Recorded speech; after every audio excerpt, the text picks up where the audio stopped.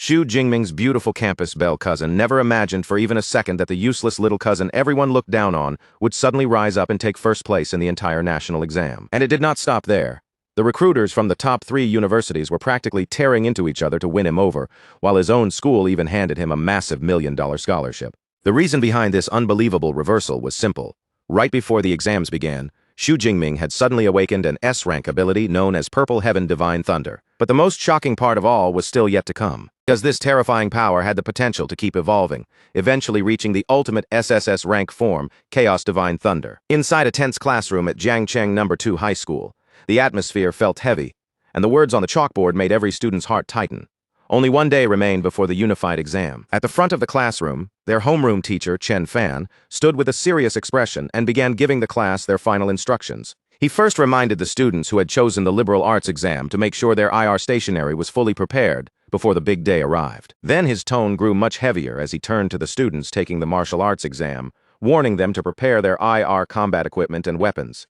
Teacher Chen Fan made it clear that the martial arts college entrance exam could be deadly, and he strongly urged anyone whose awakened ability was below D level not to gamble with their life. Sitting among the students, Xu Jingming curled his lips into a faint smirk, immediately feeling as though the teacher's warning had been aimed directly at him. Inwardly, he thought about how he had transmigrated into this world called Blue Star, a place that looked technologically similar to his old world, yet was also overrun by ferocious, bloodthirsty beasts. To survive against those terrifying creatures, a portion of humanity had gradually awakened supernatural abilities of their own. In this world, once people reached the age of 16, they had the chance to awaken all kinds of abilities, with their talent levels ranked from the lowest F all the way up to S. But in reality, most ordinary people could only awaken weak skills somewhere between F rank and D rank. As Xu Jingming glanced down at his own hand, a tiny flicker of lightning sparked weakly across his fingers. His ability was only E-grade weak electricity, and with some bitterness he admitted that its strength was basically no better than an ordinary stun baton. While Xu Jingming was still lost in thought, a blonde-haired classmate named Huang Tian suddenly came over and tapped his desk with a mocking air. Huang Tian sneered and asked if Xu Jingming was really still planning to take the martial arts exam, openly calling him E-grade trash who would only embarrass the school. Then he casually suggested that Xu Jingming should switch to liberal arts instead, even offering him a future as a low-level clerk in his company. Before Xu Jingming could say a word, Lin Qingli suddenly stood up from her seat and coldly told Huang Tian to stop meddling in other people's business. Huang Tian's face darkened with irritation, but he only scoffed at her and said that once the exam began, he would prove exactly who was truly the best. As he turned and walked away, Huang Tian looked back over his shoulder with a cruel glint in his eyes, throwing out one last vicious remark as he predicted that Xu Jingming would die on the exam grounds. After Huang Tian left, Lin Qingli turned back toward Xu Jingming with visible worry in her eyes. She softly advised him not to take Huang Tian's words to heart, then gently suggested that switching to liberal arts might not actually be such a bad choice. Xu Jingming only listened in silence, his face calm and impossible to read. Still wrapped in his thoughts, Xu Jingming lowered his gaze to the Great Xia Unified Exam registration form in front of him. The form clearly recorded his E-level elemental ability, and in the Great Xia Kingdom, every student had to choose between liberal arts and martial arts. For those with low-level abilities, liberal arts offered a safer path toward an ordinary life. The martial arts route, however, was on an entirely different level of danger. Students had to enter a designated combat area and fight fierce beasts with their lives on the line just to pass. Only those who survived that brutal trial would have a chance to enter an ability user university, where years of proper training could help even someone without a high ranking grow into a truly powerful ability user. Xu Jingming understood exactly why teacher Chen Fan and Lin Qingli were worried about him. They were afraid he would lose his life in the exam, but he also knew one painful truth.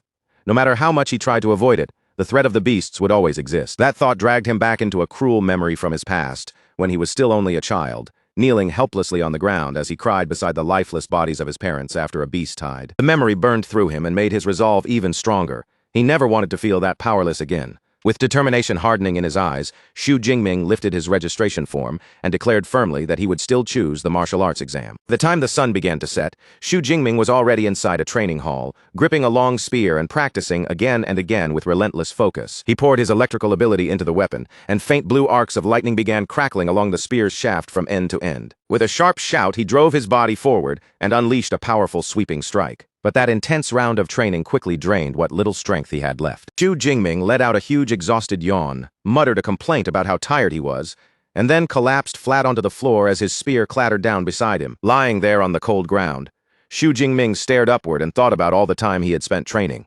He had practiced spear techniques for 2.5 years, yet even after all that effort, his proficiency was still only at the beginner level. He had even spent 300,000 to buy a spear technique called Lightning Gale Break, which at least made him slightly stronger than other ordinary E-class awakened ones.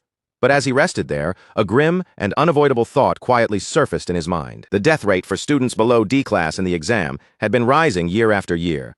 Knowing that only made his will even firmer, because if he wanted to enter an awakened university, he had to be ready to fight with everything he had. Gritting his teeth, Xu Jingming pushed himself up from the floor and walked toward a machine, slowly clenching his fist as he approached. Just as his hand drew close to the machine's panel, a blue holographic interface suddenly appeared in the air, and bright words flashed before him, "System activating." Xu Jingming's eyes widened instantly, his whole expression freezing as he tried to understand what was happening right in front of him. A moment later, the activation process finished, and a new message appeared, asking whether he wanted to claim the newbie gift package. Still sitting on the floor, Xu Jingming suddenly realized what this might be. The legendary cheat system meant for transmigrators. His shock quickly turned into excitement, and a wide grin spread across his face as he wondered what could possibly be inside that gift package. The system answered immediately, revealing the reward inside. 1 S-rank super ability, along with 200 ability points. For a moment, Xu Jingming was completely speechless. An S-rank ability was unbelievably rare, and in a major country like Yahello, anyone who awakened one would be instantly fought over by top universities and trained as a future powerhouse. Xu Jingming could hardly believe that such fortune had fallen onto him. Hope surged through his chest as he realized that even though he had been born as so-called E-rank trash, this system might finally give him the chance to change his fate. With a determined grin, he stretched out his hand, where his old weak electricity still crackled faintly, and without the slightest hesitation, he said the word to claim it. In the next instant, 3 system windows popped up one after another. The newbie gift package had been claimed, 200 ability points had been credited, and the system began distributing his new S-rank ability. Purple Heaven Divine Thunder. The terrifying power rushed straight into his heart, and the process brought pain so intense it nearly overwhelmed him. An immense force erupted from deep within his body, and violent purple lightning surged wildly through him, tearing his shirt apart in an instant. A progress bar appeared before his eyes and slowly began to climb, while the exploding energy blasted outward and shattered the interior of the room around him. The force of the eruption was so overwhelming that it blasted straight through the apartment, blowing out the window in one violent shockwave. The strange commotion quickly drew attention from the street below. A woman stopped in place, lifted her hand, and pointed toward the apartment above, while the child beside her stared up in confusion and asked what on earth was happening. Nearby, a young man panicked at the sight of the abnormal energy and hurriedly pulled out his phone.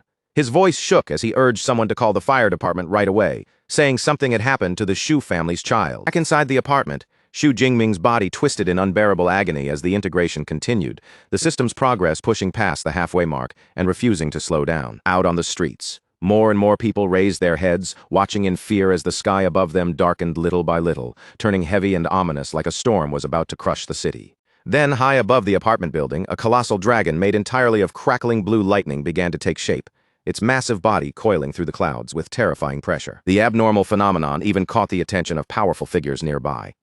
Inside a high-rise building, a man stared out the window with a grave expression, wondering if some powerful beast had broken into the city. At the same time, in another location, a military commander immediately issued an urgent order, placing Jiang Cheng's 3rd Legion on high alert for any possible emergency. Back above the apartment, the lightning dragon circled through the sky one last time before suddenly diving downward, pouring its vast and violent energy straight back into Xu Jingming's body. Xu Jingming threw his head back and released one final scream as the system's progress bar shot all the way to 100%. In the next instant, the blinding light and crushing pain faded away, leaving behind only a clear message: ability transformation complete. The overwhelming energy finally settled, and Xu Jingming was left standing in the middle of his devastated training room, surrounded by broken debris and the aftermath of the eruption. He slowly lowered his gaze and clenched his fist, carefully feeling the immense new power flowing through his body, as if it now completely belonged to him. Blue and purple electricity crackled fiercely around his hand, twisting together with a terrifying intensity. A confident grin spread across Xu Jingming's face as he realized this S-rank ability was on a completely different level. Compared to his old power, which was barely stronger than an electric baton, this new lightning felt strong enough to shatter a person in a single strike. His excitement cooled slightly when he looked around and saw the ruined state of the room. The windows had been smashed apart, the walls were covered in cracks, and the mess was far worse than expected. He could not help thinking the disturbance had been a little too huge, while also feeling relieved that he had at least managed to suppress part of the energy. Only then did Xu Jingming remember the other reward he had received: 200 ability points. He stared at the glowing system interface in front of him, reached out to touch it, and wondered aloud what those points were actually used for. The system quickly gave its answer, explaining that ability points could be obtained by killing fierce beasts, and then used to raise his levels and improve his skills. A mischievous grin appeared on Xu Jingming's face once again. This cheat system was simple, direct, and exactly what he needed, so he happily ordered it to open the system panel. A detailed status screen immediately appeared before him, displaying his updated profile. His name was Xu Jingming, his level was still an unranked awakened, his ability had become the S-rank Purple Heaven Divine Thunder, and he now had 200 ability points ready to use. With the unified exam only one day away, Xu Jingming's eyes glowed with sharp focus. He knew he had to spend these 200 points carefully if he wanted to push his combat power as high as possible, and as lightning gathered around his hand, he told the system to allocate the points for him. Xu Jingming quickly made his choice with clear logic in mind. Since every ability ultimately relied on the strength of the human body and spirit, he decided to improve those two core attributes first. The moment the system began processing his decision, the points were consumed rapidly, and his physique and spirit stats started climbing at visible speed. A surge of dark purple energy suddenly erupted from his body and began swirling around him, wrapping him in a powerful current that made the air tremble. Xu Jingming looked slightly dazed as he felt the changes taking place inside him. His vital energy seemed to become fuller and stronger, while even his thoughts grew sharper and clearer than before. He clenched his fist again, feeling the upgraded strength gathering beneath his skin and spreading through every part of his body. Then he threw a test punch forward, and a vortex of blue and purple lightning burst out from his fist, exploding with a level of force that was far beyond anything he could have done before. Xu Jingming stared down at his hand as crackling energy continued to coil around his fingers. At that moment, he understood that by raising his basic attributes, his control over combat skills and supernatural power would also become far stronger. The system panel confirmed the completed upgrade, showing that his physique had risen to 141 and his spirit had reached 160. It also began displaying the conversion rule, showing that every ability point corresponded to 0. 2 units of vital energy or spirit energy. A confident grin spread across Xu Jingming's face as he judged his current strength. Getting into an Awakener University now seemed almost certain, but he still wondered where he stood among the 700,000 candidates in the province, especially compared with the true geniuses who had been trained since childhood. Wanting to find out for himself, Xu Jingming stepped forward and kicked his spear up from the rubble scattered across the floor. He caught the spear cleanly, swung it onto his shoulder, and made up his mind to head to the martial arts hall to test exactly how much his new power had grown. But just as Xu Jingming was preparing to leave, his apartment door was suddenly kicked open with a loud crash. A team of 3 firefighters rushed into the room, fully prepared to deal with a blaze, and their sudden entrance left Xu Jingming standing there completely stunned. The lead firefighter looked around in confusion when he saw no flames anywhere, then explained that they had received a report claiming there was a fire at this exact location. Standing calmly in the middle of the wrecked room, Xu Jingming explained that the disturbance had only been caused by his ability training and assured them that everything was already under control. The lead firefighter accepted his explanation without much suspicion, since incidents involving awakened individuals were not exactly rare. He quickly used his radio to tell the rest of the team to withdraw. As he turned to leave, the firefighter glanced back at Xu Jingming with a trace of admiration in his eyes, thinking that the younger generation really was formidable if simple training could create such a massive commotion. Not long after that, the fire truck finally pulled away from the building and drove off down the street. A little later, Xu Jingming changed into his school uniform, carried his spear, and walked down the street. A neighbor he called Uncle Yang noticed him, and quickly asked if he was all right after the fire. Xu Jingming calmly reassured him that everything had been handled, and when Uncle Yang saw the spear on him, he praised the boy for being so diligent, still training hard even with the exam coming the very next day. In this world, martial arts halls held an extremely important place for awakened people. Anyone who wanted to improve had to train both physique and spirit, and these halls provided proper training grounds, which mattered even more because not every family could afford to build a private training room at home. Among all the martial arts hall chains, the 2 most famous were Thunder and Brutal Bear. After making his way across the city, Xu Jingming arrived at the entrance of the Thunder Martial Arts Hall. Brutal Bear Martial Arts Hall was known for being expensive and was mostly used by students from wealthy families. Thunder Martial Arts Hall was different because it was free for all high school students, so it was always crowded and extremely popular. Inside the busy hall, students moved everywhere, and Xu Jingming soon spotted a familiar figure standing among a small group. The girl had long black hair and striking red eyes, and she was none other than Tang Qi, Xu Jingming's cousin. Xu Jingming walked toward her through the crowd and casually asked why she had come to the Thunder Martial Arts Hall. Tang Qi was clearly surprised to see him there.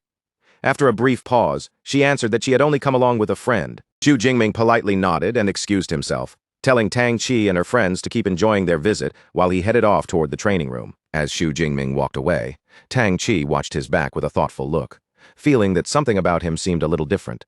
Beside her, her cheerful friend Xiaoya was instantly captivated by his appearance, excitedly calling him handsome and asking Tang Qi who he was. Tang Chi explained that he was her cousin, Xu Jingming, and like them, he was also a third-year student preparing to take the martial arts exam the next day. Xiaya immediately swooned, saying someone like him would make an amazing boyfriend. A male friend nearby teased her for falling in love at first sight, and Xiaya admitted it enthusiastically without even trying to deny it. Hearing that, Tang Chi decided to pull her friend back to reality. She calmly revealed that Xu Jingming's awakened ability was only E rank, and the news instantly shattered Xiaoya's fantasy, making her cry out in disappointment over what a pity it was. The male friend smirked and remarked that it was still commendable for someone with an E rank ability to dare take the martial arts exam.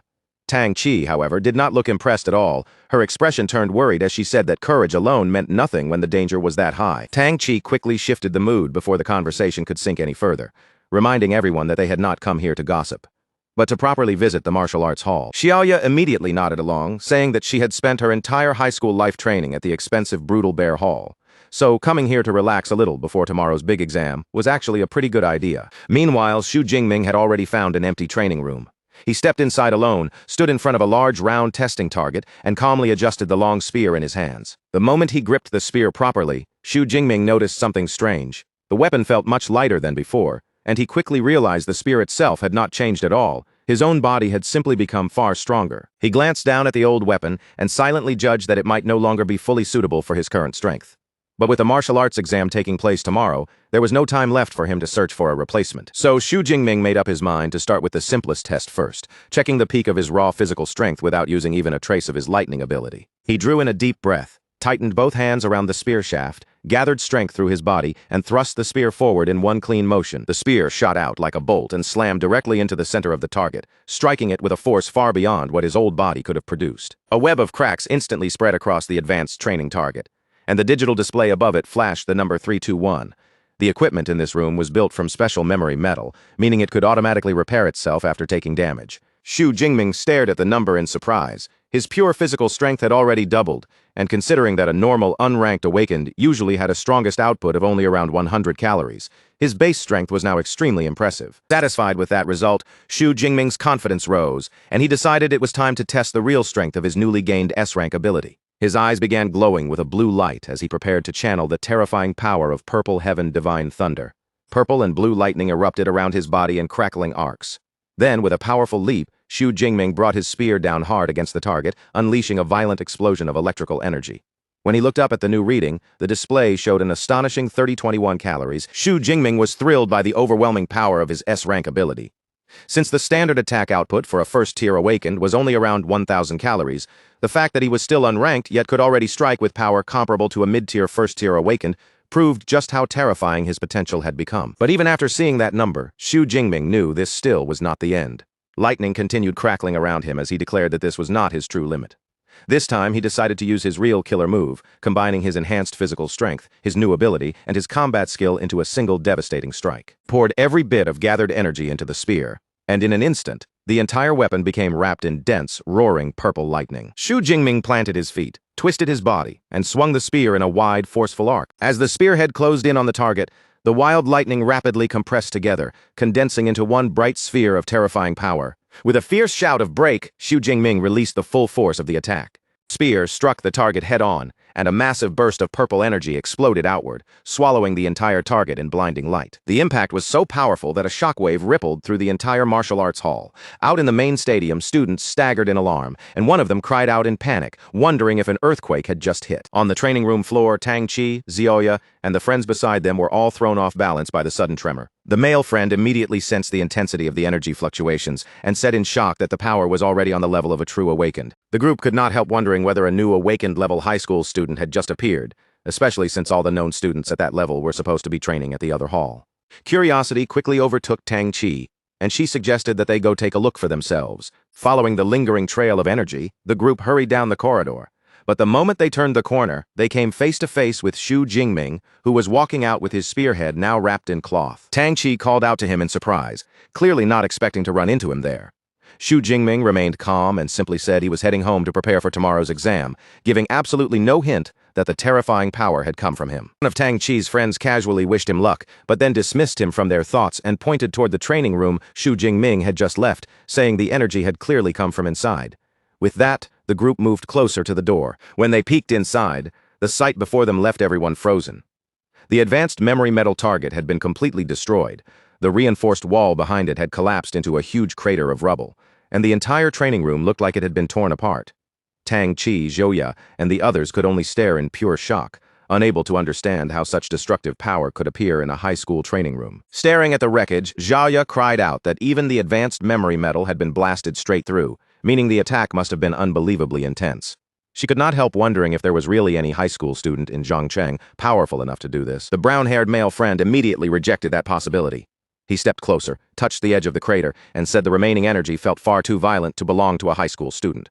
In his opinion, it was probably caused by a powerful second-order ability user who had accidentally entered the student-level floor. Another friend agreed with him, adding that even a genius from the provincial capital might not be able to cause this kind of damage, so it was even more impossible for someone like that to appear in their smaller city. Xiaoya, however, suddenly came up with a different idea.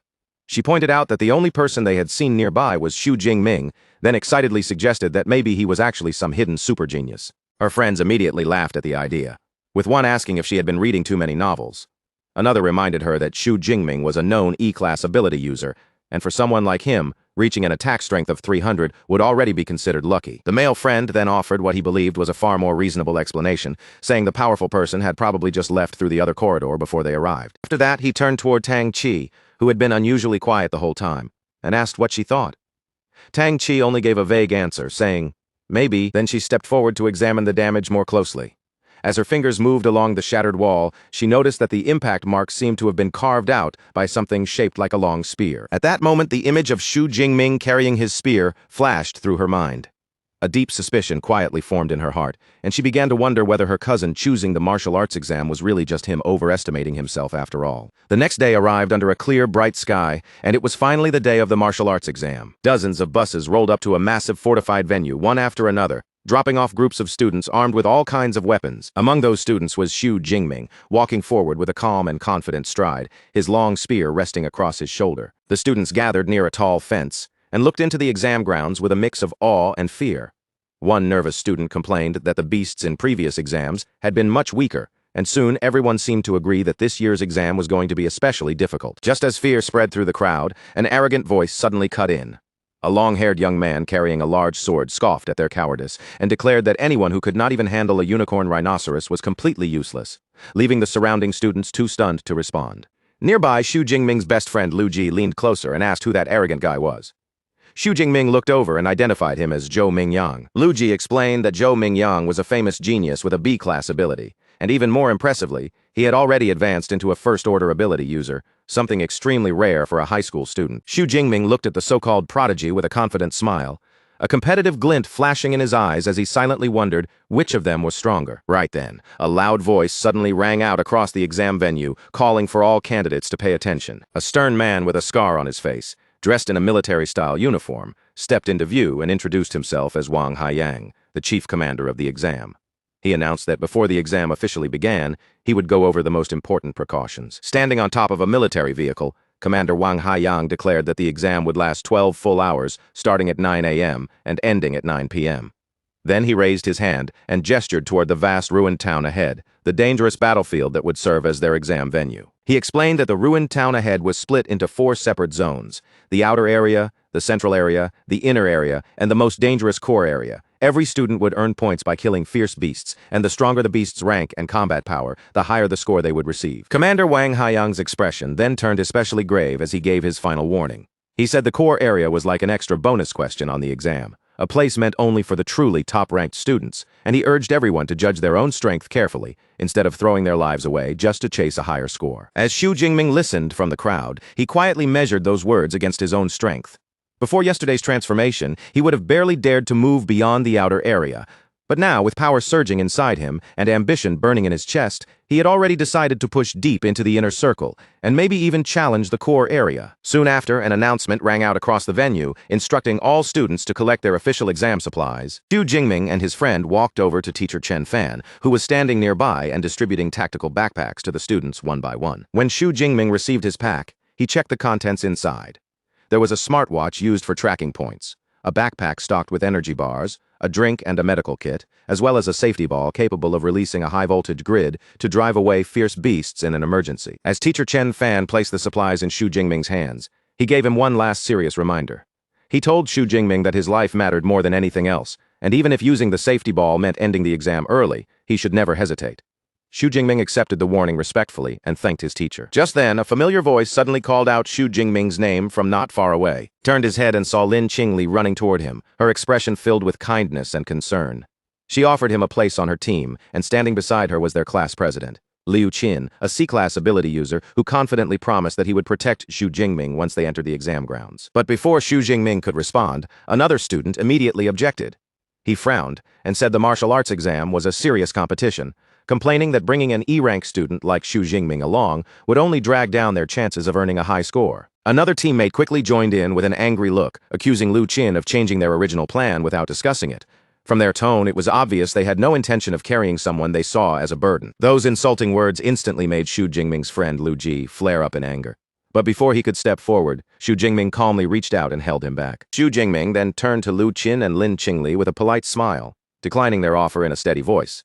He told them that he appreciated their kindness, but for this exam, he planned to enter alone. Lin Qingli looked worried, but after seeing that Xu Jingming had already made up his mind, she could only reluctantly accept his decision and urge him to be careful. The student who had complained earlier smirked at the result and suggested that they go find the powerful Huang Tian to form a team instead. As they turned to leave, he let out a mocking laugh, making no effort to hide his disdain. Xu Jingming watched their group walk away, but instead of feeling humiliated, a confident smirk appeared on his face. In his heart, he was certain that he could earn a high score perfectly well on his own. A moment later, the official announcement thundered through the venue, declaring the start of the exam. At the same time, a swarm of drones rose into the sky, spreading out to leave broadcast every movement inside the battlefield. The massive gates slowly opened, and in the next instant, waves of students charged into the ruined city with their weapons in hand, shouting out their goals as excitement and fear mixed together. Among the rushing crowd were Tang Qi and her friends, a determined girl carrying a large sword, and the top contender Zhou Mingyang, who used his wind ability to launch himself forward and surge ahead of everyone else. Unlike the others, Xu Jingming did not rush in blindly or shout with excitement. He stayed calm, his eyes focused ahead. He took one step forward, then smoothly broke into a steady run with his spear in hand, thinking that the exam had finally begun, and this time, he was fully ready for it. While running through the entrance, Xu Jingming raised his wrist and tapped the smartwatch strapped to his arm. A holographic screen immediately appeared above the watch, confirming his identity and displaying the real-time rankings for every candidate in the exam. The top 3 positions had already been taken. Zhou Mingyang was currently in first place with 7 points, while 2 other students followed close behind him on the leaderboard. Xu Jingming looked at the ranking list and smiled with quiet confidence. Zhou Mingyang had clearly already started killing beasts, but instead of making Xu Jingming anxious, that early lead only lit up his competitive spirit even more. While most candidates were still fighting cautiously in the outer sections, Xu Jingming chose a much bolder path. He decided not to waste time on low-value targets and headed straight toward the high-risk, high-reward core area. As he moved deeper into the ruined city, Xu Jingming suddenly slowed to a stop. Ahead of him lay a gruesome sight. The lifeless body of another student collapsed in a pool of blood. Beside the body sat an unused green safety ball, proof that the attack had come so fast the student had not even activated his final protection. Xu Jingming's expression darkened as he looked at the scene. He immediately understood that the fallen student had not even been given a chance to use his last line of defense. At that moment, the brutal reality of the martial arts exam truly pressed down on him, and he finally felt the full weight behind teacher Chen Fan's and Commander Wang Haiyang's warnings. He could not help thinking that if he had not received his S-class ability just yesterday, he might have easily ended up lying there in the exact same state. Steeling his resolve, Xu Jingming accepted just how cruel this exam really was.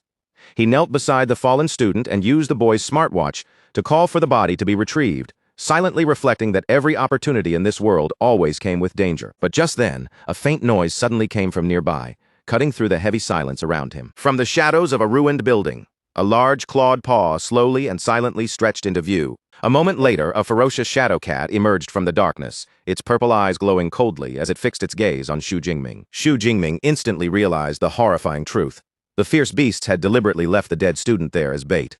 It was a trap, and in the next instant, the shadow cat lunged straight toward him. Even as the shadow cat pounced with terrifying speed, Xu Jingming remained completely calm. The beast growled fiercely, its dark claws stretching outward as it tried to tear into him in one swift attack. But Xu Jingming moved even faster.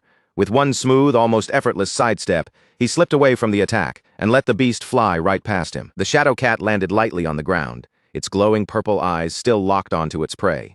Its reputation as a newbie killer was well-deserved, with an agile body, razor-sharp claws, and a bite force of more than 1,000 kilograms. It opened its mouth and let out a vicious roar, trying to crush Xu Jingming's courage before striking again. Facing the beast head-on, Xu Jingming thought about what truly made fierce beasts so dangerous.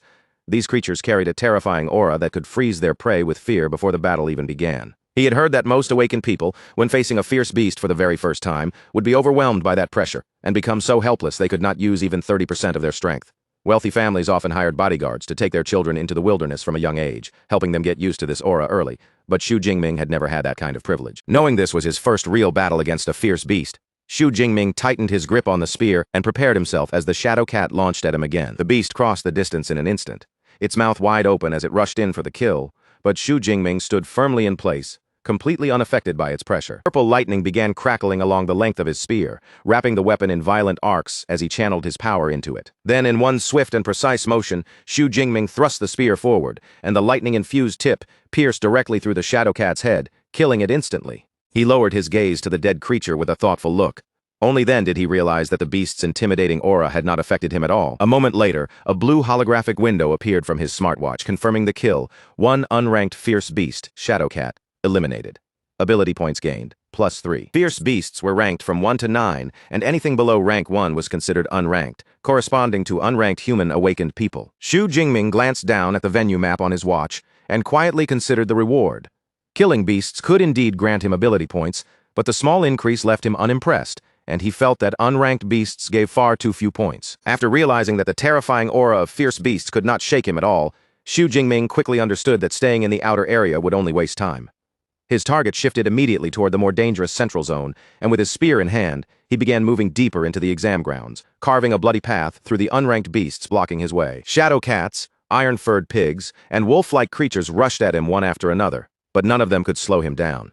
Xu Jingming cut them down with ease, steadily collecting 3 to 5 ability points from each kill. But as the number of kills climbed, Xu Jingming soon noticed a problem with his method. Although the ability points were coming in, he was gaining almost no real combat experience because his new S-rank ability was simply too overwhelming, instantly killing unranked beasts before he could properly sharpen his fighting skills. He also knew that such a powerful ability came with a heavy cost. The higher the rank of an ability, the more energy it consumed, and unlike his old E-rank electricity that could be used for hours, he could not keep his S-rank power running at full strength for even 1 hour. Since the exam lasted 12 full hours, wasting energy before reaching the core area would be a foolish move. So, Xu Jingming quickly adjusted his plan. From this point on, he would rely only on his spear technique to kill fierce beasts, using each fight to build experience while conserving as much power as possible. Right as he made that decision, a much larger and more dangerous figure appeared in front of him, a towering bipedal unicorn rhinoceros. The massive beast let out a thunderous roar and charged forward with brutal force, knocking a wrecked car aside as if it were nothing more than a loose piece of scrap metal. But Xu Jingming did not retreat. He planted his feet firmly on the ground, raised his spear, and faced the charging beast head-on. The rhino's horn slammed into him with terrifying impact, and the force sent Xu Jingming flying backward through the air. Yet instead of losing control, Xu Jingming used that momentum perfectly. His body twisted in mid-air with astonishing agility, flipping him into position directly above the beast. Before the unicorn rhinoceros could react, Xu Jingming dropped from above, landed firmly on its back, and drove his spear straight down into its skull with one clean, precise strike. The huge beast staggered for a moment, before its strength gave out, and its massive body crashed heavily to the ground in defeat. Xu Jingming breathed slightly as he looked down at the fallen rhinoceros, surprised by how much faster his killing speed had become. Even a powerful beast like this had not pushed him very far, and a sudden thought flashed through his mind. Could his spear technique have broken through to a higher level without him realizing it? He immediately summoned his system panel, and the information on it confirmed his guess. His spear technique had already advanced to the intermediate stage, while his accumulated ability points had risen to 256. Seeing this, Xu Jingming understood that relying on spear techniques was currently the most practical way to strengthen himself. As he felt how much smoother and more natural the intermediate spear technique had become, curiosity rose in his chest. If it was already this effective now, what would happen if he pushed it even higher? With that thought, he decided to spend his accumulated points and upgrade his spear skill once again. The result came instantly. A massive wave of advanced spear techniques, footwork changes, attack angles, and complex combat movements surged into his mind all at once, then rapidly fused into his body like newly awakened muscle memory. Xu Jingming clutched his head for a moment, stunned by the sheer amount of skill and experience that had just been forced into him. With all those new techniques settling inside him, Xu Jingming felt his confidence rise sharply. He tightened his grip on the spear and stood tall among the ruins, a predatory smile spreading across his face as he declared that he could not wait to find a first-rank fierce beast and test his upgraded skills. At the same time, in another part of the outer area, Lin Qingli and her team were moving carefully through the ruined streets. Suddenly, Lin Qingli stopped in place, her brows drawing together in confusion. Somewhere in the distance, she thought she had caught sight of a familiar figure, and she hesitantly said that she felt like she had just seen Xu Jingming. One of her teammates immediately brushed off the idea, asking if her eyes were playing tricks on her. In his view, there was no way that person could be Xu Jingming, because with E-rank strength, coming this deep into the exam zone would be no different from suicide. Lin Qingli still felt uncertain, but she could not shake the image from her mind. The more she thought about that familiar silhouette, the more worry began to gather in her eyes. Before she could think any further, another teammate suddenly called the group over. They rushed toward him and found him standing before the massive corpse of a freshly killed unicorn rhinoceros. The blood around the wounds had not even dried yet, which meant the beast had been killed only a few minutes earlier. As they examined the fatal injury, they saw a clean, penetrating wound through its head, clearly made by a long-handled weapon, and one of them cried out that it was a spear wound. At that moment, the details connected in Lin Qingli's mind: the spear wound, the timing, and the familiar silhouette she had seen in the distance. Her expression changed, and she could not help wondering aloud whether that person really could have been Xu Jingming. The skeptical teammate immediately scoffed at her guess, saying that a unicorn rhinoceros was the kind of beast only a C-rank awakened could defeat alone. To end the argument, another teammate suggested that they simply check the score rankings and see for themselves. Lin Qingli activated the leaderboard on her smartwatch without hesitation. The moment the rankings appeared, her eyes widened in shock. There, sitting in 46th place with 256 points, was Xu Jingming from Jiangcheng Second High School, and she exclaimed that it really was him. Her teammates were left completely speechless, their faces filled with disbelief. They refused to accept that the E-rank student they had looked down on could suddenly be ranked in the top 50, and some even wondered if it was just another person with the same name. For a moment, none of them could make sense of what they were seeing. Meanwhile, far away from the battlefield, officials and VIP spectators were watching the exam through large screens. One spectator remarked that First High School strength was as predictable as ever, with its students dominating the top 10 rankings. They especially pointed out Zhou Mingyang, who held first place with 412 points, and already seemed set to become Jiangcheng's top student. Another official wondered whether he could even break into the provincial top 100, something no one from their city had managed in years. Among the officials sat Jiang Wenshan, the director of the Jiangcheng Education Bureau. With a satisfied smile on his face, he agreed that Zhou Mingyang was indeed their city's ace, and confidently said he had a real chance of entering the provincial top 100. After saying that, Jiang Wenshan turned toward the principals of First High School and Third High School and praised their schools for producing such excellent students. The two principals immediately responded with humble smiles and polite thanks. Then, while the praise for the top schools still hung in the air, Director Jiang Wenshan shifted his gaze toward Zhao Yao, the principal of Second High School. In a condescending tone, he told Principal Zhao that Second High School still needed to work much harder, pointing out that their best-ranked student was only in 18th place. Principal Zhao broke into a nervous sweat, hurriedly bowing his head and stammering in agreement. Inside, however, Principal Zhao Yao was fuming. He knew that among the top 50 students, only 8 came from his school, and he mentally ran through the names of his stronger students, including Xu Jingming, silently urging them to pull themselves together. But a moment later, he suddenly froze. The name Xu Jingming did not sound familiar to him at all, and he could not help wondering aloud who this student was and why he had never noticed that name before. Principal Zhao immediately turned toward the teacher beside him, who happened to be Chen Fan, and asked about Xu Jingming's identity. The instant teacher Chen Fan heard that his supposedly weakest student had somehow entered the top 50, his jaw nearly dropped and his face filled with pure shock. It took him a moment to force himself to calm down, and he wiped the sweat from his forehead as his thoughts raced. He remembered clearly that Xu Jingming was only an E-rank awakened, and although he briefly wondered if the boy had been hiding his true strength, he immediately felt that such a possibility was almost impossible. Chen Fan looked up at the large monitors in frustration. Since only the top 10 students had dedicated camera feeds, there was no way for him to see exactly how Xu Jingming had managed to gather so many points. Meanwhile, back inside the exam venue, Xu Jingming had already pushed through the outer area and arrived in the central zone where the level of danger was far higher. He walked calmly through the broken streets, stepping forward without hesitation as an empty bottle cracked and shattered beneath his foot. Taking a brief moment to eat an energy bar, Xu Jingming noticed that the number of fierce beasts around him had clearly decreased. He understood why. Ranked beasts had already developed a certain level of intelligence and a strong sense of territory, which made them much harder opponents than the unranked beasts outside. Suddenly, his sharpened senses caught something moving nearby. His eyes narrowed, and he calmly announced that his target had finally arrived. In the next instant, a powerful striped beast burst out from behind a pile of wrecked cars, sending scattered metal debris flying as it appeared. This creature was a first-rank fierce beast known as an arm-blade tiger, named for the sharp, blade-like bones growing from its forelimbs. Xu Jingming stood firmly in place, completely unfazed by the monster before him. Instead, he calmly remarked that his luck was pretty good, since he had run into a first-rank beast so soon. With a confident and eager look in his eyes, Xu Jingming raised his spear and readied his stance, declaring that this powerful opponent was the perfect target for testing his newly upgraded spear technique. The arm-blade tiger answered with a ferocious roar, then launched itself forward, its powerful claws tearing through the air as it lunged straight at Xu Jingming. Xu Jingming stood his ground without the slightest panic, his expression steady as he held his spear across his body in a guarded stance, ready for the next move.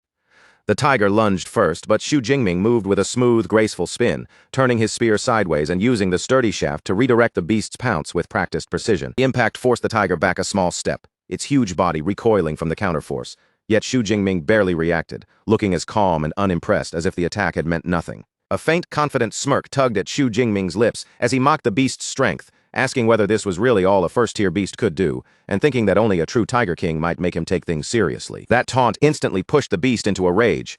Xu Jingming coldly declared that he would send it on its way, then suddenly shifted from defense to attack, launching himself forward with terrifying speed as his spear flashed like a blur and pierced deep into the tiger's shoulder, tearing open a bloody wound. The tiger roared wildly, its cry filled with pain and fury, but Xu Jingming did not give it even a single breath to recover, keeping his stance controlled, his eyes focused, and his spear ready. Instead of weakening the first-rank beast, that strike only seemed to pour more fire into its anger, making its ferocious aura swell even harder. A dangerous teal glow slowly lit up inside the tiger's eyes, giving its already savage face an even more threatening and unnatural look. Then the beast rose onto its hind legs, its massive frame looming over Xu Jingming like a wall of muscle and blades, before it opened its jaws and unleashed a deafening roar, preparing to release its full strength. The arm-blade tiger brought its enormous bladed paws crashing down, swinging them in a brutal swipe that looked powerful enough to tear through anything in front of it. Xu Jingming reacted in an instant, slipping away from the deadly strike with incredible reflexes, then using the force of his movement to swing around a nearby lamppost, narrowly avoiding the claws while turning the dodge into the perfect setup for a counterattack. After that acrobatic movement, Xu Jingming landed lightly and steadily, his feet touching down with effortless balance, as he calmly recognized just how stubborn this first-tier beast really was. He could tell that even after being wounded, the arm-blade tiger still refused to fall and was preparing to struggle to the very end. Seeing there was no point dragging the fight out, Xu Jingming decided to finish it and declared that any further resistance would be useless. He began channeling power into his spear technique, Lightning Gale Break, and in the next moment, blue energy wrapped around the weapon, swirling faster and faster like a violent vortex. With a fierce shout full of power, Xu Jingming released the technique completely, driving all that gathered force into his attack. His figure vanished into motion, moving so quickly that his body became a blur, while his spear carved through the air in a devastating spin and sent multiple arcs of brilliant slashing light toward the beast. The attack struck cleanly, and the tiger let out one final agonized cry as the overwhelming force of the technique ripped through its body. The huge beast finally crashed to the ground, completely defeated. Almost at the same time, Xu Jingming's smartwatch lit up with a notification, confirming that he had killed a first-tier armored tiger and gained 14 ability points. Xu Jingming looked at the reward with clear satisfaction, realizing that the points from a first-tier beast were nearly double what he could get from an unranked one, and that realization opened up a whole new way of thinking for him. To most people, this exam hall was a dangerous place filled with life-threatening risks, but to Xu Jingming, it suddenly looked like the perfect treasure ground for leveling himself up. Fresh determination burning in his eyes, he made up his mind to hunt down the strongest beasts he could find and harvest as many ability points as possible. Meanwhile, back in the audience stands, the air had become tense and heavy as the officials and teachers fixed their eyes on the live rankings. On the leaderboard, Xu Jingming's name had climbed rapidly, and he was now tied for 32nd place with a total of 328 points. One official turned toward teacher Chen Fan and asked whether this unexpectedly impressive student came from his class. In an instant, Chen Fan became the focus of everyone's attention. The surrounding teachers began praising him one after another, amazed that the only students from their school who had entered the top 50 were all from his class, and they even complimented his teaching methods. Chen Fan, clearly flustered by the sudden attention, quickly waved off the praise and modestly insisted that it was all because of the students' own hard work. Before their conversation could continue, someone suddenly shouted and pointed at the screen. Xu Jingming's ranking had shot upward again, jumping all the way to 25th place, and one official could not help exclaiming in disbelief that he had somehow gained 44 points in a single update. Director Jiang Wenshen narrowed his eyes and began calculating the point values in his mind, remembering that a peak unranked beast was worth 6 tier 8 points, while a low-grade first-tier beast usually gave around 14 to 16 points. Principal Zhao Yao followed that line of thought, But as he remembered that the kill count refreshed every 4 seconds, his face slowly turned pale and an almost impossible conclusion began forming in his head. Director Jiang Wenshan completed the shocking calculation aloud. In just 4 short seconds, Xu Jingming must have killed either 5 peak unranked beasts or 3 low-grade first-tier beasts. A pleased smile then spread across his face as he remarked that it had been years since he had seen a performance like this. He turned to Principal Zhao Yao and said that this student seemed like an excellent prospect, then asked why he had never heard of him before. Zhao Yao, still visibly shaken, admitted that he had only just learned about Xu Jingming himself and said they would need to ask the boy's homeroom teacher for details. Without wasting another second, Zhao Yao summoned the nervous Chen Fan over and ordered him to explain Xu Jingming's situation to the leaders, especially the truth about the student's talent. Standing in front of the city's top education officials, Chen Fan broke out in sweat and stammered out the unbelievable answer. Xu Jingming had awakened an E-grade ability, and that ability was weak electricity. The principal stared at him in disbelief and asked whether Chen Fan was absolutely sure he had not remembered it wrong. Chen Fan quickly insisted that he was certain, then added that because Xu Jingming's ability was so low-ranked, he had specifically advised the boy not to take part in the exam. Director Jiang Wenshan listened, and the curiosity in his eyes only grew stronger. If a student with nothing more than an E-grade ability could reach this point, then there had to be something else about him that was far beyond ordinary. And that mystery immediately caught Jiang Wenshan's interest. Rather than make a judgment too early, he chose to wait, confidently predicting that if Xu Jingming kept up this momentum, he would probably break into the top 10 very soon. Once that happened, they would receive a dedicated camera feed on him, and they would finally be able to see exactly how he was doing all this. Still, Director Jiang Wenshan added a stern warning that if the student was cheating, there would absolutely be consequences. The moment he finished speaking, both Teacher Chen Fan and Principal Zhao Yao suddenly widened their eyes, their faces filling with shock. A fresh update appeared on the leaderboard. Xu Jingming had done the impossible and forced his way into the top 10, landing in 9th place, while just below him, sitting at number 12, was his cousin Tang Qi. Somewhere else inside the exam hall, Tang Qi, now bearing cat-like ears and a tail, sat casually atop the body of a defeated beast.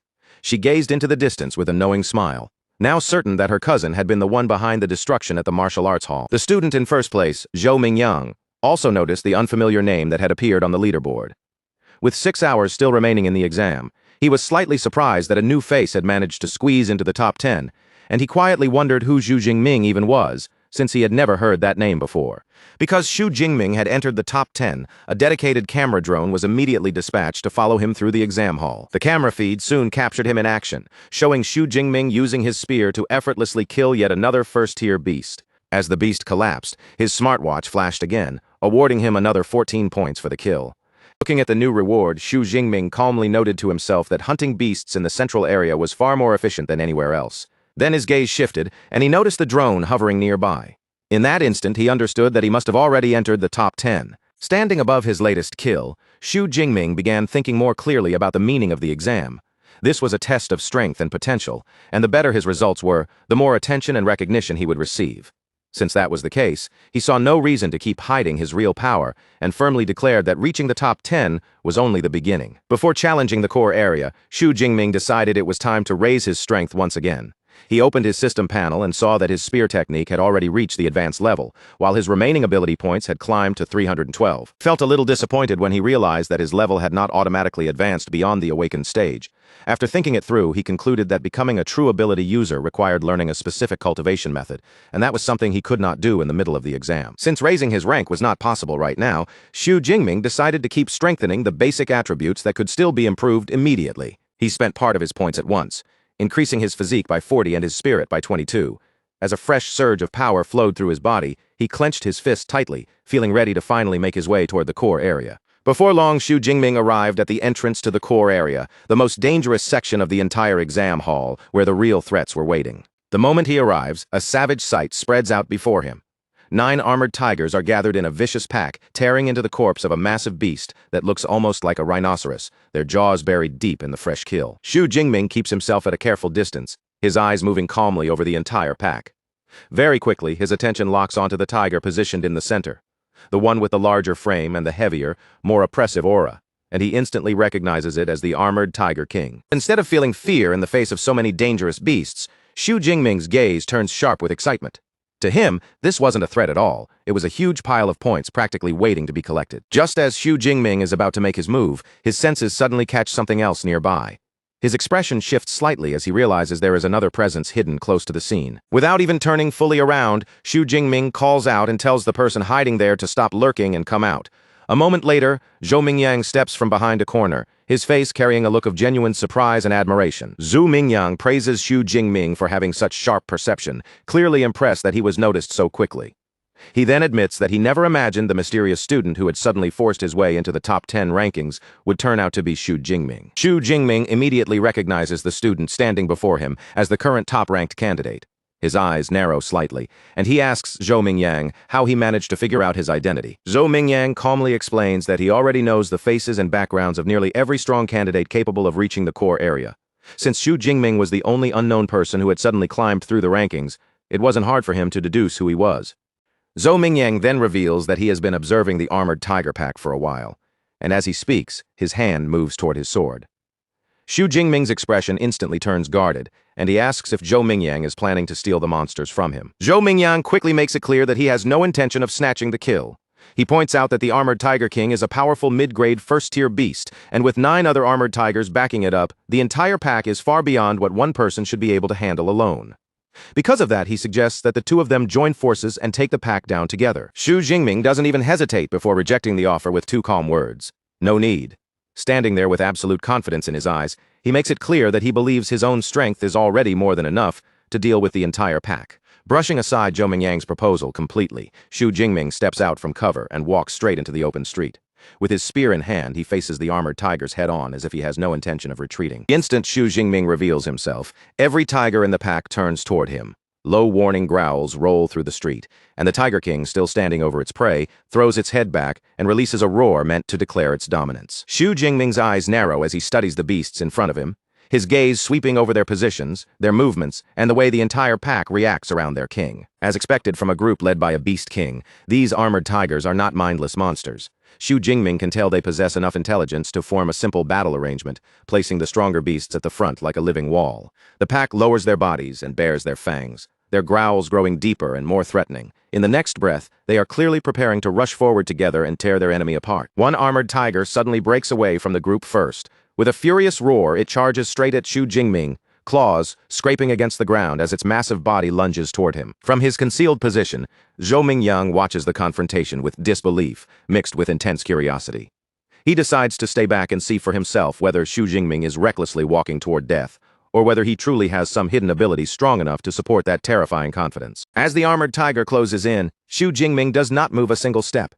His body remains perfectly steady, his aura calm and controlled, while his hands settle firmly around the long spear in preparation for the strike. Then, in a sudden blur, Xu Jingming starts spinning the spear at an unbelievable speed. The shaft whirls so fast it nearly becomes a circular shadow around him, gathering force as the air itself seems to tremble. That momentum fully built, Xu Jingming unleashes a massive spinning sweep. A broad arc of power tears outward from his spear, ripping through the air and racing straight toward the attacking beasts. The strike lands with crushing force, slamming into the charging tigers with an impact so overwhelming that the entire street seems to shake from the blow. In one brutal sweeping motion, Xu Jingming's spinning spear slices through several armored tigers at once. Blood bursts across the street in a violent spray, marking the path of the weapon's terrifying power. Almost immediately, system notifications flash into view one after another, confirming the kills and adding new ability points to Xu Jingming's total. The tigers that had rushed forward moments ago now collapse lifelessly onto the blood-soaked pavement. With just one powerful strike, Xu Jingming has completely wiped out the pack's first wave. Seeing its pack members slaughtered in front of it, the armored Tiger King erupts with rage. Its killing intent surges as it glares at Xu Jingming with furious, beastly hatred. Xu Jingming, however, looks over the bloody aftermath with a faint trace of dissatisfaction instead of pride.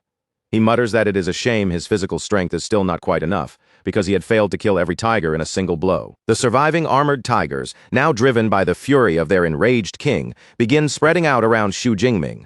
One by one, they surround him, ready to avenge the pack members that had just fallen. The Tiger King suddenly releases a thunderous roar, unleashing a powerful sonic attack meant to shake Xu Jingming's senses and throw him off balance. The force of that roar explodes through the surrounding buildings.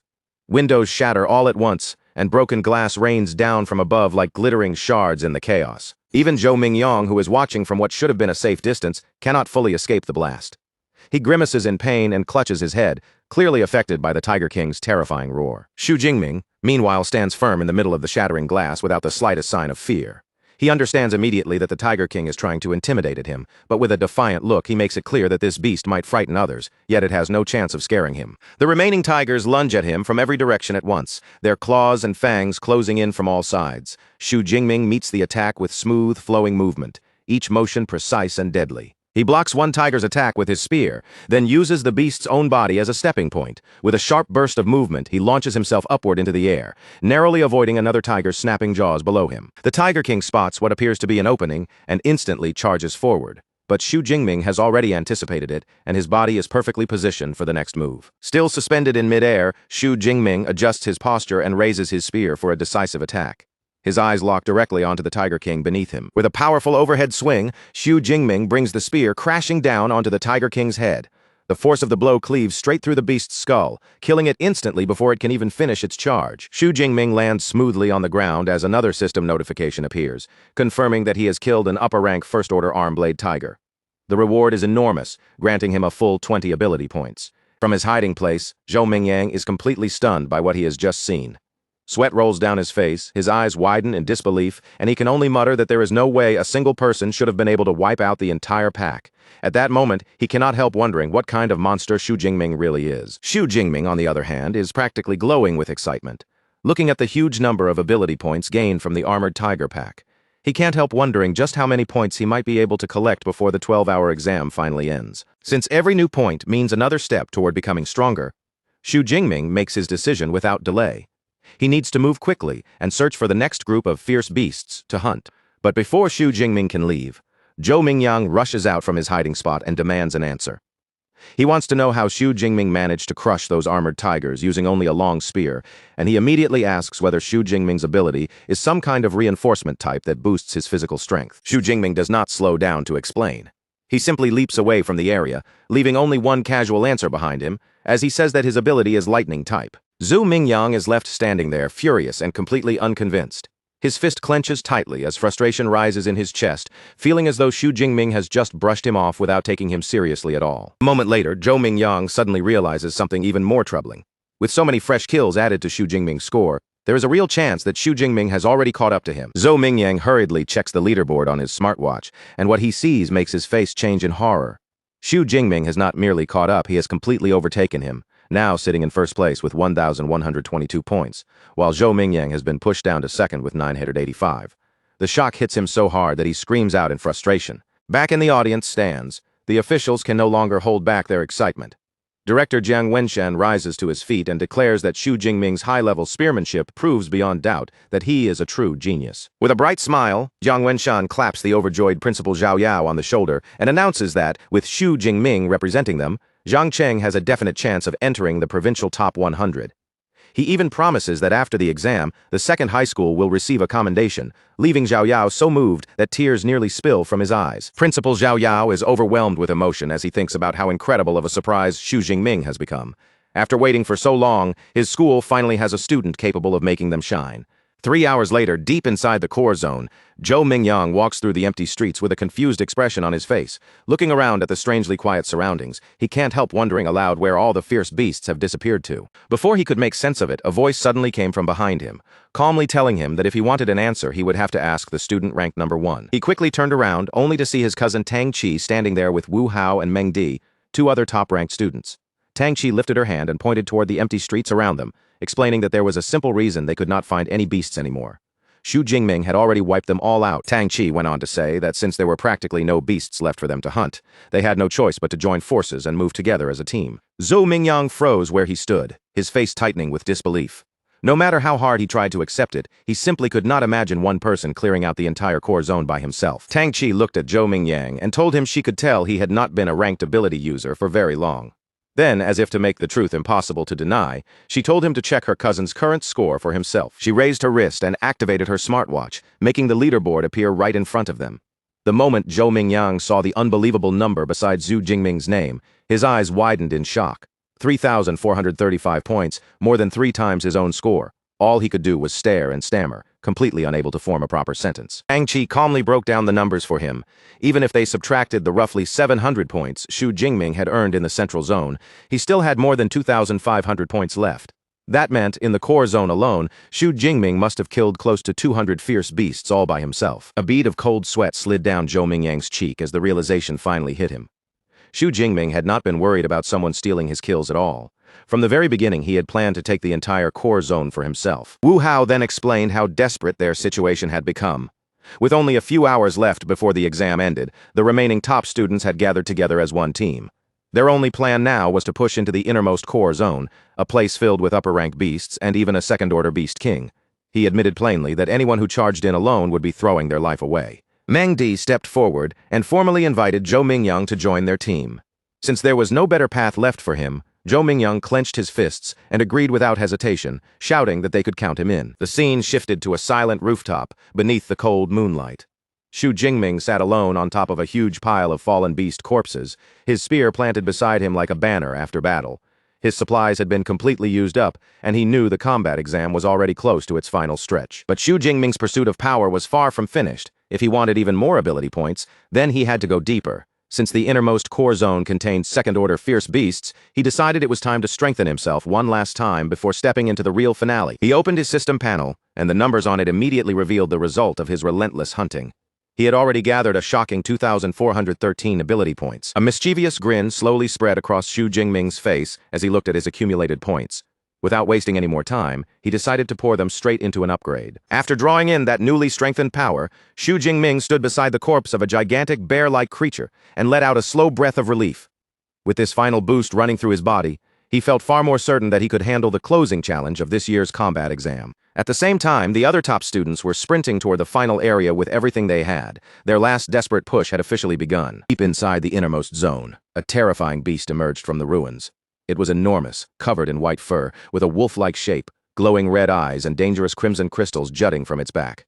As the final challenge revealed itself, Xu Jingming arrived at the scene without a trace of panic.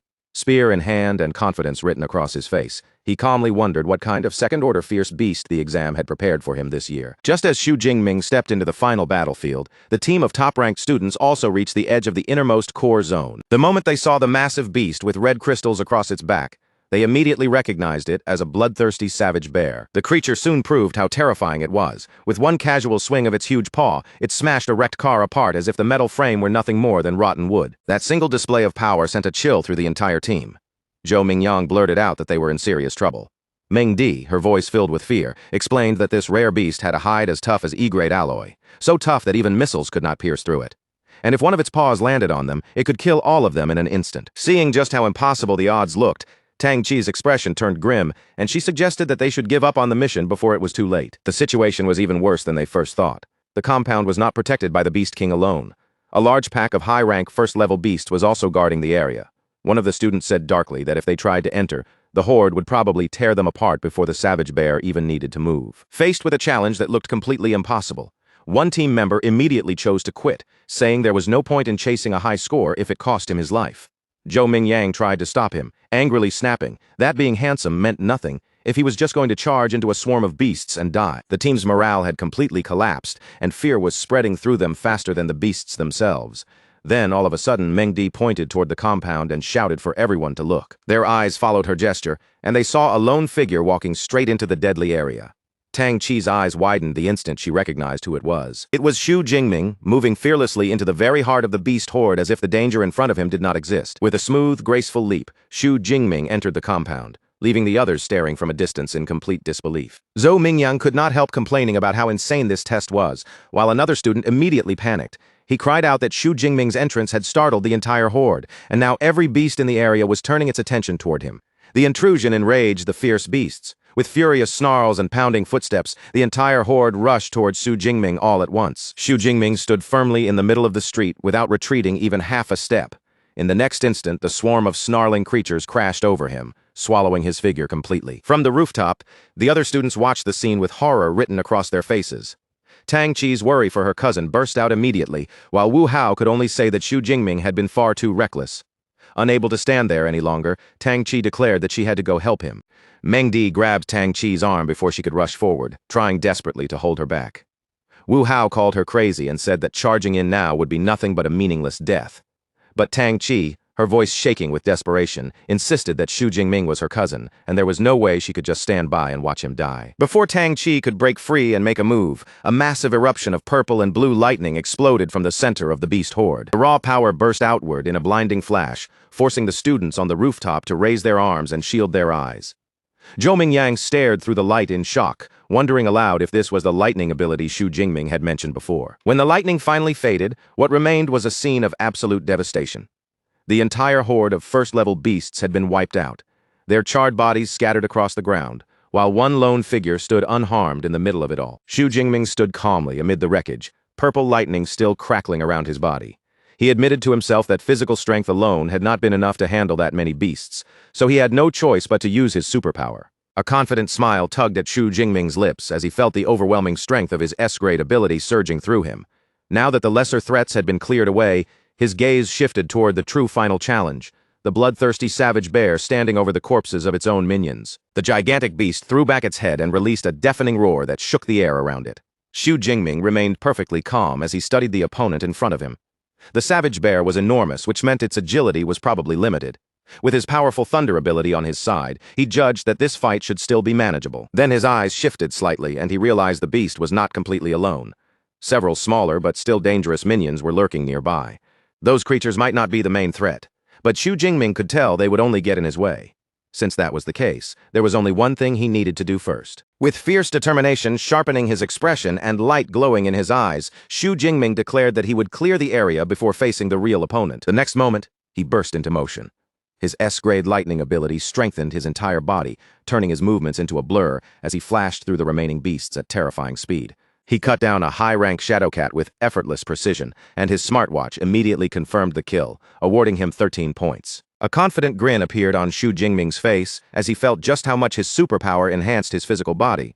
Still, he understood clearly that this dangerous boosted state was not something he could maintain for very long, but it was more than enough to deal with the minions. With a powerful sweep of his spear, Xu Jingming cut down the last of the lesser beasts, earning another 15 points for killing a high-rank unicorn rhino. With every smaller threat cleared from the battlefield, the final confrontation was finally about to begin. The bloodthirsty savage bear roared in fury, then slammed its massive paws into the ground with terrifying force. A violent shockwave spread outward, shattering the pavement beneath it. Then the beast charged straight forward, every step making the ground tremble beneath its enormous weight. Wrapped in a crackling aura of lightning, Xu Jingming did not back away from the beast's charge. Instead, he faced it head-on, standing firm as the massive creature thundered straight toward him. Just before the impact, Xu Jingming launched himself upward with explosive force. His body slipped past the charging beast in a clean arc, and as he passed over it, he swung his spear down with brutal precision, smashing one of the huge red crystals on its back into fragments. The fight turned into a blur of movement and flashing light. Xu Jingming kept slipping around the savage bear's attacks with sharp, controlled movements, then struck back at exactly the right moments, shattering more crystals and carving fresh wounds into the beast's body. As Xu Jingming continued breaking through the Beast King's defenses piece by piece, his smartwatch kept lighting up with new point updates, each one confirming the damage he was dealing. The bloodthirsty savage bear roared in fury, its anger boiling over as it watched its own minions collapse one after another around the battlefield. Xu Jingming stood there with lightning swirling around him, his expression calm but teasing. Looking straight at the enraged beast, he asked if it was starting to get angry. Then he casually promised that once he finished dealing with the last remaining minion, the savage bear would be next. Xu Jingming immediately charged toward the final rhino, spear ready to strike. But from the side, the Bear King watched his movement closely, its eyes showing a level of cunning that did not belong to an ordinary beast. Just as Xu Jingming was about to land the blow, the Bear King suddenly moved with shocking speed. Instead of protecting its minion, it smashed the creature apart itself, using that brutal sacrifice to cut off Xu Jingming's attack path. Xu Jingming's eyes narrowed in surprise as he realized what had just happened. The beast had not moved randomly. It had actually predicted his next move. The Bear King slammed its massive paws together, sacrificing the last of its minions to unleash a terrifying shockwave. The force ripped across the area, tearing open the ground and crushing the nearby wrecked cars like scraps of tin. Caught directly in the blast, the final rhino was instantly torn apart, its body disappearing into the violent explosion, but the attack still failed to touch its true target. Wrapped in his lightning aura, Xu Jingming flipped gracefully through the air, his body cutting through the chaos before he landed safely beyond the blast, completely unharmed. Now that every lesser threat had been cleared away, only the two kings remained on the ruined battlefield. Xu Jingming grinned fiercely as lightning snapped across his body, then declared that with no minions left to interfere, it was finally time to see whether that armor-like hide could endure the force of his thunder. With a powerful forward thrust, Xu Jingming drove his lightning-coated spear straight into the bloodthirsty savage bear's head. The impact erupted into a massive burst of purple energy, swallowing the area in blinding light, and even covering the drone that had been following him, cutting off its camera feed in an instant. Up on the rooftop, the students were struck by the force of the shockwave.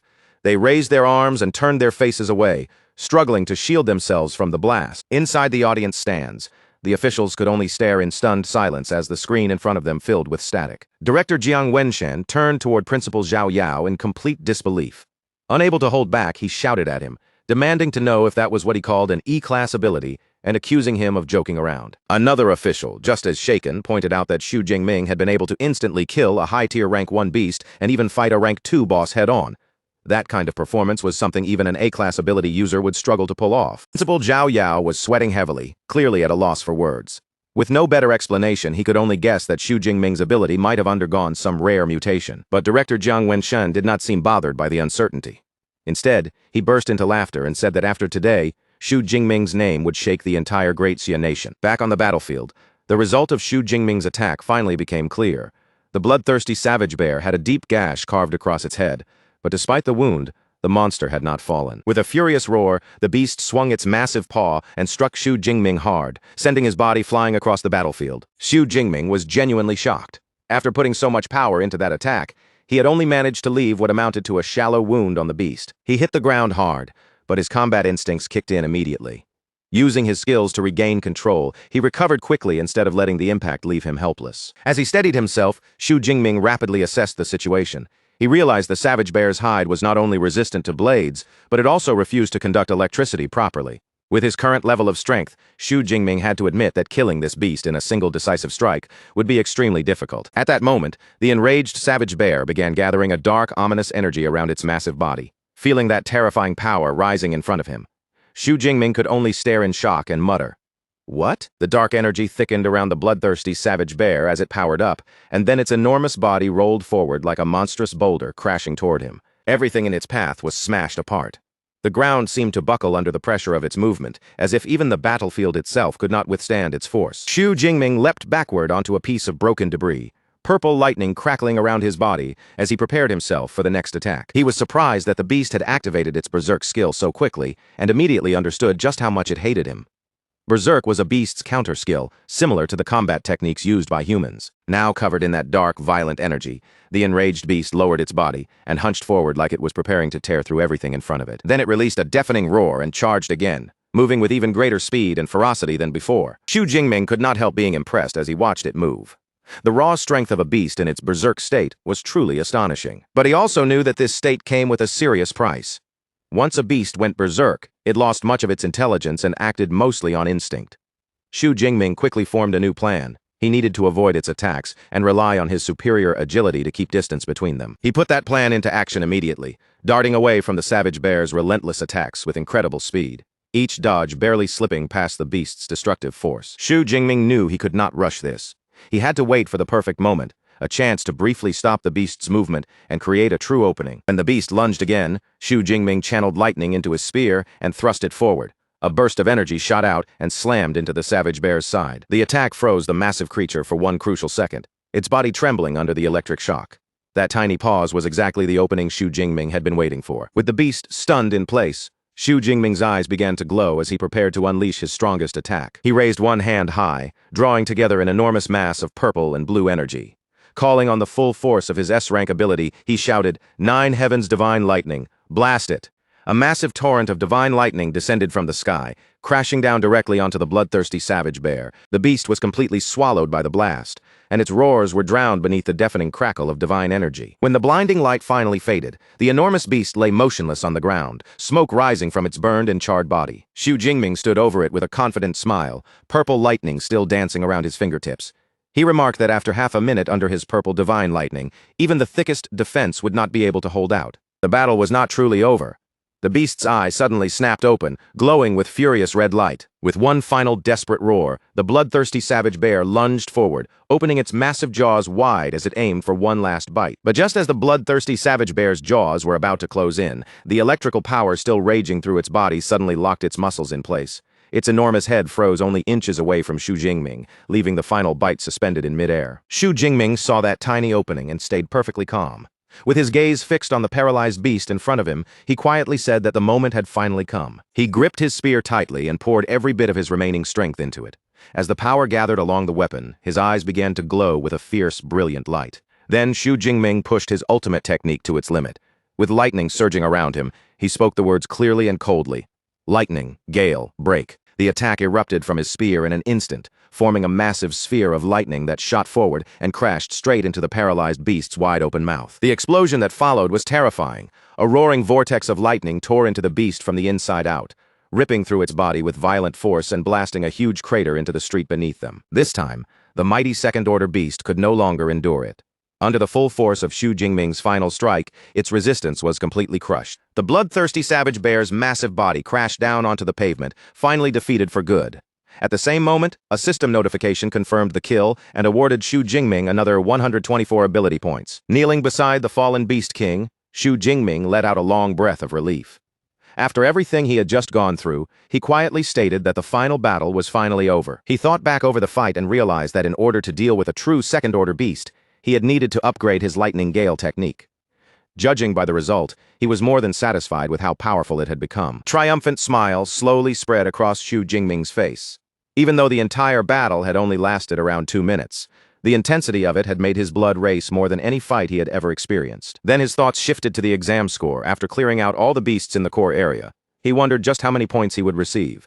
As that thought crossed his mind, night settled over the exam grounds, and the battle exam finally reached its end. Back in the audience stands, the final rankings appeared on the main screen, and the entire crowd erupted into roaring cheers. Xu Jingming stood at the very top with an unbelievable score of 10,835 points.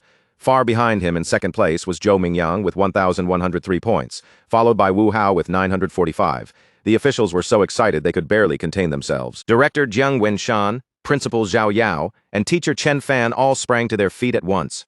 Unable to hide their excitement, they cheered that Xu Jingming had not only broken the record for their city, but had also shattered the record for the entire Jiangnan province. They praised him as a true genius, remembering that last year's provincial champion had only scored a little over 8,000 points.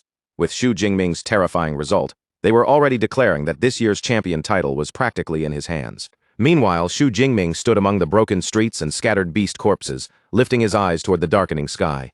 Seeing the time, he noted that there was not much of the exam left. A confident smirk crossed his face as he reviewed what he had already accomplished. He had wiped out the fierce beasts in the inner circle and the core area, but since there was still a little time remaining, he decided to return to the central area and hunt down as many leftover beasts as he could. On his way back, Xu Jingming passed near the rooftop where the other top-ranked students had been gathering and watching the battle unfold. They stared at him in complete disbelief.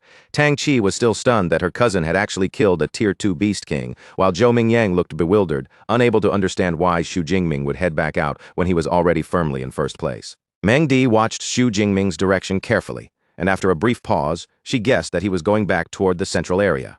The moment that thought fully sank in, a chilling realization spread across her face. She wondered aloud whether he was planning to clear out every remaining beast there too. The other students fell silent, shaken by the sheer scale of his ambition. Then the reality hit them all at once. Zhou Mingyang realized that with Xu Jingming's speed, he might actually be able to pull it off. If they did not move soon, there was a real chance they would not earn a single point during the final hour. Zhou Mingyang immediately declared that their temporary team-up was over, then rushed off before anyone else could react. The others quickly snapped out of their shock and followed after him, scrambling to hunt down whatever beasts Xu Jingming had not reached yet.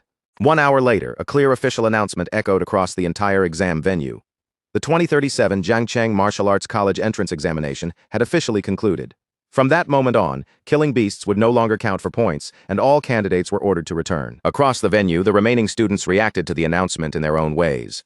Tang Qi, exhausted and drenched in sweat, wiped her brow and let out a tired sigh, saying it was finally over. Somewhere else, one student collapsed into despair because he had been only one beast away from passing. Nearby, another student celebrated wildly, overjoyed that he had barely managed to scrape through at the last moment. Among the ruins and beast corpses, Xu Jingming stood beside his final kill with a look that was far from satisfied. Instead of feeling finished, he wondered why the exam had ended so quickly, as if he still had more hunting left in him. Soon, the students began leaving the exam venue, one after another. At the exit, guards greeted them as they came out, their faces carrying a mixture of exhaustion, relief and lingering disbelief. Outside the venue, Tang Chi's friend Shoya still had not recovered from the shock of Xu Jingming's power. Clinging tightly to Tang Chi, she asked for the third time whether Xu Jingming was really her cousin. Tang Chi, looking completely worn out, confirmed once again that he was. Xiaoya's crush on him had clearly come roaring back. With her cheeks flushed, she leaned closer to Tang Chi and begged for Xu Jingming's contact information. Tang Chi reminded her that just yesterday, she had shown no interest in him at all. Xiaoya quickly insisted that things were different now that he had taken first place in the exam, then continued begging without the slightest shame. Their conversation was suddenly cut off by a burst of noise nearby. Someone in the crowd shouted that Xu Jingming was coming out. In an instant, a huge crowd of students surged toward the exit, all of them desperate to catch a glimpse of the new champion. Xu Jingming walked out through the gate with a calm expression, carrying his spear casually over one shoulder, as if he had not just shaken the entire exam venue. The moment he appeared, cheers and congratulations poured in from every direction. Some students even joked loudly, asking him to spare them 100 of his points. Xu Jingming smiled lightly and waved as he walked forward, taking in this sudden wave of fame while making his way toward the buses. Among the crowd, Wu Hao and Zhou Mingyang stood watching him from a distance. Wu Hao remarked that Zhou Mingyang should have been the one standing in Xu Jingming's position, but Zhou Mingyang answered with rare humility, saying he was already satisfied with his own score, and admitting that he had never imagined the second high school could produce a monster like Xu Jingming. Before Xu Jingming could board the bus, Principal Zhao Yao stepped forward and stopped him. After congratulating him warmly, he introduced Xu Jingming to Director Jiang Wenshun, who told him that he wanted to personally give him a ride. Xu Jingming glanced at the chaotic crowd around the buses and immediately understood that this was probably for the best.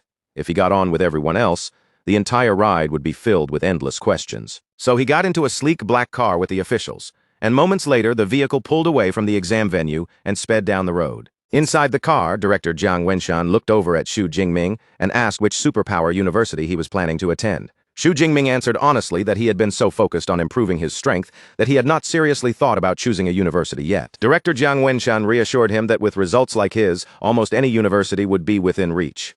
Still, he advised Xu Jingming to pay special attention to the top 3, explaining that nearly half of the country's high-level superpower users had graduated from those schools. Then Director Jiang Wenshan began introducing them one by one.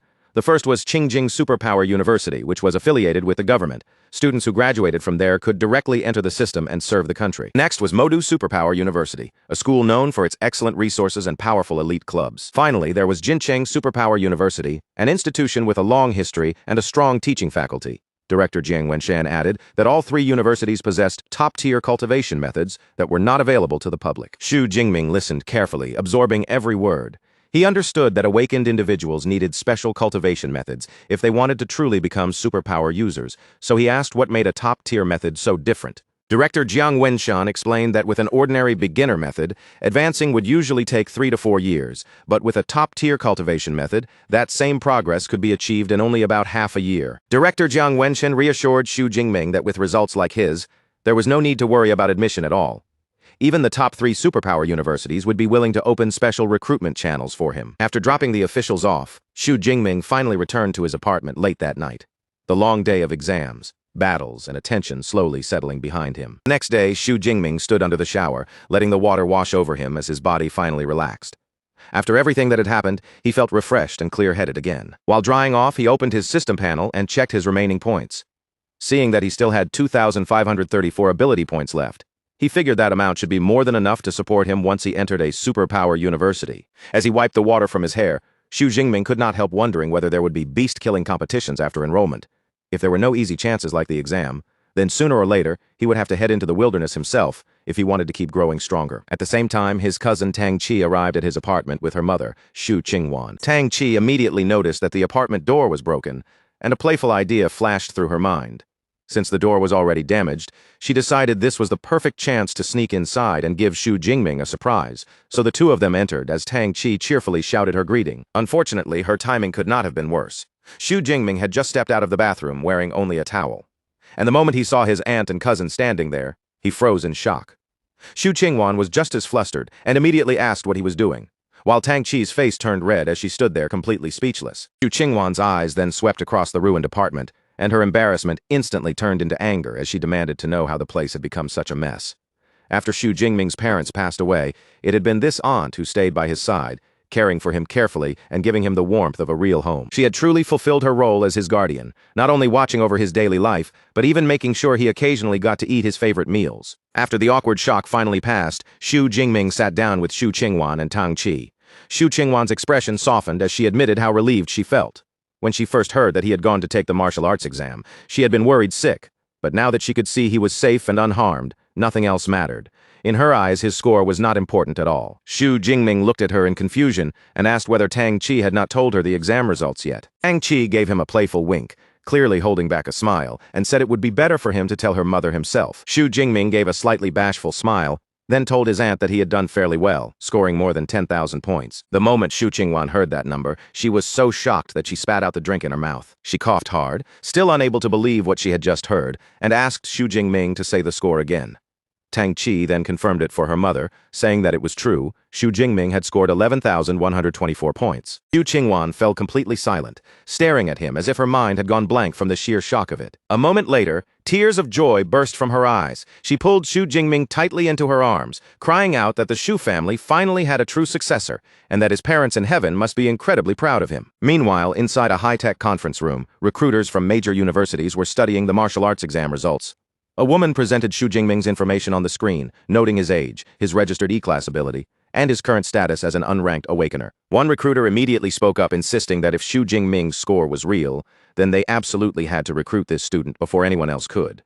Another recruiter remained doubtful, arguing that with Xu Jingming's current rank, there was simply no way he should have been able to achieve such an outrageous score. The room quickly fell into debate. Some argued that his ability had to be at least A-class, maybe even S-class, while another recruiter scoffed and suggested that the only explanation was cheating. Before the argument could grow any more heated, a senior figure cut through the noise and ordered everyone to stop.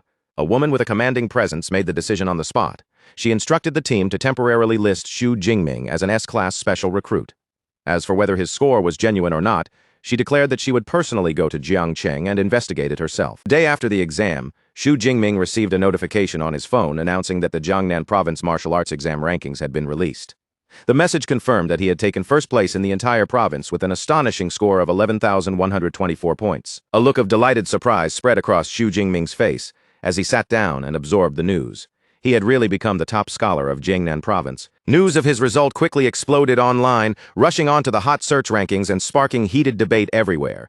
People wanted to know how a dark horse from Jiangcheng had suddenly become the provincial top scholar, who Xu Jingming really was, and whether someone with an E-class ability could truly earn such an unbelievable score. Skeptics refused to accept it, while others demanded that the exam footage be released as proof. In response to the growing doubts, an awards ceremony was held, and Principal Zhao Yao stepped in front of the media to address the situation directly. A female reporter wasted no time and directly asked him to explain whether Xu Jingming's results were truly authentic. Principal Zhao Yao answered with confidence, stating that the school's official website had already uploaded Xu Jingming's exam video, and that the entire exam had been fair and transparent. Once people began watching the footage, they were stunned. They saw Xu Jingming pierce straight through the skull of a Tier 1 rhinoceros with a single strike, displaying power beyond that of an ordinary Tier 1 superhuman. Viewers could not help questioning how someone with an E-class lightning ability could possibly do something like that. Principal Zhao Yao beamed with pride as he told everyone that the video was the best proof of Xu Jingming's results. He praised Xu Jingming as the first student from Jiangcheng to ever become a provincial top scholar. Director Jiang Wenshan then presented Xu Jingming with a massive check for 1 million yuan, congratulating him in front of everyone. He announced that this cash reward, along with superpower training methods, was a gift from the City Education Bureau. On top of that, the city government would also provide an equivalent bonus and a luxury villa. The reporters immediately raised their cameras, rushing to capture the historic moment. Meanwhile, near a car outside, a commanding woman stood with 2 bodyguards at her side. She remarked that even though Jiangcheng had released the footage, it still did not completely prove Xu Jingming had avoided performance-enhancing drugs. In her view, the most important thing was to confirm the true level of his superpower. Back at the ceremony, Director Jiang Wenshan turned to teacher Chen Fan and asked why Xu Jingming, the main figure of the day, still had not arrived. Chen Fan smiled and explained that he had just spoken with Xu Jingming, who said he was still training at the martial arts gym. Director Jiang Wenshan laughed when he heard that, clearly impressed. He found it extraordinary that even after becoming the new provincial top scholar, Xu Jingming was still focused on training. While Xu Jingming was on his way, the scene shifted to a meeting room where Principal Zhao Yao nervously served tea to 3 intimidating figures, respectfully addressing them as teachers. When one of them casually dismissed the tea, sweat immediately formed on Principal Zhao Yao's forehead. The aura coming from these high-level superhumans was so powerful that it made his heart tremble just standing near them. These three were recruiters from the nation's top superpower universities, and the atmosphere in the room was suffocating. Their immense spiritual pressure seemed to press against each other, as if a clash could break out at any moment. The silence was finally broken by Zhang Zhaoyu, the short, grayish, purple-haired director of admissions from Modu Superpower University. With a coy smile, she asked her rivals exactly who they were planning to target. Su Yun, a woman in a light blue dress from Qingjing Superpower University, told Zhang Zhaoyue not to pretend she did not know. Her tone was calm but confident as she declared that as long as Xu Jingming's results were real, Qingjing University would definitely take him. Wu Yuan, a long, black-haired man from Jincheng Superpower University, scoffed at Su Yun's confidence and stated firmly that Jincheng University would be the one to recruit him. As invisible pressure built between the three of them and sparks of energy seemed to crackle in the air, Zhang Zhaoyue thought to herself that fighting over a top scholar always meant clashing with the other academies. Just as the tension in the room reached its peak, the door slid open. Xu Jingming walked in with his spear resting over his shoulder, then calmly greeted the three powerful figures as teachers. His sudden arrival caught the recruiters off guard, and for a moment, all three of them turned their attention toward him at once. Zhang Zhaoyu studied Xu Jingming with visible interest. His spirit was full, and he was still carrying his weapon, which showed that he had not let himself relax after the exam.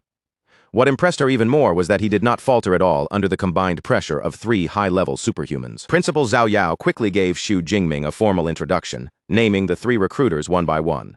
Director Zhang Zhaoyue from Modu University, Director Su Yun from Qingjing University, and Minister Wu Yuan from Jincheng University. Director Zhang Zhaoyu was the first to speak.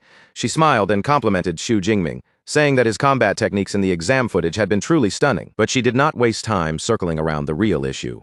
Looking directly at him, she asked why his superpower no longer seemed like the E-class weak electricity recorded in his file, and she requested a clear explanation. Xu Jingming had clearly expected them to ask about this, so his response came smoothly, as if he had already prepared it in his mind.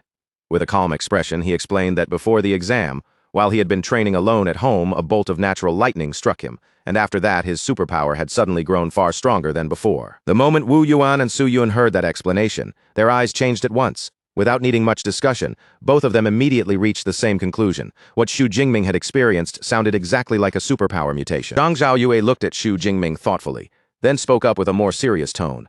In her view, Xu Jingming himself probably still had no clear idea of just how high the true level of his mutated superpower had become. Fortunately, Zhang Zhaoyu had come prepared. She told Xu Jingming that she had brought a superpower detection instrument with her, and with a faint smile, she invited him to test his ability right there. As she finished speaking, Zhang Zhaoyue took out a circular device that glowed with a soft light. Holding it out in front of Xu Jingming, she instructed him to release his superpower directly into the instrument. Xu Jingming did not hesitate. He placed his hand firmly on the detection instrument and activated his power, and in the next instant a fierce flood of purple-white lightning burst from his body, raging outward like a storm as it swallowed the entire device. Su Yun's expression changed on the spot. As the brilliant lightning crackled and roared in front of her eyes, even she could not hide the shock on her face at the terrifying force Xu Jingming had released. The detection instrument struggled through the scan and finally identified the superpower as Purple Cloud Divine Thunder. But when it attempted to calculate the rating, its beeping became chaotic and frantic, and thin cracks began spreading across its surface. Then, with a sudden burst of golden light, the overloaded instrument could no longer hold together. It detonated right there, shattering into fragments that scattered violently through the air. The explosion sent stray arcs of electricity snapping across the room, bright and sharp like writhing snakes. Everyone nearby was startled, instinctively pulling back from the sudden burst of power. Principal Zhao Yao stared at the ruined device in disbelief, his face filled with shock. Unable to understand what had just happened, he blurted out a question, asking what on earth was going on. Wu Yuan and Su Yun, however, were not frightened for long.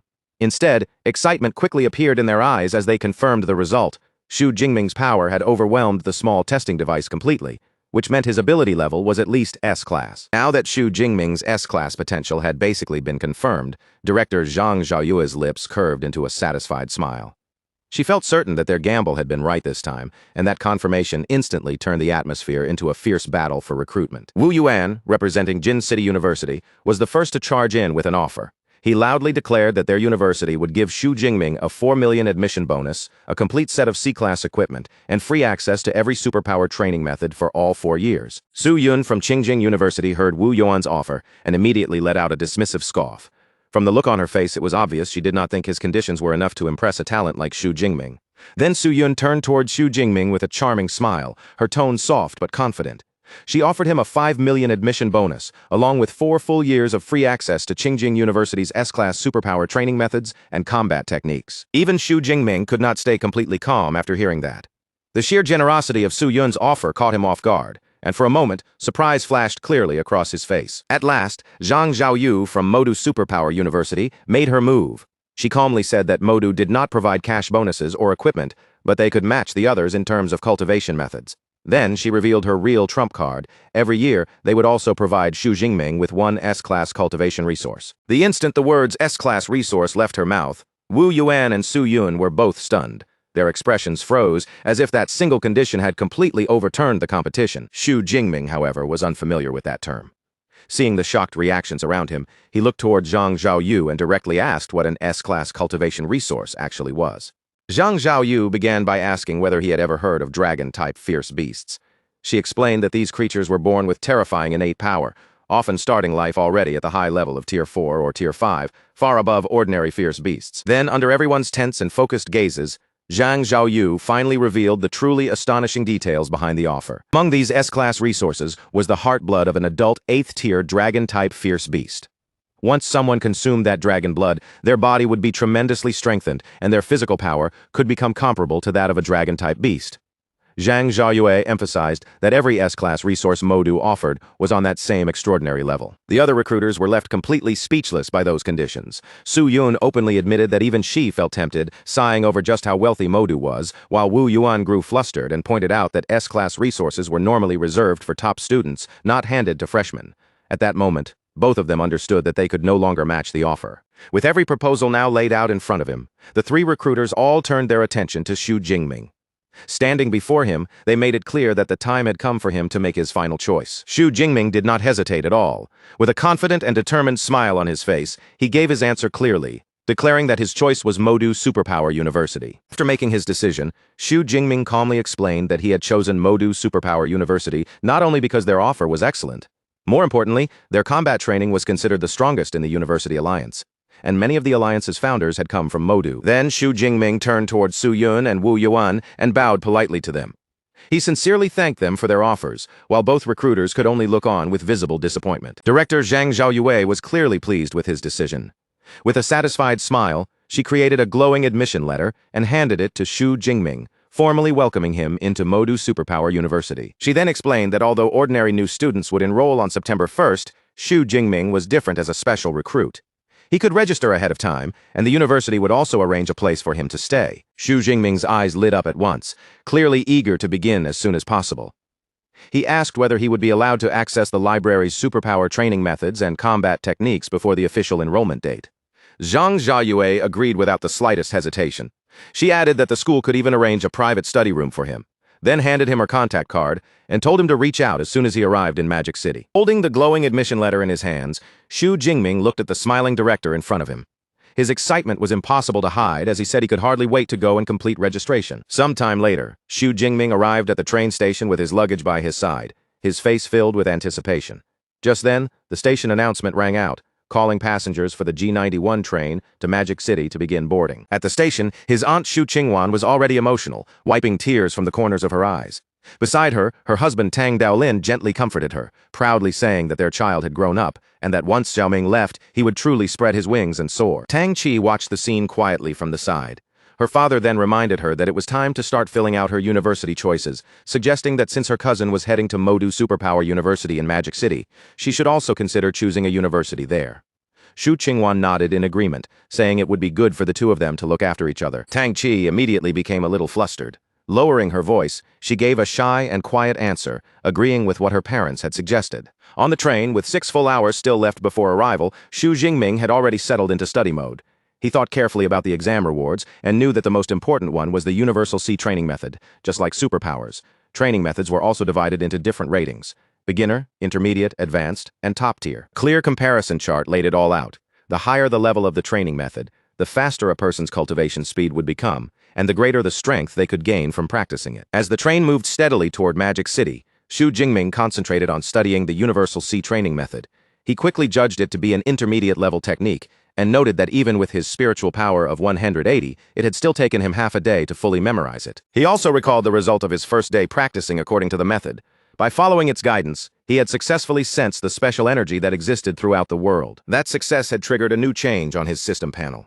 A plus sign appeared beside his level, showing that he now had the chance to advance from an awakened person into a true superpower user. Even so, Xu Jingming chose not to level up immediately.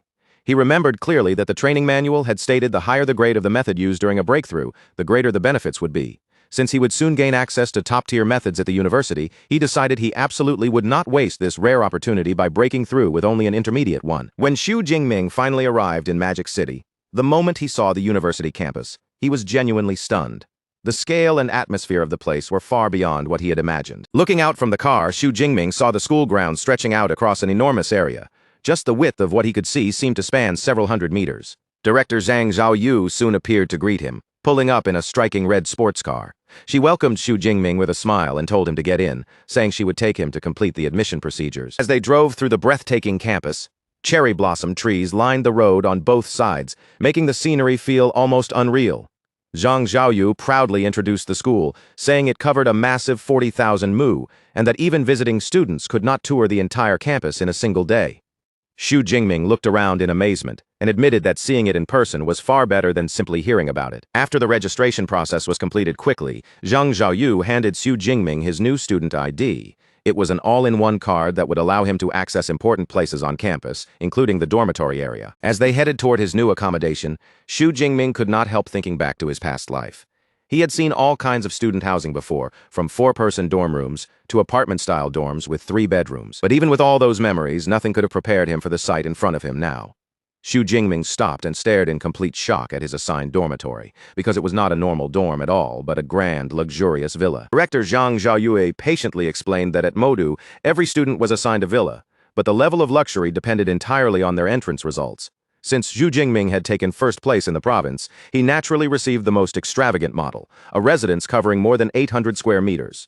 She then added that the villa was designed for 2 people, with 1 floor upstairs and 1 floor downstairs, meaning Xu Jingming and his future roommate would each have an entire level to themselves. Xu Jingming thought about it for a moment, and felt that having a roommate was not a bad thing at all. Compared with living in such a huge place alone, sharing the villa with someone actually sounded warmer.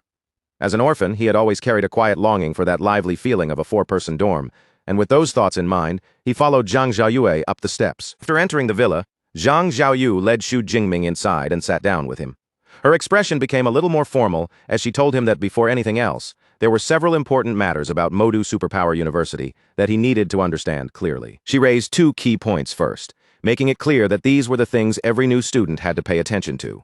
One was the credit system, and the other was the mentor system. Zhang Zhaoyue began with the credit system, explaining that within Modu Superpower University, credits were practically everything. Whether a student wanted to buy meals, exchange for resources, or purchase powerful equipment, credits were the currency that made it possible. To help him understand the value, she added that 1 credit was roughly equal to 10,000 Daxia currency. She continued by explaining that there were many different ways to earn credits at the university. One of the most basic methods was the fixed yearly allowance issued according to a student's rating. And because Xu Jingming was an S-class student, he would receive 100 credits for the year. To show him directly, Zhang Zhaoyue called out the name Ava. A moment later, a small spherical robot floated into view and projected a glowing message in midair, clearly confirming that Xu Jingming's current credit balance was 100. Zhang Zhaoyu introduced the floating robot as Eva, the artificial intelligence equipped in every dormitory. She explained that Eva's true main body was the university's central AI system, while the dormitory units were only subunits. Even so, she emphasized that each subunit was still a level 4 AI, more than capable of helping students handle daily life. Xu Jingming stared at the little floating robot in surprise. At that moment, he truly realized that the artificial intelligence technology on Blue Star had developed far beyond anything from his previous life. Once the credit system had been explained, Zhang Zhaoyu shifted smoothly to the second matter, the mentor system. She told Xu Jingming that every student could choose a mentor they admired and request personal guidance. But whether they succeeded depended on whether that mentor was willing to accept them. Xu Jingming's interest was immediately stirred. He looked at Zhang Zhaoyu with clear curiosity and asked whether even a freshman like him could receive one-on-one guidance from a mentor. Zhang Zhaoyue confirmed it without hesitation. She explained that every mentor at Modu Superpower University was a high-level superpowered expert, and many of them had developed their own unique combat techniques and training methods. Those private techniques were not taught to outsiders and could only be learned after officially becoming that mentor's disciple. Considering Xu Jingming's ability, Zhang Zhaoyu told him that the university currently had 4 mentors who specialized in the lightning element. Among them, the person she recommended most strongly was Yang Zhentian, the dean of the Weaponry Academy. At Zhang Zhaoyu's command, Ava immediately projected Yang Zhentian's profile into the air. The information showed that he was 52 years old, a high-rank Tier 7 superpowered individual, and the owner of an A-rank lightning ability.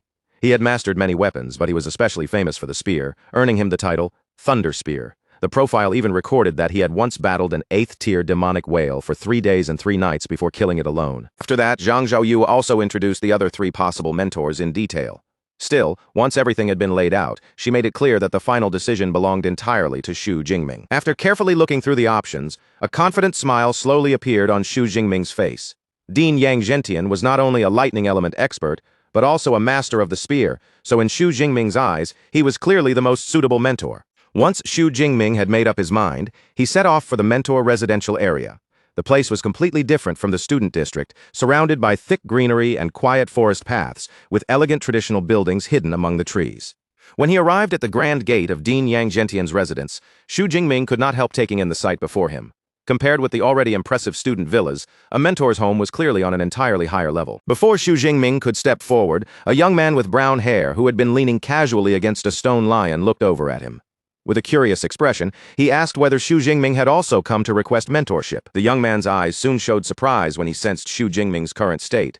Realizing that Xu Jingming was still only awakened, he guessed that he must be one of the university's specially recruited students. After Xu Jingming confirmed his guess, the other student looked even more intrigued. He remarked that in previous years, special recruits were usually already mid to high-rank Tier 1 individuals. The young man then introduced himself as Tan Ming Yang, a junior student from the Weaponry Academy. Xu Jingming returned the greeting and simply introduced himself as a freshman who had just completed registration. Tan Ming Yang seemed rather impressed by him. He commented that Xu Jingming had moved incredibly fast by coming to seek a mentor so soon, then explained that most freshmen only learned about this opportunity after the freshman competition, which immediately caught Xu Jingming's attention. Seeing Xu Jingming's curiosity, Tan Ming Yang explained that the freshman competition was a long-standing tradition at the university, held a few days after registration. All the teachers would watch the event, and students who performed well would be actively pursued by different academies, with some even being chosen directly by mentors. Tan Ming Yang then added that although it was not impossible for a special recruit like Xu Jingming to seek mentorship early, aiming to become the dean's disciple right after enrolling was another matter entirely. In his words, the difficulty was almost the same as winning the lottery. Xu Jingming listened politely and thanked Tan Ming Yang for explaining everything to him. Then he looked toward him and asked whether Tan had also come here, hoping to become Teacher Yang's disciple. Tan Ming Yang let out a helpless sigh and admitted that he had. He revealed that over the past 6 months, he had already come several times, but each attempt had ended with him being turned away. He had nearly decided to give up, yet in the end he still came today for one final try. Just as Tan Ming Yang finished speaking, the large doors in front of them suddenly opened. A middle-aged man who looked like a butler stepped out from inside, and the sudden appearance immediately startled Tan. The butler's expression quickly softened when he saw them. He greeted the 2 young men calmly and informed them that Teacher Yang was already waiting inside, then politely invited them to follow him. Tan Ming Yang was clearly caught off guard by such a warm reception. For a moment, hope flashed across his face as he wondered whether the dean waiting inside meant that he might finally have a chance this time. Following the butler's lead, Xu Jingming and Tan Ming Yang walked deeper into the residence. Before long, they were brought into a room where 2 men were already waiting. The moment Xu Jingming entered, he immediately felt an overwhelming presence coming from the older man. The man sat with a commanding posture, his gray beard full and dignified, his eyes sharp enough to make people instinctively straighten their backs. Xu Jingming recognized him at once as Yang Zhentian, the dean of the Weaponry Academy, while a younger long-haired man stood quietly beside him. Yang Zhentian looked directly at Xu Jingming and said he must be the student director Zhang Zhaoyu had mentioned. Without paying any attention to Tan Ming Yang, the dean immediately told Xu Jingming to follow him to the training room. Inside the traditional training room, racks of weapons lined the space, giving the air a sharp and solemn feeling. Yang Zhentian stood before Xu Jingming and told him that he had already watched the video from his martial arts exam. Yang Zhentian praised Xu Jingming's combat skill and marksmanship, clearly acknowledging his foundation. However, before making a final decision, he said he needed to personally see Xu Jingming's S-rank ability, the Purple Cloud Divine Thunder, with his own eyes. Xu Jingming remained calm and agreed at once. Under Yang Zhentian's focused gaze, Xu Jingming began channeling his power. In the next moment, Streaks of purple lightning crawled around his arms, crackling sharply as the air around him seemed to grow heavy. Then Xu Jingming fully released it. A violent surge of purple-white energy erupted outward, flooding the training room with brilliant lightning as the raw power snapped and roared with frightening intensity. Yang Zhentian's eyes lit up, and a grin spread across his face. He immediately recognized the power as a true S-rank ability, and in his heart, he could not help comparing it to his own A-rank lightning ability. The difference between A-rank and S-rank was simply too vast to be crossed. Looking at Xu Jingming, Yang Zhentian could already see the enormous potential hidden in this young student.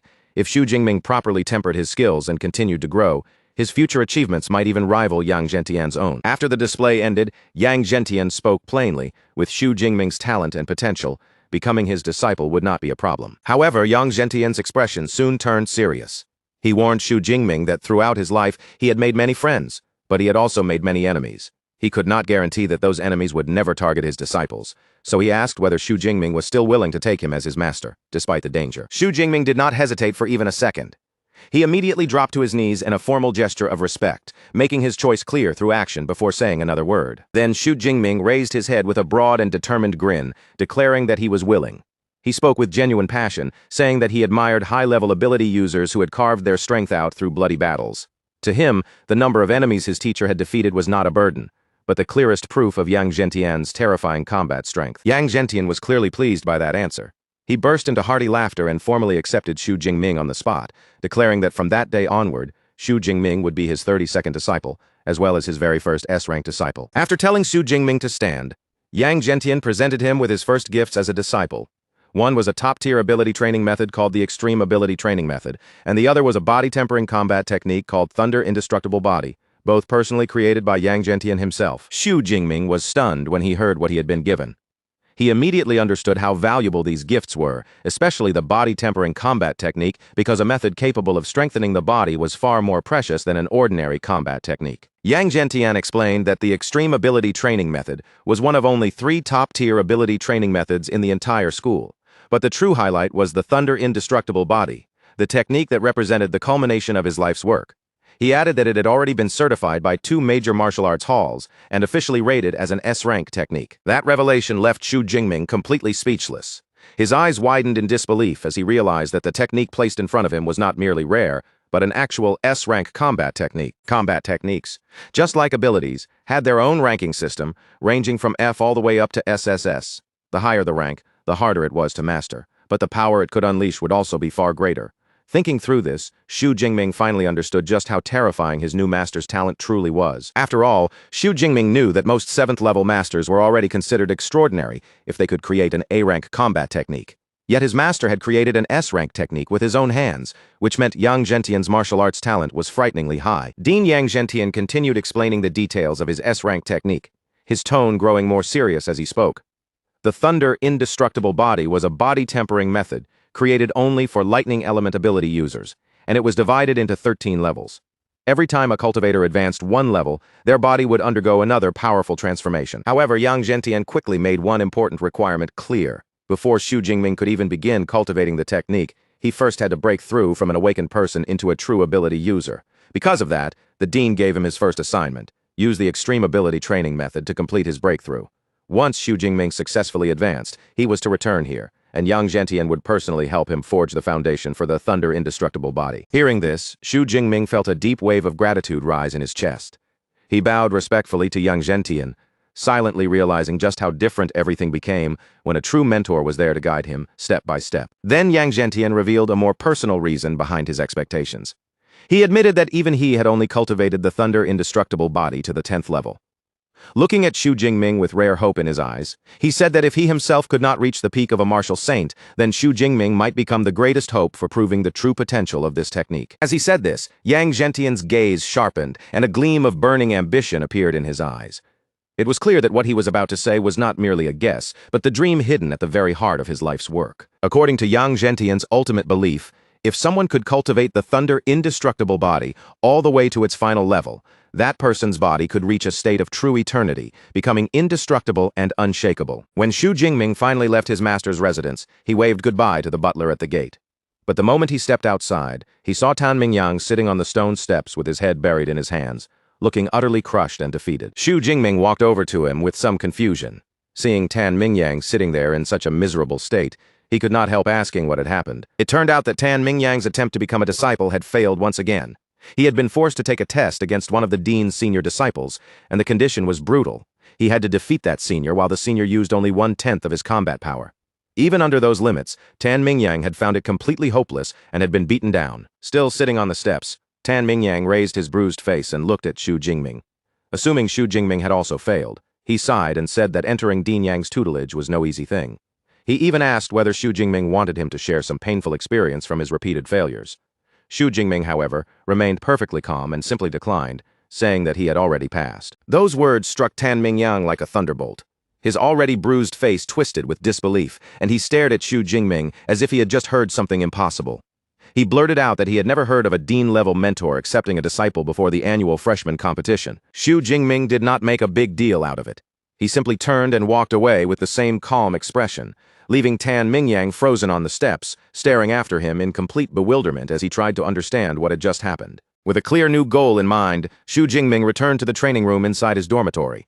The quiet space soon became the place where he would attempt his first major step after becoming Yang Zhentian's disciple. Inside the training room, Xu Jingming sat down cross-legged and steadied his breathing. Then he began cultivating according to the extreme ability training method that his new master had personally handed to him. As Xu Jingming entered meditation, he was immediately amazed by the effect of the top-tier method. The amount of energy he could sense around him was far greater than what he had felt while using the intermediate-level method before. A confident smirk slowly appeared on his face, and since he had already grasped the basic principles, he decided there was no need to practice it step by step like an ordinary person. Instead, Xu Jingming chose the fastest path available to him. He called up his cheat system, looked at the panel before him, and directly ordered it to consume his ability points to raise his level. The reaction came instantly, and it was far more intense than ordinary cultivation. A violent surge of energy rushed through his body, slamming into him from the inside and forcing a painful grunt from his throat. Xu Jingming clenched his clothes tightly as the raw energy tore through his veins. Every part of his body felt as if it were being flooded and reshaped by an unstoppable current. Then the power burst out of him all at once. A massive wave of light and force exploded through the training room, shaking the entire space as the breakthrough energy erupted around him. After a while, the storm of energy finally began to fade. Breathing heavily, Xu Jingming pushed himself back up and realized that he had successfully broken through. A notification on his system panel confirmed it clearly. He was now a first-tier lower-rank ability user. Xu Jingming lifted his hand and examined it closely. Stable blue lightning crackled across his fingers with ease, no longer flickering wildly, but flowing with a powerful and controlled rhythm. As he tested his control, an even larger and stronger torrent of lightning poured from his palm. The energy was far more potent than before, proving beyond doubt that his power had risen to an entirely new level. Xu Jingming slowly clenched his fist, feeling the strength surging through every part of his body. He could clearly sense that his overall power had increased by at least 4 or 5 times. With that kind of improvement, he felt confident that if he faced the second-tier bloodthirsty tyrant bear again, his thunder ability alone would be enough to defeat it. He opened his system panel and carefully checked his new stats, finally understanding why every ability user chased after higher-level cultivation methods. If he had broken through using the intermediate method, his vitality and spirit might have only risen by 30 or 40 points. But because he used the top-tier method, both had increased by nearly 100 points in a single breakthrough, making the difference impossible to ignore. Xu Jingming also noticed that this advancement had only consumed 300 ability points, so he decided to save the rest for later. After all, mastering a powerful combat technique like the Thunder Indestructible Body would be even more important than simply raising his level. Since the Thunder Indestructible Body was an S-rank technique, Xu Jingming could already guess that the number of ability points needed to master it would be extremely high. Now that his breakthrough was complete, he was ready to move toward the next stage, and another thought soon came to mind. Since he was already at the university, perhaps it was time to visit the school library. The next day, Xu Jingming returned once again to his master's residence. This time, he came not as an awakened student, but as someone who had already completed his breakthrough. When Dean Yang Zhentian saw him, he was completely astonished. His eyes fixed on Xu Jingming as he questioned how he could possibly have advanced so quickly. Yang Zhentian paced back and forth, clearly unable to calm down right away. He said that in his 20 years of teaching, he had seen countless geniuses, but even the most outstanding among them needed a considerable amount of time to transform into true ability users. Yet it had been less than 24 hours since Xu Jingming received the training manual. Xu Jingming gave a slightly bashful smile and admitted that perhaps the only thing he could truly be proud of was his advancement speed. Then he added that when he tried to begin cultivating the Thunder Indestructible Body, he found that even the introductory stage was already difficult. Hearing this, Yang Zhentian began explaining the process in detail. Forging the foundation of the thunder indestructible body required using the blood of a lightning element fierce beast as a guide, then combining it with one's own lightning power to temper the muscles and bones. He stressed that there was one especially important point. The final strength of the technique was closely connected to the grade of the beast blood used. Now that Xu Jingming had officially advanced, Yang Zhentian made the decision on the spot. He declared that he would help Xu Jingming forge the foundation of the thunder indestructible body that very day. Yang Zhentian then explained that high-level lightning element beasts were extremely rare.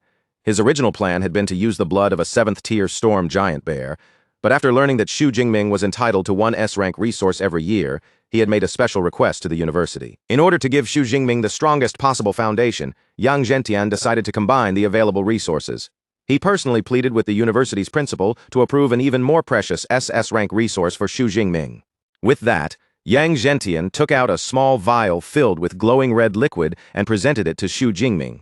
Inside was the essence blood of a ferocious 8th-tier beast, the Thunder Tyrannosaurus. Xu Jingming was deeply moved when he realized how much effort his new teacher and even the principal had put in for him. He accepted the vial with both hands and silently vowed that one day he would repay this kindness many times over. Seeing Xu Jingming's reaction, Yang Zhentian nodded with satisfaction. Without wasting any more time, he said that they should begin the foundation forging immediately. The two of them moved into a training room prepared for the process. There, Xu Jingming removed his upper clothing and knelt on the floor, ready to endure whatever came next. Yang Zhentian uncorked the vial and slowly poured the potent glowing red beast blood over Xu Jingming's head and back. The moment the liquid touched his skin, Xu Jingming clenched his teeth hard, and a painful groan escaped from his throat. Yang Zhentian warned him to endure it. He explained that the blood of such a high-level beast was highly toxic to low-level ability users, so the intense pain tearing through Xu Jingming's body was completely expected. Then Yang Zhentian prepared to use his own power to assist the process. He told Xu Jingming that he would now use his A-rank Windfire True Thunder to forge the foundation, and how much of that power Xu Jingming could absorb would depend entirely on himself. In the next instant, Yang Zhentian released his power. A torrent of violent red lightning erupted from him and surged directly into Xu Jingming's body, carrying an overwhelming force. The fierce energy rushed through Xu Jingming from the inside out. Glowing red patterns began spreading across his back and chest, crawling over his skin like burning thunder marks. The pain was unbearable. Xu Jingming threw his head back and let out a raw scream of agony as the immense power forcibly tempered his body, hammering his muscles, bones, and flesh again and again. 5 days passed during the tempering process. While Xu Jingming was still inside the training room, the senior disciple Lu sat outside drinking tea with the dean's butler, Uncle Fu. Lu could not help remarking that their new junior brother was incredibly resilient to have lasted for 5 full days. As Lu thought back to his own experience, a trace of jealousy slipped into his voice. Back then, even with weaker 7th-tier beast blood, he had only managed to endure 2 days of tempering. Compared with that, he had to admit that Xu Jingming's performance was worthy of the 8th-tier dragon-type beast's essence blood. Lu then added that since Xu Jingming possessed an S-rank lightning ability, he was genuinely looking forward to seeing what kind of result his new junior brother's thunder indestructible body would produce. Before the two of them could continue, a sudden crash exploded from the direction of the training room. The loud noise instantly startled both Lu and Uncle Fu. Lu reacted at once and rushed upstairs toward the sound. As he moved quickly through the residence, he wondered whether his junior brother's foundation forging had finally been completed. When Lu reached the training room door, he slowed down and carefully peeked inside. But the moment he looked through the opening, the sight before him made his expression tighten. Inside the room, Xu Jingming stood shirtless, his body splattered with blood. His eyes glowed a terrifying red, making him look less like a student who had just finished training and more like a fierce beast awakened from a brutal battle. A wild aura of dark energy and blue lightning churned around Xu Jingming's body, twisting together like a storm that had completely broken free. His gaze no longer looked human, and the pressure pouring from him felt closer to a top-tier ferocious beast than a student. Liu Ming stood frozen in the doorway, his body stiff with fear as a chill ran down his spine. Still trapped in that savage, primal state, Xu Jingming suddenly noticed Liu Ming standing at the entrance. The moment his glowing eyes locked onto him, Xu Jingming lunged forward without warning, moving as if he were about to tear into the first target in sight. But just before Xu Jingming could strike, a thunderous voice exploded through the room. Dean Yang Zhentian roared with absolute authority, ordering Jingming to wake up at once. That powerful shout cut straight through the bloodlust clouding Xu Jingming's mind. His body stopped abruptly, and his attack froze only inches away from Liu Ming, leaving the senior disciples staring at him from terrifyingly close range. Sweat poured down Xu Jingming's body as clarity slowly returned to his eyes. Still dazed and shaken, He looked toward his teacher and asked what had just happened, unable to understand why he had suddenly felt such an overwhelming urge to destroy everything around him. Dean Yang Zhentian explained that the essence blood of the Thunder Tyrannosaurus had most likely affected his mind. That beast was famous for its brutal ferocity, and because Xu Jingming's compatibility and absorption rate were both unbelievably high, he had suffered from that dangerous side effect more intensely than expected. Seeing Xu Jingming's concern, Yang Zhentian quickly reassured him that there was no need to panic. As long as he avoided extreme emotional swings, he would be fine, and once his strength continued to rise, those side effects would slowly fade on their own. Only then did Xu Jingming finally feel a wave of relief pass through him. He lowered his gaze to his own hands, still feeling the lingering power inside his body, and admitted that what scared him most was the thought of being controlled by his emotions. With the danger finally under control, Yang Zhentian's tone shifted from serious to delighted. He told the confused Xu Jingming to lift his spirits, because the foundation forging had been a perfect success, with an astonishing absorption rate of 98%. He proudly explained that among all the disciples who had cultivated the Thunder Indestructible body, the previous highest record had only been 92%. This time, Xu Jingming had shattered that long-standing record. Lu Ming then stepped forward with a congratulatory smile, finally recovering from the fright. He told his new junior brother that now that the foundation had been successfully forged, his future path in martial arts would become much smoother. Yang Zhentian formally introduced him as senior disciple Lu Ming, a peak third-tier ability user, and told Xu Jingming that if he had any cultivation questions in the future, he could ask Lu Ming for help. Xu Jingming immediately greeted his senior brother with respect. Lu Ming, however, quickly pulled out his phone and said with a smile that since he had not prepared a proper meeting gift, he would simply transfer some credits instead. A moment later, Xu Jingming's phone lit up with a notification showing that he had received 200 credits. His eyes widened in surprise, and he blurted out that the gift was far too much, quickly realizing that this single transfer was worth 2 million Daxia coins. Yang Zhentian brushed off Xu Jingming's concern without much thought. He said that 200 credits was not a huge amount for Lu Ming, and besides, it was only natural for a senior brother to look after his junior. He then added that when Xu Jingming had junior brothers of his own one day, he would also need to prepare gifts for them, and Xu Jingming accepted the lesson humbly. With the tempering finally complete, Yang Zhentian told Xu Jingming that after 5 days without food or water, he should return and rest properly. Before letting him leave, he gave his next instruction. Come back the following morning to learn fist and spear techniques from senior brother Lu Ming. Xu Jingming thanked his teacher with sincere gratitude before heading out. When Xu Jingming returned to his luxurious villa, he immediately noticed a young man sitting on the couch. The guy had spiky white hair, striking red eyes, and his full attention was locked onto the video game in front of him. The young man finally turned his head and realized someone else had entered the villa.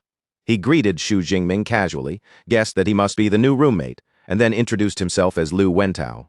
After Xu Jingming gave his own name, Lu Wentao's eyes widened almost instantly. He pointed at him with excitement and blurted out that Xu Jingming was the provincial top scorer from Jiangnan province. When Xu Jingming asked how he knew that, Lu Wentao proudly declared that his nickname was Mr. Know-It-All, because he knew about most of the freshmen.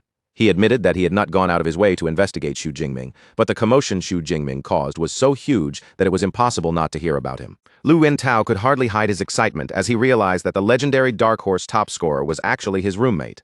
He threw a friendly arm around Xu Jingming's shoulder and immediately began firing off questions, asking whether he was really from Jiangcheng, whether he had truly still been awakened during the exam, and why his ability clearly did not seem like a mere E-rank power. Even though Lu Wentao's questions came one after another without pause, Xu Jingming did not find him annoying. Instead, he realized that he rather liked this lively, talkative new roommate. Xu Jingming had always disliked loneliness more than anything.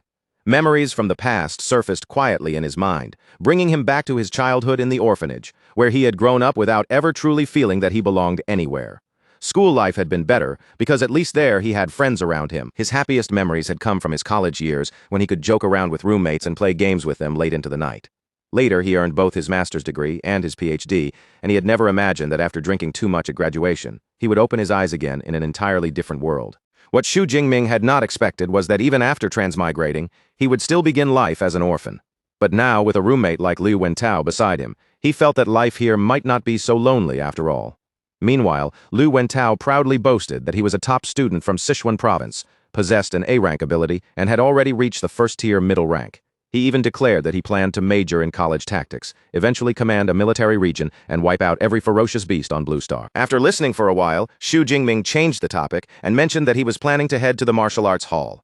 Lu Wentao's interest was immediately sparked, and since he had not visited the university's hall yet either, he decided to tag along. Before long, the two arrived in front of the impressive Thunder Martial Arts Hall, Modu Superpower University branch, its grand entrance giving off the feeling of a place built for real combat training. Once they stepped inside, a loud and lively atmosphere rushed toward them. Students were training everywhere, some sparring, some testing their strength, and others openly showing off their abilities in the wide public space. Eva soon appeared and explained that they were currently standing in the public training room, a huge area capable of holding 300 people at once. She added that the hall had been built with C-rank alloy mixed with memory metal, making it durable enough to withstand heavy damage during training. Eva also pointed out that private training rooms were available for students who wanted more space or privacy. Xu Jingming looked around for a moment, then decided that the public area was good enough for now. Lu Wentao was quickly swept up by the heated atmosphere around them. He shouted excitedly and pointed out an A-rank enhanced werewolf ability user in the crowd, acting as noisy as anyone else there. Xu Jingming glanced at him and dryly commented that his roommate was hardly being quiet himself. After taking in the room, Xu Jingming turned his attention to the large numbered pillars standing in the center. Curious about their purpose, he asked Eva what those pillars were used for. Eva explained that the pillars were punch power challenge boards. There were 5 separate leaderboards, one for each of the 5 tiers of ability users, and anyone who entered the top 3,000 on their own board would receive a reward of 50 credits. Lu Wentao's eyes lit up the moment he heard about the reward, and he eagerly accepted the challenge, thinking it sounded simple. Eva then calmly clarified that the university currently had just over 4,000 students. Still hungry for the credits, Lu Wentao decided to try anyway.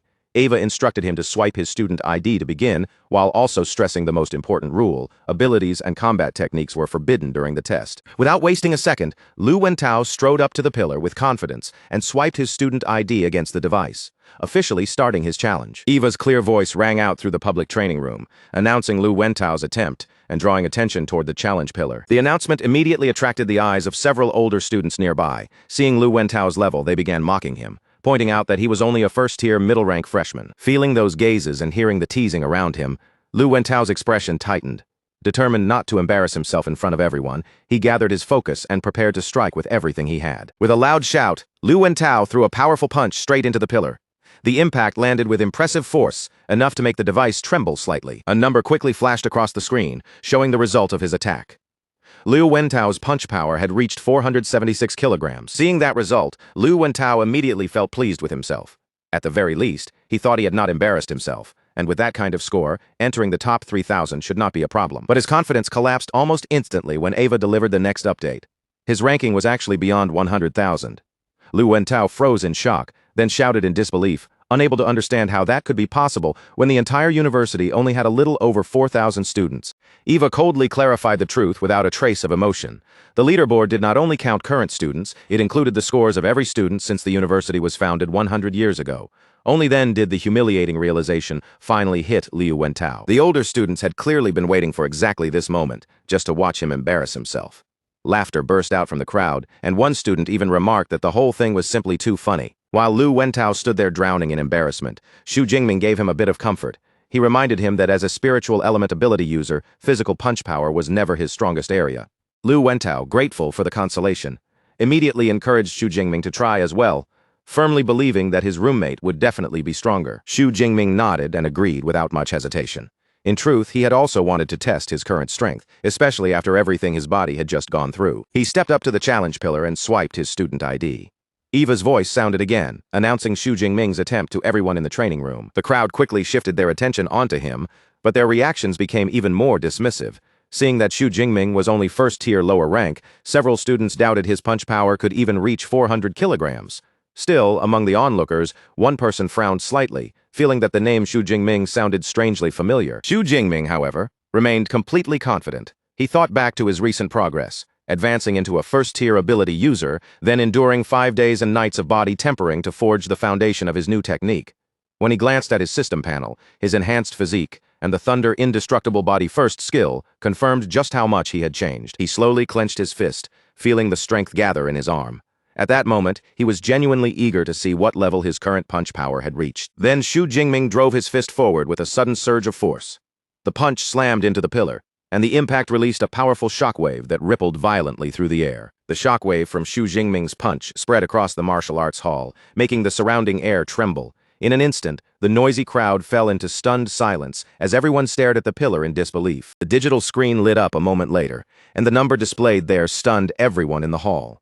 Xu Jingming's fist power had reached an unbelievable 4,589 kilograms. That single punch did not merely place him at the top of the leaderboard. It smashed the long-standing record for first-tier ability users in one terrifying blow. The older students who had mocked him earlier were left staring with their mouths open, unable to accept what they were seeing. One of them shouted that the record had actually been broken, while another could not understand how a lower-rank first-tier user could possess such monstrous strength. A third student's expression turned grim as he muttered that a punch with that much force could turn him into meat paste, making it impossible to believe this person was only a freshman. Two female students in the crowd were just as shocked. One of them stared at the leaderboard and said that everyone in the top 1,000 had been a figure capable of leading their era, so she could not even imagine how extraordinary the new number one must be. Her friend quickly added that this record had stood untouched for more than 10 years, and a historic moment like this absolutely had to be recorded. Lu Wentao was practically bursting with excitement. He grabbed Xu Jingming as if he had just discovered a treasure and loudly declared that Xu Jingming was truly his brother from now on, and that he would follow him wherever he went. Xu Jingming could only smile at his roommate's enthusiasm and modestly tell him not to exaggerate so much. Xu Jingming lowered his gaze to his own fist, feeling quietly satisfied with the result. Deep down, he understood that the essence blood of the Thunder Tyrannosaurus had an extremely high compatibility with him, and the boost it had given to his physical strength was immediate and astonishing. Eva floated nearby and delivered a formal congratulations in her calm AI voice. She announced that Xu Jingming had successfully broken the record, and as a result, a reward of 400 credits had already been issued directly to his account. Curious, Xu Jingming asked whether he could earn more credits by breaking the same record again. Eva quickly clarified that the reward for breaking a record could only be received the first time, but if he challenged the pillars for other levels, he would still be able to earn new rewards there. Xu Jingming looked up at the other 4 challenge pillars, meant for second-tier through fifth-tier ability users, and silently decided that he would come back and break those records later. Meanwhile, Lu Wentao had already transformed into his personal hype man, proudly pointing at his amazing roommate as several impressed female students gathered around him. The girls quickly swarmed toward the still bewildered Xu Jingming. Some smiled warmly and offered to teach him how to use the training equipment, while others eagerly tried to pull him into their clubs. Xu Jingming was suddenly surrounded on all sides and did not know how to respond. Seeing that things were getting out of hand, Lu Wentao quickly pulled him away and suggested that they escape to a private training room instead. Elsewhere, back at his master's residence, Dean Yang Zhentian was calmly enjoying a cup of tea. His senior disciple Lu Ming showed him his phone and reported that their junior brother Xu had already become a hot topic on the campus forums. Yang Zhentian looked at the news and could not help marveling at Xu Jingming's exaggerated physical strength, though he also wondered why that boy had run off to break records instead of resting properly. Lu Ming then thought back to his own past and could not help comparing himself. When he had been a high-rank first-tier ability user and had just mastered the first layer of the Thunder Indestructible body, his fist power had only been a little over 3,500 kilograms. Looking at Xu Jingming's result now, Lu Ming could only admit in awe that his new junior brother was far more than just a little stronger than he had been. At the same time, inside a luxurious apartment, a young man with dark hair and a brown jacket sat staring at the screen of his phone, his expression growing darker by the second. Suddenly, rage exploded out of him. He slammed his hand hard onto the marble countertop, and the glass beside him shattered instantly as orange flames and blue lightning wrapped around his hand. Grinding his teeth, he cursed that Xu Jingming had actually come to Magic City as well. As his flaming fist clenched tighter, anger twisted across his face. He remembered how Xu Jingming's rise had cost him the chance to become Jiangnan Province's top scorer, turning him into a laughingstock back in his home city. And this time, he swore fiercely that he would take back every bit of honor he believed belonged to him. Meanwhile, back inside the university's private training room, Xu Jingming sat calmly with a small knife in his hand. His thoughts were focused on the changes brought by the Thunder Indestructible body, and he wanted to understand exactly how much his body had improved. What amazed him most was that even after 5 brutal days of tempering without food or proper rest, his body still felt full of energy. To test his new durability, he lightly dragged the sharp blade across his hand. The knife gave off a clear metallic sound, yet it failed to cut through his skin, leaving only a faint white mark behind. Xu Jingming was impressed, realizing that his physical defense was now comparable to E-grade alloy, making ordinary blades practically useless against him. As expected, this S-grade body refinement technique truly lived up to its reputation. Just then, Lu Wentao suddenly burst into the room, calling Xu Jingming's name with obvious excitement. He quickly told him that the news of his record-breaking punch had completely exploded across the campus forum, and countless students were already posting replies, saying they wanted to challenge him. Instead of feeling irritated, Xu Jingming's lips curved into a faint, competitive smirk. Seeing so many people eager to challenge him, he silently felt that the martial spirit at Modu Superpower University was indeed quite strong. Lu Wentao, however, looked far more protective than amused. Holding up his phone angrily, he offered to help Xu Jingming crush those arrogant guys online. Xu Jingming calmly pressed his roommate's arm down and told him to forget it, saying there was no need to waste time arguing. He had something more important to do now. He was heading to the battle technique library, and Liu Wentao could return to the dorm first. Before long, Xu Jingming arrived in front of the massive and modern battle technique library. The building stood tall and imposing, giving off a feeling that countless precious secret manuals were stored within its walls. As Xu Jingming approached the entrance, he raised his hand toward the scanner. In response, a complex orange security circle lit up in front of him, its glowing patterns spreading out like a high-level protective formation. The security measures amazed him. He recalled hearing a rumor that the library was personally guarded by the university's vice principal, a legendary 9th-tier superpower user. With someone that powerful watching over the place, Xu Jingming realized that even the strongest martial saints would have no chance of stealing the treasures inside. After swiping his student ID card, Xu Jingming passed through the gate. The glowing security circle scanned him one final time, confirming his identity before finally allowing him to enter. Inside the grand hall, 3 female librarians were already waiting. The woman standing in the center greeted him warmly by name, respectfully addressing him as S-grade student Xu Jingming and asking how they could assist him. Xu Jingming was slightly surprised that they knew who he was, so he asked how they had recognized him so quickly. The librarian politely explained that students with S-grade authority were special, and because he had access to all battle techniques, the system automatically notified them the moment his ID was scanned. Behind her polite smile, the librarian had already made her own judgment. S-grade authority meant that Xu Jingming's future was almost guaranteed to reach at least the level of a Grandmaster ability user, so she quietly decided that it would be wise to build a good relationship with him early. Xu Jingming then told the librarian that he wanted to look at lightning element superpower battle techniques and asked which floor he should go to. The librarian explained that techniques of B grade and below were kept on the 2nd and 3rd floors, while the truly precious ones were stored in a special reading room on the 4th floor. She added that Xu Jingming could enter simply by swiping his student card. Then, instead of merely pointing the way, she personally led him upstairs to the 4th floor and brought him into an elegant private reading room. Inside the room, a small floating AI device hovered above the table, waiting for him. The AI explained that after Xu Jingming selected the techniques he wanted through the online system, the original secret manuals would be delivered directly to him. Before leaving him to choose, the librarian kindly reminded him to handle the manuals carefully. After all, what he would be touching were not ordinary books, but precious originals. Once Xu Jingming was left alone, he gave a direct command to the AI. He asked it to display all lightning element battle techniques ranked B grade and above. The AI responded instantly. Dozens of blue holographic screens appeared around the room, filling the space with floating panels, each one showing a different lightning element battle technique. As Xu Jingming carefully looked through the options, 2 techniques immediately caught his attention. The first was an SSS-grade technique called 10,000 Prisons Heavenly Thunder Guidance, capable of creating a massive thunderstorm domain. Unfortunately, it was restricted to users who had reached at least the 5th tier. The second was another SSS-grade technique named Wrath of the Thunder God, a terrifying method that could summon powerful thunder from above. This one also had strict requirements, and only ability users at the 4th tier or higher were allowed to learn it. Xu Jingming could not help feeling amazed by the quality of the collection. There were not only SS-grade techniques here, but even SSS-grade secret manuals, showing just how deep the university's foundation truly was. For a moment, he wondered whether he could really view all of these treasures for free. However, his excitement cooled a little when he noticed the strict cultivation requirements attached to the most powerful techniques. With his current level, the best he could learn for now were A-grade battle techniques. There were countless A-grade options available, and without his teacher's guidance, choosing from them would have been extremely difficult. Fortunately, Xu Jingming had come prepared. He took out the recommendation list that his master, Dean Yang Zhentian, had given him. With that list in hand, he immediately saved himself a great deal of time and hesitation. Following the recommendations, Xu Jingming interacted with the holographic displays in front of him, raising his hand and selecting the techniques he wanted one by one. In the end, he settled on 4 specific A-grade techniques. The first was Thunder Spear, an offensive technique. The second was Chain Thunder Gun, meant for sustained attacks. The third was Thunder Flash, a movement technique. And the last was Thunder Prison, a control technique. Xu Jingming quickly organized their uses in his mind. Thunder Spear would cover ranged strikes, Chain Thunder Gun would handle continuous offense, Thunder Flash would improve his movement, and Thunder Prison would give him crowd control. Combined with his S-rank Thunder Indestructible body, he felt that his combat system would have almost no obvious weaknesses. Eva analyzed his choices and reminded him that the average time needed to learn each A-grade technique to an elementary level was about 6 months. She recommended that he mix in some lower-grade techniques for a more balanced and practical approach. Xu Jingming, however, dismissed the suggestion with quiet confidence. Short while later, the librarian returned to the private reading room.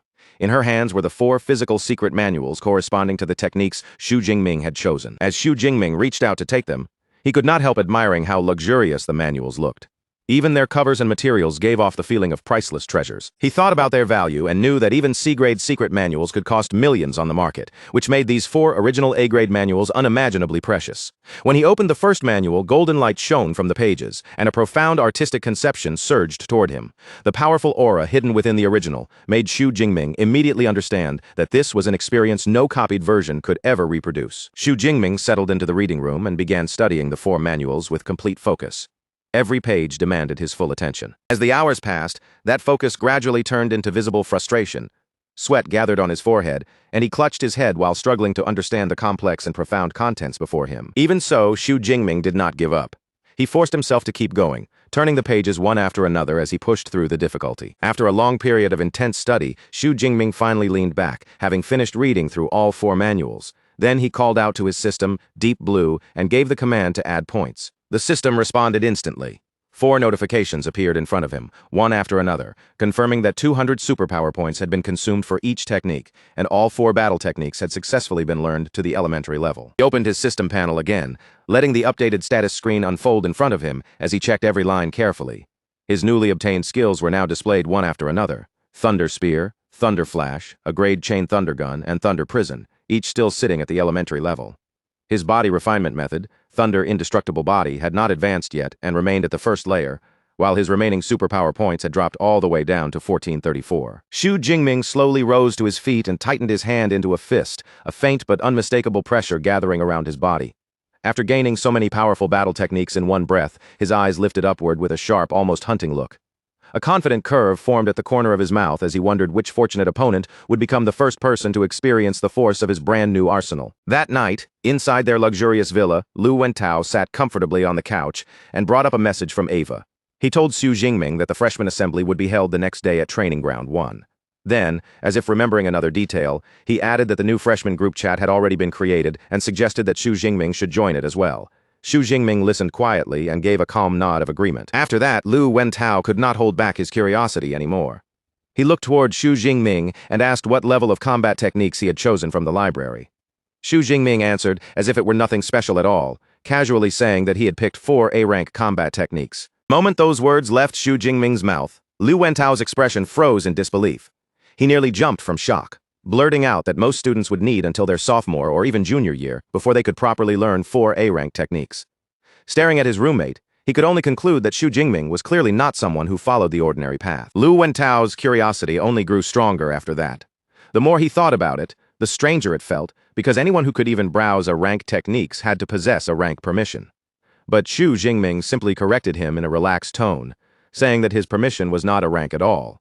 It was S rank. That single answer hit Lu Wentao like a thunderclap.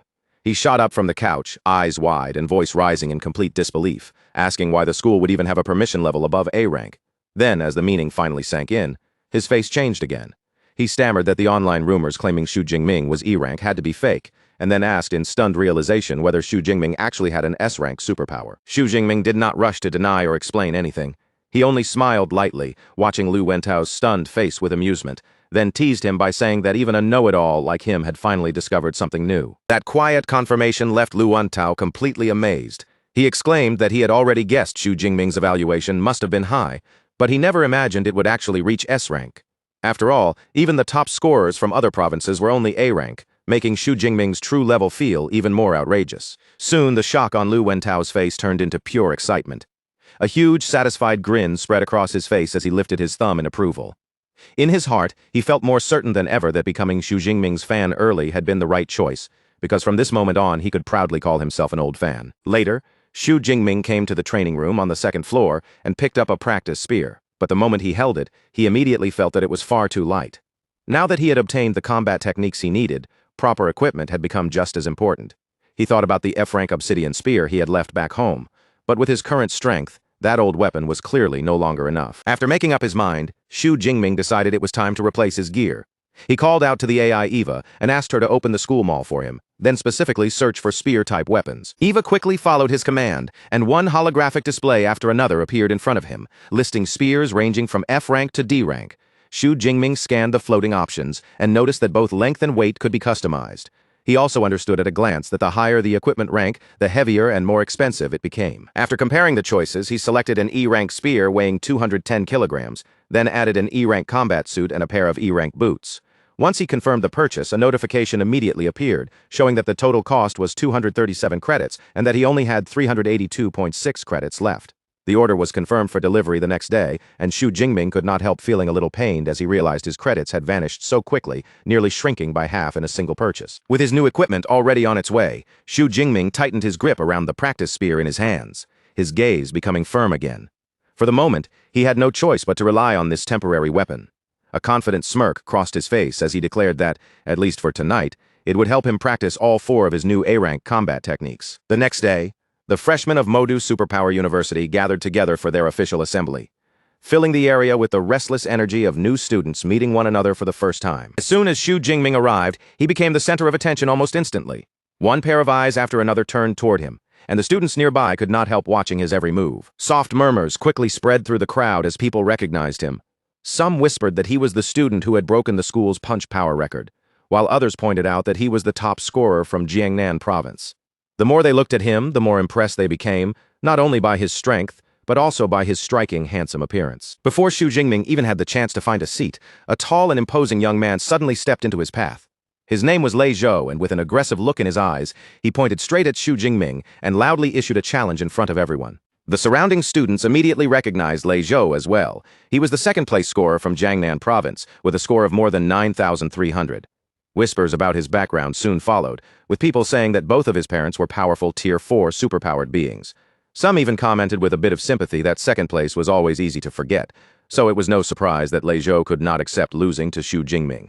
Even with the challenge thrown at him in front of so many people, Xu Jingming did not show the slightest trace of panic or anger. He looked completely unmoved and simply declined in a calm voice, saying he had no interest. That casual refusal stunned even Lu Wentao, who stood nearby and stared at him in surprise. Lei Zhou, however, did not seem discouraged at all. A smirk appeared on his face as he told Xu Jingming not to reject him so quickly. Then his tone shifted, and he suddenly brought up a personal matter, mentioning that Xu Jingming's aunt's family ran a business selling rare plants. Leaning closer with a threatening grin, Lei Zhou revealed that his own family happened to be the biggest customer of Xu Jingming's aunt. Not only that, she also owed them a large loan. His words carried a clear warning, as he suggested that if the payment was not made on time, her family might soon find themselves facing serious trouble. The moment those words came out, the air around them changed sharply. Xu Jingming's expression turned cold, and a fierce dark blue aura suddenly erupted from his body like a storm breaking loose. His eyes fixed on Lei Zhou as he asked in a low, dangerous voice whether Lei Zhou was threatening him. The pressure pouring from Xu Jingming's aura was so heavy that Lei Zhou's confidence cracked on the spot. Startled by the force pressing toward him, he was physically forced to take a step back. Sweat quickly appeared on Lei Zhou's face as he felt that fierce, beast-like presence bearing down on him. For a moment, he could not understand how Xu Jingming could possess such terrifying pressure. His attitude immediately softened, and he hurriedly backpedaled, stammering that it was not a threat at all, just a friendly reminder. Once Xu Jingming had made his meaning clear, the dark aura around him slowly faded. His tone returned to calm as he asked for the time and place of their duel. Lei Zhou steadied himself and finally answered that the fight would take place in 7 days, at noon, on Broadcast Platform 3. Xu Jingming accepted without hesitation, then warned his new opponent not to regret the decision. The confrontation immediately set the surrounding students buzzing with excitement. Whispers, surprised looks, and eager smiles spread through the crowd as everyone began looking forward to the battle that would happen 7 days later. Not long after that tense exchange, the freshman assembly officially began. An older university official with a gray beard stepped onto the stage, and the restless crowd gradually quieted down. The gray-bearded official welcomed everyone to the freshman assembly and explained that the meeting was mainly meant to answer questions about the university's systems. However, he quickly said that the first thing he wanted to introduce was the school's combat power ranking. Students would enter virtual dive pods and take part in holographic combat simulations, and their rank would be decided by how many levels they could successfully clear. He encouraged every freshman to give it their all when the time came, making it clear that the rewards connected to the ranking were extremely generous and worth fighting for. After the hour-long meeting finally ended, Xu Jingming could not help letting out a long, heavy yawn. To him, the only truly interesting part had been the virtual dive pod, and he figured he should try it when he had the chance. For now, though, his main focus for the next few days was still his daily training with his senior, Lu Ming, and his mentor. For the next 7 days, Xu Jingming threw himself fully into training. Under the guidance of his senior Lu Ming and his master, Dean Yang Zentian, he pushed through one intense session after another without slacking off. When that week of training came to an end, Lu Ming approached Xu Jingming with clear astonishment on his face. He looked at his junior brother and pointed out that Xu Jingming had already advanced to the mid-level of the first tier, then asked how he had managed to improve so quickly. Xu Jingming only smiled and answered lightly that it was just luck. But in Xu Jingming's own mind, the real reason was perfectly clear. He had intentionally waited a few days before using the system to raise his level, which reduced the cost of advancement to only 380 superpower points. Thinking about it, he felt that if he had advanced any faster, he probably would have frightened Lu Ming so badly that his senior might have lost his composure completely. Lu Ming then shifted the topic as he suddenly remembered the duel. He looked at Xu Jingming and asked whether he had a match scheduled for noon that day. Xu Jingming gave a simple confirmation, saying that he did. Confident smile appeared on Lu Ming's face as he reached out and patted his junior on the shoulder. In a relaxed tone, he said he would observe 3 minutes of silence for Xu Jingming's opponent. Then, without any hesitation, he decided to go with Xu Jingming to watch the match in person. Soon, the focus moved to broadcast platform 3, a large arena where a sizable crowd had already gathered. The air was filled with anticipation as students waited for the duel to begin. Lei Zhou entered the ring with several friends at his side. One of them said this was a perfect chance to see the true strength of the top scorer, while another dismissed Xu Jingming's high score as nothing more than luck and confidently bet that Lei Zhou would win.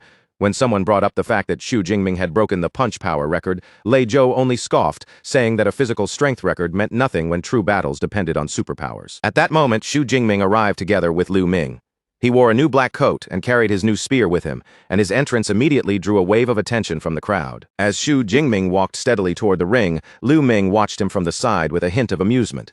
Looking at his junior's handsome appearance and calm bearing, he could not help thinking that once Xu Jingming truly made a name for himself, countless female students would probably be charmed by him. From inside the ring, Lei Zhou narrowed his eyes and carefully observed Xu Jingming's aura. He quickly noticed that Xu Jingming's rank had increased, but even so, Lei Zhou did not lose confidence. In his mind, he still believed he had other preparations ready. Wanting to make the duel even more intense, Lei Zhou suddenly proposed adding a wager to the match. All of their credits. Xu Jingming accepted without the slightest hesitation and stated plainly that he currently had 370 credits. Lei Zhou seemed impressed by how readily Xu Jingming agreed. He said that if his own credits were not enough to match the amount, he would cover the difference with cash. Then he suggested that both of them transfer their credits to the account of Old Master Zhou, using him as a neutral third party. The teacher in charge of presiding over the match was Zhou Yun, a woman with blonde hair tied neatly into a ponytail. She was not an ordinary teacher either, but a powerful Tier 6, mid-level, healing-type superpowered being. As Xu Jingming completed the credit transfer, he also noticed the presence of teacher Zhou Yun, the high-tier healer overseeing the duel. He understood that battles between superpowered beings could easily become dangerous, and it was clear that the school had arranged precautions to make sure no one died in the arena. Xu Jingming agreed to the terms without changing his expression. The crowd around the arena immediately grew even more excited, and whispers surged from every direction as everyone realized that this enormous wager was worth 7 million in currency. After confirming the amount, teacher Zhou Yun stepped forward to officially oversee the match. She announced that she had received the credits and instructed both fighters to prepare themselves. Then she stated the rules clearly. Once one side admitted defeat or lost consciousness, the other side was absolutely forbidden from continuing the attack. Xu Jingming and Lei Zhou both responded calmly, each acknowledging that they understood the rules before the fight began. The two opponents finally stood facing each other in the arena. Xu Jingming held his spear in a ready stance, while Lei Zhou drew his sword, and the tension between them sharpened as the duel was about to begin. Lei Zhou's face hardened with grim resolve as he finally released his A-rank fire ability, Dense Pine Industry Fire. In an instant, fierce orange flames spiraled up around his body, twisting into a blazing vortex that lit the arena with scorching heat. Staring straight at Xu Jingming through the fire, he roared that he would personally take back every bit of honor Xu Jingming had made him lose. The moment Lei Zhou's power erupted, the watching crowd was immediately shaken. Students stared at the roaring flames with wide eyes, marveling at the terrifying pressure and destructive force that came from a true A-rank fire superpower. Wrapped in surging flames, Lei Zhou charged forward without hesitation. His body shot across the ring. Then he leapt high and swung his sword down with both fury and momentum, sending a raging flame crashing toward Xu Jingming. Facing that blazing attack, Xu Jingming did not retreat, dodge, or even change his expression. He simply planted his feet where he stood and lifted his spear in a clean, basic upward arc, meeting the strike head-on. To everyone's complete astonishment, that ordinary-looking movement was enough to stop Lei Zhou's fiery sword attack in its tracks. The roaring flames scattered, and the powerful slash was neutralized as if it had never been a threat. The audience fell into stunned disbelief. No one could understand how Xu Jingming had blocked such a fierce move without using any obvious combat technique at all. Shocked voices quickly broke out around the arena, with students exclaiming that a simple normal attack had actually shattered a major special move. Lei Zhou himself froze for a moment, his eyes trembling with disbelief. His jaw tightened hard, and he gritted his teeth, unable to accept that his attack had been stopped so easily. With Lei Zhou's strike completely crushed, Xu Jingming looked at him with icy indifference. Purple lightning began to crackle around his body, snapping through the air like living serpents. In a calm but cutting voice, he told Lei Zhou that nothing was impossible.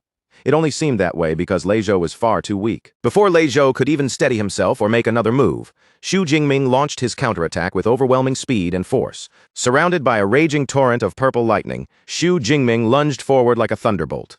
His spear struck Lei Zhou squarely in the chest, and the impact blasted him backward across the ring. Purple lightning from Xu Jingming's blow surged straight through Lei Zhou's body. Electricity tore through his limbs and nerves, forcing a cry of pain from his throat as his body convulsed under the attack. The force of the strike was so brutal that Lei Zhou's sword flew out of his hand. Blood sprayed through the air as his body was hurled backward, completely losing control in front of the crowd. He crashed hard onto the floor of the ring, rolling and collapsing into a defeated slump.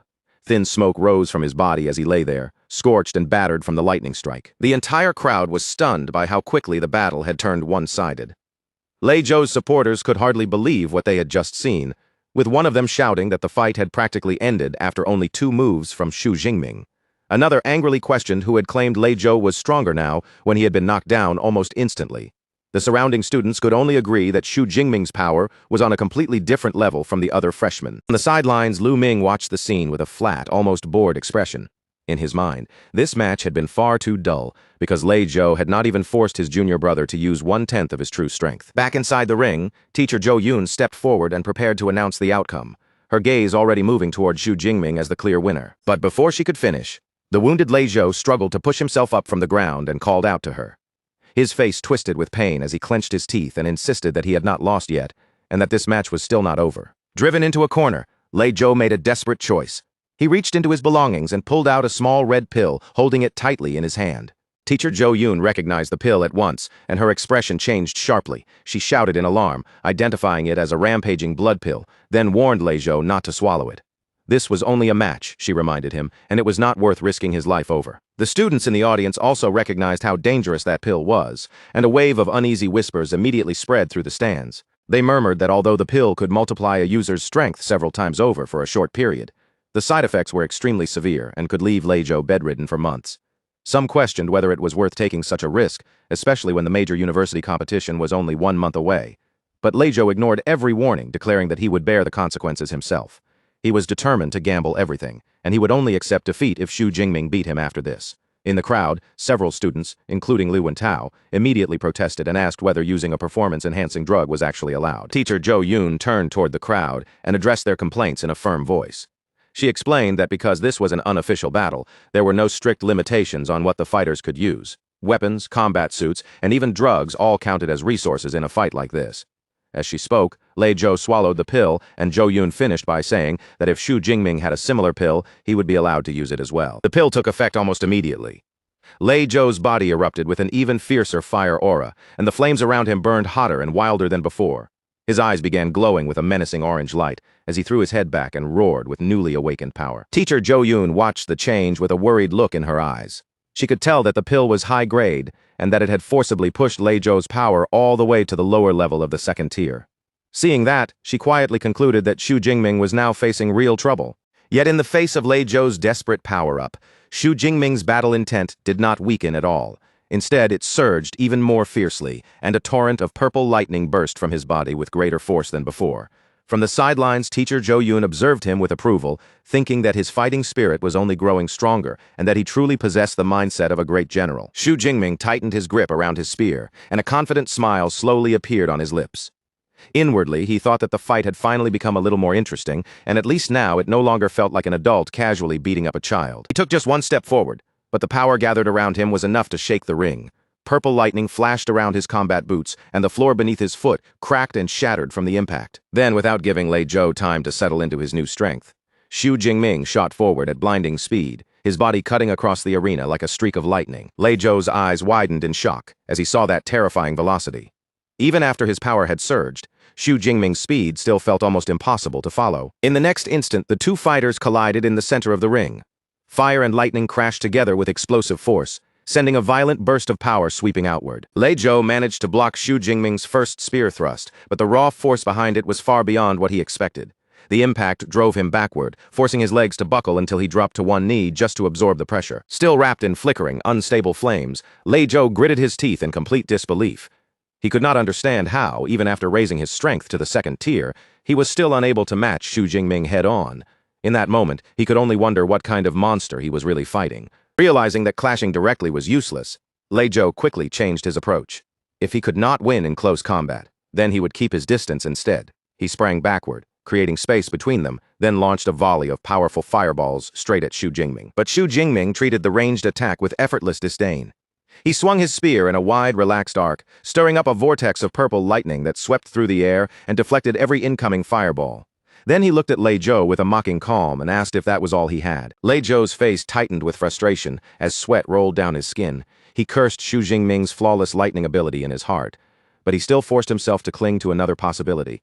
Since getting close was no longer an option, he thought that if he could drag the fight out and exhaust Xu Jingming's power before the drug's effect disappeared, he might still have one last chance. But Xu Jingming had no intention of giving Lei Zhou the chance to stall. His eyes sharpened as he decided that this fight had gone on long enough, and it was time to end it. He raised one hand, and a massive amount of purple energy gathered above his palm. The crackling lightning rapidly condensed, twisting tighter and tighter until it formed a solid spear made entirely of pure thunder power. This was his A-rank combat technique. Thunder Spear. Without hesitation, Xu Jingming hurled the condensed lightning weapon forward, sending it tearing through the air toward Lei Zhou. The Thunder Spear crossed the ring in a flash and slammed directly into Lei Zhou's shoulder. His defenses were pierced in an instant, and the lightning force drove deep into his body. Lei Zhou staggered backward in shock and pain, clutching the wounded shoulder as his face turned pale. A horrifying realization struck him then. Xu Jingming did not just dominate at close range. He also possessed a devastating long-range attack. Before Lei Zhou had any chance to recover, Xu Jingming followed up with another technique. A powerful sphere of lightning suddenly formed above Lei Zhou, and torrents of purple energy poured down from it like a storm, electrocuting him from every direction.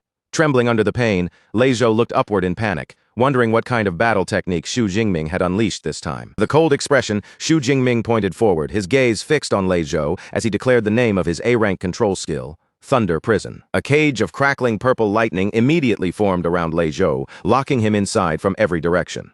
Realizing he had been completely trapped by a restriction-type technique, Lei Zhou cursed through clenched teeth. With no way out, Lei Zhou desperately summoned the power he had left.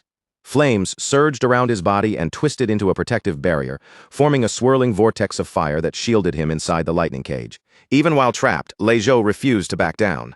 From within the roaring flames, he taunted Xu Jingming, declaring that if he could not escape, then Xu Jingming would not be able to get in either. In his mind, this had become a battle of endurance. Xu Jingming, however, remained completely calm. He looked at the fiery defense with obvious disdain, thinking that the flame barrier seemed rather fragile, and wondering how many of his attacks it could really withstand. Instead of playing along with Lei Zhou's battle of attrition, Xu Jingming suddenly leapt high into the air. His body cleared the flame barrier with ease, placing him directly above his trapped opponent. While suspended in the air, Xu Jingming unleashed his decisive assault, his lightning power gathering around him in an overwhelming surge. He summoned his strength, and dozens of massive purple spears made from pure lightning materialized in the air around him. Each glowing thunder spear crackled with terrifying power, and every single one was aimed straight down at the helpless Lei Zhou. The deadly storm of lightning spears finally began to fall from above, each one tearing through the air with a sharp crackle of purple light. Compared to Xu Jingming's chain thunder gun, this attack looked far more destructive, like an upgraded barrage meant to crush everything beneath it. Lei Zhou looked up at the overwhelming rain of lightning, and pure terror flooded his face. In that instant, all of his confidence vanished, because he knew with absolute certainty that if even that barrage landed on him, he would not survive. With death hanging right over his head, Lei Zhou's pride finally shattered completely. His voice broke with fear as he screamed out his surrender at the top of his lungs. At the very last second, just as Lei Zhou shouted that he admitted defeat, the leading lightning spear froze in midair. Its sharp tip stopped only a few inches from his eye, close enough for him to feel the terrifying power crackling right in front of his face. The countless lightning spears hanging above him began to fade away one after another, dissolving into scattered purple sparks. At the same time, Xu Jingming descended smoothly and landed back inside the ring, with effortless control. Then, with one final and unmistakable movement, Xu Jingming drove his real spear forward. The weapon pierced into Lei Zhou's chest, not as a reckless finishing blow, but as a clear and absolute declaration that the outcome had already been decided. Xu Jingming calmly pulled his spear back from Lei Zhou's chest. Lei Zhou could no longer support himself, and he remained kneeling on the floor of the ring, battered, breathless, and completely defeated. Standing above his fallen opponent, Xu Jingming's presence filled the arena with quiet authority. Teacher Zhou Yun then stepped forward and officially announced that Xu Jingming was the winner of the match. The crowd was left frozen in shock and awe. Voices soon burst out from all around, with students calling it a complete crushing defeat from beginning to end. They could hardly believe that Xu Jingming had linked together 4 different battle techniques within just a few short seconds, something far beyond what any ordinary freshman should be able to do. Nearby, 2 students began discussing the techniques they had just witnessed. One of them guessed that those moves had to be at least B grade, while his friend stared in amazement and admitted that the strongest technique he had learned so far was only C grade. From the sidelines, Lu Ming overheard their guesses, and his expression immediately turned strained. Inwardly, he thought those students were underestimating his junior brother far too much. He knew the real truth. Xu Jingming had actually dared to choose 4 A-grade techniques, and he had already trained them to a level where they could be used smoothly in real combat. Thinking back to his own freshman year, Lu Ming could not help feeling even more pressured. At that time, he had only dared to choose one single A-grade technique, and even that had taken him more than 4 months to learn. Compared to Xu Jingming's monstrous progress, having such a terrifyingly talented junior brother was enough to make even him feel a heavy burden. Back in the ring, the humbled Lei Zhou slowly forced himself to stand. His earlier arrogance was gone, and he sincerely thanked Xu Jingming for sparing his life. He admitted his defeat completely, promised that the wagered credits and cash now belonged to Xu Jingming, and assured him that the payment owed to his aunt's business would be made on time. Teacher Zhou Yun walked over to Xu Jingming and confirmed that his winnings had already been transferred. 50 credits and 3.2 million in currency had been deposited into his student account. Hearing that, Xu Jingming could not help thinking that a gambling match really was a fast way to earn money. With the duel finally over, Liu Wentao rushed down to the ring with an excited look on his face. He congratulated Brother Ming with overflowing enthusiasm, saying that he had suddenly become a rich man. Then he immediately suggested they head to the city center that evening to relax and celebrate properly. Xu Jingming was about to turn him down, explaining that he still had training scheduled with his senior. But Lu Ming, who was standing nearby, spoke up and encouraged him to go. He advised Xu Jingming that constant training alone was not enough, and that knowing when to relax was also important for long-term growth. After hearing Lu Ming's advice, Xu Jingming finally agreed to go out. As they prepared to leave, Lu Wentao suddenly pointed toward Lu Ming with shining eyes and excitedly gushed about his reputation, saying he was the vice president of the Ash Club and a powerful user of an A-rank lightning superpower. As Lu Wentao walked away together with Xu Jingming, he could not stop glancing back. He sighed with admiration, saying that the famous senior was even more impressive in person than he had imagined. When they left the arena, Lu Wentao walked beside Xu Jingming with the confidence of someone who had already prepared everything. He told Xu Jingming to just follow his lead, because he had arranged the entire evening's program from start to finish. Xu Jingming glanced back at him with a slightly suspicious look. Hearing Lu Wentao speak so mysteriously, he could not help asking what kind of program he was talking about. Lu Wentao turned around with a wide, mischievous grin and pointed straight at his friend. Then he proudly revealed his grand plan, calling it the one event in university life that absolutely could not be missed, a social mixer between the male and female dormitories. A table was soon laid out beautifully for the gathering, covered with an impressive spread of food. Plates, drinks, and snacks filled the surface, making the whole place feel lively and ready for a proper social night. Lu Wentao approached Xu Jingming, who was already seated at the table, with excitement written all over his face.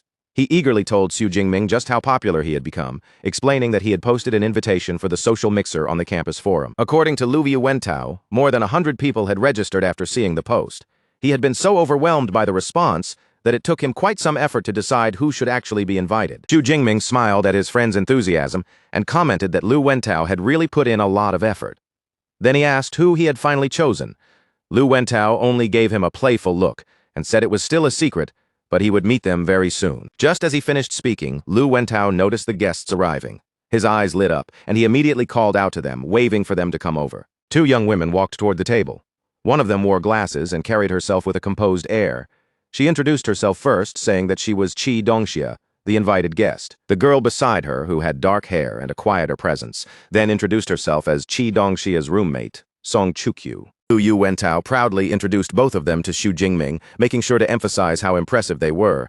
He explained that Chi Dongxia possessed an A-rank beast-type ability, while Song Chukyu was already a high-level first-tier user with an A-rank light element ability and had also been the top scorer in her province. Xu Jingming responded politely, keeping his tone calm and courteous as he introduced himself to the two girls. The moment Song Chukyu heard Xu Jingming's name, her expression shifted with clear surprise. Without wasting any time, she looked straight at him and asked whether he would be interested in sparring with her, even telling him that he could choose both the time and the place. Chi Dongxia immediately turned toward her friend and called her a battle maniac, helplessly pointing out that she was trying to arrange a fight right after meeting someone. She reminded Song Chukyu that they were supposed to be there to socialize, but Song Chukyu openly admitted that her main reason for coming had been the chance to spar with Xu Jingming. Seeing the atmosphere becoming a little awkward, Xu Jingming stepped in naturally and invited them to sit down first. Lu Wentao also quickly clarified the plan, saying that tonight was only about relaxing, eating together, having fun, and going shopping as a group. Later that evening, the group headed out to Huaihai Commercial Street, where the lights were bright, the crowds were lively, and the entire street was filled with the energy of the city at night. Song Chukyu looked up at the towering skyscrapers around them, her eyes reflecting the glow of the city lights. She could not help feeling amazed by how grand and magnificent everything looked. As they walked along the street, Chi Dongxia paused to admire the clothes displayed in a shop window, clearly drawn in by the fashionable styles. Xu Jingming, on the other hand, noticed the wide range of high-end equipment made for superpowered individuals, including A-rank weapons. Looking at the displays of blades and elixirs, he silently thought that this commercial center offered far more choices than his hometown of Zhengcheng ever could. Their outing continued with a lighter, more relaxed mood as they tried street food together, stopping here and there to taste different snacks while chatting along the way. After that, they entered a clothing boutique, where the bright displays and neatly arranged racks quickly caught the girls' attention. While the girls were shopping, Xu Jingming noticed Song Chukyu holding a shopping bag and offered to carry it for her. As he reached out and took it, their hands briefly brushed against each other for a fleeting moment. A little later, Xu Jingming watched as the two girls walked ahead of them and stopped in front of a jewelry display. They leaned in to look at the glittering pieces while he followed behind with the shopping bags. By the time the evening was nearly over, Xu Jingming was already carrying a large number of shopping bags. Looking at everything they had bought, he was genuinely surprised that they had managed to spend several million in just a few hours. Lu Wentao remarked that although Song Chukyu usually dressed in a simple and understated way, she was actually a very wealthy young woman. When Xu Jingming showed a hint of curiosity, Lu Wentao leaned closer and quietly explained that her family background was also incredibly powerful. Just then, Chi Dongxia cheerfully called out to the boys, asking them to help carry one final bag. Beside her, Song Chukyu seemed to think that after all the shopping and walking, it was probably time for them to head back. The night eventually ended with Xu Jingming and Lu Wentao walking the two girls back to their impressive villa. Under the night lights, the building looked grand and elegant, making it clear that their living conditions were anything but ordinary. Before going inside, Song Chukyu turned toward the boys and told them that they had a lot of fun that evening, her tone much softer than when they had first met. Xu Jingming and Lu Wentao both raised their hands and waved goodbye as the girls turned and started walking toward their home. However, before fully leaving, Song Chukyu suddenly stopped. She turned back to face Xu Jingming, her expression becoming serious again, and told him that what she said earlier had not been a joke. One day, she would formally challenge him to a sparring match. Her determined declaration caught Xu Jingming slightly off guard for a moment, but he quickly recovered, and a confident smile appeared on his face as he accepted her challenge, telling her that he would be looking forward to it. Song Chukyu seemed pleased by his answer. A faint hint of satisfaction appeared in her expression before she finally turned around and headed inside. Once they were inside the villa, Chi Dongxia immediately began teasing her friend with a bright, knowing smile. She said that ever since they had started university, she had never seen Song Chukyu show such a pleasant expression toward any boy, and Xu Jingming was clearly the only exception. Feeling delighted with herself, Chi Dongxia happily concluded that bringing Song Chukyu along had definitely been the right choice. Song Chukyu then quietly explained why she usually kept such a cold distance from others. Her A-rank light element ability allowed her to sense the inner thoughts of people around her, which meant that whenever boys came near, she was constantly forced to perceive the messy and impure intentions hidden in their minds. But when she spoke of Xu Jingming, her tone became noticeably different. She said that he was not like the others, because what her ability sensed from him was only simple appreciation, without any dirty thoughts mixed in. After thinking it over, Song Chukyu softly concluded that Xu Jingming was indeed a very special person. The moment Chi Dongxia heard that, a mischievous sparkle appeared in her eyes. She leaned closer with a teasing smile and immediately drew her own conclusion, saying that Miss Song had clearly developed a little crush. Meanwhile, on the way back, Lu Wentao walked beside Xu Jingming with a satisfied sigh. He stretched out the relaxed mood of the evening and commented that taking time to unwind once in a while really did feel nice. Xu Jingming listened quietly and gave a calm agreement. Even so, Xu Jingming's mind was not completely on the walk back. He kept thinking about Song Chukyu, especially the fact that she was already a high-level first-tier user. That realization reminded him that he still had a long road ahead, and instead of discouraging him, it quietly pushed him to train harder and become even stronger. 15 days passed in the blink of an eye. Inside his training room, Xu Jingming sat in deep meditation, his aura steady and focused. After sensing that his condition had reached the right point, he finally made his decision and ordered his system, Deep Blue, to spend his points and begin the upgrade. In the next instant, a violent surge of purple lightning erupted from Xu Jingming's body, filling the training room with crackling energy. System notifications appeared one after another, confirming that he was undergoing a dual advancement. His realm was rising from mid-level first tier to high-level first tier, while his thunder indestructible body was also breaking through to its second level. When the surging energy gradually calmed and the lightning around him began to fade, Xu Jingming opened his eyes and quietly reviewed the progress he had just made. He could clearly feel that this rank-up had caused his overall strength to rise by a large margin. At the same time, he understood that the second level of his body tempering technique focused mainly on reinforcing his bones and muscles, making his physical foundation even tougher than before. After that, Xu Jingming turned his attention to the training manual again. According to the manual, once Thunder Indestructible Body reached the third level, he would unlock a special ability called Thunder Extreme State, a temporary state that could greatly increase both his power and speed. Xu Jingming then opened his system panel to check his updated status. Although he was satisfied with the improvement, his expression shifted slightly when he saw that only 62 ability points remained. That amount was far from enough for another breakthrough. So he realized it was time to ask his master for permission to leave the university, head into the wilderness, hunt beasts, and earn more ability points. Later, when Xu Jingming arrived at his master's residence, Din Yang Zhentian was visibly shocked by the change in his aura. He looked at his disciple in surprise and asked whether he had broken through again. Xu Jingming answered calmly, saying that he had advanced the previous night and that his body tempering technique had also reached the second level. Din Yang Zhentian was secretly amazed as he listened. To most people, each breakthrough was difficult and dangerous, yet Xu Jingming spoke about it as casually as if it were an ordinary matter. Inwardly, the dean could not help concluding that with an S-rank ability and such relentless training, there truly seemed to be nothing this student could not accomplish. Standing nearby, Lu Ming could only shake his head and call his junior brother a monster. He remembered very clearly that when he had reached the same stage, it had taken him a full half-year to make that advancement. Din Yang Zhentian then reminded Xu Jingming that raising his level was important, but he could not afford to neglect actual combat training to test just how strong he had become. The dean suggested a sparring match against his senior Lu Ming. Xu Jingming's eyes immediately brightened, and he accepted without hesitation. Inside the training room, Lu Ming stood opposite Xu Jingming and explained the conditions of the match. He would suppress his own strength to the level of a low-level second-tier user, while Xu Jingming was to hold nothing back and fight with his full power. After a brief countdown, the sparring match officially began, and the atmosphere in the room tightened in an instant. Both fighters launched themselves forward at the same time. Their spears collided fiercely in the center of the training room, and the impact exploded outward in a brilliant burst of purple and green energy. The force behind that first clash made Liu Ming's eyes narrow in surprise. He could feel that Xu Jingming's power was unbelievably strong, nearly matching his own even though he had suppressed himself to a lower level. Xu Jingming, wrapped in fierce purple lightning, felt excitement surge through him. Ever since obtaining his system, this was the first time he had faced an opponent whose strength felt truly equal to his own, and the thrill of that challenge made his fighting spirit burn even hotter.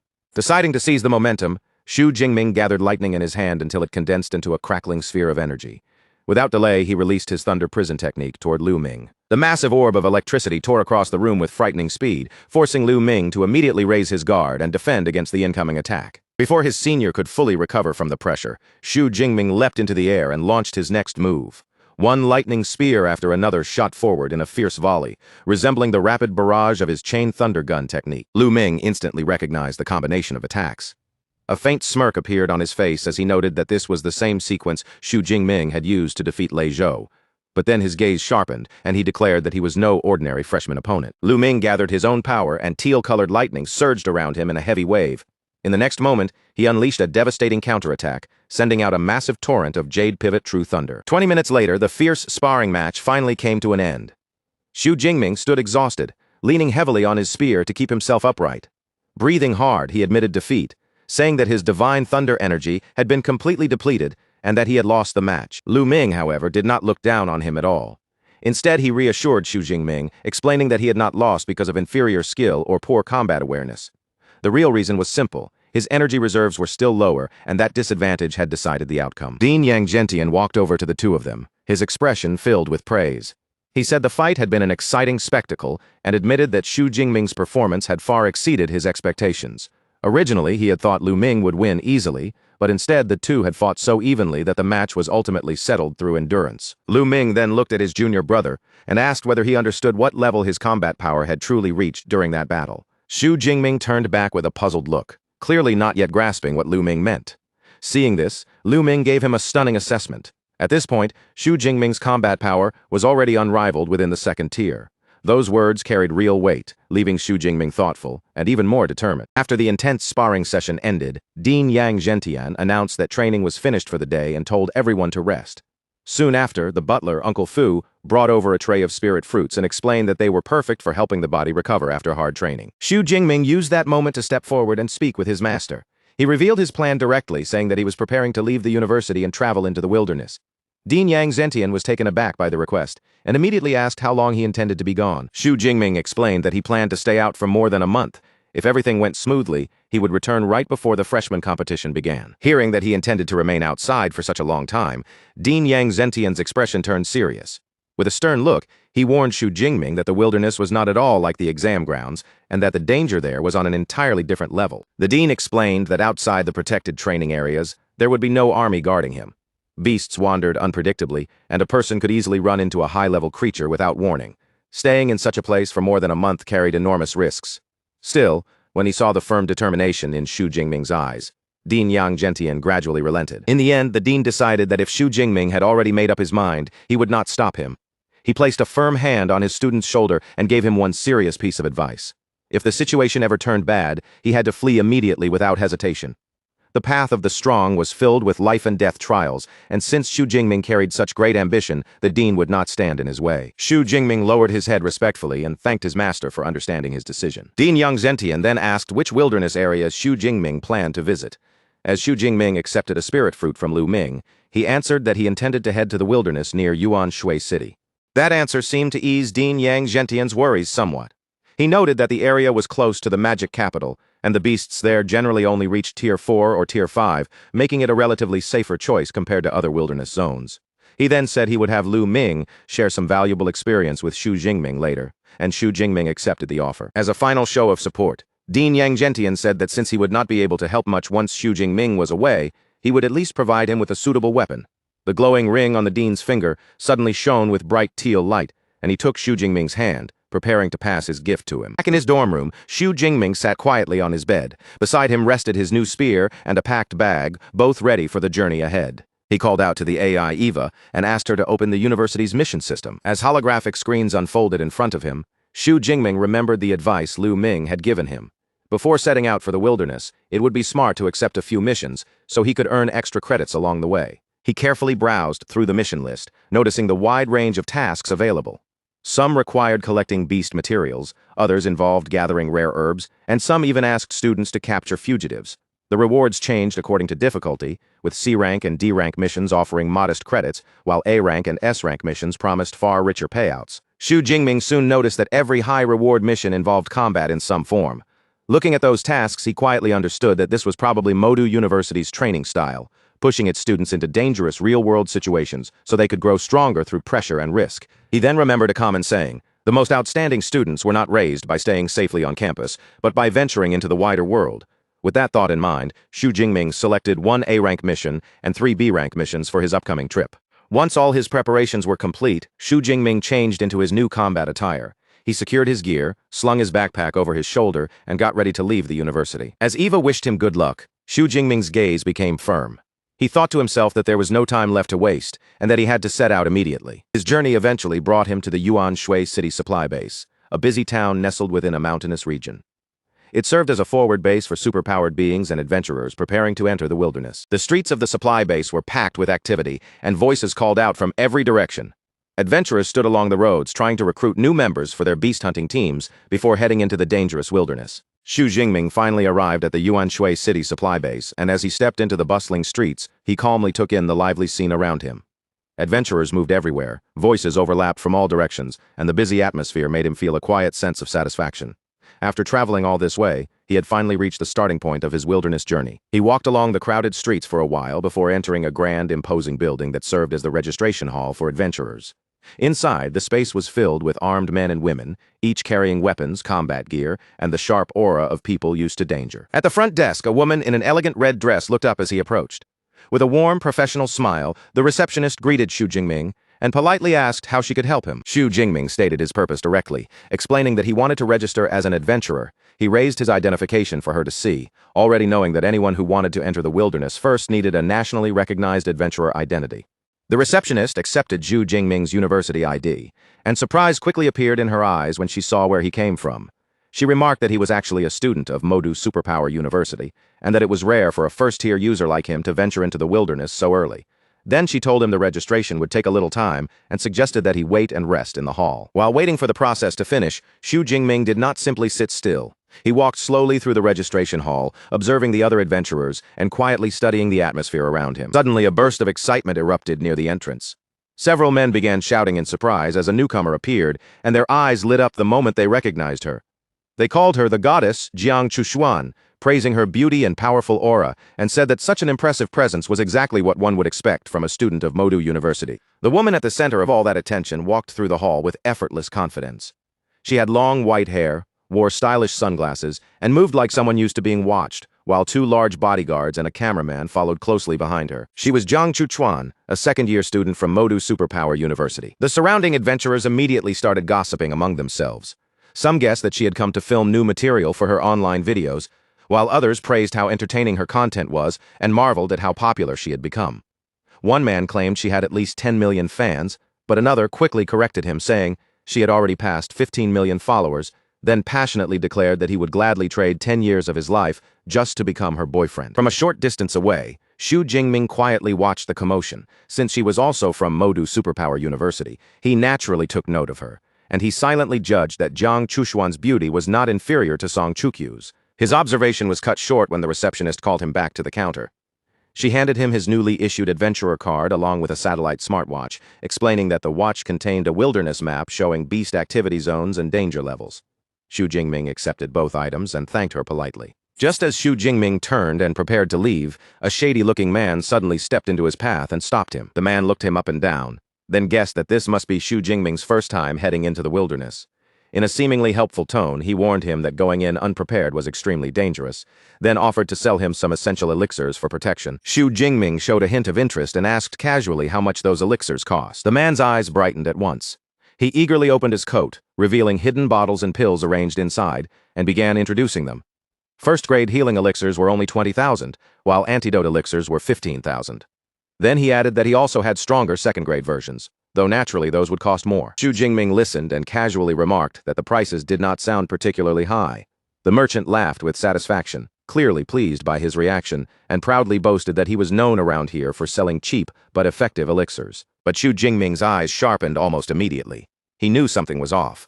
A normal first-grade elixir should cost at least 30 or 40,000, so prices this low could only mean one thing. This man was not offering him a bargain at all. He was a scammer who specialized in targeting inexperienced newcomers. Instead of showing fear or backing away, Xu Jingming remained calm and asked how many elixirs the man wanted to sell him. Then, without changing his tone, he exposed him on the spot, asking how many other new adventurers he had already cheated. The merchant instantly realized that his act had failed. His friendly smile vanished, and he stepped aggressively toward Xu Jingming, pushing his face closer as he asked whether Xu Jingming had been playing with him from the very beginning. Xu Jingming did not move an inch and simply asked him what he thought. The merchant's expression twisted into a threatening grin. His eyes turned vicious as he declared that Xu Jingming was the first person bold enough to provoke him inside the supply base. Before the situation could become any more tense, a young woman with short dark hair suddenly stepped in and shouted at the merchant. She called him by name, Zhao Chunlin, and angrily accused him of scamming new adventurers again. The woman walked straight toward them with a firm expression. Seeing her approach, Zhao Chunlin clicked his tongue in annoyance and muttered that Xu Jingming was lucky this time. But before leaving, Zhao Chunlin still leaned in close and left behind a sinister warning. He told Xu Jingming not to leave the supply base over the next few days, or he would definitely regret it. As Zhao Chunlin stalked away, the surrounding adventurers immediately began whispering among themselves. Some said the newcomer was in real trouble now that Zhao Chunlin had targeted him, while others commented that he had provoked the wrong person. One adventurer added that Zhao Chunlin was rumored to be a mid-level second-tier user, which made him far too powerful for a high-level first-tier newcomer like Xu Jingming. The woman who had stepped in came over to Xu Jingming and warned him seriously that Zhao Chunlin was a very vengeful person. She advised him to stay inside the base for the time being. Xu Jingming thanked her for the warning, but then asked why a known scammer like Zhao Chunlin had not already been dealt with by the authorities. He explained that Zhao Chunlin had powerful connections behind him, which was why most people chose not to interfere with his business. Before leaving, she reminded Xu Jingming to buy his supplies only through official channels and warned him once more not to leave the base carelessly. As the young woman walked away, Xu Jingming watched her back for a moment. From the way she had stepped in and warned him, he could tell that she was a kind-hearted person. After putting that little encounter aside, Xu Jingming quickly refocused on what he had come here to do.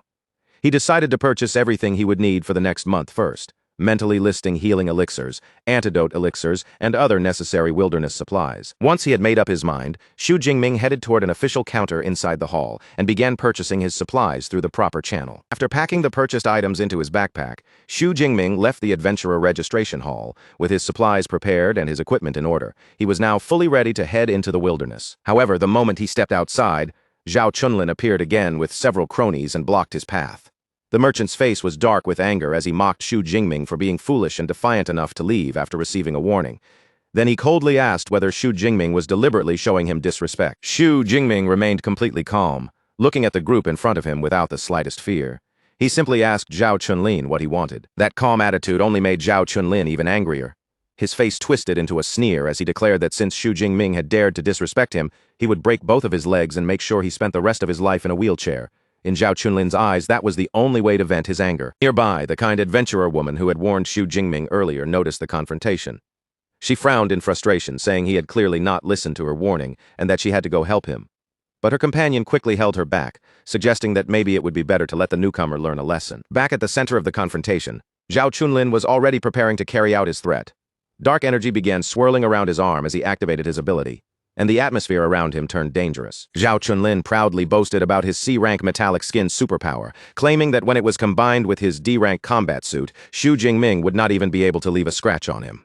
Then he gave his ultimatum. Unless Xu Jingming paid him 1 million and kneeled to apologize, he would cripple him on the spot. Xu Jingming's response came instantly. A faint crackle of purple lightning flickered from his body, and with clear contempt in his voice he uttered a single word: shameless. The sudden surge of energy startled Zhao Chunlin at once. His eyes widened, and for a brief moment, the confidence on his face cracked. Before Zhao Chunlin or any of his cronies could react, Xu Jingming vanished in a flash of purple lightning. In the next instant, he reappeared behind the merchant and struck him down with one devastating blow. That single lightning-fast attack carried terrifying force. Zhao Chunlin's body was blasted backward, battered and bloodied before anyone could even understand what had happened. He flew through the air and smashed violently into a nearby stone wall. The impact shattered the wall apart, sending broken stone and dust crashing down around him. The surrounding onlookers were left completely speechless, especially the kind adventurer woman and her companions. None of them had expected Xu Jingming to display such sudden and brutal power. Xu Jingming stood calmly in the devastated courtyard, as if the chaos around him had nothing to do with him. The crowd instinctively parted around his position, leaving him alone at the center of the destruction. The onlookers slowly recovered from their shock, and murmurs spread through the crowd. Some whispered that Zhao Chunlin had been defeated instantly in a terrifying way, while others admitted they had not even seen how Xu Jingming attacked. A few people said they had originally been worried for the newcomer, never expecting him to be this powerful. In the end, everyone reached the same conclusion. Zhao Chunlin had picked a fight with the wrong person. The kind adventurer woman and her friend were still trying to process what they had just witnessed. The woman admitted in disbelief that she had not been able to follow Xu Jingming's movements either. Her blonde companion looked toward the wreckage with a grim expression and assessed Zhao Chunlin's injuries. From the force of that blow, she guessed that his legs and pelvis had likely been completely shattered. Even if he survived, he would probably be crippled. The kind woman then remarked that Xu Jingming was not only unbelievably strong, but also ruthless when he struck, truly worthy of being a student from the prestigious Modu Superpower University. When her companion asked how she knew where Xu Jingming came from, the woman explained that she had recognized his combat suit as exclusive equipment from Modu Superpower University, impressed by his strength. The kind woman, whom her friend called Zhao Qian, suggested that they should try recruiting him into their team, since they happened to be short one attacker. Her teammate immediately objected, reminding her that when they formed their all-female team, they had agreed to accept only female members. The rest of the teammates quickly joined in and began teasing Zhao Qian, joking that she was only interested because Xu Jingming was handsome. Still, they admitted with playful smiles that they would not necessarily oppose him joining. Their teasing instantly made Zhao Qian flustered. Xu Jingming paid no attention to the commotion behind him. Without looking back, he continued toward the wilderness entry gate, ready to step beyond the safety of the supply base. He scans his adventurer card at the checkpoint, and almost immediately, a notification flashes up, confirming his identity and approving his entry. With permission granted, he walks through the enormous gate and steps into the Yuan Shui wilderness area, where a vast, untamed forest stretches out before him like a green ocean of danger. Not long after he enters, Xu Jingming suddenly slows his steps.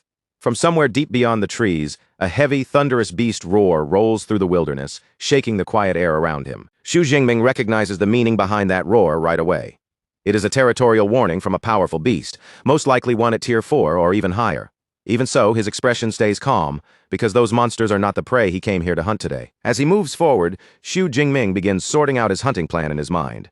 He remembers that the Yuan Shui wilderness is split into two major regions, the ruined city area and the mountain forest.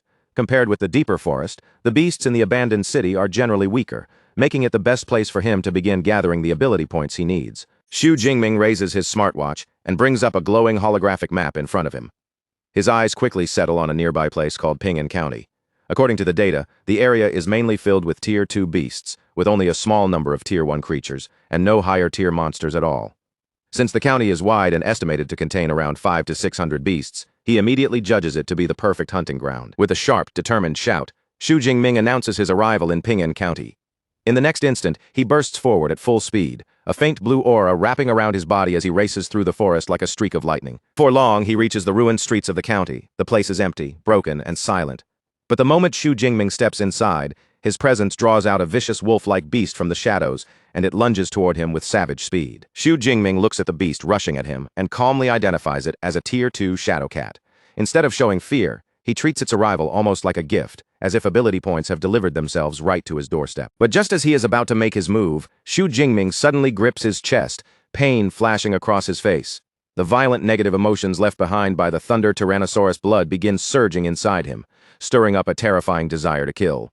The more he tries to force it down, the more fiercely that bloodthirsty impulse fights back. A wild, almost crazed grin slowly spreads across Xu Jingming's face. At that moment, he decides he has suppressed himself for long enough. Purple lightning erupts from his body in a violent torrent, as Xu Jingming gives in to the surging bloodlust. His aura changes in an instant, becoming so terrifying and oppressive that the shadow cat freezes where it stands, too frightened to move. 1 month passes. On the empty streets of the same county, a 4-person adventurer team cautiously patrols the area. One member turns to their bald, red-bearded captain and asks why the whole place feels so deserted, complaining that they have searched for an entire day without spotting even a single beast. The captain snaps back angrily, saying he has no idea either. But his face remains grim, because the situation feels deeply wrong. In a city this large, there should have been hundreds of beasts roaming around, and even if a migration had happened, it should not have left the entire area this completely empty. Just as the group begins to feel uneasy, their luck finally seems to turn. A huge tiger-like beast with blade-shaped arms appears in front of them, instantly startling the entire team. Seeing that they have finally found a target, the captain's tense expression eases a little. He quickly rallies his men and orders them to attack together, determined to take the beast down as a team. But before any of them can even make a move, a massive spear formed from pure purple lightning suddenly drops from the sky above. The purple lightning spear crashes straight into the beast with terrifying force. In a single explosive blast, the creature is completely obliterated, leaving only violent purple energy, scattered debris, and stunned silence behind. The adventurers stand frozen, utterly shaken by the sudden attack. One of them nervously wonders aloud if that was some new kind of laser weapon. But the more experienced captain immediately rejects the idea, explaining that a real laser would have been much faster. With a grave expression, he realizes that what they witnessed was an incredibly powerful lightning element combat technique. The captain quickly understands what is really happening. That attack was not random. It was a warning, clear and direct, telling them that some powerful individual had already claimed the entire county as their territory. Without wasting another second, the captain urges his team to leave at once. His men scramble after him, one still trembling as he mutters about how terrifying that lightning spear was, while another finally understands why they had found no beasts all day. Every creature here had already been wiped out by that mysterious lightning user. The captain shouts at them to hurry, afraid of what might happen if they stayed too long, and angered that hidden powerhouse. High above the ruined streets, Xu Jingming sits calmly on top of a towering structure. A system notification appears before him, confirming that he has killed a Tier 2 Armblade Tiger and gained 19 ability points. Looking at the result, he reflects with satisfaction that after raising his proficiency, his Thunder Spear technique can now strike targets more than 1,000 meters away. Xu Jingming then opens his status panel and reviews everything he has achieved over the past month. By gathering more than 8,000 ability points, he has climbed from high-level first tier all the way to high-level second tier, and his thunder indestructible body has successfully broken through to the third level. He also notes with pride that several of his A-rank combat techniques have reached the intermediate level, something he believes no one else could possibly accomplish in such a short period of time. Now that Ping'an County has been completely cleared out, Xu Jingming decides it is time to pack up. He plans to return to the supply base for the night, then head even deeper into the wilderness the next day. Back at the Yuan Shui supply base, a group of adventurers stare in disbelief as Xu Jingming returns with an absurdly huge backpack bulging behind him. The pack is so overloaded that they begin joking among themselves, wondering if the bag has grown legs and guessing that he must have foolishly dragged back an entire beast carcass. Xu Jingming ignores their comments, but inwardly, he feels relieved that he bought the reinforced version of the backpack. If he had chosen an ordinary one, it never would have held the more than 400 kilograms of beast materials he had collected. Carrying his enormous haul, Xu Jingming heads into the adventurer's hall and walks up to the receptionist's counter. The woman greets him politely, asks what kind of materials he wants to sell, and directs him toward the large weighing scale nearby. Xu Jingming sets down the massive pack and opens it up. The moment the contents are revealed, a mountain of valuable beast parts spills into view, each piece looking clean, high quality, and carefully selected. He calmly tells the stunned receptionist that he has more than 400 kilograms of Tier 2 beast materials. Then he asks her to check everything and calculate how much the entire haul is worth. Still staring in amazement, the receptionist begins examining the materials more closely. She quickly realizes that every piece is among the most valuable and well-preserved parts, including tiger tendons, sharp claws, and heavy rhino horns. Completely overwhelmed by the size and quality of the haul, the receptionist apologetically asks Xu Jingming to wait for a moment. There are simply too many materials for her to process alone, so she explains that she needs to call someone over to help. A short while later, a well-dressed man approaches with two female attendants in red dresses following beside him. With a composed smile, he introduces himself as Zhao Yi, the manager responsible for acquisitions. After Xu Jingming gives his name, manager Zhao Yi warmly shakes his hand and expresses his admiration. He says it is rare for someone so young to bring back such an impressive number of hunted beasts. Then he has his staff begin handling the inventory and invites Xu Jingming to sit with him while they wait. While Xu Jingming sits beside manager Zhao Yi, the staff of the adventurer's hall get to work. Floating scanner drones hover over the massive pile of beast materials, carefully assisting the employees as they appraise every piece one by one. Manager Zhao Yi is clearly impressed by this young client's ability, and quickly decides that building a good relationship with him would be wise. He takes out a platinum membership card for the supply base, explaining that it gives a discount on all purchases, and asks Xu Jingming to accept it as a small token. Xu Jingming accepts it politely and thanks him. Soon, a female employee returns with the completed inventory report. She states that they have counted 89 high-tier Tier 2 beast materials, 107 mid-tier materials, and 221 low-tier materials. The numbers are so astonishing that even manager Zhao Yi is inwardly stunned, wondering if Xu Jingming had single-handedly wiped out an entire beast layer. Turning back to Xu Jingming, manager Zhao Yi presents the final valuation. The total comes to just over $24.76 million. To show goodwill, he offers to round the payment up to $25 million, and Xu Jingming accepts the generous offer with a gracious nod. A moment later, Xu Jingming's phone receives a payment notification. When he checks it, the deposit has gone through, raising his bank balance to more than $29 million. A smile appears on his face as he realizes he has become incredibly wealthy, almost overnight. As Xu Jingming prepares to leave, manager Zhao Yi hands him a business card and warmly invites him to come by for tea sometime. Xu Jingming responds politely, agrees to the invitation, and then turns to leave the hall. Manager Zhao Yi watches Xu Jingming's figure disappear into the distance, his eyes thoughtful. In his mind, this young man's future seems almost limitless. But just as Xu Jingming leaves, manager Zhao Yi's phone suddenly begins to ring. He answers the call, and the person on the other end is revealed to be Zhao Chunlin. Zhao Chunlin is in a hospital room, sitting in a wheelchair with his body wrapped heavily in bandages.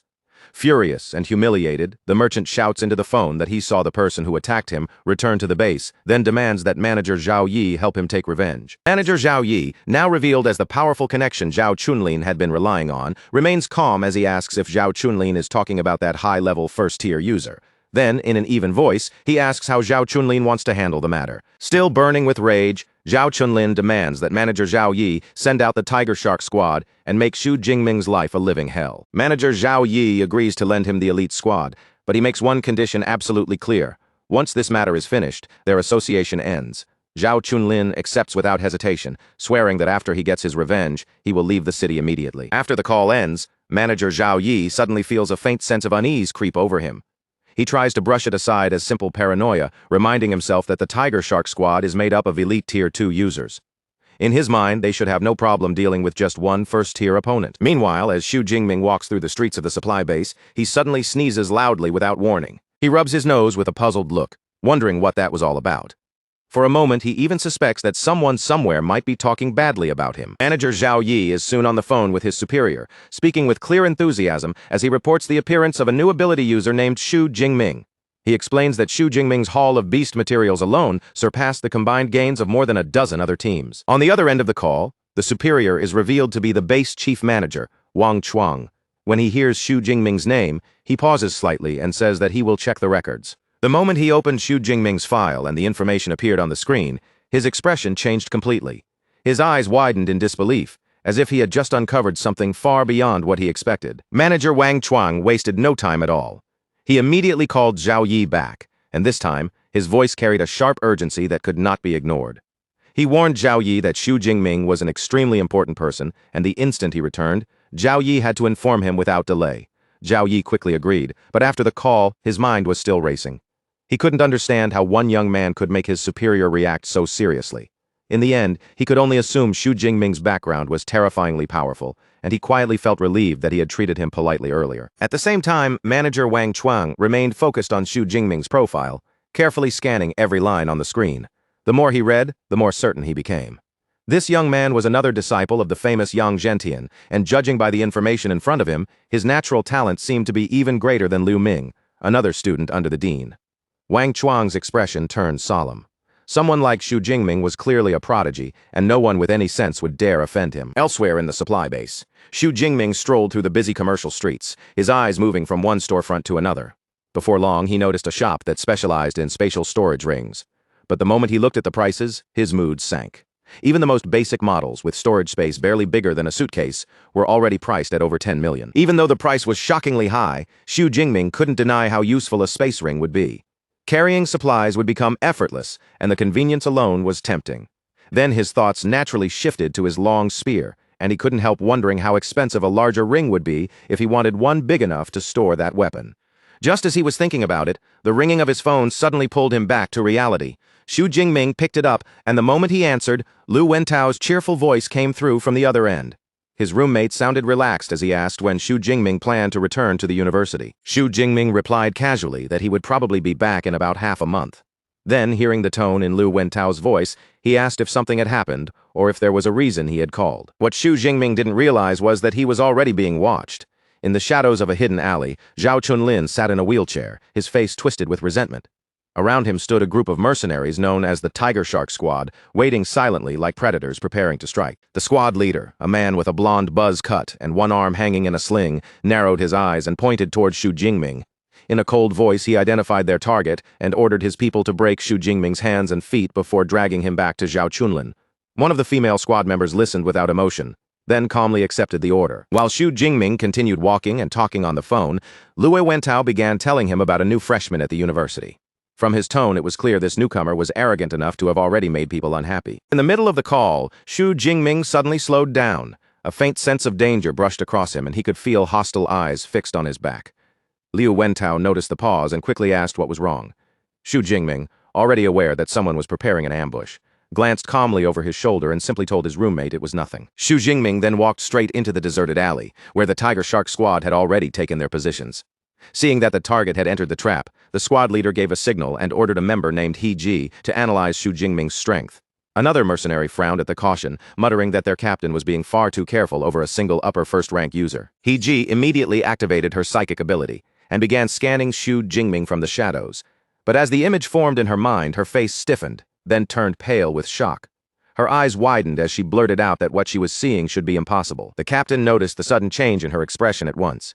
His brows tightened, and with a bad feeling rising in his chest, he demanded to know what was wrong. Without wasting another second, He Ji shared her psychic perception with the entire team. In an instant, everyone around her was able to see exactly what she was seeing. Through He Ji's vision, the alley looked completely different. The auras of the Tiger Shark Squad appeared only as small, wavering flickers of energy, weak flames barely holding steady in the dark. But Xu Jingming's aura was something else entirely. Around him surged a massive vortex of deep purple power, so enormous and overwhelming that it swallowed the space around him. The whole team froze in horror, finally realizing his strength was far beyond an upper second-rank user. If they attacked him, he could wipe them out with ease. The squad leader's face twisted with rage as the truth hit him.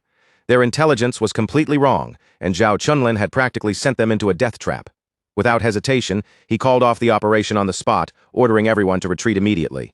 As he turned away, his voice was filled with fury, and he swore he would settle this score later. Inside the alley, Xu Jingming quietly watched as the Tiger Shark squad suddenly sprang away from their hiding places and disappeared one after another. Their retreat happened so abruptly that even he was left standing there, slightly confused by how quickly they had given up. After thinking for only a moment, Xu Jingming quickly figured out who was behind it. In this entire base, the only person who held a grudge against him was Zhao Chunlin. Most likely, this had been another clumsy attempt at revenge. Xu Jingming didn't take it too seriously. People like Zhao Chunlin never learned their lesson, and if there was a next time, he would make sure to teach him properly. Not long after, the furious Tiger Shark squad returned to Zhao Chunlin.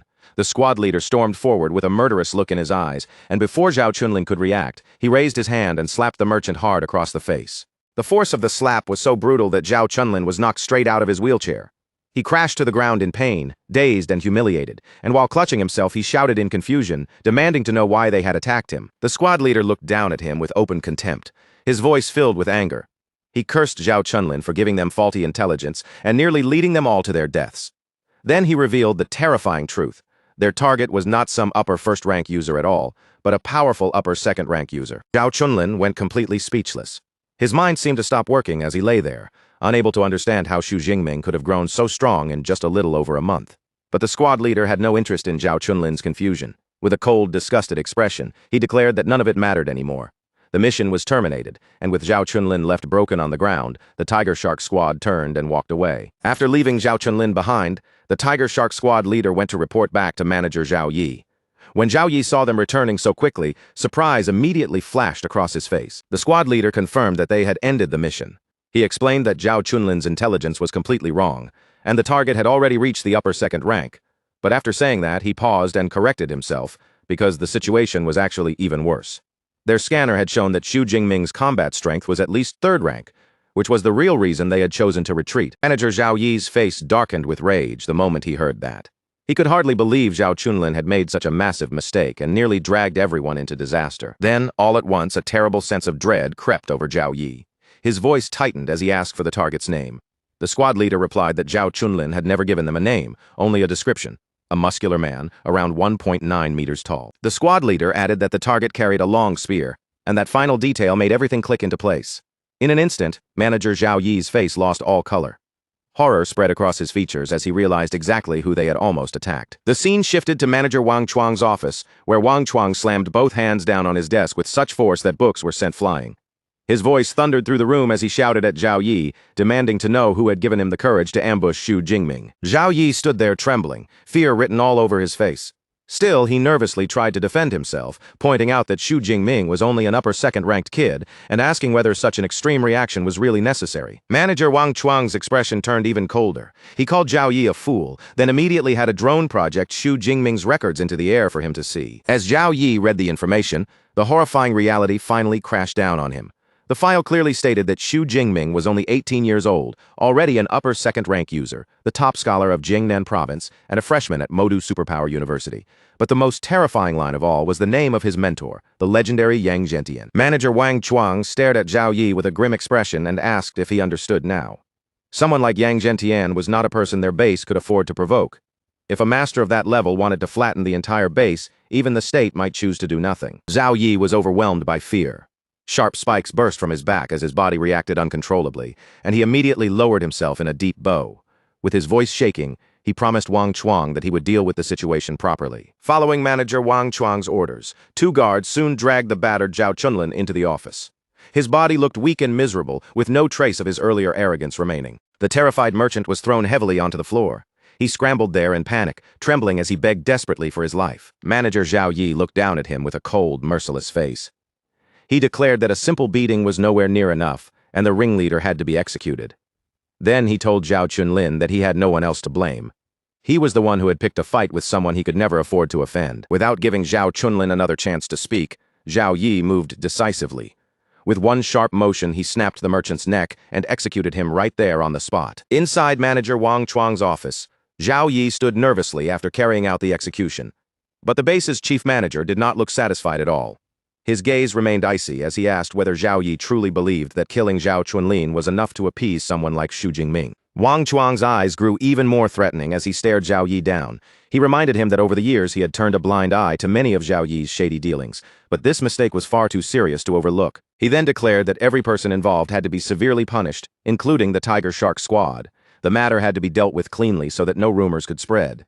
Zhao Yi could only stand there in horror, unable to say a single word. The scene then moved to the entrance of the Adventurers' Hall, where the top management of the entire base had gathered. They stood in a neat, formal line, creating an atmosphere so serious that everyone nearby couldn't help but stare. Among the crowd were Zhao Qian and her team, watching the unusual gathering with surprise. They quickly recognized manager Wang Chuang standing at the front, and when they saw that all the department heads were present as well, they immediately realized this was no ordinary welcome. Whoever they were waiting for had to be someone extremely important. Just then, one of Zhao Qian's teammates spotted a familiar figure approaching. With surprise in their voice, they pointed him out as the young man from Modu Superpower University. Xu Jingming had just returned from handling his errands, and when he saw the entire management team lined up at the entrance, confusion flashed across his face. He clearly had no idea why so many important people had gathered there. The man standing at the very front stepped forward with a warm and respectful smile. He welcomed Xu Jingming politely, addressing him as Student Xu, and introduced himself as the base's chief manager, Wang Chuang. Seeing the highest authority in the base personally come out to greet Xu Jingming left Xiao Qian and her companions completely stunned. Only then did they realize this young man's identity was far from simple. Manager Wang Chuang then offered Xu Jingming a formal apology in front of everyone. Wang Chuang informed Xu Jingming that Zhao Chunlin had already been punished for the offense against him. On top of that, every accomplice connected to the matter had been rounded up, and they would spend the rest of their lives in prison. To make up for what had happened, Wang Chuang explained that the base had also prepared compensation for him. Xu Jingming listened calmly, but inwardly he couldn't help feeling impressed. As expected of a chief manager, Wang Chuang handled problems cleanly, decisively, and without leaving loose ends. A female attendant stepped forward with a formal, respectful posture, holding a box carefully in both hands. Inside was the base's highest-level black-gold membership card, presented directly to Xu Jingming. Manager Wang Chuang explained with a polite smile that with this card, Xu Jingming could stay at the base for free, and any purchase he made would receive at least a 20% discount. Right after that, another attendant came forward carrying a second gift. This one was placed inside a smaller box, and when it was opened, a space ring with 1 cubic meter of storage space lay quietly inside. The moment Xu Jingming saw what was inside the box, even he couldn't stay completely calm. The value of that small ring was astonishing, and as he stared at it, he fully realized just how generous this apology really was. Xu Jingming picked up the space ring and weighed it lightly in his hand, his eyes lingering on it for a moment. He knew very well that something like this would cost at least 50 million on the open market. Since Wang Chuang had shown this much sincerity, Xu Jingming accepted the gift without hesitation and acknowledged the gesture. Manager Wang Chuang looked at him with clear admiration and praised his composure, saying that this kind of courage truly matched what he would expect from a student of Yang Zhentian. He then mentioned that Xu Jingming's senior disciple, Liu Ming, had also trained here at the base before. Before Xu Jingming left, Wang Chuang gave him one more assurance. If he ran into any trouble within the city, he could contact him directly, because Wang Chuang's influence here was not small. Xu Jingming understood the reason for this special treatment very clearly. All of it came from the powerful backing of his master. Later, inside the luxurious room arranged through his new black-gold membership, Xu Jingming finally had a chance to settle down.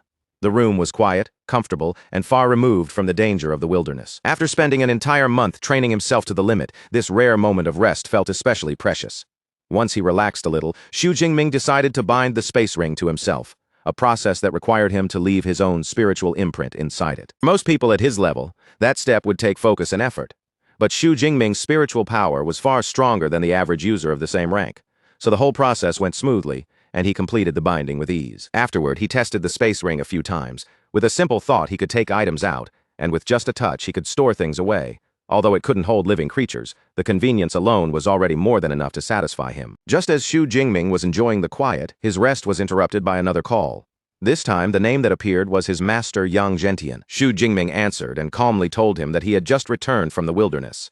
Then his tone grew more serious as he said there was something important he needed to report. When Yang Zhentian heard that someone had actually sent mercenaries to attack his disciple, his anger exploded instantly. His voice thundered through the phone, saying that a single space ring was far too light as compensation for an assassination attempt.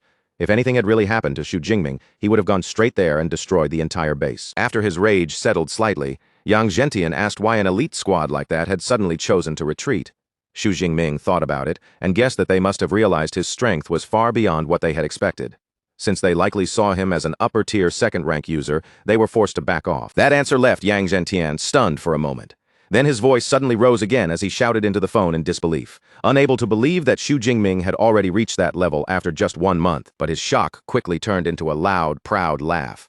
Yang Zhentian praised Xu Jingming without holding back, saying that his cultivation speed was even faster than his own had been. Then, clearly delighted, he eagerly asked when Xu Jingming planned to come back so they could celebrate properly. Xu Jingming told him that he would return just before the semester officially began. Until then, he wanted to use the remaining time to push deeper into more dangerous parts of the wilderness and continue sharpening himself. Yang Zhentian reminded him to stay careful no matter what. Xu Jingming gave a steady reply, assuring his master that he understood and would not act recklessly. After the call ended, Yang Zhentian still couldn't wipe the smile from his face. Seeing this, his butler, Uncle Fu, remarked that it had been a very long time since he had seen him this happy. The dean could barely contain his admiration for Xu Jingming's terrifying speed of growth. For other people, life and death crises might act as a harsh catalyst, but for his talented disciple, they seemed almost like a powerful cheat, pushing his improvement forward at an unbelievable pace. Following the plan he had already made, Xu Jingming left the base again and headed into the forest mountain range, a more advanced and dangerous region of the wilderness. As he moved through the dense forest, the air around him was filled with the distant roars of fierce beasts. Compared with the ruined city he had cleared before, this place clearly held far richer resources, and the danger in the atmosphere was much heavier. While walking forward, Xu Jingming's sharp senses suddenly caught the hint of an incoming attack. At nearly the same moment, his boots snapped a dry twig beneath him, and that small sound revealed his position to the enemy hiding nearby. In the next instant, invisible waves of energy tore through the air. They came slicing toward him at terrifying speed, like unseen blades aiming straight for his body. Xu Jingming reacted almost instantly. His body shifted with incredible speed, dodging the assault by a narrow margin as the blasts whipped past him and carved through the surrounding trees instead. Only then did the attacker finally reveal itself. From the forest emerged a large and ferocious gale dread wolf, its body radiating a vicious pressure as it locked onto Xu Jingming. Xu Jingming remained calm as he studied the beast in front of him. He guessed that most third-rank beasts probably possessed special abilities, and this Gale Dreadwolf was clearly a wind element creature. Judging by its aura, it was likely around the mid-tier third rank, which made him wonder how many ability points he could gain by defeating it. Just as Xu Jingming tightened his grip on his spear and prepared to fight, his senses picked up something else. Another group was approaching this area. The newcomers were Jiang Chushuan, the popular streamer, along with her bodyguards and a cameraman. One of her men quickly spotted the Gale Dread Wolf and suggested that it would be the perfect beast for Miss Jiang to defeat in front of the camera. The team leader immediately ordered one of his subordinates to cut off the wolf's escape route, clearly planning to claim the beast for themselves. Xu Jingming watched this unfold from where he stood and instantly understood what they were doing. They were trying to steal his prey, which went against the wilderness rule that whoever discovered a resource first had the right to it. But Jiang Chushuan did not approve of that idea. She spoke up directly, saying that she disliked taking someone else's prey just for the sake of filming content.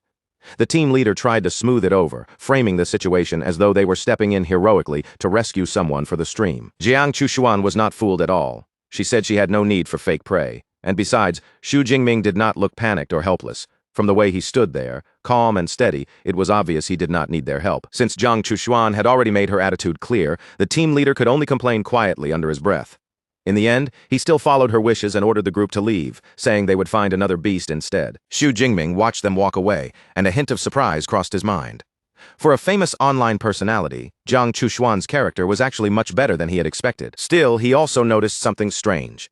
The team leader did not seem to hold much real authority in that group. Xu Jingming only thought about it briefly before pushing the matter aside and turning his attention back to the hunt in front of him. The Gale Dreadwolf, clearly irritated that Xu Jingming had stood his ground without fear, suddenly burst forward in a furious charge. Xu Jingming remained completely unfazed, moving lightly and avoiding the beast's attack with ease. The missed attack left the wolf thrown slightly off balance, and its anger grew even stronger. It seemed furious that the prey in front of it was treating it so casually, as if it were not a serious threat at all. Xu Jingming gave it no chance to recover properly. In the next moment, he steadied himself, shifted his stance, and launched his counterattack. Lightning power surged through his body and gathered along his spear. Then he brought the weapon down with overwhelming force, driving the electrified spear tip straight into the Gale Dread Wolf's skull. The beast collapsed heavily to the ground. A system notification appeared, confirming the kill and awarding Xu Jingming 34 ability points. Looking at the reward, he felt quite satisfied. Earning more than 30 points from a single third-rank beast was definitely a good gain. A faint smirk appeared on Xu Jingming's face as he looked deeper into the wilderness. With 10 days still left in his expedition, He was already looking forward to hunting down as many beasts as possible. 7 days later, Xu Jingming's hunt was still going strong. This time, he discovered a troop of large ape-like beasts, and before they could react, a brilliant flash of light suddenly burst from above, startling the entire group. Xu Jingming unleashed a powerful long-range technique. A massive spear formed from pure energy came descending from the sky, tearing downward before slamming violently into the ground and setting off a fierce explosion. When the blast cleared, a deep crater had been carved into the earth. Inside it, one of the ape-like creatures lay heavily wounded, its massive body barely able to move. Xu Jingming was a little surprised that his thunder spear attack had not killed the leader instantly, but after seeing how tough it was, he calmly admitted that this level of durability was exactly what he should expect from a third-rank beast leader. With purple lightning crackling around his body, Xu Jingming's gaze turned sharp and menacing. He decided there was no point wasting extra time on the lesser beasts and resolved to finish the entire group off quickly. In the next instant, he charged straight into the remaining beasts. Lightning wrapped around his body as he rushed forward like a storm breaking through the forest. His movements became a blur. He slipped through their attacks with terrifying speed, weaving between their heavy swings while his spear flashed again and again, striking the beasts down one after another. Before long, the ape-like beasts lay defeated around him. Standing over the fallen creatures, Xu Jingming had successfully completed another hunt in this area. He opened his system panel and checked his progress, a satisfied smile spreading across his face when he saw that his ability points had already exceeded 3,000. With this amount, he felt he should finally be able to learn the powerful S-rank combat techniques he had been anticipating for so long. But just as Xu Jingming was about to continue moving forward, his smartwatch suddenly beeped. A holographic distress signal projected into the air, cutting through the quiet around him. Elsewhere in the forest, Jiang Chushuan was running for her life. Her figure flashed between the trees at breathtaking speed, each leap carrying her across branches and trunks as panic pushed her forward. Behind her, a huge armored creature thundered after her. Its body looked almost dragon-like, heavy and vicious, smashing through the forest with terrifying pressure as it closed the distance. In her panicked thoughts, Jiang Chushuan realized just how terrible her situation had become. Her team had already been scattered by a powerful fourth-rank beast, and while escaping through the chaos, she had run straight into another enemy, a low-tier, third-rank ground-digging dragon. She knew very well that any beast connected to dragons was never easy to deal with. Even though this one was only low-tier third-rank, it was still far beyond what she could handle as a mid-tier second-rank user. Even if she swallowed a power-boosting pill, she understood she had almost no chance of winning. At that point, her only remaining hope was the distress signal she had sent out. If another superpowered person nearby saw it in time, maybe, just maybe, someone would come and save her. But the situation became even worse when she suddenly burst out of the dense forest and into an open clearing. The moment she saw the empty space ahead, her heart sank. Without trees or cover to slow the beast down, it would only be a matter of time before it caught her. Just as she feared, the ground-digging dragon quickly closed in. Its massive body blocked her path, leaving Jiang Chushuan trapped with no clear way to escape. At the exact moment the beast was about to strike, a gigantic spear made of pure purple lightning dropped from the sky. It slammed into the ground right in front of the creature, exploding with force and stopping its attack dead in its tracks. In the next flash of lightning, Xu Jingming appeared between Jiang Chushuan and the stunned beast. His figure stood firm like a shield in front of her, and when Jiang Chushuan looked up, her eyes widened in complete shock as she recognized the person who had saved her. Seeing Xu Jingming standing there without retreating, Jiang Chushuan panicked even more. She shouted for him to run, urgently warning him that the beast was a low-tier, third-rank ground-digging dragon, an enemy she believed he had no way of defeating. But Xu Jingming did not react to her warning at all.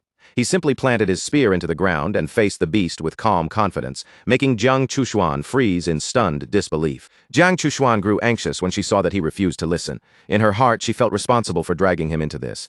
If she died here alone, that would be one thing, but she could not accept the thought of an innocent person dying because he tried to save her. With that thought driving her forward, she made a selfless decision.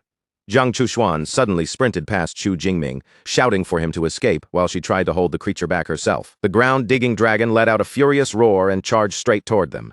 Its heavy body surged forward with brutal force, aiming to crush both of them at once. Jiang Chushuan clenched her teeth and prepared herself to fight, even though she knew the odds were almost hopeless. But before she could make a move, an overwhelming surge of power erupted from behind her. Xu Jingming had already taken action. He summoned a massive spear of crackling lightning, its purple energy roaring violently in the air. Then he hurled it straight over Jiang Chushuan's head toward the charging beast, leaving her standing there in stunned silence. The lightning spear descended with terrifying speed. In a single devastating strike, it pierced directly through the beast's armored head, bursting open in an explosion of purple lightning and blood. The ground-digging dragon's massive body collapsed to the ground. Its head had been completely destroyed, and the creature that had chased Jiang Chushuan so desperately was dead in an instant. Jiang Chushuan dropped to her knees, unable to process what had just happened. Her voice trembled as she stammered in disbelief, realizing that such a fearsome beast had been killed by a single attack. She slowly lifted her gaze toward Xu Jingming, her mind still shaken by the terrifying power he had just shown. Only then did she realize that the sonic boom she heard earlier must have come from him, and she could not understand how someone who was supposedly only an upper-tier second-rank user could be this strong. A system notification appeared before Xu Jingming, confirming the kill and awarding him 36 ability points. Seeing the number, he gave a faint smirk. As expected of a beast with the word dragon in its name, it gave more points than an ordinary beast of the same rank. After the fight ended, Xu Jingming walked over to Jiang Chushuan, who was still sitting on the ground, and asked if she was injured. Jiang Chushuan quickly said she was fine, only that her legs had gone weak from the shock, then sincerely thanked him for saving her life. Xu Jingming replied modestly that anyone in that situation would have helped. As he spoke, he reached out and helped her back to her feet. Once she was standing again, Jiang Chushuan told him seriously that she owed him a huge favor for saving her life, and that he could ask her for anything in the future. Xu Jingming politely declined such a heavy promise, then said that if she really wanted to repay him, an autographed photo for his roommate would be the best reward. That request caught Jiang Chushuan off guard for a moment. She clearly had not expected something so simple, but she soon nodded and agreed, explaining that she did not have one with her right now, but she could give it to him once they returned to the supply base. Her eyes then shifted toward the weapon in Xu Jingming's hand. After recognizing it, she was surprised and asked if it was the famous Dark Cloud Gale spear, then wondered whether he was a student at Modu University. Xu Jingming confirmed it calmly, saying the spear had been given to him by his master. Jiang Chushuan explained that the weapon was well known because it was so incredibly heavy that only powerful users could wield it properly. Then she introduced herself as a second-year student from the Elemental Academy. Hearing that, Xu Jingming politely greeted her as a senior. Meanwhile, Jiang Chushuan quietly wondered why she had never heard his name at school before and could only assume he was an upperclassman who kept an unusually low profile. Xu Jingming immediately understood why she had misunderstood. Most students did not reach his level of strength until their third year, so it was natural for Jiang Chushuan to think he was a senior. Since there was no need to explain, he simply chose not to correct her. Even after calming down a little, Jiang Chushuan was still amazed. She could not stop thinking about how Xu Jingming had instantly killed such a powerful third-rank creature with a single attack. Xu Jingming was just about to leave and continue on his way when Jiang Chushuan suddenly called out and stopped him. Her cheeks turned slightly red as she looked at him with embarrassment. In a shy voice, she asked if she could travel with him for a while, explaining that she had been separated from her bodyguards and would have a hard time surviving alone in the wilderness. Xu Jingming agreed to escort her as far as the ruined city, where it would be much safer for her to find a way back. Jiang Chushuan's face immediately brightened, and she thanked him happily. As the two of them started walking, Jiang Chushuan suggested that they should take a look inside the beast's cave. She explained that the reason the ground-digging dragon had attacked her was probably because it was guarding something valuable. Xu Jingming considered it, and agreed that it was worth checking. On the way, Jiang Chushuan asked which academy Xu Jingming belonged to. When he answered that he was from the Weaponry Academy, she casually mentioned that she knew their dean, Yang Zhentian, had a very fierce nickname. Xu Jingming remained calm, and simply told her that the dean was actually his master. The moment Jiang Chushuan heard that, she became visibly flustered. Her face filled with embarrassment, and she quickly apologized again and again for speaking so casually about his teacher. Xu Jingming was a little taken aback by her reaction. For someone known online as a cold ice goddess, Jiang Chushuan was surprisingly talkative and lively in person. Before long, Jiang Chushuan led him to a dark, rocky cave hidden in the area. This was the lair of the ground-digging dragon. As they stepped inside, Xu Jingming immediately became cautious. He told Jiang Chushuan to stay behind him, because even he could not be certain what dangers might still be waiting deeper in the cave. Jiang Chushuan nodded and followed close behind him.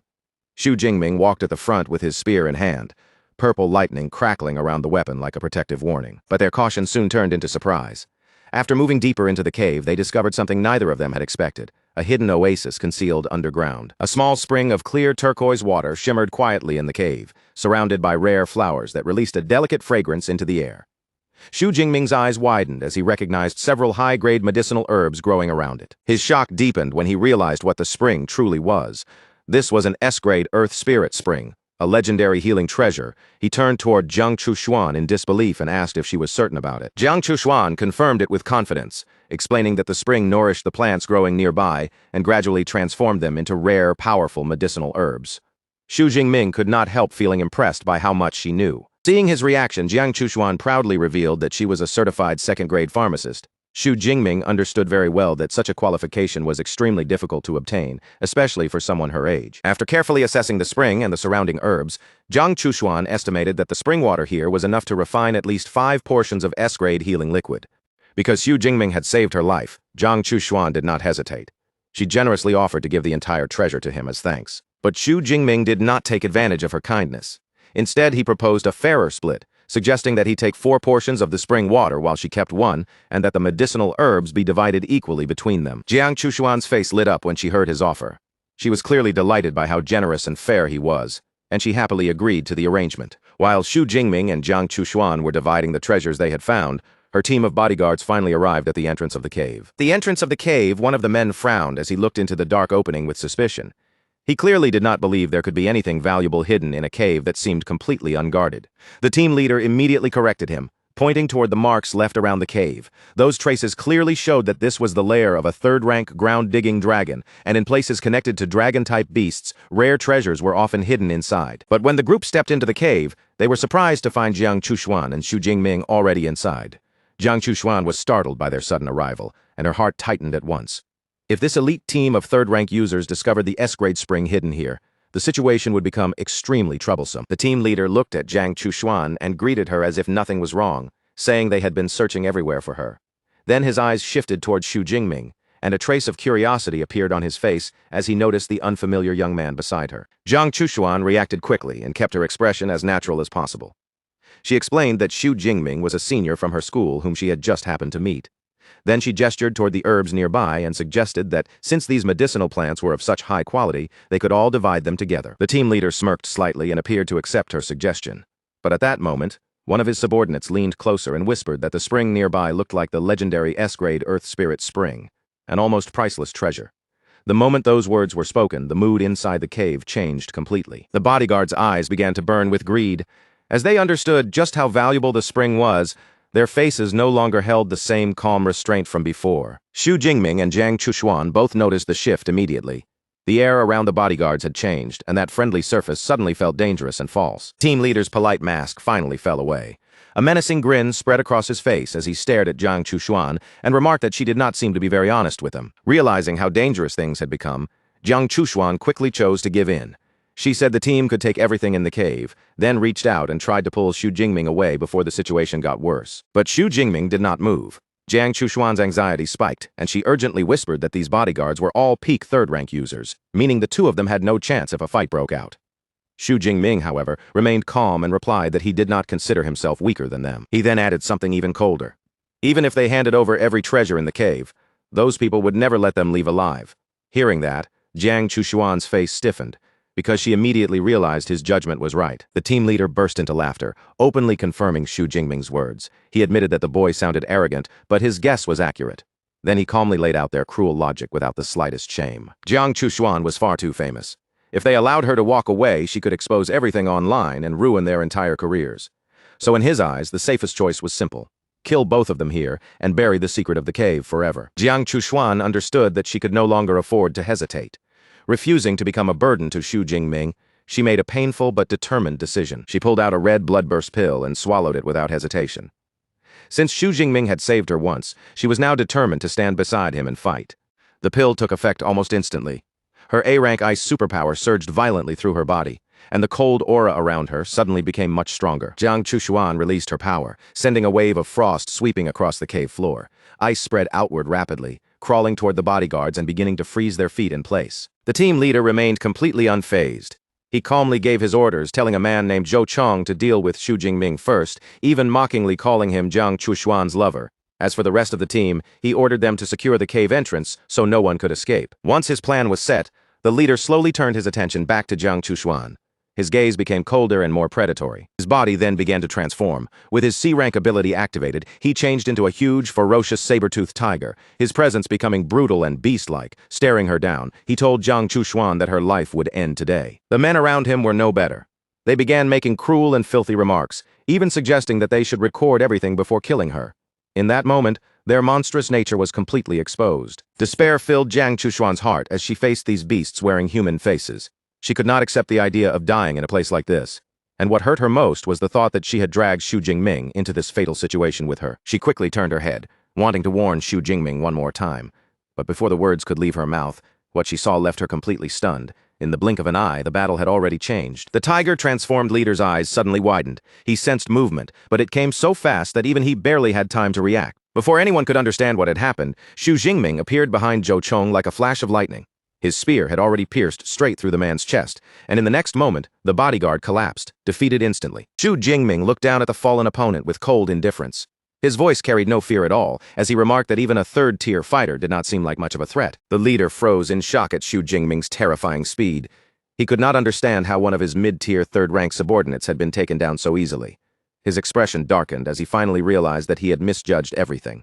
Xu Jingming was the real danger here. With a furious roar, the leader launched his own attack. He swung his massive axe with overwhelming force, unleashing a devastating tiger roar slash that tore through the air. But Xu Jingming dodged it effortlessly. His body moved like a streak of purple lightning, slipping past the powerful blow without the slightest panic. As he evaded the attack, Xu Jingming quickly judged his opponent's strength. The captain was a peak third-tier fighter, and in terms of raw power, he was clearly far stronger than Xu Jingming. That meant Xu Jingming could no longer afford to hold anything back. The tiger-transformed leader and the remaining men stared in confusion at the power Xu Jingming had just displayed. None of them could understand how this young man was moving and fighting at such a level. Knowing he was facing a stronger opponent than expected, Xu Jingming made his decision. He released the hidden power he had been holding back and activated Thunder Extreme mode. In an instant, a violent surge of raw purple lightning erupted from his body, tearing through his shirt and revealing a newly strengthened, muscular physique underneath. Jiang Chushuan could only stare at him in stunned silence. Awe and concern mixed across her face as she watched that terrifying lightning wrap around him. Even the tiger leader was shaken by the sheer force of the transformation. Staring at the dark, swirling energy around Xu Jingming, he could not help wondering what kind of monster was standing in front of him. Xu Jingming's entire appearance began to change dramatically, making the pressure around him feel even more terrifying than before. His eyes now glowed with a piercing blue light, his pupils sharpening into slits. At the same time, two large demonic horns rose from his head, completing a fearsome new form that looked almost inhuman. Xu Jingming felt the power surging through every part of his body, and a fierce excitement rose inside him. The sensation was incredible, as if his strength had broken through a whole new limit. After the first wave of shock passed, the leader forced himself to dismiss what he was seeing. He convinced himself that this was only some special mode designed to frighten opponents, nothing more. With that thought, the leader regained a bit of confidence. His claws tightened, his killing intent surged again, and he prepared to launch another attack. Xu Jingming answered with a ferocious grin. Then he rushed forward, his transformed body wrapped in lightning as he closed the distance in an instant. The two warriors collided head-on. The leader immediately activated a defensive skill called Lying Tiger Stone, hardening himself as he braced for Xu Jingming's attack. He was certain that his armor could withstand anything from a lower-rank user. But that confidence shattered the moment Xu Jingming's lightning gale crashed into his weapon with terrifying force. Xu Jingming's attack was far more powerful than the leader had imagined. The impact tore through his defense and shattered the powerful armor he had trusted so completely. The massive Tiger Man was sent flying backward by the blow. His body crashed away violently, and in that instant, he was completely defeated. Xu Jingming stood tall in his transformed state, lightning still crackling around him. He declared with confidence that his body was now 3 to 4 times stronger than before, and that level of power was more than enough to break through the leader's tough, beast-like hide. The fight was not finished yet. With their leader defeated, another bodyguard suddenly lunged at Xu Jingming and unleashed a powerful B-rank skill, Flame Claw. Even in this transformed state, Xu Jingming's control remained flawless. He raised his own lightning and easily blocked the fiery assault, stopping the attack before it could reach him. The bodyguard froze in complete disbelief. He could not understand how his advanced technique had been stopped so casually by someone who was supposed to be lower ranked than him. Xu Jingming stood over the defeated bodyguard, his gaze calm and cold. He admitted that the man's resilience was worthy of a peak third-tier fighter, but then made it clear that the fight would end with one final blow. The terrified bodyguard completely lost his nerve, his face drained of color as he begged Xu Jingming to spare him. He desperately offered up the Earth Spirit Spring, along with every bit of savings he had, hoping it would buy his life. But Xu Jingming's expression stayed cold, and he dismissed the plea without hesitation, telling him that begging now was already far too late. Jiang Chushuan stood nearby, watching everything unfold with her thoughts thrown into chaos. This was the elite team she had paid a fortune to hire, and their captain had even been rumored to be nearly invincible among people at his level. Yet in front of Xu Jingming, they had been torn apart so completely that she could barely believe what she was seeing. She searched through everything she knew about their university, but no student with this kind of terrifying record came to mind. The more she thought about it, the more unbelievable Xu Jingming seemed, and she even began to wonder whether his superpower might be an S-rank ability. With the others already crushed, Xu Jingming slowly turned his gaze toward the remaining bodyguards. In his transformed state, The violent, bloodthirsty instincts from the Thunder Tyrannosaurus blood began rising inside him again. His voice carried a dangerous edge as he told them it was their turn, and the two men froze in pure terror, trembling as they called him a demon. Xu Jingming gave a cold scoff, his eyes filled with contempt. Compared with murderers like them, who planned to kill and silence others without mercy, he said he still considered himself far more human. Knowing there was no way to escape and that they were completely outmatched, the remaining men chose one final desperate gamble. Following their leader's command, they each swallowed their own bloodburst pills, forcing their power upward as they prepared to fight to the death. The battle that erupted afterward was swift, brutal, and merciless. There was no long struggle, only the sharp clash of power and the crushing result that followed. When everything finally fell silent, Xu Jingming had already returned to his normal form. Bare-chested and breathing hard, he stood among the defeated bodies of the entire team, the only one left standing after the fierce fight. But the immense strength of Thunder Extreme Mode had clearly come at a heavy cost. Xu Jingming leaned against the rocky cave wall, his chest rising and falling as exhaustion washed over him. He understood now that although the transformation was unbelievably powerful, the energy drain was just as frightening. Using it for a little over 10 minutes felt even more exhausting than fighting normally for several hours. After the intense battle ended, Jiang Chuxuan rushed over to Xu Jingming with worry written across her face, quickly asking if he was all right. Even though he was visibly drained, Xu Jingming still reassured her that he was fine. Then, without wasting time, he suggested they gather the valuable spring water and herbs first, and only rest after securing everything. Standing beside the clear and untouched spring, Jiang Chuxuan let out a relieved breath. She was grateful that despite the bloody fight nearby, the precious Earth Spirit spring had not been contaminated. The two of them then began carefully collecting the spring water. One glass bottle after another was filled with a powerful liquid, each portion handled with extra care because of how rare and valuable it was. After they finished filling the bottles, Xu Jingming noticed that the amount they collected was even greater than their original estimate. He handed 1.5 bottles to Jiang Chuxuan and insisted that she accept them as her share, reminding her that she had also fought hard during the battle. Jiang Chuxuan's face lit up with joy at his generosity. She accepted the bottles with both surprise and happiness, thanking him again and again with genuine excitement in her voice. But that brief moment of relief did not last long. Without warning, Jiang Chuxuan's body suddenly trembled, and she stumbled forward while crying out in pain. She collapsed against Xu Jingming, her strength leaving her all at once. A wave of dread rose in her heart as she realized the severe side effects of the bloodburst pill she had taken earlier were finally beginning to strike. Backlash from the bloodburst pill hit Jiang Chuxuan with brutal force. She cried out sharply and fell forward, and although Xu Jingming was caught off guard, he reacted quickly and caught her before she could hit the ground. Lying weakly on the ground, Jiang Chuxuan felt completely powerless. She could no longer use her energy, and her body was so drained that she did not even have the strength to take clothes from her own space ring. Her body trembled slightly as embarrassment flooded her face. Blushing hard, she worried that she must look terribly pathetic in front of Xu Jingming and that she was leaving him with a bad impression. Seeing how serious her condition was, Xu Jingming said the side effects of the pill were clearly very strong and that he would take her somewhere safer to rest. Without waiting for her to answer, he bent down and lifted her into his arms, catching her so suddenly that Jiang Chuxuan became even more flustered. As Xu Jingming carried her, Jiang Chuxuan's heart began beating faster and faster. She could not help wondering if it was because this was the first time she had ever been held so closely by a man. Xu Jingming carried her to a small grassy clearing nearby and gently set her down. He told her to rest there for the time being while he went back to collect the remaining herbs. Before leaving, Xu Jingming took off his own black shirt and handed it to her. He offered it so she could cover herself properly and feel less uncomfortable while recovering. Jiang Chuxuan accepted the shirt, holding it close as warmth rose in her chest. In that moment, she could not help thinking that Xu Jingming was far kinder and more considerate than she had expected. While Jiang Chuxuan rested and slowly recovered her strength, Xu Jingming turned his attention back toward the defeated bodyguards and the items they had left behind. He removed a space ring from one of the fallen men and checked what was stored inside. But after examining the contents, he felt somewhat disappointed.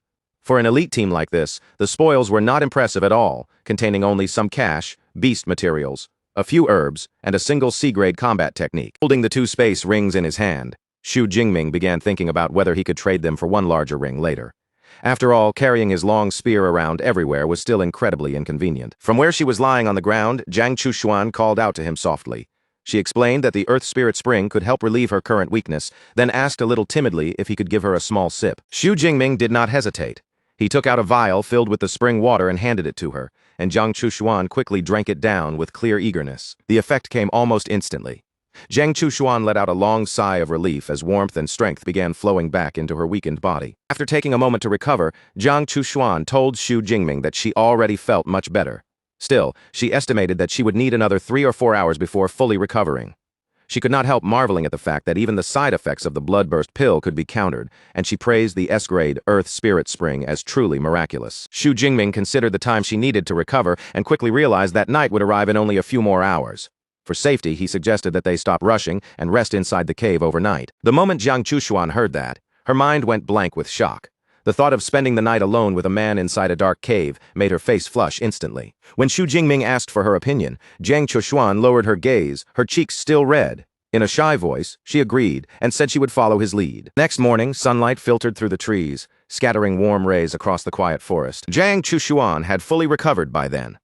She stretched her arms comfortably, feeling refreshed as the weakness from the previous day finally disappeared. Breathing in the cool forest air, she remarked on how pleasant it felt. Then she jokingly added that if it were not for all the dangerous beasts roaming around, she might actually be willing to stay there for an entire month. Her gaze drifted toward Xu Jingming, and she thought back to all the nervous worries she had the night before. Feeling embarrassed by her own imagination, she silently scolded herself for thinking too much. Xu Jingming was clearly not the kind of person she had feared, yet strangely, a tiny bit of disappointment still lingered in her heart. Thoughts were suddenly interrupted when Xu Jingming said it was time to leave. He told her he would escort her to the edge of the forest, and Jiang Chushuan, slightly surprised, quickly nodded in agreement. Soon, the two of them began moving through the woods again. Xu Jingming took the lead, running ahead while Jiang Chushuan followed close behind him. But after only a short distance, Xu Jingming suddenly stopped in his tracks. He immediately raised an arm in front of Jiang Chushuan, stopping her from going any farther. A moment later, a massive flaming creature shot through the air above them. Its huge body leapt over their heads, trailing blazing heat as it passed. Jiang Chushuan looked up in terror, her face paling as she recognized the beast. It was a powerful fifth-tier blazing tiger. The giant beast landed far ahead of them with a heavy crash, but it did not stop to attack. Instead, it kept running, fleeing deeper through the forest. Peeking from behind a tree, Xu Jingming wondered whether the tiger simply had not noticed them. But Jiang Chushuan noticed the panic in its movements and quickly suggested that the blazing tiger was not ignoring them at all. It was running for its life. Her eyes widened as the realization struck her. If even a fifth-tier blazing tiger was fleeing in terror, then whatever was chasing it had to be something truly horrifying. In the next moment, a massive horde of gray, wolf-like beasts with glowing red eyes rushed past like a living tide, flooding through the forest in terrifying numbers. Jiang Chushuan lowered her voice and explained that they were iron-toothed rats. Individually, they were only first-tier beasts, but once they gathered into a swarm, they became unbelievably dangerous. A group that size could even overwhelm a sixth-tier powerhouse. Only then did she fully understand why the blazing tiger had been forced to run. Faced with that terrifying swarm, Jiang Chushuan panicked and urgently told Xu Jingming they had to flee. Xu Jingming reacted immediately. He grabbed Jiang Chushuan's hand, turned without hesitation, and the two of them sprinted away as the horde of iron-toothed rats surged after them from behind. As they raced through the forest, Xu Jingming understood that these rats were known for their terrifying stamina. Simply running would not be enough to shake them off. With the supply base still 90 kilometers away, he realized they had to increase their speed somehow. The weight of his spear was dragging down every step, slowing his escape at the worst possible moment. Xu Jingming quickly realized he had no choice and declared that he would have to abandon it. But before he could truly let it go, Jiang Chushuan reacted at once, telling him her space ring had more than enough room to store the weapon. With barely any effort, Jiang Chushuan activated the space ring and took the heavy spear from him in an instant. The massive weapon vanished from sight, and the burden that had been holding Xu Jingming back was finally gone. Now that the spear was no longer weighing him down, Xu Jingming's movements immediately became lighter. Even so, as he pulled Jiang Chushuan along, he quickly noticed that running hand in hand still wasn't fast enough. Without slowing his pace, Xu Jingming calmly suggested that the fastest way forward would be for him to carry her on his back. The moment those words left his mouth, Jiang Chushuan froze, staring at him in stunned disbelief, too shocked to even form a reply. Before Jiang Chushuan had the chance to protest or even gather her thoughts, Xu Jingming moved first. In one swift motion, he lifted her onto his back, tightened his hold and shot forward again, pushing their escape speed even higher than before. After racing through the dense forest for what felt like forever, Xu Jingming finally broke past the tree line.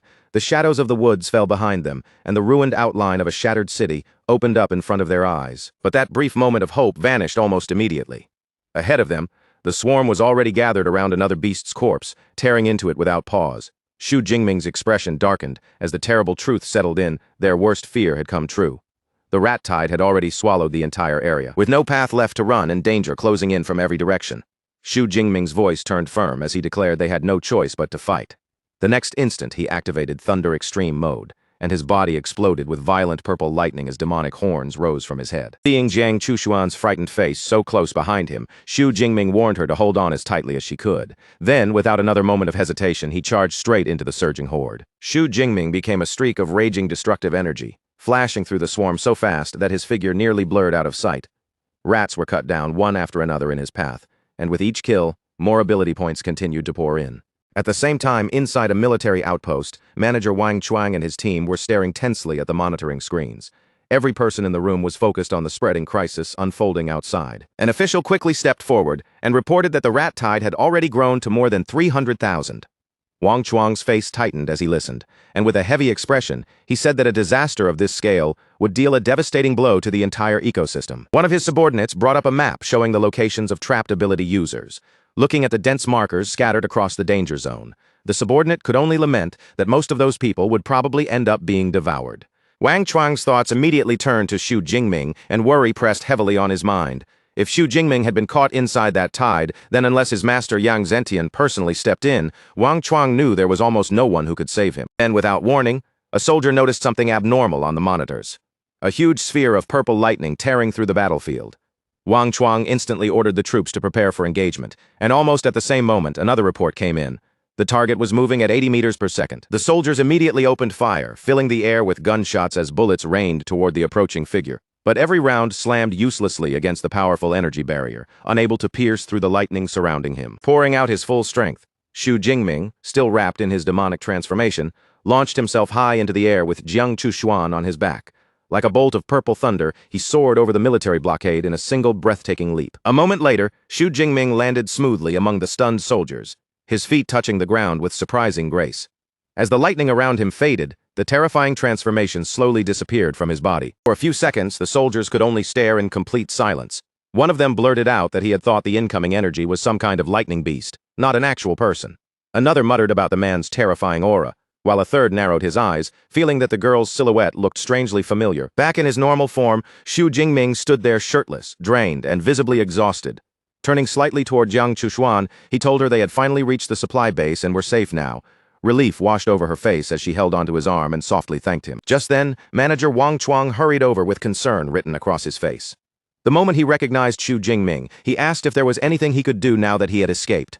Xu Jingming explained that he had been running from the mountain area for more than 40 minutes straight and was completely exhausted, so all he wanted was a room where he could rest. Wang Chuang was shocked on the inside. Even though he tried to keep his expression steady, he knew very well that the mountain area was more than 90 kilometers away, and even a fourth-tier ability user would have a hard time breaking through the rat horde from that kind of distance. Wanting to help as quickly as possible, Wang Chuang immediately offered to arrange a room for Xu Jingming. But before he could take action, Jiang Chushuan stepped in and calmly stated that she would take care of him herself. As Jiang Chushuan supported the weary Xu Jingming and helped him move forward, the nearby soldiers could no longer hold back their whispers. They recognized her as Goddess Jiang and began murmuring about how unbelievably lucky the young man was. Some started guessing what their relationship might be, while one soldier looked utterly heartbroken, lamenting that his goddess had been stolen. 2 full days and nights passed before Xu Jingming finally opened his eyes again. When he woke, he found himself lying in a soft, comfortable bed, his body still heavy from the long exhaustion. The first person he saw was Jiang Chushuan, sitting quietly by his side. When she noticed he was awake, a bright smile spread across her face, and she told him he had slept for a very long time. She had even been preparing to give him some Earth Spirit Spring to help his body recover. Xu Jingming was clearly surprised to hear that he had been unconscious for so long, and he quickly asked what had happened in the wilderness. Jiang Chushuan explained that the rat tide still had not receded, so the entire area remained under lockdown. She added that once the disaster finally passed, there would probably be very few beasts left in that region. After hearing that, Xu Jingming realized there was no real reason for him to stay any longer. Since the new semester was about to begin, he decided it was time to return to the university. When Jiang Chushuan heard his plan, she immediately said she was heading back as well and suggested that they travel together. Xu Jingming agreed without hesitation, finding no reason to refuse. As the two of them began discussing their return, Jiang Chushuan suddenly seemed to remember something she had promised him earlier. She then took out the autographed picture Xu Jingming had asked for and handed it to him. But the moment he looked down, he was completely stunned. The photo showed Jiang Chushuan posing in a suggestive way while wearing revealing lingerie, which was wildly different from the ordinary signed picture he had expected. Xu Jingming's face instantly turned red as he stared at the revealing photo in his hands. Flustered, he quickly explained to Jiang Chushuan that he had actually asked for it on behalf of a friend, and that this particular picture might be a little too inappropriate. He awkwardly asked if she had a more normal one, and only then did Jiang Chushuan realize she had misunderstood what he wanted. Inside, Jiang Chushuan was so embarrassed that she wanted to disappear on the spot. She silently scolded herself for jumping to conclusions and assuming Xu Jingming had been personally interested in that kind of photo of her. Trying to hide how flustered she was, Jiang Chushuan quickly offered to give him a different photo instead. At the same time, she reached out and asked him to return the revealing one, but Xu Jingming lowered his eyes back to the picture, his expression turning shy and hesitant. After a brief pause, he quietly asked if he could keep this one for himself, and that unexpected request immediately caught Jiang Chushuan off guard. A pleased smile slowly appeared on Jiang Chushuan's face, softening the embarrassment from just moments earlier. Looking at him with a hint of happiness, she told him that of course he could keep it. Still visibly flustered, Xu Jingming hurried to change the subject. He cleared his thoughts and said that since he had already slept for 2 whole days, he needed to book a train ticket for their trip back. Jiang Chushuan immediately brushed off the idea of taking a train. She casually explained that she had driven there herself and offered to take him back in her car instead. Later, the two of them left the supply base and headed back together in a stylish yellow convertible sports car. The bright vehicle cut smoothly along the road, standing out sharply against the surrounding scenery. As they traveled, Xu Jingming looked around the car and remarked that only a major online celebrity like Jiang Chushuan would own such a limited edition model. He also admitted that this was his first time riding in a self-driving vehicle. Jiang Chushuan, however, responded casually, saying that it was actually very simple to manage. Before long, the familiar grounds of Modu Superpower University came into view. After their long and dangerous journey, the two of them finally arrived back on campus. By then, both of them had changed into more casual clothes. They stepped out of the car together, and Xu Jingming once again had his spear resting across his shoulder, the weapon giving him a striking presence as he walked. Their arrival immediately drew attention from the students nearby. Many couldn't help admiring Xu Jingming's handsome appearance, but their excitement quickly turned into disappointment when they noticed the equally beautiful young woman beside him and assumed she was his girlfriend. As they walked through the campus paths, Xu Jingming quietly reflected on how much his strength had changed during the month and a half he had spent away. Beside him, Jiang Chushuan glanced over and asked which district his dorm was located in. Xu Jingming answered that his dorm was in District 3. Since Jiang Chushuan lived in District 2, she naturally suggested that they should part ways once they reached that point. Before separating, Jiang Chushuan looked at Xu Jingming and told him that if he ever needed anything, he should not hesitate to ask her. Xu Jingming nodded and agreed, accepting her words without making a fuss. Just as the two of them were about to go their separate ways, Jiang Chushuan suddenly stepped forward. The movement was so quick and unexpected that Xu Jingming froze for a moment, clearly caught by surprise. Then, leaning in close, Jiang Chushuan gave him a quick kiss on the cheek. It happened so suddenly that Xu Jingming barely had time to react before she pulled back again. With a playful smile lighting up her face, Jiang Chushuan told him that the kiss was just a small thank you gift for saving her life. Her tone was light, but the gesture left a much stronger impact than her words. After that, Jiang Chushuan raised her hand and waved goodbye, her smile still lingering as she turned and walked away. Xu Jingming was left standing there alone, his face flushed as he watched her leave. Xu Jingming slowly raised a hand and touched the cheek she had kissed, still trying to process what had just happened. Then, with his heart clearly shaken, he thought to himself that he had just been forcefully kissed. Later, inside her spacious and luxurious dorm room, Jiang Chushuan sat alone on the edge of her bed, still thinking about Xu Jingming.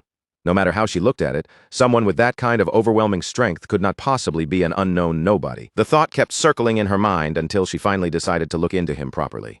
Jiang Chushuan opened her laptop, her fingers moving across the keyboard while she casually reflected that lately. Almost all the excitement on campus seemed to revolve around the new freshman. It did not take long before Xu Jingming's detailed file appeared on her screen. But as Jiang Chushuan read through the information line by line, her expression shifted from curiosity to absolute shock. Xu Jingming was actually a freshman, and even more astonishing, he was already an upper-tier second-rank ability user. Her cheeks puffed slightly in annoyance, as she realized she had been calling him senior this whole time. Muttering that he was a big liar, she playfully decided that the next time they met, she would definitely tease this junior brother of hers. At the same time, back in his own dorm room, Xu Jingming quietly sorted through everything he had gained from the trip. The missions had all been completed, he had obtained 2 space rings, and the balance in his bank account had risen to more than 25 million. Even with those rewards, Xu Jingming still felt a trace of regret.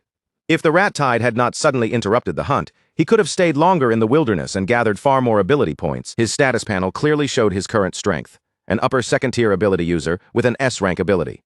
With 3,712 ability points now available, Xu Jingming felt confident that this amount should be enough for him to start learning some truly powerful S-rank combat techniques. Just as Xu Jingming was going over his plans, the dorm room door suddenly burst open and Lu Wentao rushed inside.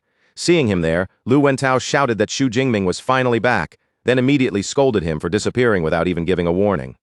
After hearing about the rat tide, Lu Wentao had been seriously worried. Xu Jingming nodded and confirmed that the tide had indeed happened, but he also reassured him that the military had already taken control of the situation. But while Xu Jingming was speaking, Lu Wentao suddenly noticed something different about him.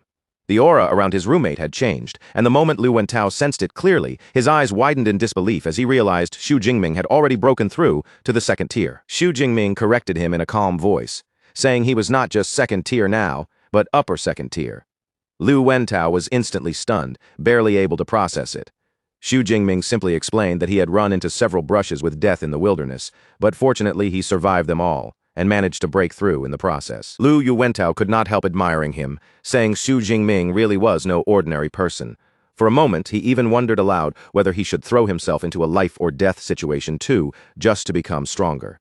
Xu Jingming shut that idea down immediately, warning him that his own case was special and that the wilderness was far too dangerous for Lu Wentao to mess around with. Lu Wentao quickly agreed that he would not go, but then he suddenly remembered something important.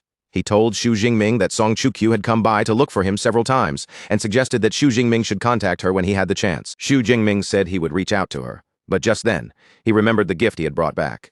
He took out the autographed photo and handed it over, leaving Lu Wentao staring at it in confusion. A moment later, that confusion vanished completely and turned into wild joy. Lu Wentao's eyes practically transformed into hearts as he gazed at the signed picture of Goddess Jiang, and then he let out a scream filled with pure happiness. After returning to the university routine, Xu Jingming made his way to the battle technique library, ready to choose the next step for his strength. Thought back to the 4 missions he had completed, which had earned him 871 credits in total. It really was a fast and efficient way to build up resources. Sitting down at a desk, Xu Jingming called out to Eva and instructed the AI to bring up every available S-rank lightning combat technique. In an instant, holographic screens unfolded in front of him, each one displaying a powerful technique. Among them were skills like Thunder Mark, which could unleash massive lightning damage, and Thunder Prison, a technique capable of forming an almost unbreakable barrier of lightning. As Xu Jingming scanned through the list, he was a little surprised. Even a top-tier institution like Modu University only had a little over 20 S-rank lightning techniques.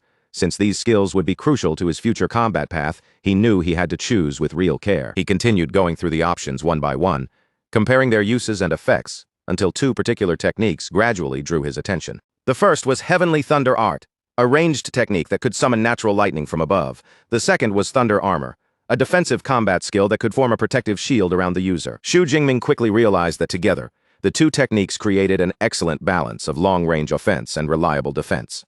An ordinary person might have to choose one path and specialize, but Xu Jingming's lips curled into a faint smirk.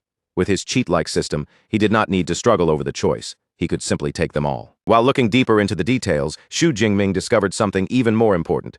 Heavenly Thunder Art was actually the required foundation for an even stronger SSS-ranked technique known as the Myriad Heavenly Thunder Guide. He immediately began studying the manual, but the deeper he read, the more complicated it became. The structure was even more intricate than his Thunder Indestructible body technique, and the dense content made sweat bead on his forehead. Xu Jingming could not help thinking that this was even harder than trying to understand professional literature during his doctoral studies in his past life. After 6 full hours of intense study, Xu Jingming finally slumped over the desk in exhaustion. Letting out a long sigh, he accepted that he had only managed to grasp the basics. That much was enough for now. He had done the hard manual work, and it was time to let his system handle the rest. Xu Jingming clenched his fist, his gaze sharpening as he called out to Deep Blue. Without hesitation, he commanded the system to spend the points and help him master the skill. The next instant, a huge surge of purple lightning erupted from his body. Knowledge, instinct, and technique flooded into him all at once as the system fused the power directly into both his mind and his flesh. The upgrade succeeded, but the price left Xu Jingming stunned. Raising a single S-rank technique to the elementary level had cost him an astonishing 1,600 ability points. He could hardly believe that the points he had fought so hard to earn would only be enough to support these 2 skills. Just then, Eva floated over and reminded him that it was already 1 in the morning, so he should make better use of his time. It also warned him not to use superpowers inside the library. Xu Jingming looked a little embarrassed and quickly agreed, since it was already too late to begin studying the second technique, which would take just as much effort. He decided to return another day. Late that night on the Modu University campus, a young man jogged past a girl who was out for a run under the quiet night sky. The girl was Song Chukyu. As she continued running, she thought about the harsh training she had been forcing herself through. For more than a month, she had pushed herself late into the night again and again, and even she was surprised by how dedicated she had become. All of it was for one goal. When Xu Jingming returned, she wanted to challenge him and prove that she was the real #1 freshman. Her focused training suddenly came to a halt when she noticed a huge bird-shaped silhouette passing across the full moon above. It was an enormous and threatening creature, its red eyes glowing in the darkness. Song Chukyu recognized it almost immediately as a white-ringed black-feather eagle. She quickly assessed the danger in front of her. This kind of eagle relied on speed and camouflage to hunt inside cities, making it especially troublesome. Judging by its aura, she estimated that it was around the 3rd tier, which meant it would be a very difficult opponent to deal with. All of a sudden, a loud rumble came from high above, startling her on the spot. Song Chukyu looked up in confusion, unable to understand why there would be thunder when there was not a single cloud in the sky. In the next moment, a massive sphere of purple lightning formed in the night sky and exploded with terrifying force. The blast struck the eagle directly, ripping it apart in an instant and sending blood and feathers scattering through the air. Song Chukyu stared at the sky in disbelief, shaken by the sheer destructive power she had just witnessed. She wondered what kind of high-level lightning ability user could destroy such a beast so effortlessly. Since the attack had come from that distance, she realized it must have originated somewhere on campus, and guessed it was likely the work of a powerful senior student or one of the university mentors. But the true source of the attack was hidden elsewhere. In a secluded wooded area on campus, Xu Jingming stood alone, surrounded by the fading crackle of purple lightning. A confident smirk rested on his lips as arcs of purple electricity continued to swirl around his body, lighting up the trees around him in brief flashes. Thinking back on the test just now, Xu Jingming felt deeply satisfied. Even that small demonstration had already revealed the astonishing power of his new S-rank combat technique, Heavenly Thunder Art. Within the campus woods, a notification confirmed that Xu Jingming had killed a mid-tier 3rd-rank white-ringed black-feather eagle and earned 34 ability points. He was amazed by the result, realizing that Heavenly Thunder Art was even stronger than he had expected, with frightening destructive force and an attack range of nearly 1 kilometer. Pleased with the outcome, Xu Jingming turned and walked away from the wooded area. But from among the trees, a mysterious young man watched him in secret, his eyes narrowing with interest as he found this famous freshman more intriguing than expected. The next morning, Xu Jingming was preparing to leave the dorm when Liu Wentao noticed him heading out so early. His roommate asked where he was going, and Xu Jingming replied that he was returning to the Battle Technique Library to study for the freshman competition coming up in a few days. Watching Xu Jingming leave, Liu Wentao could only marvel at his roommate's dedication. He had just returned from the wilderness, yet he was already throwing himself back into training like nothing had happened. Feeling inspired, Liu Wentao decided that after he finished eating, he would start training too. As Xu Jingming walked through the campus, a familiar voice suddenly called his name. He turned toward the sound and saw Song Chukyu approaching him. When Xu Jingming looked back, Song Chukyu's expression softened with obvious relief. She told him she was glad he had returned safely from the wilderness. But Song Chukyu did not linger on small talk for long. She quickly got straight to the point and reminded Xu Jingming that he had promised to spar with her. Xu Jingming asked if she was really sure about it. Song Chukyu immediately placed her hands on her hips, her confidence clear in her posture, and told him not to underestimate her just because she was standing in front of him now. After all, she had been the top scorer in her entire province. Xu Jingming agreed that they could spar later, but Song Chukyu was far too impatient to wait. She grabbed his hand right away and insisted that they use the training room in his dorm immediately. As Song Chukyu pulled him along, Xu Jingming found her straightforward personality a little amusing. He could not help thinking that this decisiveness was exactly what he would expect from someone from Sichuan, though he still wondered why she was so eager to fight him. Inside, Song Chukyu was already imagining Xu Jingming's reaction. Once he saw that she had also advanced to the 2nd tier, she was sure he would be completely surprised. Before long, the two of them arrived at the training room. Liu Wentao and Shi Dongxia were there watching from the side, while Xu Jingming stepped forward with his spear in hand, standing ready for the spar. Inside the training room, Song Chukyu began loosening her shoulders and warming up, her confidence written all over her face. With a sharp little smirk, she looked toward Xu Jingming and taunted him, telling him not to lose too miserably. Xu Jingming did not look shaken in the slightest. Holding his spear with a calm expression, he simply replied that if she planned to fight him bare-handed, there was no way she could defeat him. Song Chukyu's smile only grew wider when she heard that. With a confident glint in her eyes, she told him that of course she had brought a weapon. The next moment, Song Chukyu raised her hand and activated the space ring on her finger, summoning the weapon she had prepared for this fight. Flash of light burst into the room, and a massive, beautifully decorated halberd appeared in midair. Song Chukyu caught it with practiced ease, the heavy weapon settling into her grip as if it belonged there. Xu Jingming's eyes shifted slightly in surprise as he looked at the weapon in her hands. A Fang Tianhuaji was already uncommon, and seeing a girl choose such a powerful and rare weapon made it even more unexpected. With the halberd now firmly in her hands, Song Chukyu's fighting spirit rose even higher.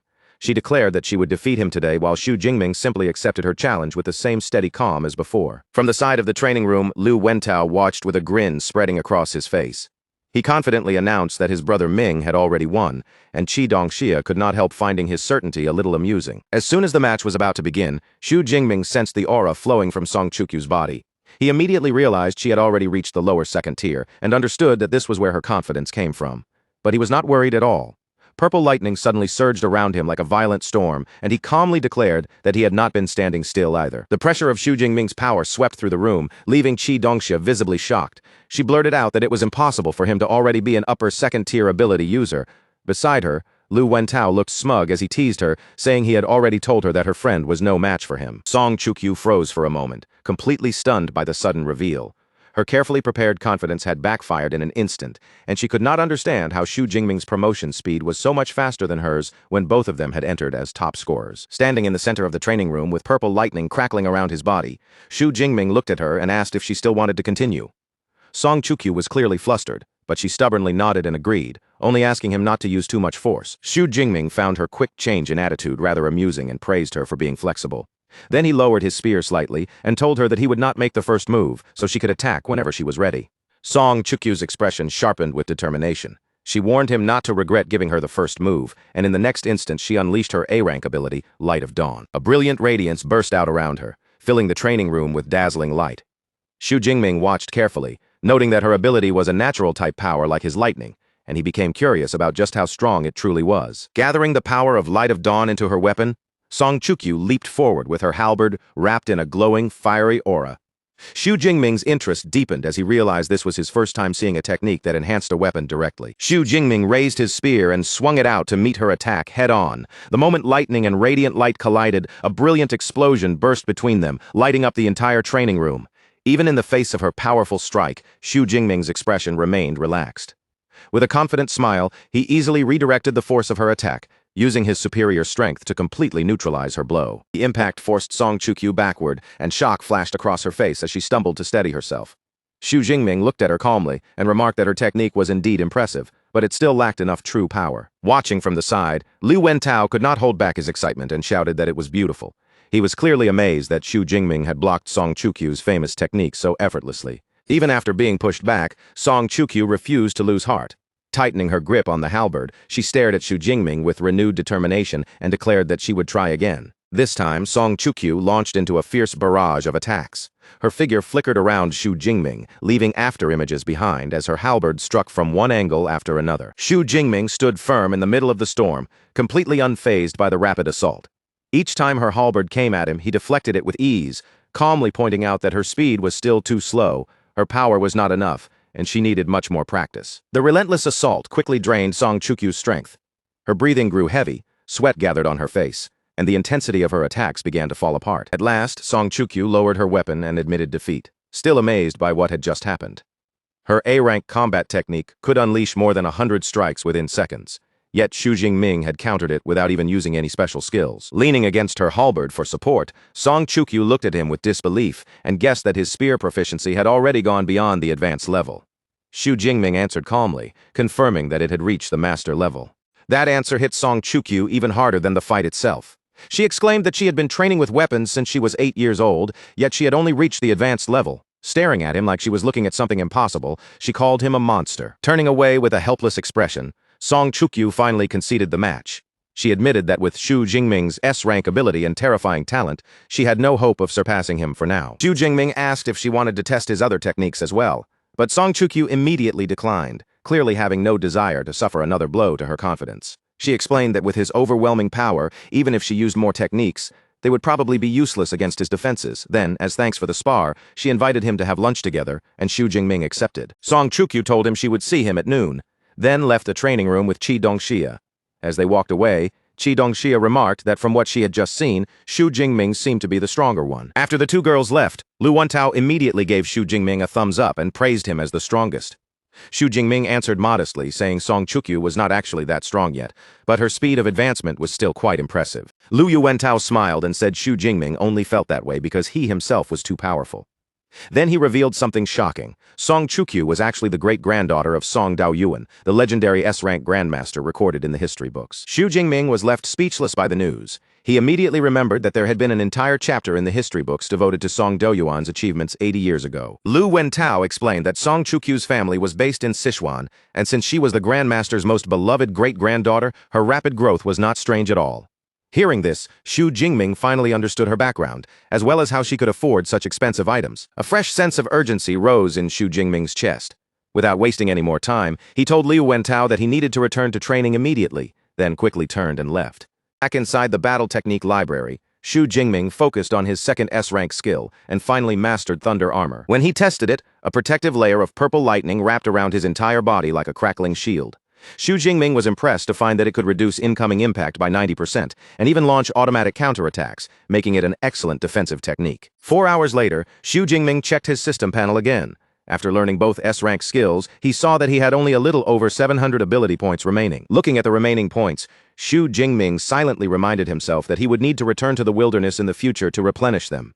With his preparations finally complete, determination settled across Xu Jingming's face.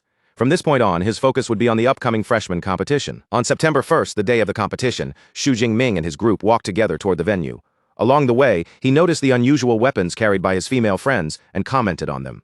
Qi Dongxia, wearing a pair of large mechanical claws, explained that a unique fighting style could help win battles faster, and her goal was to reach the top 50. Song Chukyu then stated that her goal was second place. That immediately caught Xu Jingming's interest, and he asked if she had already given up on challenging him again. Song Chukyu admitted frankly that she could not beat him, so there was no point in aiming for first. Lu Wentao then brought up another powerful contender in the competition. He mentioned Li Chengji, Qinghai's top scorer, who had also successfully reached the second tier. Song Chukyu immediately became curious, eager to see just how strong this rival from Qinghai really was.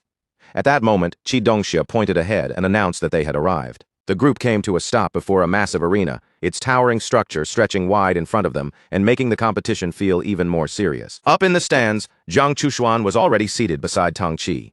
Tang Qi looked at her with surprise, clearly not expecting Zhang Chushuan to show interest in a freshman competition. Zhang Chushuan smiled and said she had come because there was someone she was paying close attention to. When Tang Qi asked who it was, Zhang Chushuan revealed that it was a boy, then pointed toward the entrance and said he had just arrived. Down below, Xu Jingming's group stepped into the arena area. Liu Wentao looked around in amazement at the enormous stage, wondering aloud why the school had built such an extravagant battlefield. Xu Jingming explained that his teacher had told him about the format in advance. This freshman competition would be a 100-person battle royale, so of course the stage had to be large enough to hold everyone. The thought of a massive group battle immediately stirred Xu Jingming's interest. Instead of feeling nervous, his eyes sharpened with excitement, and a dangerous grin slowly spread across his face as he imagined just how entertaining this kind of fight would be. As the freshmen gathered across the arena floor, Liu Wentao lifted his head and stared toward the spectator stands in amazement. He pointed out that a surprising number of major figures had come to watch, including the presidents of the university's two strongest clubs, the Ash Flame Society and the Starfall Society. With that kind of lineup appearing all at once, he guessed they had most likely come specifically for Xu Jingming. Xu Jingming was caught off guard when he heard that. He glanced toward Liu Wentao and asked in surprise whether superpower universities actually had club activities too. Liu Wentao nodded right away and explained that they did, but these clubs were nothing like the casual clubs at ordinary universities. Here, they were real combat teams made up of powerful ability users. He went on to explain that these clubs often organized trips into the wilderness to hunt beasts, provided valuable training resources to their members every month, and could even become a pathway into affiliated guilds after graduation. Then Liu Wentao mentioned that Xu Jingming's senior, Lu Ming, was actually the vice president of the Ash Flame Society. Because of that, he found it strange that Lu Ming still had not shown up on such an important day for his junior brother. Hearing Lu Ming's name, Xu Jingming lowered his gaze slightly, and a trace of concern appeared in his eyes. Ever since returning, he had been unable to contact either his senior or his master, and after hearing that they had gone to the southwest, he could not stop wondering whether they were still safe. At the same time, inside a private viewing box, a subordinate was respectfully reporting to his president. He spoke about how tense the battle situation in the southwest had become and expressed his gratitude that the president had returned in time. The subordinate suggested that recruiting new members could simply be left to the others. But the silver-haired man seated before him, Wei He, the president of the Ash Flame Society, dismissed the idea without hesitation. His reason for coming back was clear. He wanted to recruit Xu Jingming, no matter the cost. As Wei He swept his gaze across the stands, his eyes suddenly stopped on another well-known figure. He frowned slightly, wondering why Wu Lan from the Starfall Society had also come here. In another section of the stands, Wu Lan, the president of the Starfall Society, looked down toward the arena with a confident smirk. From the look in her eyes, it was obvious that she had set her sights on the very same person. Suddenly, a huge, glowing magic circle unfolded high above the arena, spreading its light across the sky and instantly drawing every eye upward. The start of the competition had finally been announced. From within that shining circle, a magnificent balcony slowly emerged, descending toward the arena as if it had been lowered from another world. The crowd immediately broke into murmurs of awe. Many stared upward in disbelief, wondering whether such an impressive display had been created by some powerful space-type ability user. A portal made of golden light then opened on the floating balcony, its glow spilling outward like a curtain. A moment later, a figure stepped calmly through it. The person who appeared was an elegant woman with long brown hair and a calm, powerful presence. The moment she stepped out, the atmosphere seemed to shift, and everyone's attention naturally gathered on her. Lu Wentao recognized her at once as the vice principal who guarded the Battle Technique Library. Xu Jingming, however, was surprised by how young she looked. Lu Wentao explained that powerful ability users aged much more slowly because of their strengthened bodies, though he guessed she had to be at least 40 years old. Standing on the floating balcony above the arena, the vice principal introduced herself to the crowd. Her name was Ling Shuang, one of the 3 vice principals of the university, and she was in charge of the Battle Technique Library. Since the principal was currently away, she would be presiding over the opening ceremony herself. Ling Shuang began by welcoming all the new students to Modu Superpower University. Her voice carried clearly across the arena as she announced that this year's freshman class had a total of 1,024 students, including 6 provincial top scorers. She then gave a breakdown of their awakened abilities. 56 students had A-rank abilities, 832 had B-rank abilities, and 135 had C-rank or D-rank abilities. Then, with a subtle glance, she added that among them was also one extremely rare S-rank awakened student, immediately drawing the attention of Xu Jingming and his friends. Ling Shuang continued, explaining that in order to help students grow stronger, the university distributed resources every year according to a 5-tier rating system, ranging from D-rank all the way up to S-rank. She then declared that the freshman competition would determine each student's first-year treatment and rating. The moment those words landed, the students began whispering among themselves, feeling the pressure of the university's brutally competitive system. Hearing the murmurs, Ling Shuang gave a cold scoff, as if the very idea of fairness amused her. A powerful dark aura erupted from her body, pressing down over the arena as she sharply asked when she had ever said Modu University was a fair place. With a stern expression, Ling Shuang declared that the university's goal was not to pamper students, but to cultivate top-tier powerhouses. And for truly strong people to be born, they had to be forged through harsh competition. Her intense words struck the freshmen like a heavy blow. For a moment, the arena fell into stunned silence, and no one dared to speak casually again. Xu Jingming, however, was not frightened at all. Instead, a confident smirk tugged at the corner of his mouth, because this kind of competitive environment only made him feel that choosing this university had been the right decision. Ling Shuang then warned the students not to hide their strength during the competition. The stronger they proved themselves to be, the more resources they would receive, and with that reminder, she began explaining the actual rules. The first stage would be a 100-person battle royale. Floating drones would track how many opponents each student defeated, and the stage would be divided into 10 rounds, with only the top 5 students from each round advancing. After that, Ling Shuang projected a large screen showing the rewards. First place would receive a 10 cubic meter space ring, a grade cultivation resources, and 1,000 credits. Second and third place would receive a grade and B-grade combat suits, B-grade resources, and a generous number of credits. The value of those prizes immediately stirred the entire crowd. Many students stared at the screen with bright eyes, clearly shocked by how generous the rewards were. Ling Shuang then added one final important detail. The results of the competition would also decide each student's permission level within the university, ranging from C rank to A rank. She made it clear that the rare S rank permission level would be granted through a separate process. With her speech finished, Ling Shuang handed the rest of the event over to another dean, then vanished gracefully in a flash of golden light. Taking her place, Sun Qingshui, the dean of the Elemental Academy, stepped forward before the crowd and prepared to continue the ceremony. Sun Qingshui officially announced the beginning of the freshman competition. As encouragement, she reminded the students that those who performed exceptionally well might be selected by teachers as personal disciples, urging everyone to give their full effort. Excited murmurs spread among the students again. For many of them, this was not just a competition anymore, it was a rare chance to change their future. Sun Qingshui explained that the first stage would consist of 10 separate battle rounds. At the same time, the AI Eva began randomly selecting the students who would participate in the first round. As the names appeared, Xu Jingming's group, now wearing matching combat suits, quickly noticed that Li Chengji, the top scorer from Qinghai, had been placed in the very first group. From the stage, Li Chengji looked directly toward them. His lips curled into a provocative smirk, making his challenge clear without him needing to say a word. Qi Dongxia immediately pointed out his expression, while Song Chukyu frowned in annoyance and called him arrogant. Lu Wentao watched the whole thing with a mischievous look in his eyes.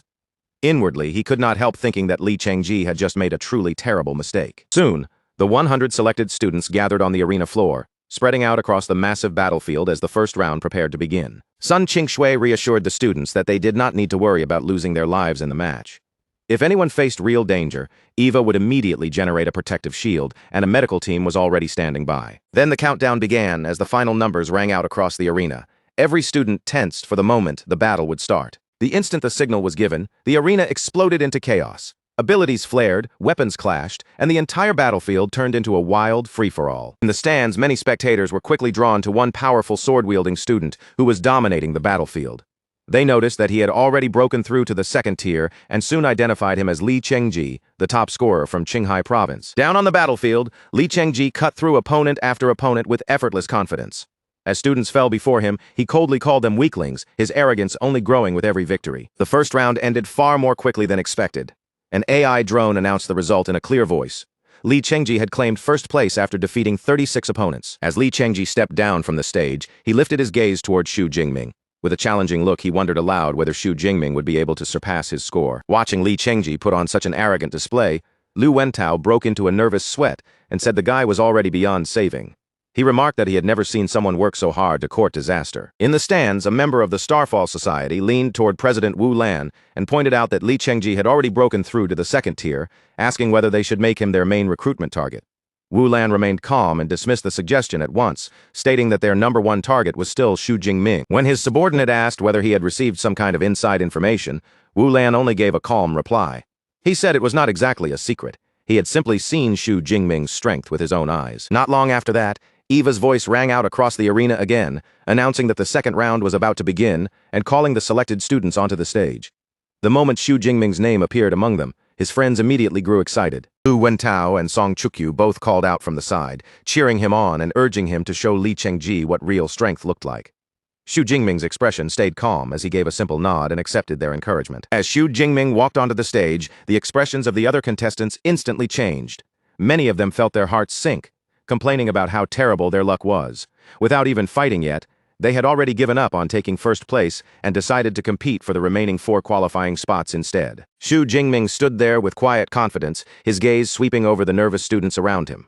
Seeing them trying to stay away from him, he silently thought they were far too naive if they believed distance alone could keep them safe. In the VIP section, several deans were also watching the arena closely. One of them turned to Dean Sun Qingshui and asked whether Xu Jingming was Dean Yang's new disciple. Sun Qingshui confirmed it and identified him as the rare S-rank ability user, prompting the dean to comment that Xu Jingming's aura was already quite impressive. When Xu Jingming truly released his power, another dean was so shocked that he nearly spat out the drink in his mouth.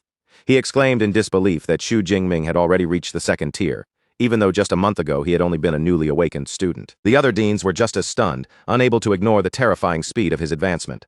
Sun Qingshui looked on thoughtfully, silently realizing that Dean Yang had kept this disciple's progress hidden far too well. The countdown for the battle began, and the instant the match officially started, Xu Jingming made his move. A vast vortex of purple lightning burst outward around him, twisting violently across the arena and swallowing a large section of the battlefield in an instant, leaving the surrounding students frozen in shock. At the center of that raging storm, Xu Jingming spun his spear with blinding speed, arcs of lightning flashing around his body. A predatory grin appeared on his face, as he thought that, compared with slaughtering beasts, fighting other humans still felt much more interesting. The sheer scale of Xu Jingming's power terrified the other contestants. A violent wave of energy pushed several of them backward, and one student suddenly realized with horror that the aura pressing down on them belonged to a second-tier ability user. Standing inside the swirling purple lightning, Xu Jingming made no attempt to hide the truth.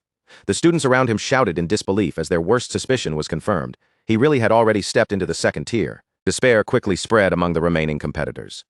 They stared at Xu Jingming like he was an impossible opponent, complaining that it was completely unfair to face a freshman who was already an entire tier above them. From the stands, Wu Lan, the president of the Starfall Society, watched the scene with a steady expression. His subordinate leaned over and asked whether he had already known Xu Jingming's real strength. Wu Lan calmly replied that he had, and now Xu Jingming's potential was finally clear for everyone to see. In another part of the stands, Jiang Chushuan smiled as she watched Xu Jingming below. Remembering how she had been calling him senior all this time, she quietly amused herself with the thought that she would definitely get even with this junior of hers later. Meanwhile, Li Chengji clenched his teeth in frustration. He had originally planned to use Xu Jingming's fame as a stepping stone to make his own name shine brighter, but now that plan had completely fallen apart. What annoyed him even more was that he had been placed in a different round from Xu Jingming. Li Chengji cursed his bad luck under his breath, his face darkening as he wondered what he was supposed to do now. Back in the arena, one student suddenly stepped forward and seized the moment. He loudly told the others that Xu Jingming was far too strong to defeat alone and suggested that everyone join forces to eliminate him first. That proposal immediately received excited agreement from the other contestants. Faced with Xu Jingming's overwhelming strength, they all knew that teaming up was probably their only chance. Xu Jingming stood within the lightning storm and listened closely. He sensed a strange persuasive power hidden in the speaker's voice and quickly realized that the young man was likely a spiritual type ability user. A purple-haired young man named Shi Ying revealed himself and released his A-rank psychic ability, using it to unite the scattered students. He assured them that as long as they followed his commands, they would have a rare chance to bring down an S-rank ability user. Encouraged by Shi Ying's words and influenced by his power, the other students quickly rallied together. Their fear turned into determination as they prepared to challenge Xu Jingming as a group. Inside the VIP box, the deans watched the situation unfold with interest. Wu Wen noted that Shi Ying had successfully united the freshmen, while Sun Qingshui recognized him as a disciple of Dean Long Ke. Dean Long Ke, the head of the Tactics Academy, smiled with clear satisfaction. Even so, he understood perfectly well that the students had come together less because of Shi Ying's leadership and more because Xu Jingming's strength had forced them into unity. Still, Sun Qingshui believed Xu Jingming's situation had become troublesome. If an S-rank ability user were eliminated in the very first round, it would become a huge joke for the entire university. Down on the battlefield, Xu Jingming quietly watched as the remaining contestants gathered together and formed a united front against him. Shi Ying looked toward him with confidence and taunted that Xu Jingming had already lost his chance to attack first. Then he asked how Xu Jingming planned to deal with so many opponents coming at him all at once. But Xu Jingming was not intimidated at all. Instead, he gave a confident smirk and asked why Shi Ying assumed he was the one at a disadvantage. As his power surged, a spear made entirely of purple lightning formed in his hand. Seeing that, Shi Ying immediately gave the order to attack. He sent the close combat fighters charging to the front, while the ranged attackers and support-type students prepared their abilities from behind. With the chance to defeat an S-rank ability user right in front of them, the students charged forward together. Their battle cries echoed across the arena as they rushed toward Xu Jingming from every direction. From a safer distance, Shi Ying raised a rock barrier around himself and called out mockingly. He told Xu Jingming to focus on surviving the incoming attack first before even thinking about reaching him. Xu Jingming remained completely unimpressed as he looked at the wave of students rushing toward him. In his eyes, numbers meant very little when the gap in power was already this wide. Xu Jingming finally acted. Instead of aiming at the students charging toward him, he hurled the massive lightning spear straight toward Shi Ying's defensive wall. The lightning spear slammed into the rock barrier with devastating force. In a single instant, the supposedly solid defense shattered apart like fragile stone under a thunderbolt. A violent explosion of purple energy burst outward from the impact point. The shockwave swept across the arena floor and knocked back the closest attackers before they could even reach Xu Jingming. The raw lightning energy did not disappear after the first collision. It continued surging wildly across the battlefield, crackling through the air and spreading pressure over everyone nearby. Caught in the terrifying blast range, Shi Ying and the others stared in horror. Someone screamed that the energy was about to explode, while others panicked, believing they were all going to die. A moment later, their fear became reality. The unstable lightning energy detonated in a massive explosion, engulfing a huge section of the battlefield in roaring purple light. The onlookers were completely stunned by the scale of the blast. One student exclaimed that he had just seen a mushroom cloud rise from the arena, while others anxiously wondered whether Shi Ying and his group had been killed. At that critical moment, the university's safety measures activated. An AI drone announced that a life-threatening impact had triggered the defense grid, and several students were immediately sealed inside protective bubbles. Then came the verdict. Every one of them had been eliminated by Xu Jingming. Although he had survived unharmed, Shi Ying clenched his fist in frustration inside the protective barrier. He complained bitterly that he had failed to defeat even a single opponent and was now eliminated, all because he had chosen to provoke Xu Jingming. One of the other instigators, also eliminated from the fight, desperately shouted toward the remaining students. Even from inside the barrier, he urged them to continue the attack and not let the chance slip away. Still affected by Shi Ying's earlier command, a female student stepped forward with fierce determination in her eyes. She declared that even if she had to go down with him, she would take Xu Jingming out. The remaining fighters responded to the call, their eyes glowing red as their resolve surged unnaturally high. From every side of the arena, they launched one final desperate charge toward Xu Jingming. Xu Jingming stood calmly in the center of the battlefield, watching as dozens of weapons and abilities came crashing down toward him from all directions. Yet instead of being overwhelmed, Xu Jingming's expression only grew more confident. A faint, almost sinister smile spread across his face as he prepared to meet the final wave head-on. Watching from the sidelines, Shi Ying still held onto a sliver of confidence. He believed that even if the remaining students were all eliminated, it would be a worthwhile sacrifice as long as they could drag Xu Jingming down with them. But in the very next instant, that confidence shattered completely. Shi Ying's face twisted with pure shock as he saw the outcome unfold before his eyes. Xu Jingming handled the entire assault with almost effortless ease. By simply spinning his spear, he formed a powerful vortex of purple lightning around himself, repelling every attacker at once and sending them flying across the battlefield. With the threat swept away in an instant, Xu Jingming slowly lowered his spear and let out a small sigh. Instead of looking pressured, he seemed almost bored by how quickly the attack had ended. Shi Ying stared at the scene in front of him, his eyes widening as disbelief spread across his face. How could one simple activation of an ability shut down every elemental attack they had thrown at him? In that moment, the answer felt almost impossible to deny. This was the crushing, unreasonable power of a true S-rank ability. Shi Ying's legs finally gave out, and he dropped heavily to his knees, all the fight draining from his body. Even with so many students attacking together, even with their combined strength, they had been nothing in front of Xu Jingming, no different from tiny ants trying to shake a mountain. All around the arena, the audience erupted into chaos, their voices rising in shock as they stared at Xu Jingming's terrifying lightning. Every other elemental attack had been completely useless against him, and one student who also wielded lightning could only stand there in confusion, unable to understand why Xu Jingming's thunder was on an entirely different level. Up in the stands, Jiang Chushuan could no longer hold herself back.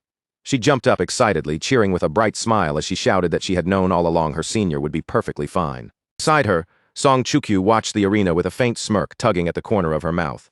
To her, those students had been far too naive, actually believing that such a simple little plan would be enough to bring Xu Jingming down. In the VIP section, the deans watched the fight with sharp, experienced eyes, quietly breaking down every detail.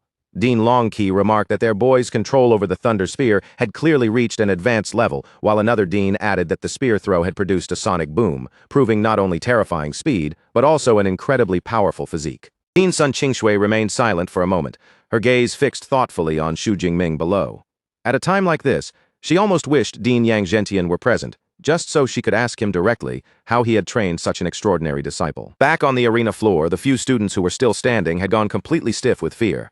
They understood now that they had no method left to break through Xu Jingming's defense, and with their morale shattered, one of them could only suggest in desperation that their only choice was to run. Seeing those remaining students frozen in place, Xu Jingming slowly turned toward them with a confident smirk.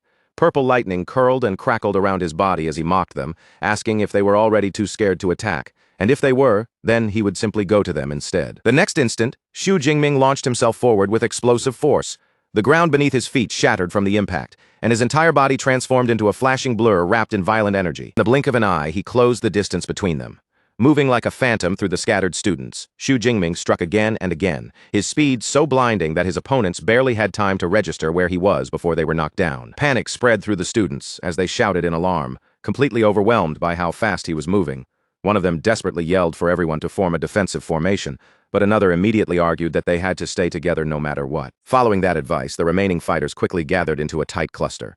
A shield-bearer stepped to the front, planting himself firmly as the others huddled behind him, all of them bracing for Xu Jingming's next assault. When Xu Jingming saw them finally organize themselves into a proper defense, the smirk on his face only grew wider. Instead of feeling pressured, he seemed almost pleased, silently thinking that the fight was finally starting to become a little interesting. He slipped through their ranks like a storm made of lightning and steel, tearing apart their formation piece by piece. Even while attacking, Xu Jingming remained calm enough to point out their flaws, telling one opponent that their angle was wrong, another that they were far too slow, and a third that their strength simply was not enough. As Xu Jingming continued moving, one student tried to stop him by unleashing a wave of ice across the arena floor.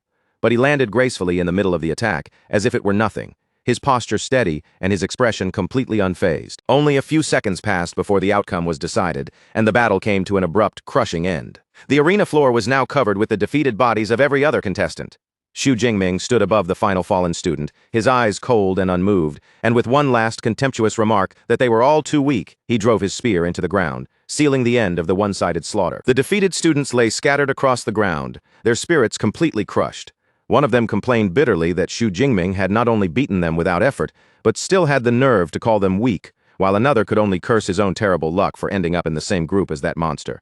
Eva hovered above the arena and announced that the round had officially ended.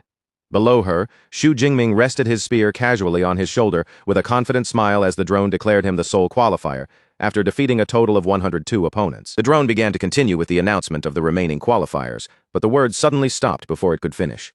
Dean Sun Qingshui took over the announcement herself, explaining that because Xu Jingming was the only contestant to advance from that round, the others would need to compete in an additional match to determine the remaining 4 qualifiers. In the stands, the audience was still buzzing with excitement and disbelief. One female student called it an absolute crushing victory, saying it was the first time she had ever seen a competition round where only one person advanced, and her friend immediately agreed, predicting that the university's clubs would soon be fighting fiercely to recruit Xu Jingming. The deans were just as impressed by what they had witnessed.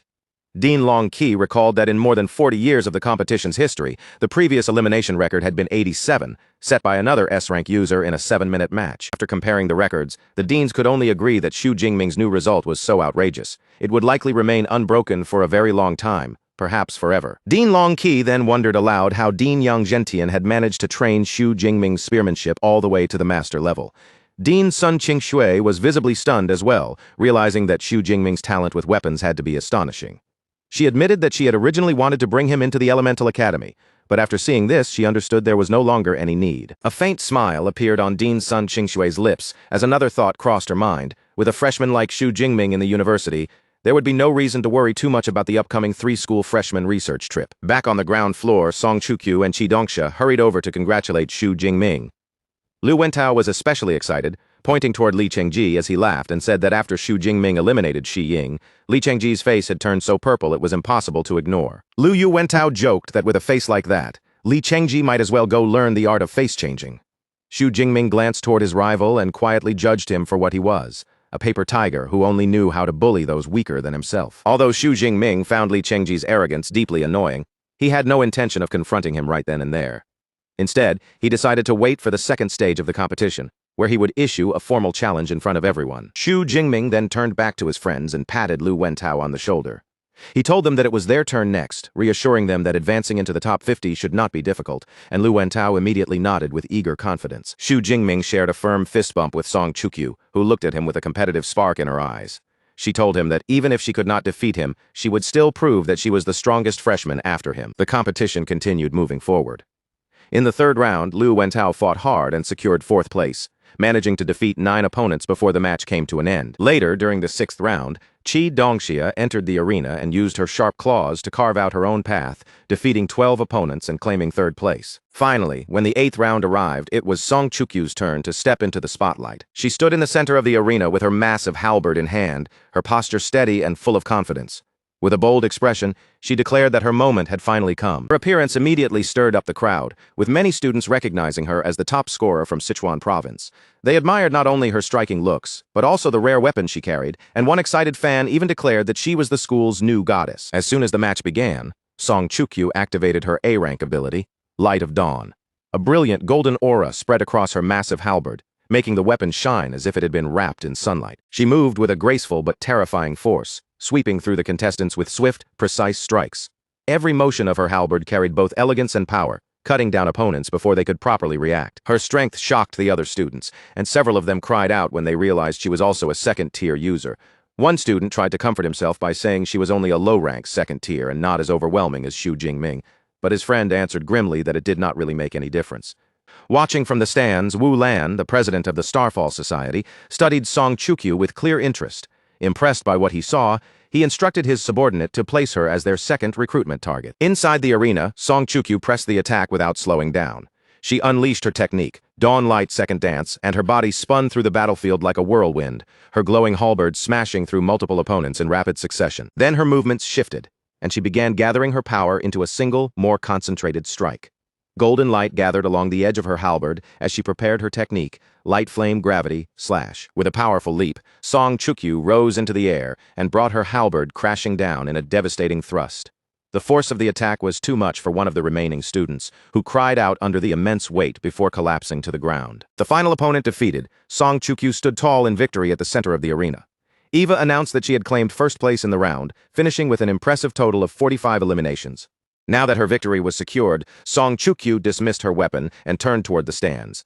A cheerful smile spread across her face as she waved happily in Xu Jingming's direction. After leaving the arena, Song Chukyu approached Xu Jingming and playfully asked what he thought of her performance.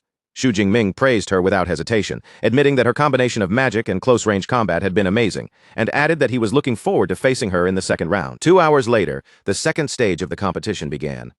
This time, the format changed into a free challenge, with floating platforms suspended high above the arena. Each student would have 3 chances to challenge someone ranked above them. But there was one important rule. Only contestants who had already entered the top 50 could be challenged. At last, it was Xu Jingming's turn to choose his opponent. For a brief moment, he considered challenging Song Chukyu, who held second place, but quickly dismissed the idea, and instead informed Eva that he wanted to challenge the third-ranked student, Li Chengji. The moment that announcement rang out, Li Chengji froze where he stood, his face twisting with disbelief before fury surged straight through him. He snapped his arm up and pointed straight at Xu Jingming, his anger practically spilling out as he demanded to know why the student sitting firmly in first place would choose to challenge him. Xu Jingming, however, didn't look the least bit shaken. He answered in a calm, even voice, saying the rules had never stated that he had to challenge someone ranked above him. Then his gaze turned colder, and he added a quiet warning, asking whether Li Chengji had truly believed he could provoke him and walk away without paying any price. The stands immediately broke into a restless wave of whispers, confusion spreading through the crowd as everyone tried to understand what was happening. Then one student who knew the backstory quickly explained that Li Chengji had once arrogantly aimed a throat-slitting gesture at Xu Jingming, making it clear that this challenge had not come out of nowhere. Eva, the AI overseeing the competition, quickly assigned the two of them to an arena. Li Chengji's expression was still burning with rage, but he accepted the challenge without hesitation, clearly eager to test for himself just how terrifying the power of an S-rank user really was. Soon, on the floating battle platform, Xu Jingming and Li Chengji stood facing one another across the open space, their bodies still as Eva's countdown echoed around the arena. The instant the battle began, Li Chengji released his power without holding anything back. His body swelled larger and stronger, muscles bulging as red fur spread across him, and his head transformed into that of a fierce lion. The system immediately identified his ability as an A-rank power, Berserk Blood Lion King. A savage roar burst from his throat, shaking the air around the platform like the cry of a beast ready to tear its prey apart. Wrapped in a blazing red aura, the lion-headed man launched himself forward with terrifying force, shouting that Xu Jingming had been the one who forced him to go this far. Xu Jingming stood his ground, purple lightning flickering violently through his eyes as he stared back with an icy expression.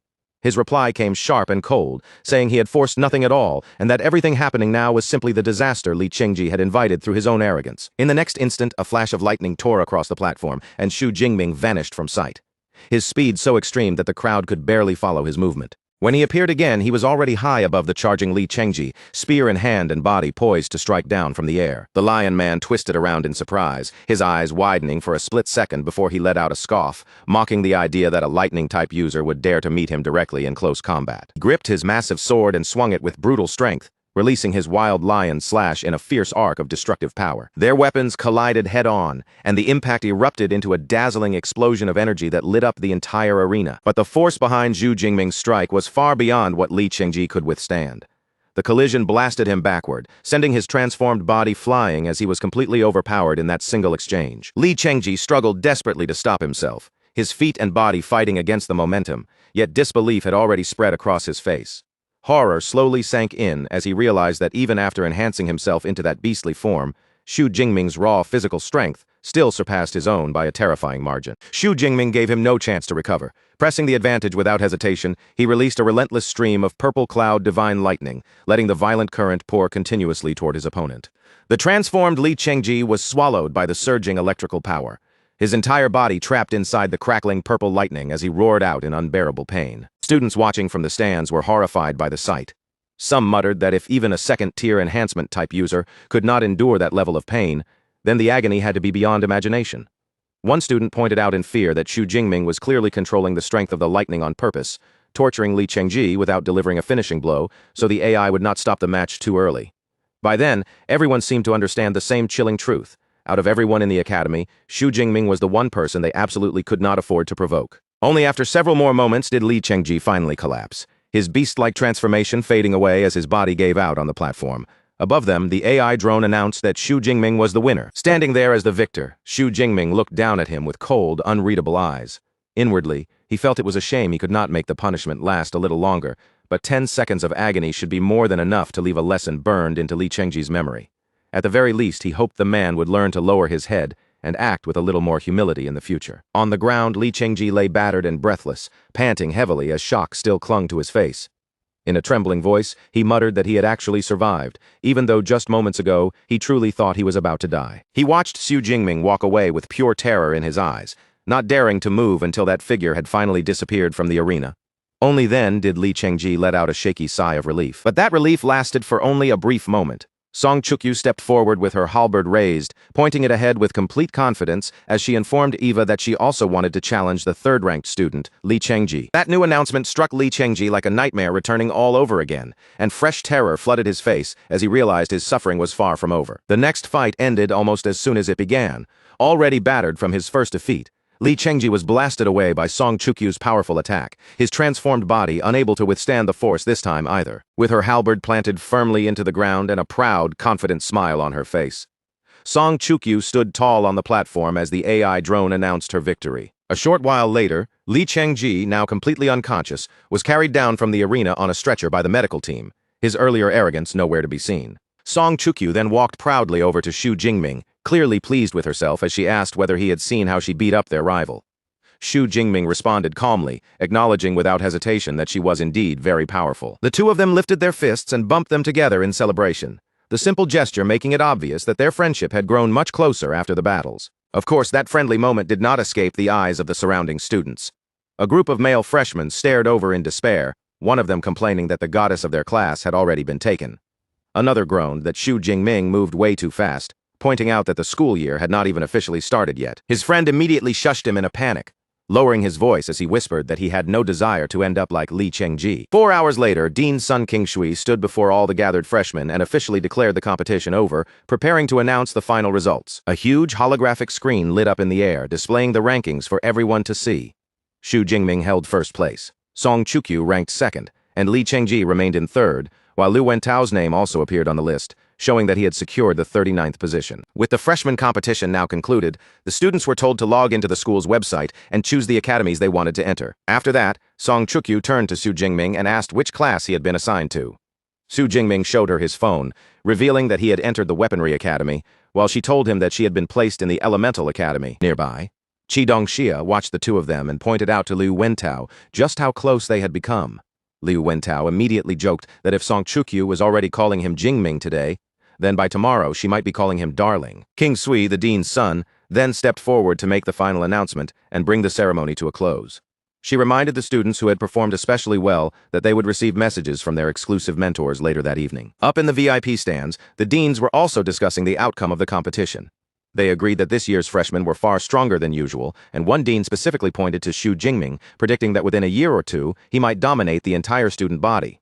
They also concluded that the student clubs would probably fight fiercely among themselves to recruit someone like him. As the event finally came to an end, Liu Wentao suggested that their group should go out and eat something to celebrate. Qi Dongxia agreed right away, then playfully added that since Xu Jingming was now the newcomer king, and also a wealthy man with a space ring, it only made sense for him to treat everyone.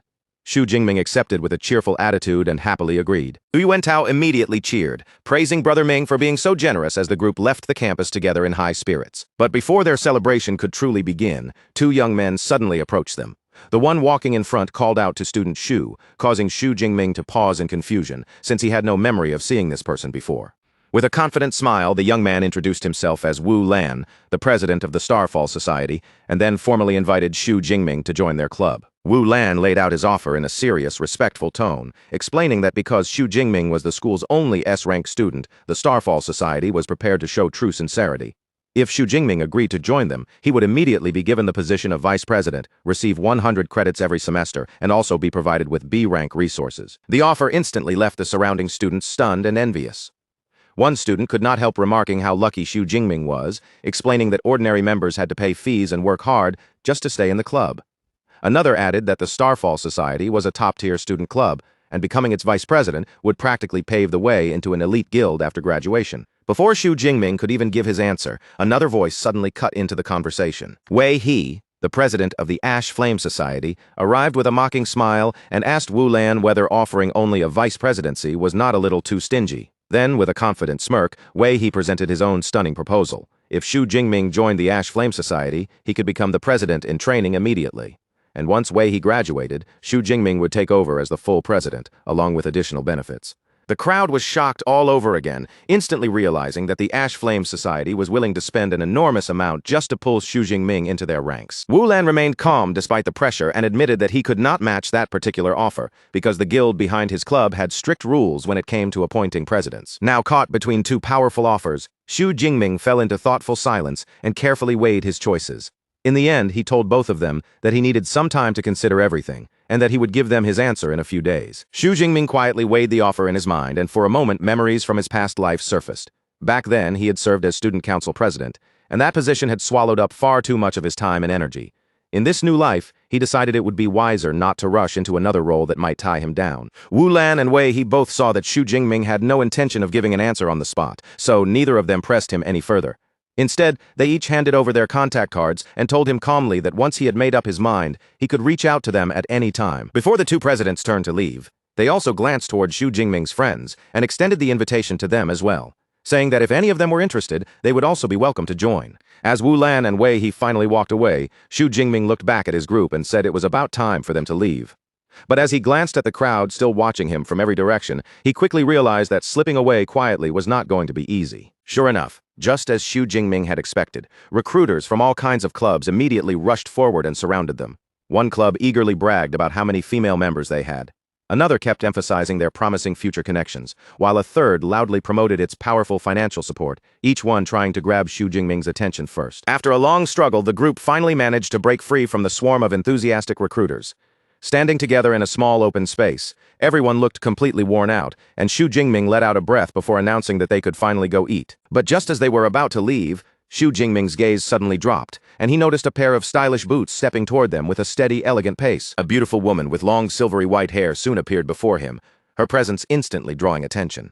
With a playful smile on her lips, she greeted him as her junior, and Xu Jingming immediately recognized her as Jiang Chushuan. Xu Jingming was clearly caught off guard, and his greeting came out with a slight stammer. Beside him, Song Chukyu narrowed her eyes at the sudden newcomer, studying her carefully before asking, with a hint of suspicion, exactly who she was. Xu Jingming quickly explained that Jiang Chushuan was the senior he had met back in the wilderness.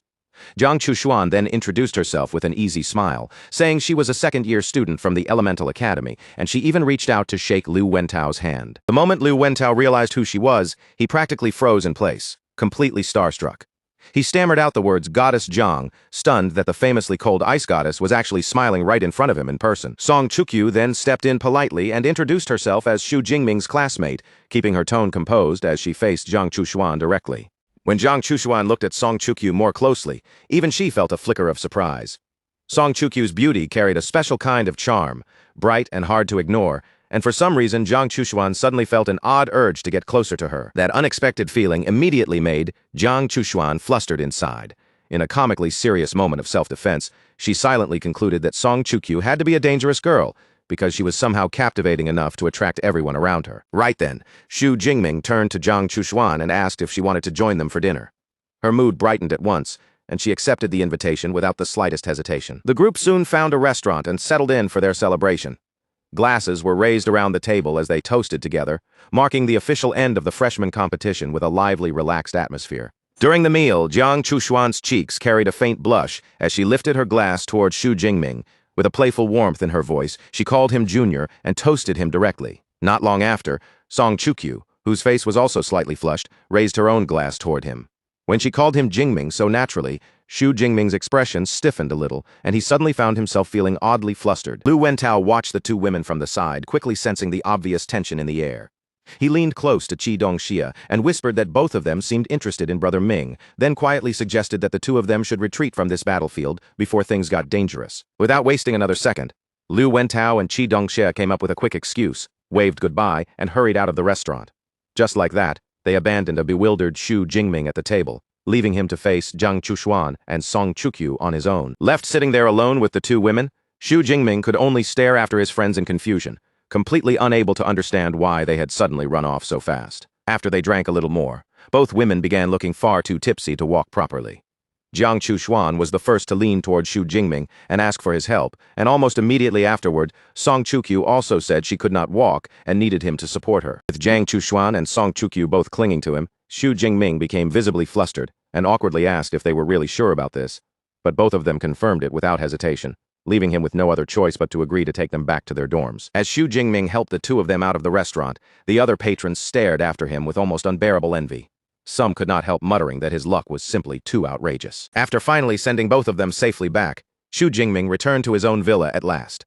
The moment he stepped inside, he let out a long, heavy sigh of relief, as if he had barely escaped a major crisis. But that relief disappeared almost instantly when he looked toward the couch and saw an unfamiliar woman sitting there. Xu Jingming paused in confusion, then asked her who she was. The woman calmly introduced herself as Su Yu, his new class counselor, and explained that she had come specifically to deliver the rewards he had earned from the freshman competition. Xu Jingming immediately composed himself and greeted her politely. Su Yu then handed him a wooden box and explained that it could only be opened with his fingerprint. Before leaving, she also told him that if he ran into any school-related problems in the future, he could contact her directly. Once the prize had been delivered, Su Yu left without delay, and almost at the same time, Lu Wentao happened to come downstairs. Lu Wentao walked over with a mischievous look and playfully asked Xu Jingming whether a huge conflict had broken out between Song Chukyu and Jiang Chuxuan. Xu Jingming looked back at him in complete confusion and asked what conflict he was even talking about. For a moment, Lu Wentao was left utterly speechless. He could hardly believe that a situation like that had somehow ended without exploding into a fight. After thinking about it for only a second, Lu Wentao immediately reached his own conclusion. Brother Ming must have handled everything flawlessly. While Liu Wentao continued marveling at his friend's mysterious skill, Xu Jingming sat down on the couch and pressed his fingerprint against the prize box to open it. As the box opened and the rewards inside came into view, Xu Jingming's eyes lit up slightly and a look of pleasant surprise appeared across his face. Xu Jingming carefully examined the rewards he had received from the freshman competition. Sitting on the couch, he first picked up the 10 cubic meter space ring and began testing its storage function. With just a simple command, the ring gave off a faint glow, and his large spear vanished from sight, instantly being stored inside the ring. Lu Wentao watched the whole thing from nearby with amazement written all over his face. He could not help commenting on the ring's impressive capacity, then added that with 3 space rings in his possession, Xu Jingming really looked like a wealthy man now. Then Lu Wentao thought about his own reward for placing in the top 50, which was only 400 credits, and the envy in his voice became impossible to hide. Xu Jingming agreed that he did indeed have several rings now. After thinking it over, he decided that he should visit the equipment department later and return the ones he no longer needed. Next, Xu Jingming took a small orange pill out of the prize box and turned it between his fingers, wondering what kind of effect it had since there were no instructions included. Liu Wentao, however, looked completely confident and told him that identifying it was simple, then called out for the dorm's AI, Eva. Following Liu Wentao's suggestion, Xu Jingming held the orange pill up in front of him and let Eva scan it for analysis. Eva quickly completed the scan and identified the pill as a 5th-grade Ningxin pill, an A-grade cultivation resource capable of greatly increasing spiritual power for ability users below the 5th tier. Xu Jingming was genuinely surprised to learn that Eva even had a function like this. Liu Wentao explained with a proud look that the AI could also identify beast materials, rare herbs, and other valuable resources. Xu Jingming could not help commenting on how convenient the AI was, though he also felt it was a shame that he could not bring Eva with him into the wilderness. Liu Wentao suggested that similar commercial products might exist, and Xu Jingming nodded, deciding he would look into it later. Later, inside the training room, Xu Jingming sat down and decided to check his current spiritual power before taking the pill. He knew very well that physique and spirit were 2 of the most fundamental attributes for an ability user, but they were also among the hardest to improve. On top of that, the conversion rate from his ability points into spiritual power had become less efficient, which meant relying on points alone would cost him more and more as he grew stronger. Hoping that the pill would bring him a pleasant surprise, Xu Jingming swallowed it and entered meditation. Soon, a powerful swirl of energy began to gather around him, wrapping his body in a dense, surging current. A moment later, Xu Jingming checked his system panel again, and delight immediately flashed across his face. His spiritual power had increased by 50 points, pushing him past the 1,000 mark. After doing the calculation, Xu Jingming realized that this single boost had saved him 500 ability points. With that kind of result, he was more than satisfied and concluded that the pill's effect was truly excellent. Feeling refreshed and energized, Xu Jingming decided to spend the next couple of hours training. He raised his hand, summoned his spear back out from the space ring, and prepared to begin. The next day, Xu Jingming appeared on campus again, moving through the university grounds as the excitement from the freshman competition slowly began to settle behind him. He had just finished selling off his extra space rings, and in one move, his total assets had climbed to more than 100 million. As he walked toward the university's pharmacy department, he couldn't help thinking that becoming an ability user really was unbelievably profitable. After arriving, he took a number and waited for his turn. When Xu Jingming checked the queue, he saw that there was still more than an hour before he would be called. Since wasting time did not suit him, he simply found a place to sit down and began cultivating quietly while he waited. While Xu Jingming was sitting there with his eyes focused and his aura calm, a familiar voice suddenly called out to him. He lifted his head and saw Jiang Chushuan standing nearby. Xu Jingming was a little surprised to see her there, and a playful look crossed his face as he asked whether she had already sobered up from the night before. Jiang Chushuan answered naturally, telling him that she had woken up early, as if last night's drinking had not slowed her down much at all. She then glanced at him and asked if he had come to the pharmacy department to sell the rare herbs they had found earlier. Xu Jingming nodded slightly and explained that selling them was one option, but if possible he would rather have a pharmacist refine them into pills. Jiang Chushuan's lips curved into a charming smile as she looked at him, then asked whether he really did not notice the beautiful and excellent pharmacist standing right in front of him. Xu Jingming looked at her with some doubt and asked if she was not only an amateur. Jiang Chushuan immediately pushed back, saying with confidence that she was a certified second-grade pharmacist, and that refining first-grade and second-grade pills was practically effortless for her. She then added that she no longer planned to enter the wilderness in the future, and from now on, she intended to focus fully on being a pharmacist. The moment Xu Jingming heard that, his expression changed, and he was completely stunned. As the two of them sat there waiting, Jiang Chushuan quietly explained why she had made that decision. She told Xu Jingming that after nearly dying several times during their recent trip, she had finally understood that the wilderness was not a place suited for her. She still planned to continue making videos, but her content would shift toward her daily life as a pharmacist instead. Xu Jingming pointed out that such a sudden change might cost her many fans, and Jiang Chushuan lowered her gaze slightly before quietly agreeing. She then opened up about her past, saying she was an orphan whose parents had died during a beast tide. After awakening her A-rank ice ability, she had struggled with money for a long time, until her beast-fighting videos unexpectedly went viral. That fame finally allowed Jiang Chushuan to earn a steady income, but she admitted that deep down, her real passion had always been refining pills, not risking her life in the wilderness. She looked at Xu Jingming and told him that he had saved her the last time, but she knew very well that she could not depend on luck forever.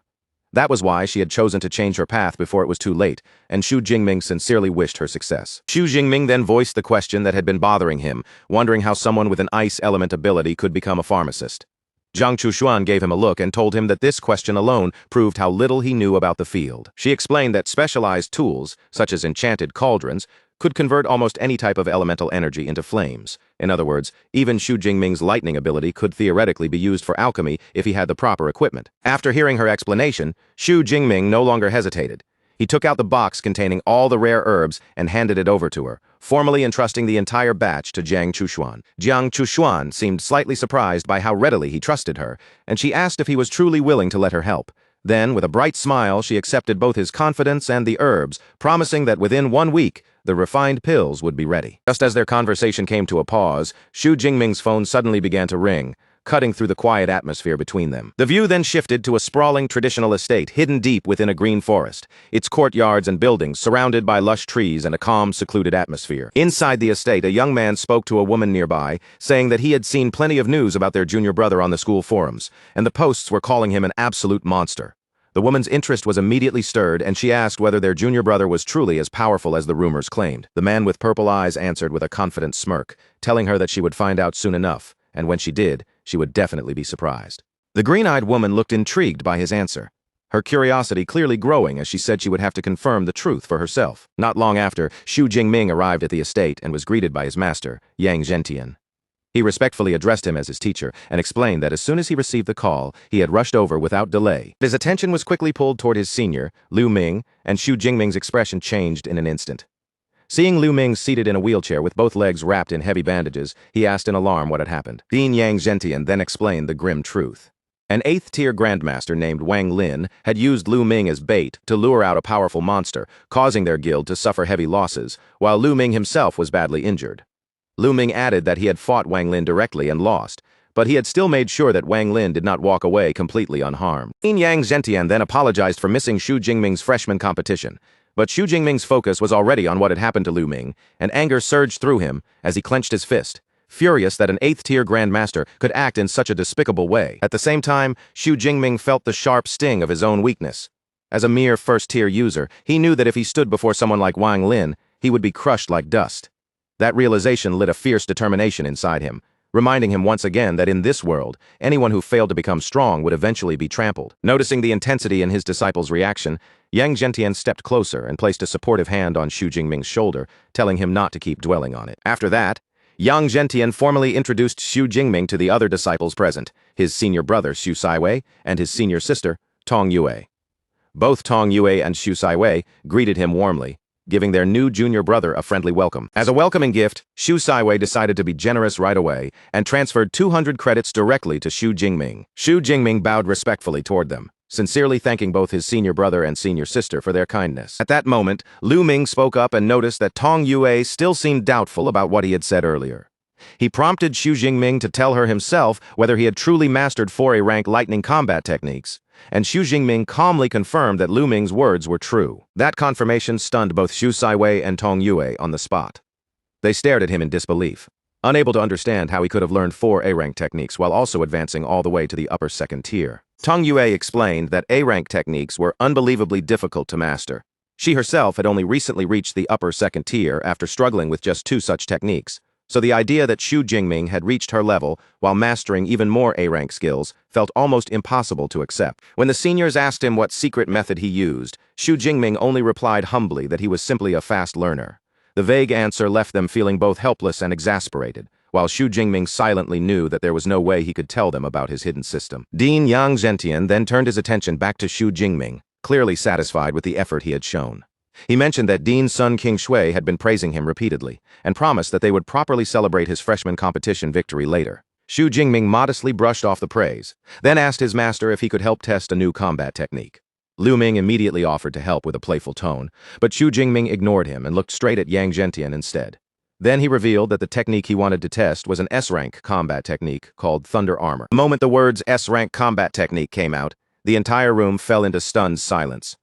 Yang Zhentian and all 3 of Xu Jingming's seniors were left speechless by what they had just heard. Xu Saiwei even stumbled back in disbelief, admitting that as a low-rank third-tier user, he had never been able to break through that technique's defense. Realizing that this needed to be tested properly, Yang Zhentian told everyone to head to the training ground, and the group soon arrived at a large octagonal arena. As they waited beside the arena, Xu Saiwei could not help wondering aloud whether Xu Jingming had truly mastered an S-rank technique.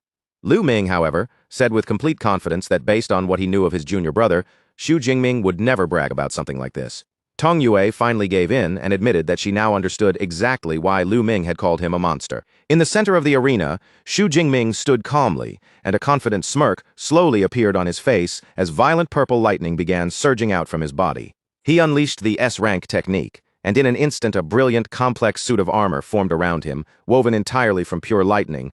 With his eyes glowing with power beneath the crackling energy, Xu Jingming looked toward his master and confidently said he was ready for the test. Dean Yang Zhentian prepared to test his disciple's new technique and warned Xu Jingming that he would begin with an attack equal to the strength of a peak third-tier user. Then Yang Zhentian raised his power and released a blazing sphere of red energy which exploded violently and completely swallowed the spot where Xu Jingming stood. When the smoke and energy finally cleared, Xu Jingming was still standing there unharmed. His lightning armor had absorbed the entire blast, leaving him without even the slightest scratch. A confident smirk appeared on Xu Jingming's face as he looked at his teacher and said that attack was not enough, asking him to increase the power. Yang Zhentian's eyes lit up with excitement at the strength of his student's defense, and he agreed to raise the output. Still, he warned Xu Jingming that if the pressure became too much, he had to say so immediately. Yang Zhentian then continued bombarding the lightning armor with stronger attacks, calling out the multipliers as the force climbed from twice the original power to 4 times, then up to 6 times. By the time the attack reached 10 times its original strength, Xu Jingming's expression finally tightened. He gritted his teeth and stood firm, struggling to endure the terrifying pressure pressing against his lightning armor. At last, Yang Zhentian's attack came to a stop. Xu Jingming's body was already drained from holding on for so long, and as the crackling thunder armor faded from around him, his legs finally gave out, and he dropped to his knees. Yang Zhentian burst into laughter, clearly delighted by what he had just witnessed, and praised Xu Jingming's performance without holding back. He explained that the final attack had carried the power of a lower-stage 4th-tier user, roughly 10 times stronger than a peak 3rd-tier strike. In his judgment, only an A-rank user who had reached at least the 4th tier would have a real chance of breaking through that armor. Off to the side, the senior disciples stared in stunned silence. They could hardly believe the defensive power they had just seen. An S-rank combat skill paired with an S-rank ability was already terrifying enough, but their junior brother had actually blocked an attack 2 full tiers above his own level. At this point, calling him a monster almost felt like an understatement. Just as Yang Zhentian was about to suggest that they go celebrate, Xu Jingming forced himself to move. Still breathing heavily, he struggled back to his feet and told his teacher to wait a little longer. With fierce determination burning in his eyes, Xu Jingming shouted that he had not reached his limit yet, making it clear that he still wanted to push himself further. In the next instant, power erupted from him like a storm. Xu Jingming shot upward into the air, his hair turning pure white as chaotic lightning exploded around his body, and even Yang Zhentian's expression changed in surprise. The moment his seniors saw the transformation, their eyes widened, and they immediately recognized what kind of state Xu Jingming had entered. They exclaimed that this was the Thunder Extreme State, a special ability that could only be unlocked once the undying Thunder Body reached its third layer. Watching the fierce aura pouring from Xu Jingming, they were left in awe of how much more intense he had become. Yang Zhentian looked at his disciple with growing admiration and finally understood how Xu Jingming had endured the earlier assault. The answer was simple. His undying Thunder Body had already advanced to the third layer. Now genuinely eager to see just how far this power could go, Yang Zhentian decided to run another test. He raised his hand, and another enormous sphere of red energy began gathering in front of him. As Yang Zhentian prepared to release the next attack, Xu Jingming remained in his enhanced state, lightning raging around him while he braced his body for the coming impact. 3 minutes later, the test finally came to an end. Xu Jingming knelt on the ground again, completely exhausted, his transformation already gone, while Yang Zhentian announced the astonishing result. It had taken an attack equal to a middle-stage 4th-tier user, 20 times the original force, to finally break Xu Jingming's defense. Yang Zhentian looked at his student with unmistakable pride, admitting that Xu Jingming's achievements had gone far beyond anything he had expected. Although Xu Jingming was still tired, he sincerely thanked his teacher. More importantly, the test had given him a clear understanding of how strong his defensive ability truly was. Yang Zhentian stepped forward and helped his disciple up, then remarked with a smile that among all his students, Xu Jingming was the most worry-free one, because he seemed to learn everything on his own without needing much guidance. With the mood now turning celebratory, Yang Zhentian declared that it was time to eat. He told everyone not to hold back and to order the most expensive dishes, and the group headed out together. Later, while they were driving, Xu Jingming turned to his senior brother Lu Ming and asked for advice about the university clubs. He wanted to know whether he should join the Ash Flame Society or the Starfall Society. Lu Ming answered without hesitation, advising him to choose Starfall. Xu Saiwei, who was driving, looked surprised by that response, but Lu Ming explained that the Ash Flame Guild had recently run into serious trouble, so Starfall was clearly the safer choice. Yang Zhentian then shared his own opinion. He suggested that Xu Jingming could join a club for a year or two to gain experience, but after that he should consider creating his own society. The people he recruited during university, Yang Zhentian explained, could become the core force supporting him after graduation. Xu Jingming was a little confused when he heard this, and he could not help wondering whether building his own faction was really necessary. His master explained that one reason he himself had not yet reached the Grandmaster rank was because he lacked a proper faction of his own. Without people to handle tasks for him, he had been forced to waste too much time doing everything personally. Yang Zhentian reminded Xu Jingming that having a force under him would allow him to focus more fully on cultivation. Xu Jingming quickly understood what his master meant and thanked him for the advice.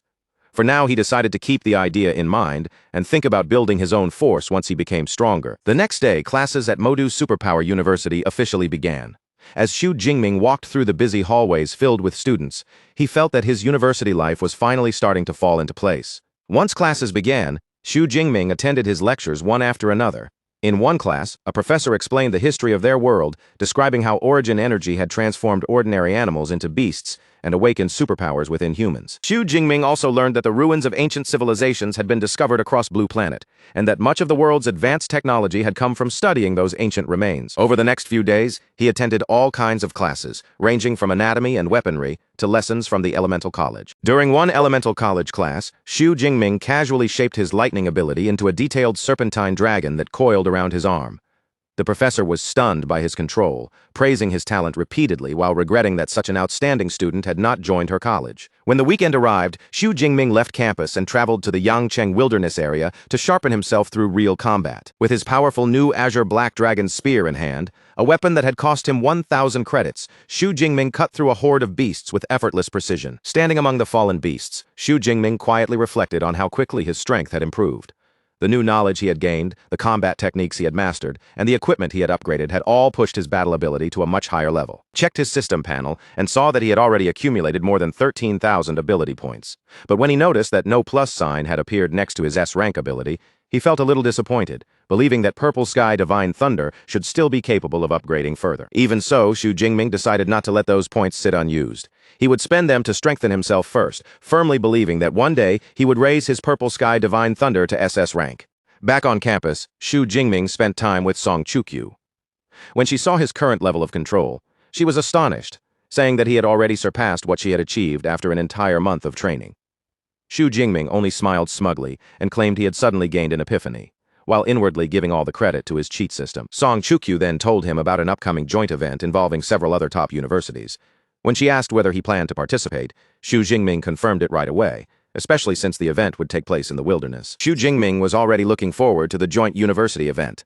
To him, it was not only a chance to harvest more ability points, but also an opportunity to see what kind of talent the other top universities had produced. 1 week later, Xu Jingming and his friends gathered for a meeting before the trip. Everyone seemed confident, with Liu Wentao casually saying that as long as Brother Ming was on their team, they could relax. Song Chukyu added that Modu Superpower University had already won 4 years in a row, so claiming a 5th victory should not be too difficult. Just then, a shimmering portal suddenly opened in front of them, its light rippling through the room as Vice Principal Ling Shuang stepped out. Ling Shuang stood before the gathered students and announced that she would now explain the details of their upcoming research trip. She gave a direct command to Eva, and the AI immediately projected a holographic map of a rugged mountain region. Ling Shuang looked over the students and began explaining that their destination this time would be the No. 7 Devil's Den Wilderness area. The moment that name was spoken, fear spread through the students, because everyone knew Devil's Dens were notoriously dangerous places. Xu Jingming's expression also grew more focused as he sensed that this trip would not be simple. Ling Shuang continued explaining that she would personally lead the team, and that resources would be distributed based on each student's performance. Rankings would depend on both the number and tier of beasts killed, and only the top 50 students would receive rewards. First place alone would take 24% of the resources, so she made it very clear that securing first place mattered for both glory and practical benefits. Then Ling Shuang turned her gaze towards Xu Jingming and entrusted him with the responsibility of leading Modu Superpower University to victory. Xu Jingming accepted with confidence. But before the students could relax, Ling Shuang revealed an important new piece of information. With a sly smile, she told everyone that Qingjing Superpower University had brought in a foreign exchange student, and that this person also possessed an S-rank ability. The news immediately shocked the crowd. Ling Shuang then clarified that this new rival was an exchange student from the Jidu nation. Eva projected a holographic image of a man named Kiran Rao. His ability was an S-rank enhancement type, but the most alarming detail was his level. He had already reached the lower stage of the 3rd tier. The moment Xu Jingming realized this S-rank rival stood 1 full tier above him, the confident smirk on his face disappeared, replaced by a serious, heavy look. The students around him were stunned as well, unable to believe that a low-rank 3rd-tier S-ranker could appear among the freshmen. Some even wondered aloud whether such a prodigy could really exist. Vice Principal Ling Shuang confirmed that the information was accurate, but she also clarified one important point. Kiran Rao was already 20 years old. That explanation immediately drew complaints from the students, who argued that 2 extra years of training gave him an unfair advantage. However, another student pointed out that in Kiran's home country, university began at the age of 20, which meant he was technically still a freshman. Nearby, Song Chukyu looked worried, silently thinking that she would be no match for a 3rd-tier S-ranker. But when she glanced toward Xu Jingming, she noticed that he did not look afraid at all. Xu Jingming truly was not shaken. As an S-ranker himself, he had long grown used to facing opponents above his own rank, and a higher tier alone was not enough to make him lose his confidence. A confident smile slowly appeared on Xu Jingming's face as he thought over everything he currently possessed. 3 S-rank combat techniques, 4 A-rank combat techniques, and master-level spearmanship were all backing him up. With that kind of foundation, he saw no reason to fear anyone. Besides, this competition would be judged by the number of beasts killed, and when it came to hunting beasts, he was certain he would not lose to any other freshman. Ling Shuang noticed the confidence in Xu Jingming's eyes, and a satisfied look flashed across her face. Inwardly, she felt more and more certain that he was the most outstanding S-rank student their school had seen in years, and that giving him the SS rank Tyrannosaurus blood had absolutely been the right choice. In her view, Qingjing Superpower University had clearly brought in a foreign talent for one reason, to snatch first place and seize priority over the resources. But Ling Shuang only smiled to herself, already convinced that their plan was destined to end in disappointment. After finishing the briefing, Ling Shuang gave the students 7 full days to prepare for the trip. Then, beneath everyone's gaze, she stepped into a glowing magic circle and disappeared from the room. 7 days later, Jiang Chushuan came to see Xu Jingming and handed him a large collection of pills she had personally refined for him. With a proud little smile, she explained that she had prepared antidote pills, healing pills, ability recovery pills, and mind awakening pills. Every one of them was tier 2, and she had made 20 of each type. which she believed should be more than enough for the trip. Xu Jingming thanked her sincerely, but when he noticed the dark circles beneath her eyes, his expression softened a little. He advised her not to stay up late refining pills for him again, saying that if he needed pills, he could simply buy them himself. Jiang Chushuan's cheeks flushed slightly at his concern, but she immediately insisted that pills refined by her own hands were far better than anything he could casually buy from a store. Then, looking a little nervous, she took out another set of pills and explained that she had also prepared these for him to pass along to Song Chukyu. Xu Jingming was surprised when he heard that and could not help asking when the two of them had become so close. Jiang Chushuan only blushed harder, turned her face away, and said she was not going to tell him. Before leaving, Jiang Chushuan wished both Xu Jingming and Song Chukyu good luck on the trip, reminding them to stay safe before finally saying goodbye. Later, alone in his room, Xu Jingming stared at the huge number of pills spread out before him. From the sheer amount she had made, he realized Jiang Chushuan must have stayed up through several nights to finish everything. Holding one of the small vials in his hand, he silently understood the feelings she had placed into them. But after a moment, determination returned to Xu Jingming's eyes. He reminded himself that before he could truly think about romance, he needed to become much stronger. On the day of the research trip, an enormous crowd of freshmen gathered on the university playground, filling the open field with excited voices and restless movement. Xu Jingming stood with his friends, a little surprised to learn that almost all 856 freshmen had signed up for the trip. Still, he found it strange that everyone had gathered on the playground instead of meeting at a train station. Lu Wentao excitedly explained that they would be traveling by aircraft this time. Song Chukyu looked around the open field in confusion and pointed out that there was not even a runway nearby. Just as Song Chukyu finished speaking, another student suddenly shouted for everyone to look up at the sky. A massive, futuristic aircraft slowly descended from above, its enormous body blocking the sunlight and casting a huge shadow across the playground. The freshmen stared upward in awe as the giant ship came down with incredible steadiness, finally landing gently on the grass as if it weighed almost nothing at all. As the ramp lowered, one student murmured in amazement that the airship was a relic from an ancient civilization, and that its advanced anti-gravity technology had still not been fully understood even now. From the lowered ramp, Vice Principal Ling Shuang stepped into view and calmly instructed the freshmen to board the airship. Before the airship took off, Ling Shuang released her power, and a brilliant blue magic circle unfolded around her. She called it her spatial yin-yang domain. The blue energy quickly spread out and wrapped around the airship. Inside, the students were stunned as the walls around them turned transparent, giving them a clear view outside. Lu Wentao explained that this was the domain of a Tier 8 Grandmaster, creating a protected space around the ship so flying beasts could not threaten them. Watching this incredible display, Xu Jingming silently reflected on how astonishing high-ranking ability users truly were. At the same time, he wondered whether his own indestructible thunder body would eventually allow him to fly someday. Once all the students were on board, Ling Shuang gave the order for Eva to depart, and the transparent airship lifted smoothly into the sky. Before long, the airship arrived at the Shunan supply base in Qian province, bringing the students to the starting point of their research trip. A guide came forward to greet the freshmen and pointed them toward their dormitory buildings, also informing them that a cafeteria and training ground were located nearby. After receiving their room cards, Xu Jingming and his friends gathered together and began comparing their assigned room numbers. Xu Jingming saw that he had been assigned to room 504, and Song Chukyu immediately smiled brightly as she revealed that she was in room 505, which meant the two of them would be neighbors. Xu Jingming said that since he had a space ring, he did not need to waste time dropping off any luggage.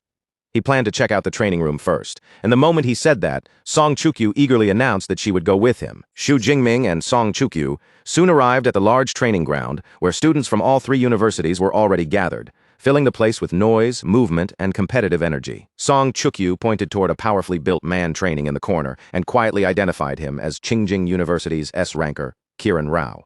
Other students were also watching Kiran Rao closely, amazed by the massive dumbbells he was lifting.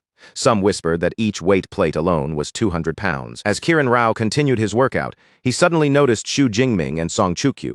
From the look in his eyes, it was clear he seemed to recognize Xu Jingming. He dropped the enormous weights on the spot, and the impact cracked and shattered the floor beneath them. Then he strode over quickly and introduced himself with a seemingly friendly greeting. The Qingjing students nearby immediately confirmed that this was Xu Jingming, Modu Superpower University's top freshman. They were amazed that he had already reached the high-rank second tier at only 18 years old. But at the same time, they felt relieved that Kiran Rao was on their side, believing he was their only real hope in the competition. Xu Jingming was slightly surprised by how polite Kiran Rao appeared at first, so he raised his hand and extended it for a handshake. But Kiran Rao completely ignored Xu Jingming's outstretched hand. Instead, he turned his attention straight to Song Chukyu, stepping uncomfortably close while calling her a beautiful lady. His sweaty body carried a strong, unpleasant odor, and Song Chukyu's disgust was obvious. She frowned and immediately lifted a hand to cover her nose. Before Kiran Rao could move any closer, Xu Jingming stepped in and firmly grabbed his wrist, stopping him right where he stood. With a cold glare fixed on him, Xu Jingming warned Kiran Rao that trying to touch a lady while covered in sweat was extremely rude. In an instant, Kiran Rao's friendly act vanished. His expression darkened, and he glared back at Xu Jingming with open fury in his eyes. Tension in the training ground rose sharply as powerful red and blue auras surged from Kiran Rao and Xu Jingming, clashing in the air between them. The surrounding students watched nervously, holding their breath as they worried that a fight between the two S-rankers was about to break out right there. But the fight never actually began. Xu Jingming released Kiran Rao's wrist and calmly suggested that since he was a guest, he should first learn the customs of the country hosting him. As Xu Jingming and Song Chukyu turned and walked away, Kiran Rao lowered his gaze to his wrist, where the pressure still seemed to linger. He was stunned by the realization that, despite his own strength, he had not been able to shake off that lightning user at all. He could not understand where Xu Jingming had gotten such terrifying physical power. Then Kiran Rao's thoughts shifted as his eyes followed Song Chukyu with a predatory look. He recognized her as a genius from the powerful Song family, and he silently thought that if he could win her over, he would never have to worry about resources again. Once they were outside, Song Chukyu thanked Xu Jingming for stepping in, explaining that she truly could not stand the smell. She then suggested that they find another place to spar, and Xu Jingming agreed happily. An hour later, after finishing their training, Xu Jingming, Song Chukyu, and two other girls walked out of a restaurant together. As they passed by, a sinister-looking man wearing glasses watched them from the side, muttering strange words about beasts destroying the world and some supreme heavenly god. Xu Jingming noticed the man and his followers trying to recruit people nearby, though everyone they approached showed no interest at all. Remembering what he had heard about doomsday cults before, he was not especially surprised to find one operating in a place like this. The cult leader's anger finally boils over when he realizes the crowd is no longer listening to a single word he says. Their silence and indifference only twist his expression further, until that frustration suddenly warps into something far more dangerous. A cruel grin slowly spreads across his face as he reaches down and pulls out a knife. In his warped mind, if these people refuse to believe his words, then he will make them understand through pain instead. His features distort into a wild, almost deranged smile, his eyes gleaming with madness as he declares that only pain can make people truly appreciate the fact that they are still alive. Without another moment of hesitation, he suddenly throws himself toward a nearby mother and her young child. The knife flashes in his hand as he closes the distance, clearly preparing to stab them right there in front of everyone. Far away from the chaos, Xu Jingming's gaze sharpens in an instant. A streak of purple lightning flickers through his eyes, bright and fierce, as if his entire body has already reacted before anyone else can move. In the next instant, Xu Jingming shoots forward like a flash of pure energy, his figure blurring across the space between them.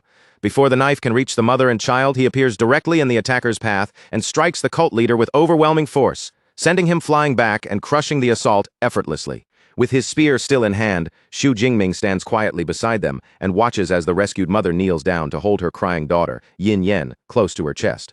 The woman strokes the child's back again and again, softly telling her that everything is all right now. The woman then turns towards Xu Jingming with tears still lingering in her eyes, thanking him over and over with a trembling voice.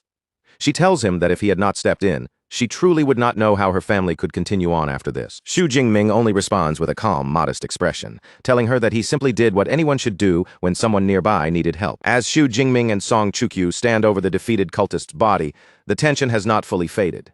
Xu Jingming looks down at the man and wonders aloud why these religious fanatics would suddenly dare to kill people out in the open, while Song Chukyu frowns and admits that it is strange too, since they normally only preach and rarely take things this far. Xu Jingming's expression grows much heavier as his eyes move slowly across the surrounding crowd.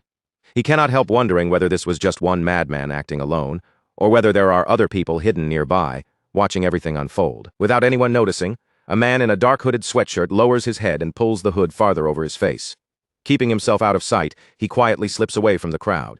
And sometime later, his footsteps bring him to the entrance of a vast estate. Inside the estate, the hooded man stands before a shadowy figure and respectfully addresses him as Archbishop. In a low voice, he reports that the person who killed their man was Xu Jingming, a student from Magic City Ability University. The Archbishop holds a red orb in his hand, his voice cold as he confirms whether this Xu Jingming is the high-ranking second-tier S-rank student. The subordinate immediately confirms it, then adds that Xu Jingming reached that level in less than half a year after awakening, a speed so abnormal that it is impossible to ignore. The Archbishop's eyes darken as his face tightens with a dangerous glare. To him, someone with that kind of monstrous growth will become a massive threat if he is allowed to keep developing unchecked. He orders his subordinate to pull back for the time being, explaining that God's blood is about to appear inside the devil's cave. Then he hands the man 2 God's blood indicators and commands him to retrieve the substance, while warning him not to use the name of their sect, the Heavens Mandate sect, under any circumstances. Holding a crystallized heart in his hand, The archbishop speaks with chilling confidence. He declares that in 1 month, the mandate of his sect will finally be revealed, and when that time comes, Xu Jingming and the other S-rank talents will become sacrifices for their cause. The scene then shifts to a large supply base, where students from the 3 major universities have gathered together for a joint research trip.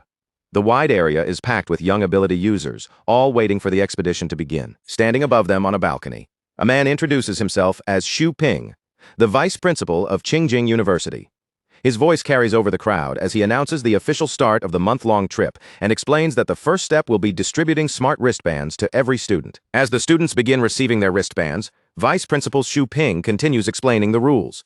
Every beast they kill inside the Devil's Cave will be recorded with both score data and footage. The top 1,000 students will receive rewards. The top 3 will be allowed to choose any technique from the libraries of the 3 schools, and the student who takes first place will also receive an extra special reward from their own university. Down among the students, different reactions ripple through the crowd. Some already feel that first place is far beyond their reach, while others grow excited, eager to see whether Qiren Rao or Xu Jingming will be the one to claim the top spot. Vice Principal Xu Ping brings his speech to a close by announcing that there are no restrictions on forming teams. He encourages everyone to hunt beasts actively and make full use of this month inside the Devil's Cave. The moment his words fall, the entire area erupts into noise. Students immediately start calling out for teammates, some shouting that they need a support user for a 5-person squad, while others try to recruit an A-rank ability user for a smaller 2-person team. A student named Ding Yu walks over and invites Xu Jingming to join one of the squads their class is putting together for the outer perimeter of the Devil's Cave.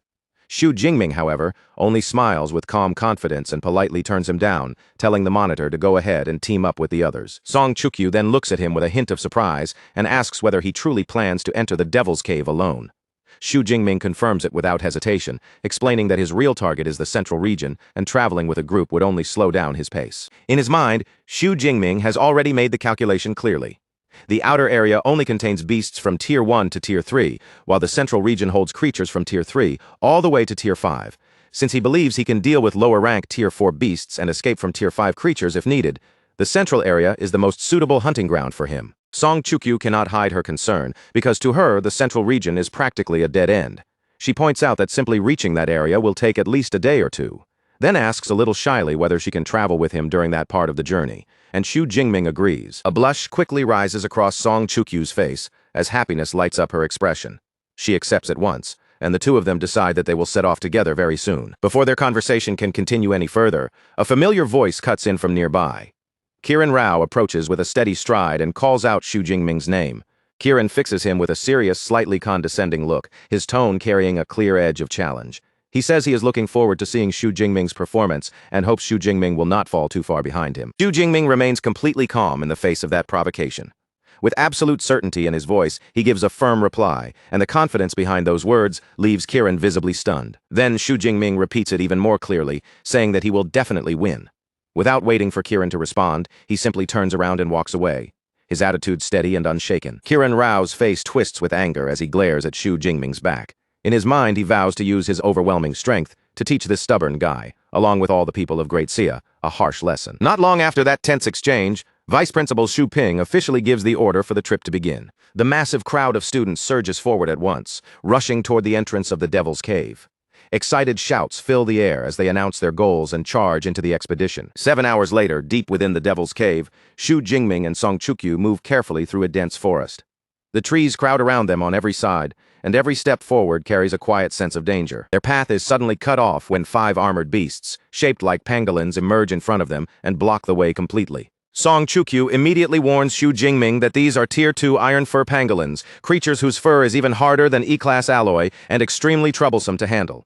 Xu Jingming listens calmly, then simply tells her that he will take care of them. Without showing the slightest hesitation, Xu Jingming grips his spear and rushes straight toward the roaring iron fur pangolins. The beasts respond instantly by curling their bodies into spiked balls.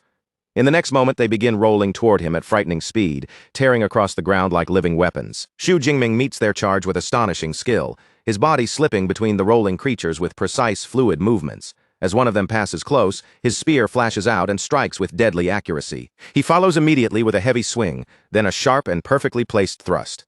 One after another, the iron fur pangolins fall before him, defeated with an ease that makes the battle look almost effortless. Watching from the side, Song Chukyu is left completely stunned. She follows every movement of his spear with wide eyes, realizing that each thrust lands directly on a weakness of the creature's, without even a single wasted strike. She understands that this kind of precision cannot come from raw power alone. It requires terrifying battle intuition and real combat experience, and what impresses her even more is how perfectly Xu Jingming controls his ability, never wasting even a trace of unnecessary energy. Standing among the bodies of 12 defeated Tier 2 Iron Fur pangolins, Xu Jingming calmly checks what he has gained. He has harvested 276 ability points and earned 1,200 points for the competition, which he considers a decent result. After putting away his spear, his thoughts drift toward the stronger beasts deeper in the cave, and he calculates that he should be able to gain at least 30,000 ability points this month, though he still wonders whether that will be enough to raise his ability level to SS. Song Chukyu walks over and offers to help him process the carcasses. As she does, she looks at him thoughtfully and says that he is very different from other lightning-type users, prompting Xu Jingming to glance at her with curiosity and ask what she means. She explains that most lightning-type ability users tend to unleash their power in a wild and explosive way, but Xu Jingming is noticeably restrained. Xu Jingming answers calmly, saying that his conservative style is meant to preserve his endurance. He explains that he could have destroyed the pangolins instantly with his purple cloud divine lightning, but using that kind of power here would be like using a sledgehammer to crack a nut. By saving his energy, he can kill far more beasts over time. Song Chukyu understands his reasoning, though deep down, she feels a little disappointed because she had wanted to witness his full power and now suspects she may not get the chance. As the sun gradually sinks lower and the forest begins to darken, Xu Jingming looks around and suggests that they should find a place to rest for the night before continuing in the morning. Song Chukyu agrees with him right away. Xu Jingming raises his smartwatch and studies the holographic map floating above it. Noticing that there is a water pool nearby, he points out that in the wilderness, water sources are usually the main places where beasts gather. Seeing that there might still be one more opportunity to hunt before night fully settles in, Xu Jingming makes his decision right away. He turns to Song Chukyu and tells her they should head over, and without wasting any more time, the two of them set off toward the nearby water source. Before long, they arrive at a quiet clearing where a beautiful pool of water lies hidden among the trees.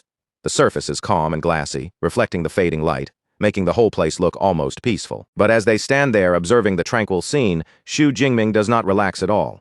The silence feels far too unnatural to him, because in a place like the Devil's Cave, it makes no sense for a water source this perfect to be completely empty of beasts. Just as that thought crosses his mind, the bushes near the tree line begin to shift. A huge, powerful tiger steps out slowly, its body tense and cautious, with blade-like bones growing from its forelimbs as it approaches the edge of the pool to drink. Then, without warning, the peaceful surface of the water explodes upward.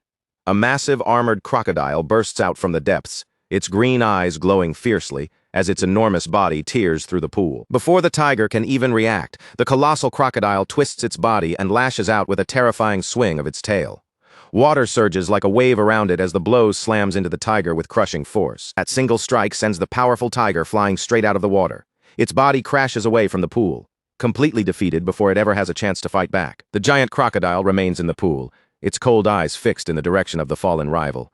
Its glare alone makes it clear that nothing is allowed to challenge its territory. Hidden safely behind the bushes, Xu Jingming watches the entire exchange and immediately understands the situation. This terrifying beast is a source-water giant crocodile, and it has claimed the pool as its own territory, which explains why so few other creatures dare to come anywhere near this place. Song Chukyu's face turns pale as she grabs Xu Jingming's arm in horror. She exclaims that the monster is a Tier 4 ferocious beast, something they should never have encountered in the outer perimeter, and urgently tells him they need to leave before its terrifying perception detects them. But Xu Jingming does not panic in the slightest. Instead, he clenches his fist and gives a confident smirk, calmly telling her there is no need to rush. A Tier 4 beast is definitely powerful, but it is not so powerful that he has no way to deal with it. Purple lightning begins to crackle around Xu Jingming's body as he prepares to confront the beast head-on. After all, this is not the first Tier 4 creature he has faced, and back in the Yangcheng wilderness area, he has already killed more than one. Song Chukyu watches the lightning gather around him, her eyes filled with surprise and curiosity. She cannot help wondering whether this is some kind of battle technique taught to him by his master, Dean Yanggentian. Xu Jingming smiles faintly, fully aware of the power he is about to unleash. His indestructible thunder body is already extremely strong, but against a powerful Tier 4 beast like this, he has an even more suitable technique prepared. The sky above the pool suddenly begins to darken, as if the air itself has grown heavy. High overhead, a massive spear made of lightning slowly takes shape, its dazzling power gathering before it starts descending toward the water below. Song Chukyu looks up in confusion, her first instinct being that it might be about to rain, but in the very next moment she realizes that the light above them is not ordinary weather at all. It is something far more unnatural and terrifying. As tremendous energy pours out from Xu Jingming, the pressure around him rises sharply. He unleashes his powerful S-rank ability, the Heavenly Thunder technique, and the gathered lightning crashes down with unstoppable force. The enormous spear of lightning strikes the source water giant crocodile directly. In an instant, violent energy erupts across the pool, swallowing the massive beast in a blinding explosion of thunder and light. The huge crocodile lets out a painful roar as the lightning tears through its armored hide. Even its powerful body cannot withstand the force ripping through it from the inside out. The battle ends almost as soon as it begins. The massive crocodile collapses heavily, completely defeated by that single attack. And a system notification confirms Xu Jingming's kill, granting him 213 ability points and a huge 10,000 competition points. Xu Jingming clenches his fist as lightning still crackles faintly around his hand. Looking at the reward, he notes that a Tier 4 beast gives more than 5 times the ability points of a Tier 3 beast, and he cannot help feeling that his deep blue system is clearly pushing him to challenge his own limits. With the danger already eliminated, Xu Jingming turns toward the stunned Song Chukyu and speaks as if nothing shocking has just happened.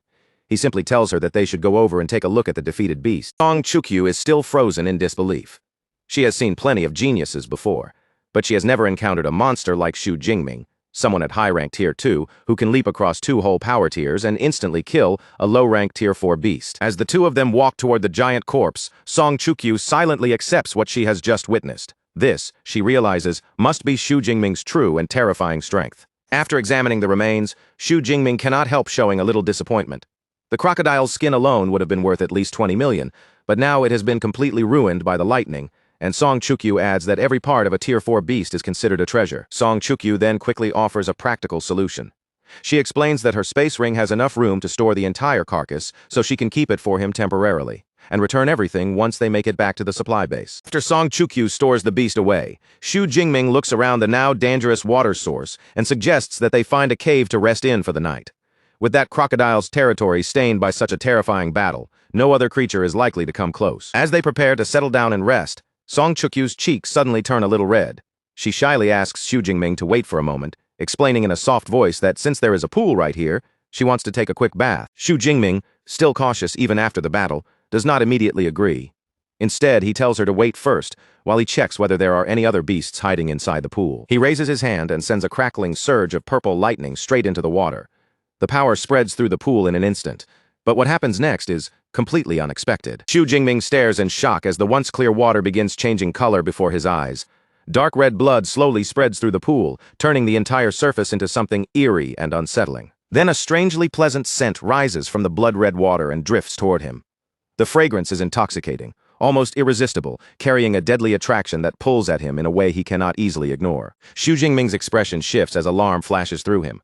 He realizes that the blood-stained water is awakening a deep instinct inside his body, stirring up a powerful craving that feels almost impossible to suppress. Elsewhere in the forest, several cloaked figures from the Blood Moon sect are moving through the shadows on a secret mission.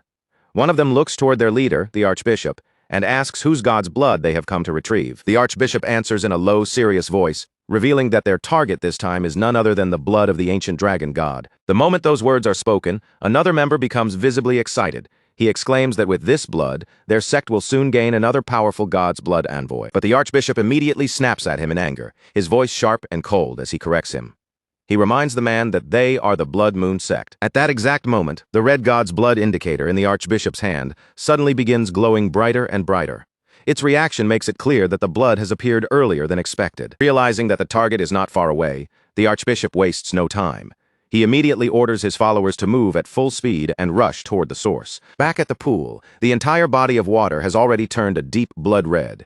Song Chukyu looks at the unsettling scene and asks what is happening, while Xu Jingming turns to her and asks whether she can feel the blood attracting her as well. Song Chukyu shakes her head and says she does not feel that pull at all. However, she explains that her Light of Dawn ability senses a thick beastly aura inside the bloody water, and that aura feels extremely similar to Xu Jingming's own. Her words make Xu Jingming realize something at once. He recalls the time he absorbed the SS-rank Thunder Tyrannosaurus blood, and from the way his body is reacting now, he concludes that this bloody water must have come from some powerful dragon-type beast. After weighing the danger, Xu Jingming decides to take the risk. He tells Song Chukyu that he is going into the pool to absorb the energy, and if anything goes wrong, she must pull him out immediately. Then he steps into the blood-red water. The instant Xu Jingming enters the pool, red energy begins swirling up around him. It gathers from all directions, wrapping around his body as if the water itself is responding to him. But instead of pain or rejection, Xu Jingming feels an overwhelming sense of comfort spread through him. It is like a traveler dying of thirst finally finding water in the middle of a desert. The energy inside the pool surges upward with increasing force, circling around him layer by layer. Soon, it condenses into a massive glowing red cocoon, lifting Xu Jingming's body slowly into the air above the blood-red water. Standing on the shore, Song Chukyu watches with worry written all over her face. Unable to hold back her fear, she calls out Xu Jingming's name. She quickly understands that Xu Jingming has stumbled upon a rare opportunity, but at the same time, he is now completely vulnerable. Gripping her halberd firmly, Song Chukyu takes a determined stance and declares that this time it is her turn to protect him. Scene shifts to the next day, where Song Chukyu still stands guard in the clearing. Around her, the ground is littered with the bloody corpses of beasts that had tried to approach during the night. She raises a hand and wipes the sweat from her brow, finally feeling a little relieved. Luckily, among all the beasts she had been forced to fight, the strongest one was only a low-ranked Tier 3 creature. Song Chukyu turns her gaze back toward the pool and notices that the deep red color in the water has already begun to fade. Seeing the bloodiness slowly thinning out, she realizes that Xu Jingming's absorption should be close to reaching its end. But before she can fully relax, her watchful silence is suddenly broken.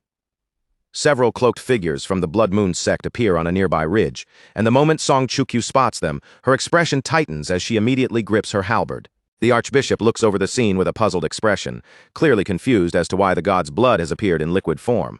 Beside him, another member quickly recognizes Song Chukyu as the second-place freshman from Magic City Ability University and questions why another new student is here. Facing the strange group of people in cloaks, Song Chukyu stays on guard and quickly notices that their clothing does not match any of the major universities.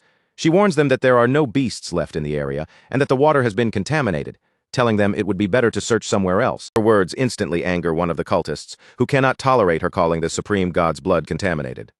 But the Archbishop only gives a cold order, telling him not to waste time on her and to focus on seizing the blood cocoon behind her. Song Chukyu immediately understands that these people have come for the blood water.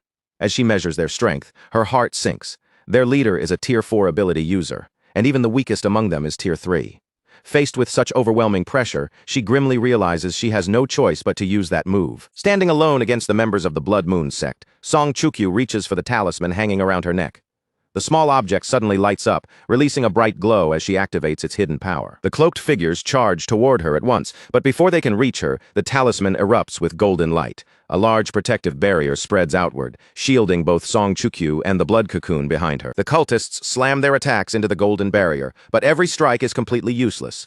Their power crashes against the shield without leaving even the slightest scratch on its surface. The Archbishop narrows his eyes and quickly recognizes the object protecting her. He tells his followers that this is a guardian talisman left behind by an ancient civilization, an artifact so rare and powerful that most people would never even get the chance to see one. From safely inside the shield, Song Chukyu forces herself to stay composed and taunts them through the glowing wall. She asks why they are wasting their energy when it is obvious they cannot break through, but the Archbishop is not shaken at all. Instead, he smirks calmly and reveals that he knows the guardian talisman cannot last forever. Since they are not in any rush, he decides they will simply wait until its protection runs out. The cultists spread out and surround the barrier from every side, trapping Song Chukyu inside. Although the golden shield still stands firm, anxiety begins to creep into her heart. Song Chukyu knows very well that the talisman can only hold for about 1 hour, and once that time is over, it will need 12 full hours before it can be used again.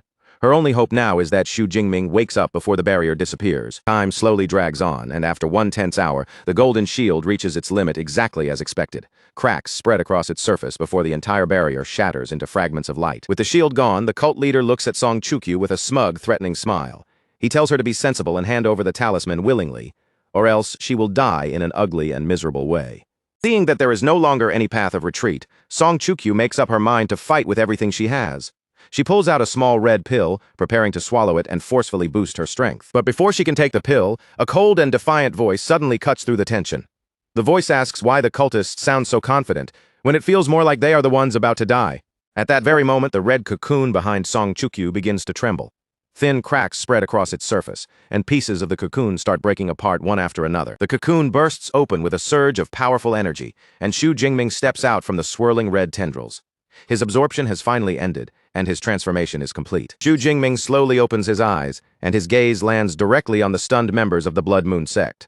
The look in his eyes is cold and menacing, instantly making the atmosphere around him feel heavier. As Xu Jingming emerges from the broken cocoon, the remaining blood energy from the pool gathers behind him. It rises and twists into the spectral image of a massive, ferocious red dragon, looming over him like a terrifying shadow. The Archbishop of the Blood Moon sect stares at him in shock, immediately recognizing Xu Jingming as one of the sect's targets. Even though the Archbishop himself is a powerful Tier 4 ability user, the overwhelming aura radiating from this Tier 2 student makes his heart pound with fear. After forcing himself to regain his composure, the Archbishop points towards Xu Jingming and Song Chukyu with furious eyes.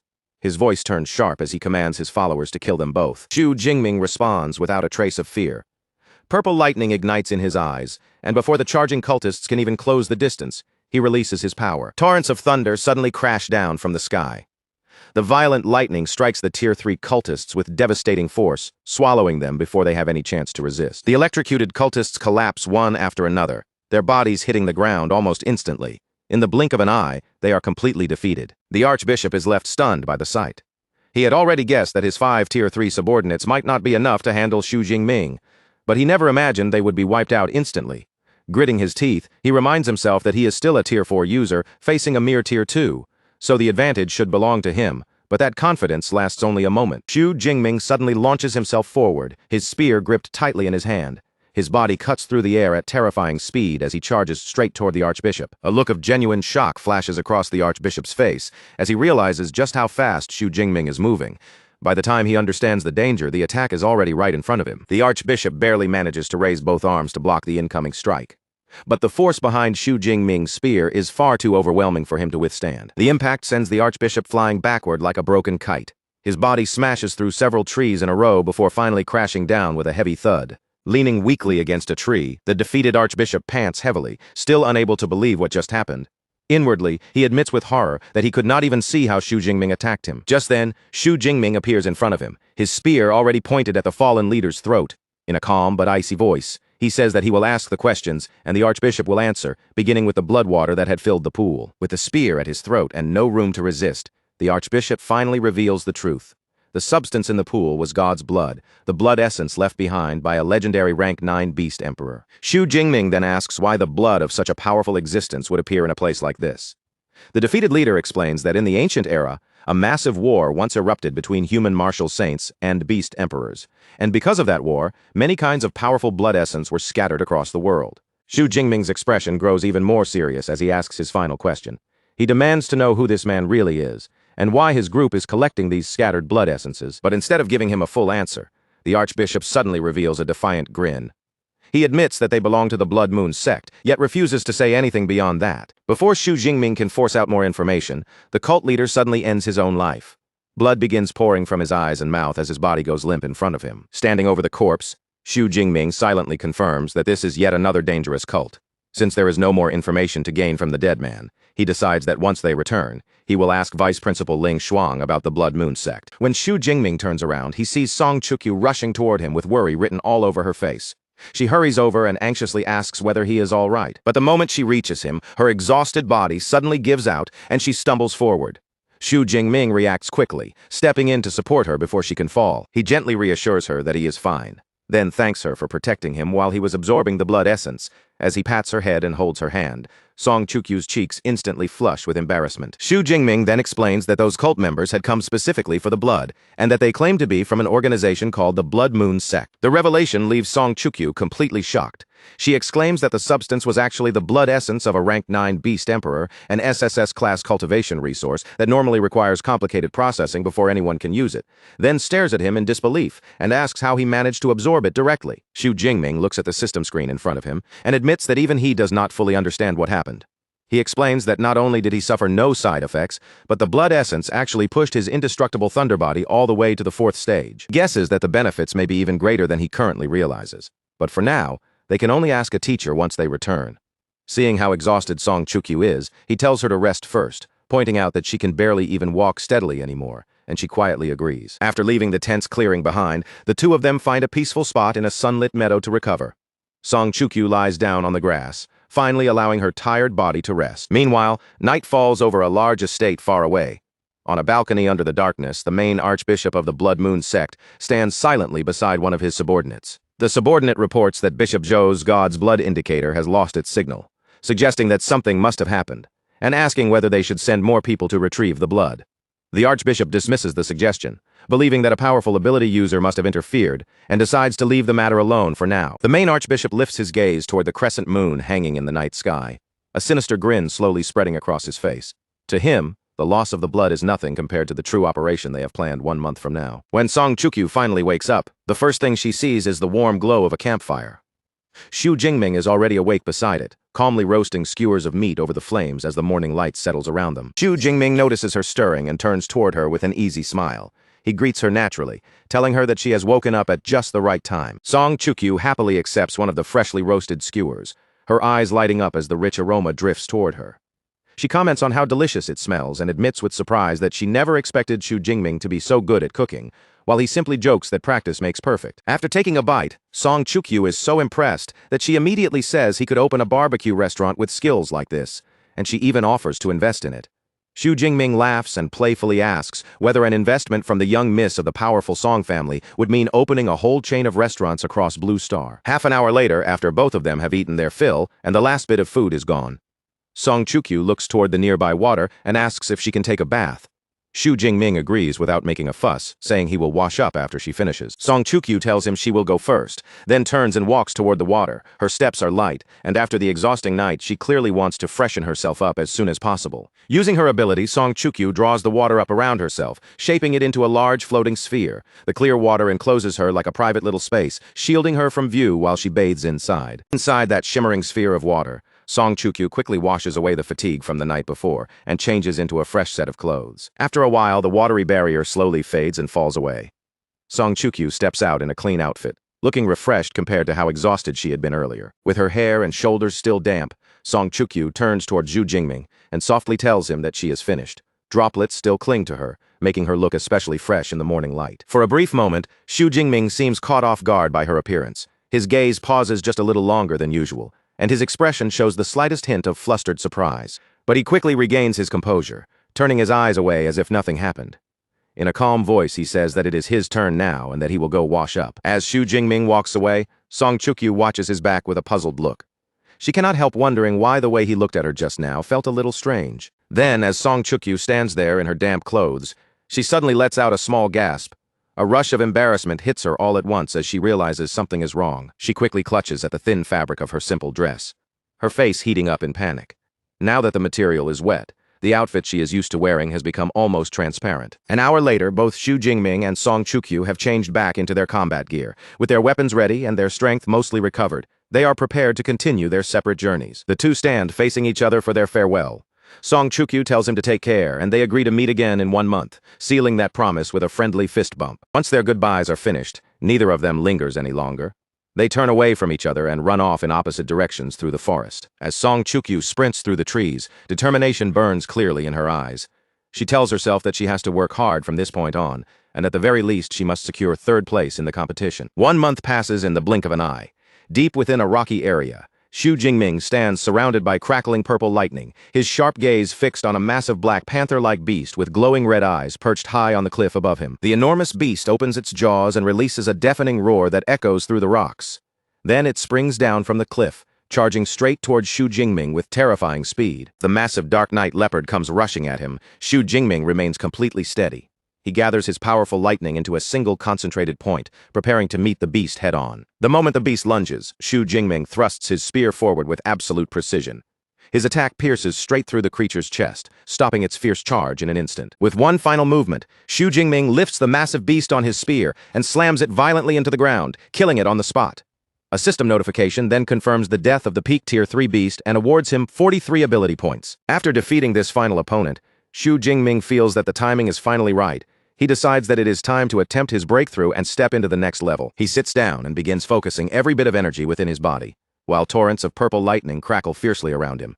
With a determined cry, he forces his power to break through its limits, and a massive explosive surge of lightning erupts from him, filling the cave with chaotic energy. A moment later, the violent energy gradually settles down, though arcs of lightning still flicker around his body. Xu Jingming lets out a relieved breath, knowing that he has finally broken through to Tier 3, and as he thinks about how even the most talented geniuses at the university would need at least half a year to reach this point, a satisfied smile appears on his face. Xu Jingming then opens his system panel to check his new status. The screen confirms that he has advanced from high-rank Tier 2 to low-rank Tier 3, with both his physique and spirit attributes increasing by nearly 400 points, his vitality surpassing 2,000, and his accumulated ability points reaching a massive 48,429. Still, his satisfaction is mixed with some disappointment, because even this amount is not enough to upgrade his S-rank ability to SS rank. After looking over the numbers, Xu Jingming decides not to rush it. He will wait until he has gathered a full 50,000 ability points before attempting the upgrade. With his breakthrough complete, Xu Jingming rises to his feet and walks toward the light shining from the cave entrance. His spear rests casually on his shoulder as he steps out with steady confidence. A confident smile spreads across his face as he thinks about the end of the competition. The final results will be confirmed the day after tomorrow, and with the points he has built up, he is certain that taking first place should not be a problem. At last, the final day for score calculation in the joint university event arrives. Inside a large hall, students gather anxiously in front of a massive screen, all of them staring at the constantly changing rankings. One student celebrates excitedly after seeing that his score of 1,201 points has placed him within the top 1,000, but his friends quickly tell him not to get too happy yet, because there are still 2 hours left, and the truly powerful students have not returned to submit their scores. At that moment, Song Chukyu walks into the hall. The moment she appears, the noisy crowd immediately turns its attention toward her. The students quickly recognize her as the second-ranked freshman from Magic City Ability University. As soon as they realize who she is, many of them understand that their own rankings are about to drop. Song Chukyu calmly walks up to one of the terminals and places her wristband on it. In the next instant, her score appears on the screen, an impressive 12,131 points, instantly pushing her to first place on the leaderboard. The surrounding students stare at the result in awe, unable to hide their admiration. One of them remarks that a score like that is exactly what they would expect from Magic City Ability University's #2 freshman. Vice Principal Ling Shuang walks over to Song Chukyu with a pleased expression and congratulates her directly, praising her for doing an excellent job during the competition. Nearby, Ling Shuang speaks with Xu Ping and confirms Song Chukyu's background. She explains that Song Chukyu is the great-granddaughter of the famous senior from the Song family. Just then, another woman approaches from the side and calls out to Song Chukyu affectionately, addressing her as Little Yoon. Song Chukyu immediately brightens when she sees the woman and happily greets her as Aunt Zhou Ying. This woman is none other than the head supervisor of the Shunan supply base. Zhou Ying smiles playfully and teases her niece, asking why her little boyfriend did not return together with her. Song Chukyu instantly becomes flustered and denies having a boyfriend, then quickly asks how her aunt even knew about Xu Jingming. Zhou Ying only gives her a knowing smile and reminds her that as the head supervisor of the supply base, she naturally has eyes and ears everywhere. Before Song Chukyu can respond, their conversation is suddenly interrupted by a wave of excitement rippling through the crowd. Kiran Rao, the S-rank student from Qingjing University, has finally returned. The students immediately begin estimating his score, believing that as a Tier 3 ability user, he must have at least 50 or 60,000 points, and many are already convinced first place will belong to him. Under everyone's watchful eyes, Kiran Rao walks toward the terminal with complete confidence. His posture alone makes it clear that he believes the outcome is already decided. The moment he submits his score, the result flashes across the massive screen for everyone to see. His astonishing total of 113,264 points instantly places him in first, pushing Song Chukyu down to second. The entire hall falls into stunned silence for a moment before the students erupt in disbelief. They exclaim that the gap between first and second place is enormous, calling it a complete and overwhelming victory for Kiran Rao. With Kiran Rao's score now sitting at the top of the rankings, people nearby begin congratulating Vice Principal Xu Ping from Qingjing University in advance, as if first place has already been secured. However, Vice Principal Ling Shuang does not join in the early congratulations. She watches the scene with a thoughtful look, knowing the odds are not exactly in Xu Jingming's favor, yet remembering the confidence he showed before leaving, she still holds onto a tiny hope that he might deliver another surprise. Just then, another impressive score suddenly appears on the leaderboard. Dongsheng from Jincheng University has submitted 13,526 points, instantly climbing past Song Chukyu and taking second place for himself. When Song Chukyu sees the ranking change, surprise flashes across her face. Only then does she realize that with more strong students returning, she may not even be able to hold a spot in the top 3. She anxiously looks around the hall, scanning every entrance and every moving figure. With only 8 minutes left before the deadline, she cannot understand why Xu Jingming still has not returned. The other students also begin whispering about Xu Jingming's absence, wondering if something might have gone wrong. But Liu Wentao immediately speaks up for him, insisting that Brother Ming is far too experienced to make such a careless mistake. As if responding to those words, Xu Jingming finally appears at the entrance. His expression is calm, his pace is steady, and he looks completely unbothered by the tense atmosphere in the hall. The moment he returns, cheers break out from his supporters and friends at Magic City Ability University. They call out encouragement one after another, telling him that no matter what the final result is, they will stand behind him. From farther away, Kiran Rao watches all of this with a disdainful grin. In his eyes, the weak can cheer as loudly as they want, but none of that will change the fact that he believes victory already belongs to him. Xu Jingming notices the encouragement around him, and then glances up at the leaderboard. After seeing Kiran Rao's massive score, he immediately understands why everyone is cheering so hard. They must all think he is about to lose. Vice Principal Ling Shuang walks over and greets him, her eyes quickly catching the change in his aura.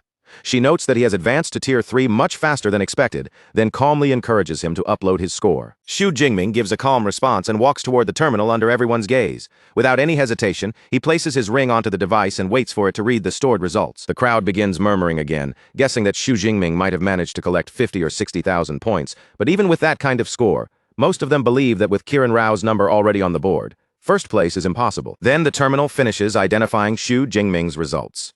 In the next instant, a number appears on the giant screen, and the entire hall seems to freeze. Xu Jingming's final score is an unbelievable 405,637 points. The leaderboard updates immediately, pushing him straight into first place with a total so overwhelming that it completely eclipses every other student in the competition. For a moment, the whole hall is swallowed by stunned silence.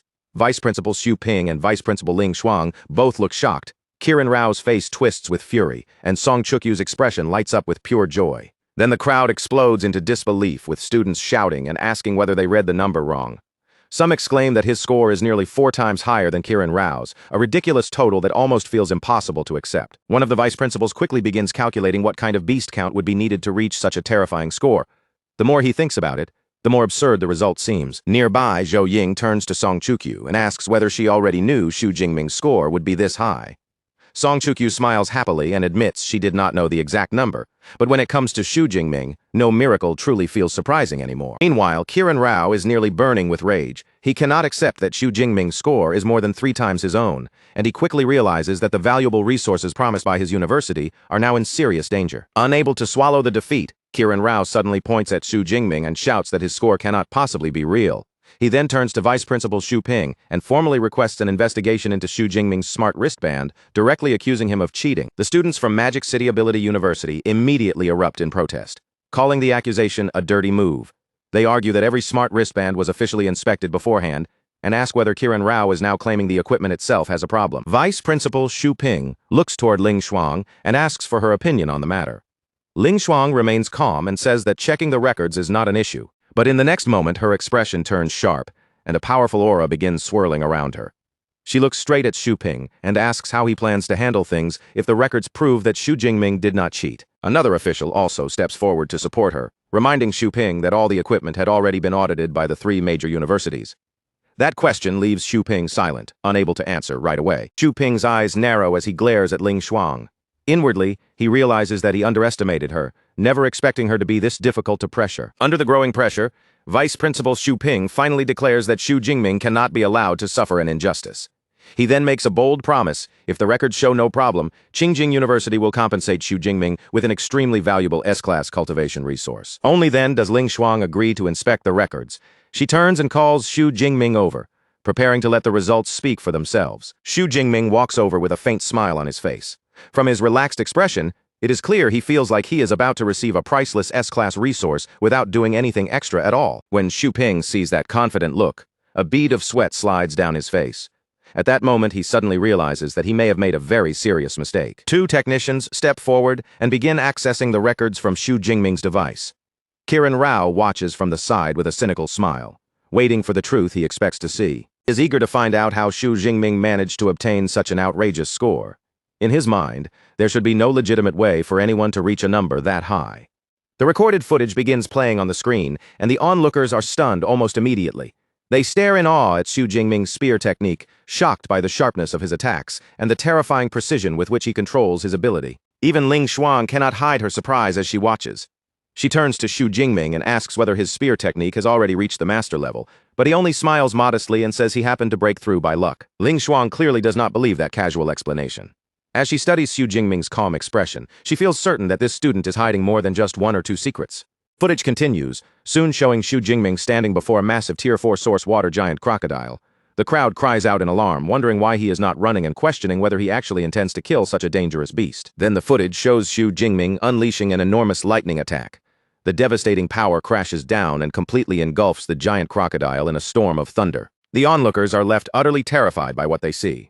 They exclaim in shock, unable to understand what level of battle technique could possibly kill a powerful Tier 4 beast so cleanly and instantly. Kiran Rao watches the scene in disbelief, his confidence shaken for the first time. He wonders whether that was an S-rank magic technique, and cannot understand how a spear user like Xu Jingming could have mastered something like that. Vice Principal Ling Shuang immediately recognizes the move as the Heavenly Lightning technique from the Elemental Academy.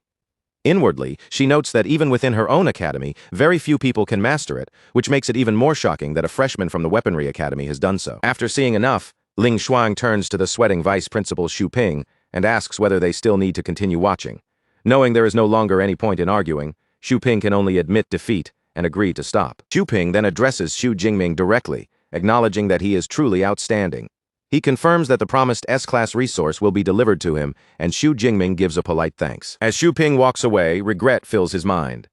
He cannot help thinking that if he had known Xu Jingming was such a monster from the beginning, Qingjing University would have tried to recruit him at any cost. After the matter is settled, Vice Principal Xu Ping stands before all the students and officially announces that the competition has ended, along with the final rankings. He declares that third place belongs to Jincheng University, which will receive 27.5% of the resources, while second place goes to Qingjing University, which will receive 31.5%. Finally, he announces that first place belongs to Magic City Ability University. With that victory, they will receive 41% of the resources, along with priority and distribution. The students from Magic City Ability University immediately burst into celebration. Lu Wentao cheers loudly that Brother Ming turned the whole situation around, while the rest of the group celebrates their 5th consecutive championship. Xu Ping continues explaining that the resources being divided are rare herbs growing in the outer region of the Devil's Cave. He instructs all freshmen to enter the next day under the guidance of their instructors to harvest them, and after that, each school will arrange its own half-month teaching schedule. But just as the crowd begins to disperse, Kiran Rao suddenly calls out, stopping the atmosphere from settling down completely. Still unable to accept the outcome, Kiran Rao declares that he is not satisfied and demands a direct fight with Xu Jingming. He then proposes a wager. If he loses, his university will pay for the resources, but if he wins, the resources promised to Qingjing University will be handed over to them. Vice Principal Xu Ping's interest is immediately stirred. He looks at Kiran Rao with a serious expression and asks how confident he is, and Kiran Rao begins explaining the reason behind his challenge. He is convinced that Xu Jingming's S-rank technique needs at least a second or two before it can truly be unleashed, and in a direct one-on-one clash, that tiny delay is more than enough for him to seize the upper hand. When Xu Ping hears this, his expression darkens as well. Still unwilling to swallow the previous result, he finally nods and agrees to Kiran Rao's proposal. Once the competition finally comes to an end, Vice Principal Ling Shuang finds Xu Jingming and asks what he plans to do during the upcoming half-month teaching period. Xu Jingming answers without much hesitation, saying he intends to head back into the Devil's Cave and keep hunting beasts there. Ling Shuang looks at him with a trace of worry in her eyes and asks whether he is truly not exhausted after nearly a full month of constant fighting. Xu Jingming does not pretend otherwise. He admits that he is tired, but his tone remains steady as he explains that this harsh pace is the only method he has to keep his strength rising so quickly. Ling Shuang reminds him that battles on the edge of life and death can indeed sharpen a person the fastest, but even so, he still has to learn when to push forward and when to rest. Xu Jingming accepts her advice respectfully and promises that once this trip is finished, he will properly recover.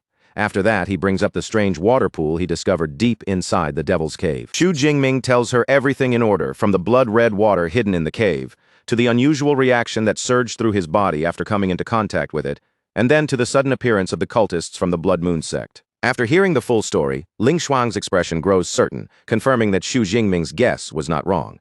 She explains that what he found was the blood essence of a rank 9 Beast Emperor, an SSS-class cultivation resource of terrifying value.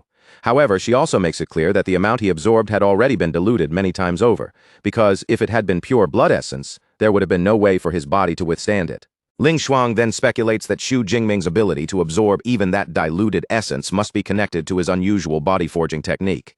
As for the Blood Moon sect, she does not treat them as any serious threat, casually dismissing them as a small-time religion and telling him there is no need to worry too much. Xu Jingming listens and gives a calm nod. Seeing that the matter has been settled, Ling Shuang tells him to go back and get some proper rest.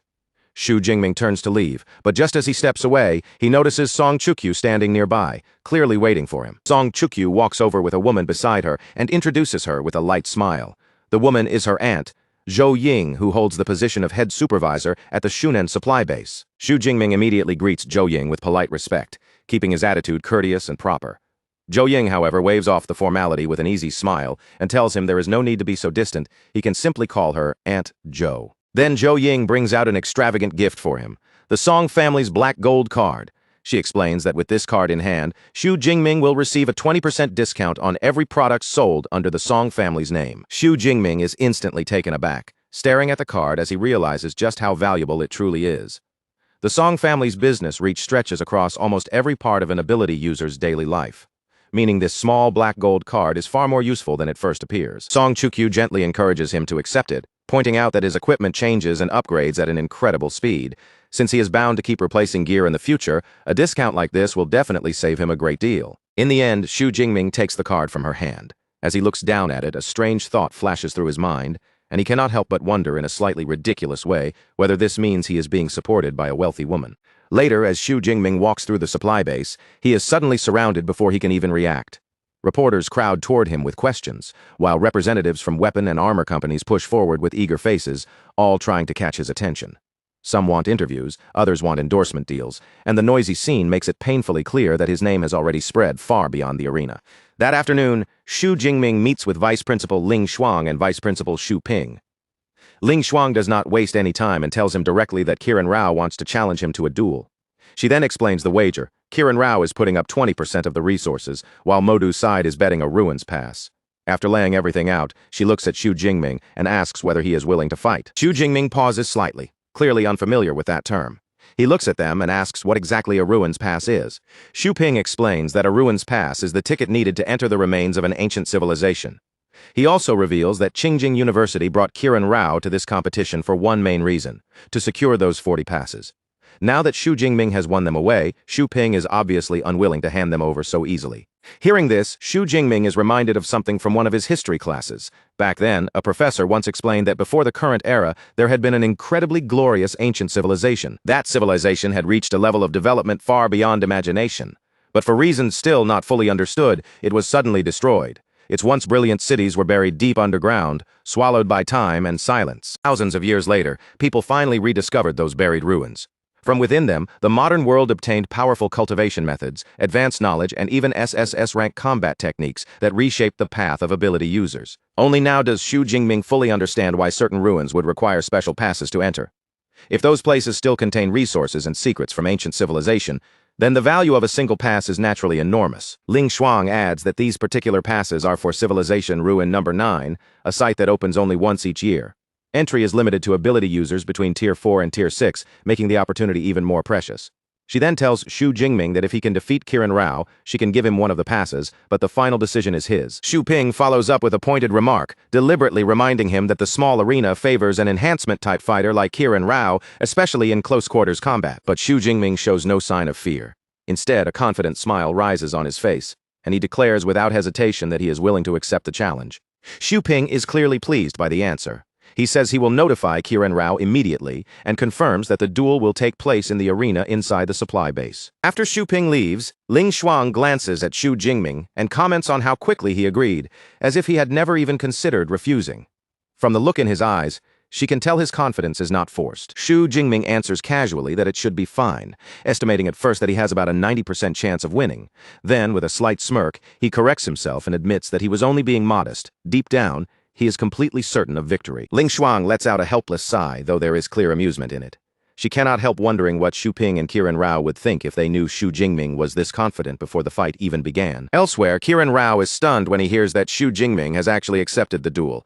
His surprise lasts only a moment before it twists into anger, and he coldly declares that since Xu Jingming dared to agree, then no one should blame him for being rude. Kiran Rao then turns to Vice Principal Xu Ping and asks whether it will be a problem if Xu Jingming gets injured during the match.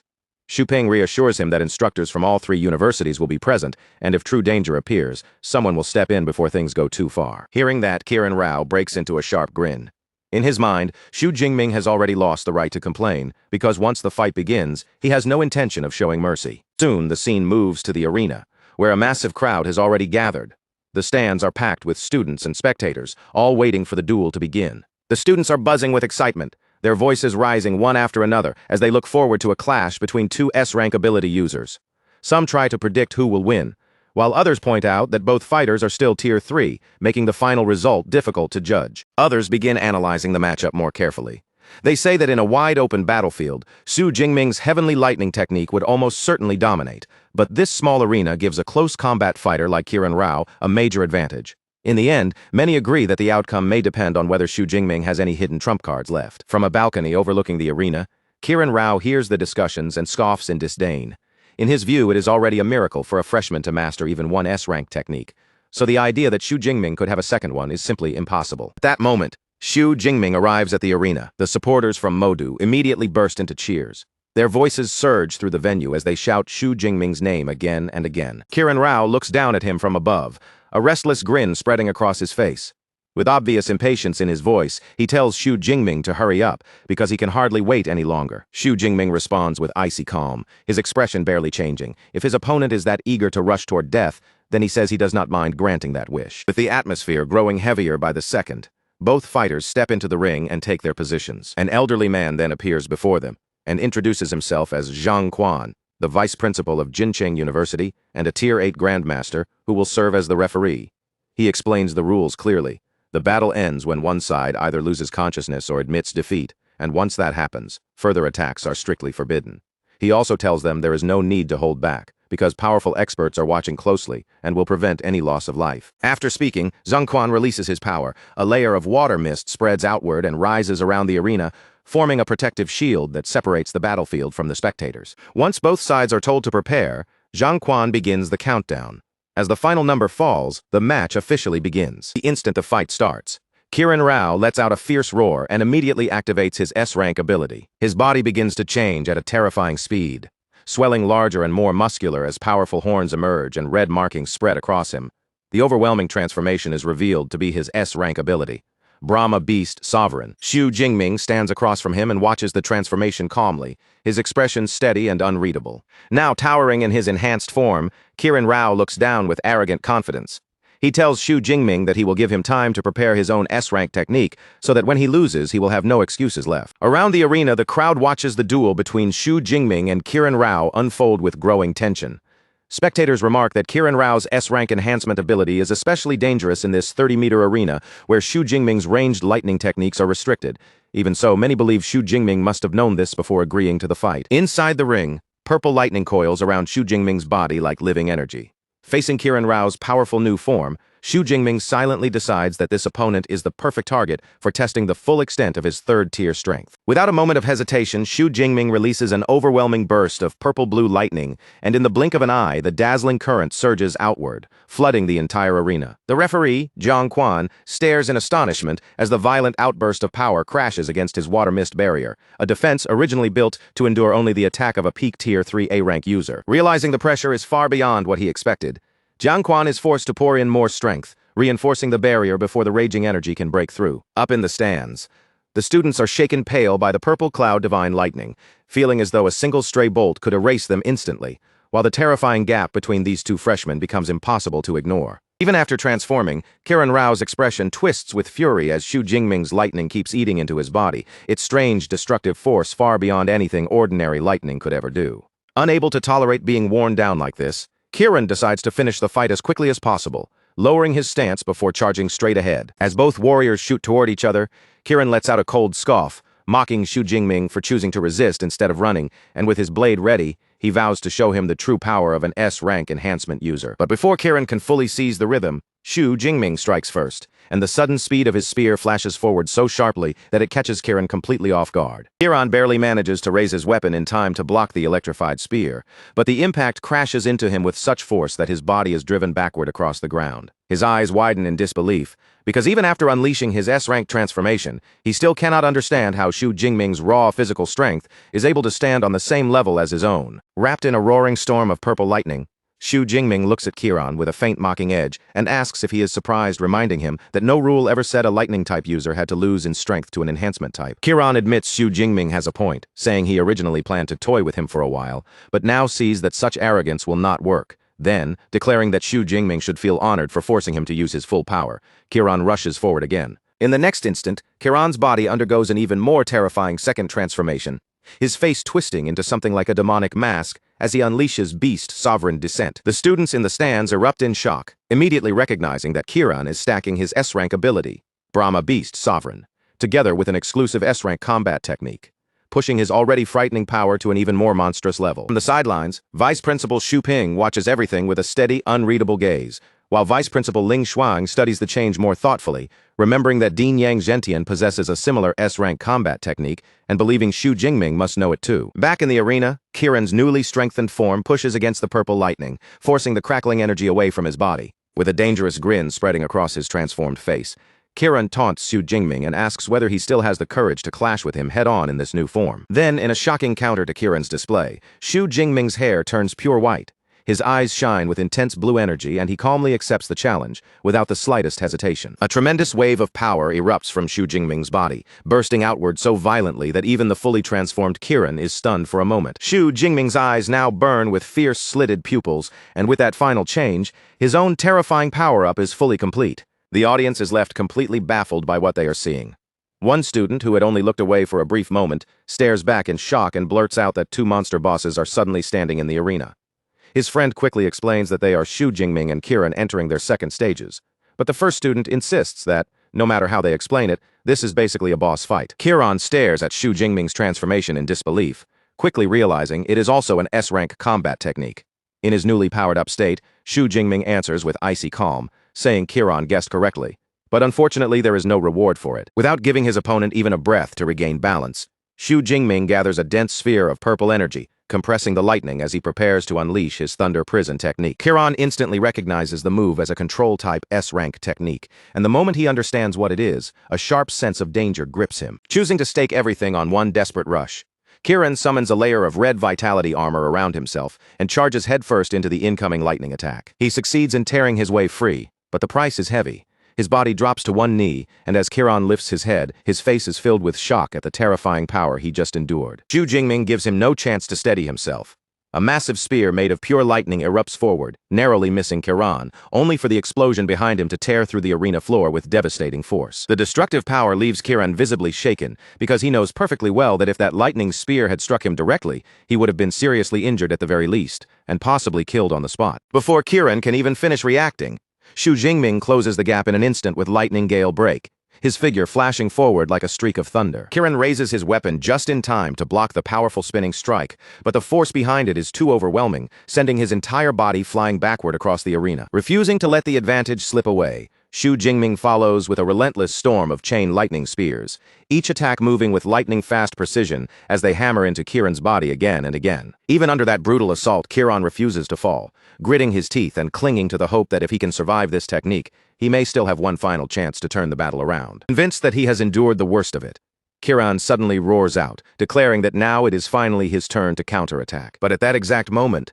Xu Jingming reveals the real danger hidden within the technique. With a cold command for it to explode, the lightning energy buried inside Kiran's body detonates violently from within. Kiran's eyes widen in shock and helplessness as the savage energy bursts out from his chest, leaving him no time to defend. The explosion blasts him backward with terrifying force, swallowing his body in a violent surge of light and thunder. His body slams hard into the arena's protective barrier before collapsing to the ground, his transformation fading away as blackened wounds spread across his torso. Xu Jingming steps forward and stands over his defeated opponent, the tip of his spear stopping just inches from Kiran's forehead. With no strength left and no path to fight back, the humbled Kiran weakly admits defeat. With the battle finally decided, Zhang Chuan raises his hand high and officially announces Xu Jingming as the winner. The crowd immediately erupts into cheers. Xu Jingming's friends celebrate excitedly, amazed that a fight they thought would last more than 10 minutes ended in only 2. They praise him for crushing Kiran in a direct contest of strength and admire how smoothly he linked each combat technique together. From the balcony, Vice Principal Ling Shuang also thinks back over Xu Jingming's flawless performance. He first used Thunder Prison to control the battlefield, then followed with other techniques to force out a weakness, seized that opening with Lightning Gale Break, and finally ended everything with Chain Lightning Spears in her eyes. The entire execution was clean, precise, and truly excellent. She then turns toward Vice Principal Xu Ping and asks whether he has anything else to say. Wearing a somber expression, Xu Ping admits that they have suffered a complete defeat and concedes the wagered 20% resource share to Modu University. He also confirms that the S-class resource he promised Xu Jingming will be delivered the next afternoon. As Ling Shuang and Xu Jingming leave together, Xu Ping remains behind, forced to swallow the bitter reality that his university has lost on both fronts. Ling Shuang warmly congratulates Xu Jingming on a job well done, then presents him with a glowing blue card. Civilization Ruin Pass number 13. As an additional reward, she tells him the school will also grant him another 10,000 credits. Xu Jingming is overjoyed and sincerely thanks her for such generous rewards. As he looks down at the coveted Ruins Pass resting in his hand, a confident, eager smile slowly appears on his face. Vice Principal Ling Shuang tells Xu Jingming to head back and rest, while reminding him of everything he has earned. The S-Class resource from Qingjing University, the right to choose a combat technique from the libraries of all 3 universities, and the chance to return to the Devil's Cave the next day to collect the rare herbs his university won. Xu Jingming agrees happily, thinking over just how successful this research trip has become, bringing him a Ruins Pass, extra credits, S-Class resources, and a huge haul of herbs and beast materials. While they are still talking, a young man with long black hair walks over, smiling as he compliments Xu Jingming on the wonderful match, and says that being able to witness a genius like him is truly fortunate. Xu Jingming responds politely and thanks him. After the young man walks away, Xu Jingming asks who he was. Song Chukyu explains that the man is Dong Sheng from Jincheng University. The student ranked 3rd, just below Xu Jingming and Kiran. Xu Jingming cannot help but marvel at Dong Sheng's strength, realizing that his cultivation has already reached the high-rank 2nd tier. With a faint look of surprise, he calls him a monster, only for Song Chukyu to glance over with a playful smile and tease him, asking if he is really praising Dong Sheng or just complimenting himself, since Xu Jingming is already a Tier 3 user. Xu Jingming's expression turns mischievous as he grins and jokes that he is a little different, claiming he has a cheat ability that lets him level up with 1 click. He even asks Song Chukyu if she believes him, but she immediately snaps back in an annoyed, almost comically speechless way, making it very clear that she does not believe a single word. Elsewhere, outside a towering Gothic-style building, the atmosphere suddenly turns cold and heavy, with the grand structure standing in the distance like a silent shadow. Inside the vast hall, rows of robed figures kneel respectfully before a man floating in midair, their heads lowered in devotion. Above the archbishop, a swirling pink orb glows with an eerie light as he leads the followers in a solemn chant, proclaiming that since receiving heaven's mandate, their heavenly God is eternal. The archbishop lowers his gaze toward one of his subordinates and asks in a calm but commanding tone whether everything at the plantation has already been arranged, and the subordinate quickly confirms that all preparations are complete. The archbishop then gives a grim order, his voice turning cold as he says the teachers from the 3 universities will be that subordinate's responsibility. He demands that as many of them as possible be killed, and the followers answer at once with a fierce shout of obedience. After that, the archbishop turns his attention toward a hooded man wearing a mask, addressing him as the Holy Sun. He assigns him the task of handling the 2 S-rankers, Xu Jingming and Kiran Rao, saying that facing opponents like them should be useful for the Holy Sun's growth. Beneath the hood, the Holy Sun smiles in a chilling way and accepts the order without hesitation, promising that by the next day, the distance between himself and those S-rankers will become very, very close. The archbishop then gives his final instruction regarding the S-rankers. If Xu Jingming and Kiran Rao are willing to join the Heaven's Mandate sect, that would naturally be best. But if they refuse, the Holy Sun is to kill them without showing the slightest mercy. At last, the archbishop faces all of his followers, his voice rising with fanatical passion. He declares that tomorrow will become the stage for the Heaven's Mandate sect, and that they must announce their existence to the entire country in the cruelest and most high-profile way possible.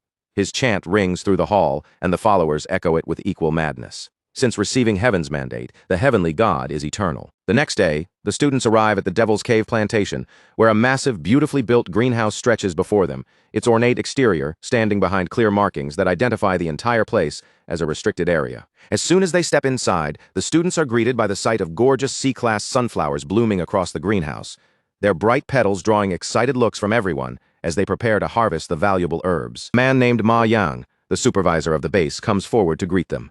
With a polite smile, he welcomes the mentors and students from the 3 major universities to the plantation. Lead mentor Hu Ping explains that the vice principals did not personally come along because this harvesting task is not considered dangerous.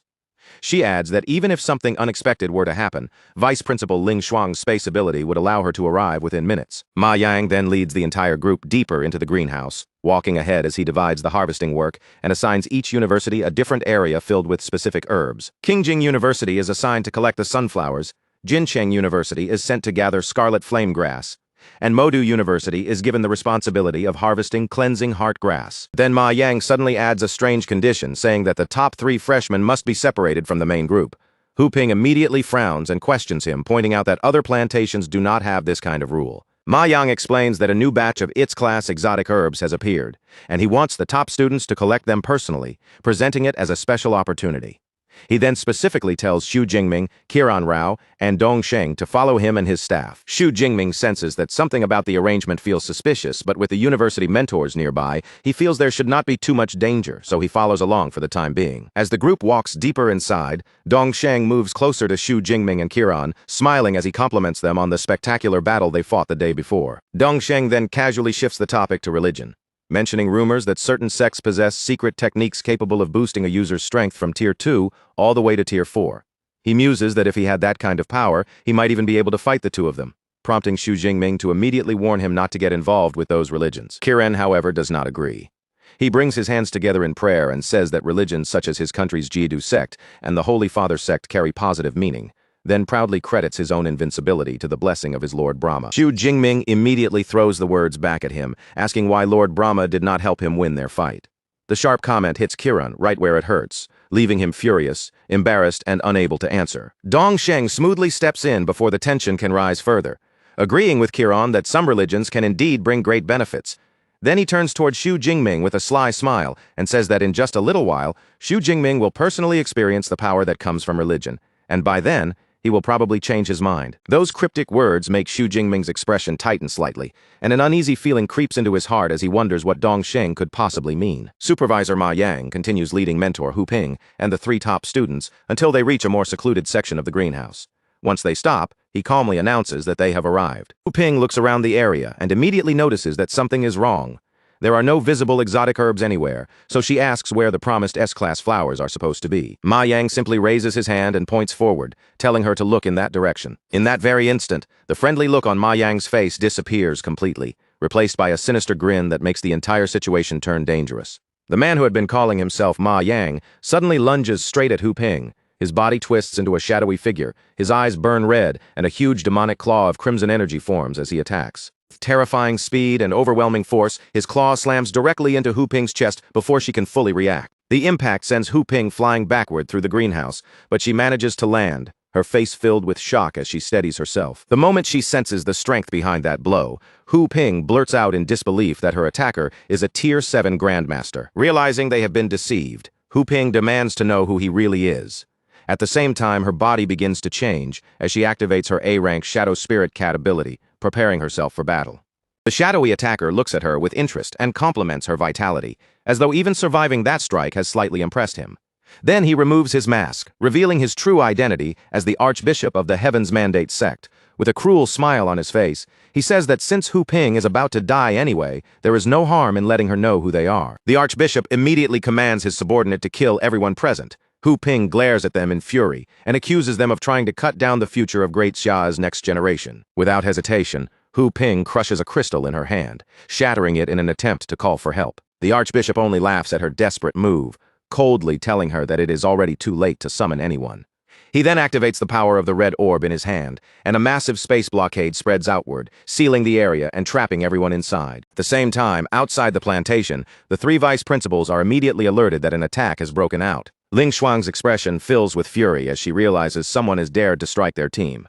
In the next moment, the three powerful Grandmasters rise into the sky and fly straight toward the crisis. Over at the Shan'an supply base, Head Supervisor Zhou Ying reacts with alarm the instant she receives the news.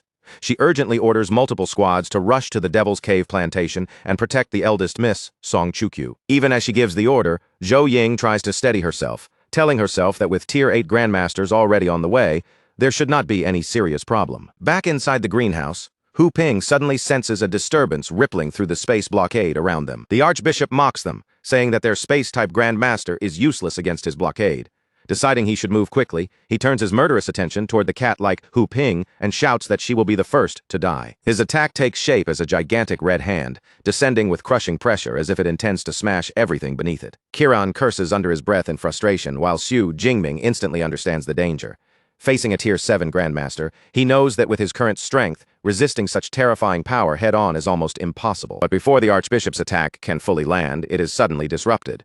His expression changes as he realizes that the space-type Grandmaster, Ling Shuang, is powerful enough to shake even his blockade. Choosing not to clash with Ling Shuang directly, the Archbishop leaps away from the battlefield and leaves the rest to the Holy Sun, telling him to handle the situation from here. With the Archbishop suddenly gone from the scene, Dong Sheng slowly steps forward, and the friendly mask he had worn until now disappears completely.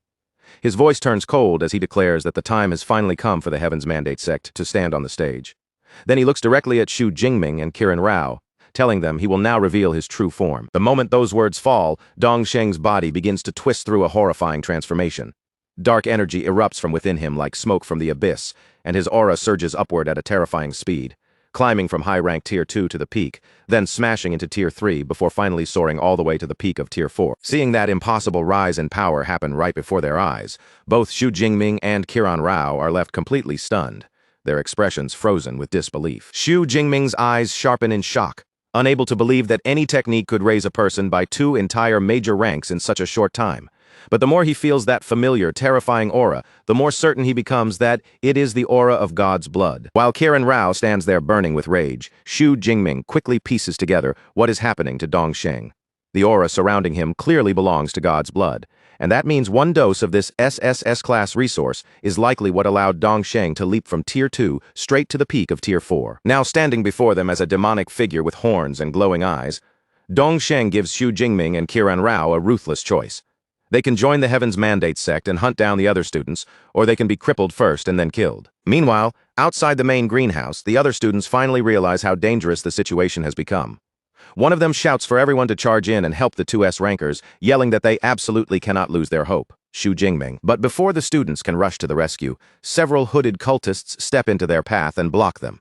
The cultists sneer at their desperation, mocking them by saying no one can save the S-rankers now, and that the students should worry about surviving themselves. In the middle of the chaos, Song Chukyu forces her way through the cultists with her flaming spear in hand, each strike burning fiercely as she focuses on only one thing, reaching Xu Jingming and protecting him. Far from the trapped students, the 3 grandmasters quickly realize they have also been blocked from entering.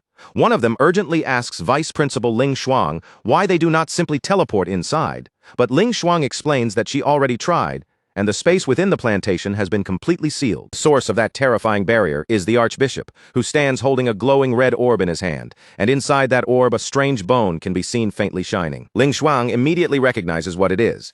That bone once belonged to a rank 9 beast emperor with spatial abilities, and it is precisely the power of that bone that is sealing the entire area. The other 2 grandmasters are instantly alarmed by her words. Zhang Quan remarks that the situation is far more serious than expected, while the other warns that if anything happens to the 2 S-rankers inside, the consequences will be enormous. The Archbishop bursts into mocking laughter, clearly enjoying the sight of the helpless grandmasters outside the blockade. He tells them they will have no choice but to watch as his sect slaughters every freshman inside, declaring this day to be the great awakening of the Heaven's Mandate sect. Horror spreads across the grandmasters' faces as they realize the enemies before them belong to a group they believed had been wiped out 60 years ago. Knowing they cannot waste another second, the 3 grandmasters immediately decide to combine their strength. Ling Shuang proposes that they attack together, her gaze fixed on the sealed plantation as she calculates that 3 minutes should be enough for them to break through the spatial blockade. Taking command of the situation, Ling Shuang shouts for the ground to rise. In an instant, an enormous surge of blue energy erupts from below, lifting the entire plantation base up into the air. While using her power to hold the plantation suspended above the ground, Vice Principal Ling Shuang continues analyzing the structure of the blockade with sharp focus. She announces that the underground space has been completely sealed off, but at the same time, she has located the weakest part of the barrier in the southeast direction. Responding to Ling Shuang's call, the other 2 grandmasters, Xu Ping and Jiang Quan, step forward and prepare to attack. Their auras explode outward as both of them undergo powerful transformations. Xu Ping's body swells into the form of a ferocious ape beast, while Jiang Quan becomes a being wrapped in swirling blue energy, his entire figure glowing with destructive force. Together they launch themselves toward the floating greenhouse, pouring their combined power into one focused strike aimed directly at the weak point Ling Shuang found. Inside the greenhouse, the remaining students suddenly hear a deafening roar as the entire building trembles from the massive impact outside. When the students see the powerful attacks crashing against the blockade, relief flashes across their frightened faces, and they cry out that the vice principals have finally come to save them. Even in the middle of the chaos, Xu Jingming keeps his head clear. He checks his system panel and sees that he still has 49,000 ability points, then quickly calculates that if he spends them all to level up, he should be able to reach Tier 4 and gain enough strength to defeat the enemies before him. But Dongsheng suddenly turns toward the terrified freshmen and mocks them, asking if they have now witnessed the true power of his sect. He offers them a twisted chance to join him, saying that if they kill the freshmen around them, they can become members of the Heaven's Mandate sect and receive the same power he has. For a tense moment, the students fall into hesitation, quietly looking at one another as fear and uncertainty ripple through the group. Just then, Ling Shuang's voice echoes through the damaged barrier with stern authority. She declares that any freshman who dares to attack another student will be expelled immediately and killed on the spot. Those words snap the students back to their senses, and they quickly make their decision, refusing to become traitors no matter how frightening Dongsheng's offer may be. Dongsheng's face twists with anger as he curses them as fools, furious that they would reject such an easy path to power. Then turns his attention back to Xu Jingming and Qiran Rao, giving them one final choice. They have 3 seconds to submit, or they will die where they stand. Almost immediately, Qiran Rao drops his sword to the ground, bends down, and begs for his life, choosing to surrender and join the Heaven's Mandate sect without hesitation. Dongsheng looks pleased with Qiran Rao's decision and praises him for making the right choice. Then his gaze shifts toward Xu Jingming, and he asks what answer Xu Jingming will give. Xu Jingming does not bother answering with words. Instead, purple lightning begins crackling around his body, the violent arcs of electricity making his refusal unmistakably clear. Seeing Xu Jingming's silent defiance, Dongsheng coldly declares that he has chosen death. Then he turns to his newly gained follower and orders Qiran Rao to prove his loyalty by killing Xu Jingming. Faced with that order, Qiran Rao hesitates on the spot, sweat appearing on his face as he privately admits that taking on Xu Jingming by himself is something he simply cannot handle. Noticing Qiran Rao's hesitation, the hooded figures beside Dongsheng step forward and declare that they will attack together with him, quickly moving to surround Xu Jingming from several directions. Even while outnumbered, Xu Jingming remains strangely calm, purple lightning crawling over his body like a living armor. He silently measures the enemies around him, counting 1 low-ranked Tier 3 user and 4 low-ranked Tier 1 users, and decides that he may not need to spend his precious ability points just yet before challenging them to come at him. One of the hooded cultists grips a large axe and leaps down from above, sneering at Xu Jingming's confidence as he mocks his arrogance and declares that this is where he dies. The cultist brings his axe down in a heavy swing, but the strike crashes against Xu Jingming's S-rank defensive technique, thunder armor, and fails to break through. Before the attacker can even process what just happened, Xu Jingming drives his spear forward with ruthless precision, piercing straight through the cultist's chest. The defeated cultist stares in disbelief, unable to understand how he could be taken down so easily when he is a Tier 4 user. Xu Jingming looks at him coldly and taunts him for being foolish enough to approach alone. After seeing one of his followers fall so quickly, the transformed Dongsheng can no longer stand aside. He decides to personally join the fight, announcing that he will attack together with the others. As all of his enemies prepare to strike at once, Xu Jingming finally feels the real threat of death pressing in for the first time.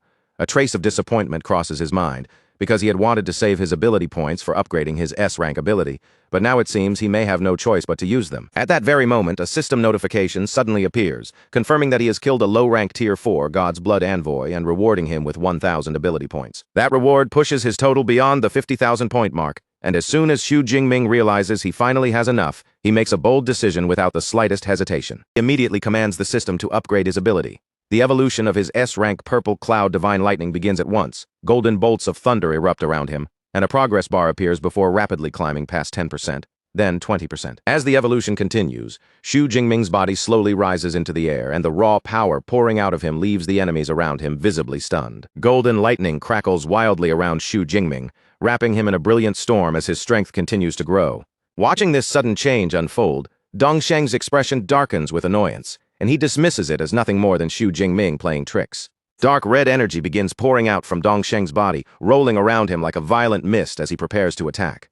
With Xu Jingming still caught in the middle of his ability's evolution, Dongsheng seizes the opening and releases a massive blast of power straight toward his vulnerable opponent. Just as Dongsheng's terrifying attack comes crashing down, the evolution of Xu Jingming's ability reaches its final stretch, the progress climbing all the way to 99% at the most critical moment. Then, in the very next instant, the process is completed. The system confirms that Xu Jingming's original S-rank ability has successfully evolved into something even stronger, the SS-rank Dushan Divine Lightning. With the transformation finally finished, Xu Jingming slowly opens his eyes, and they now shine with a dazzling golden glow. Around his body, golden lightning crackles violently, making his entire presence feel completely different from before. Without wasting even a single breath, Xu Jingming unleashes his newly evolved ability.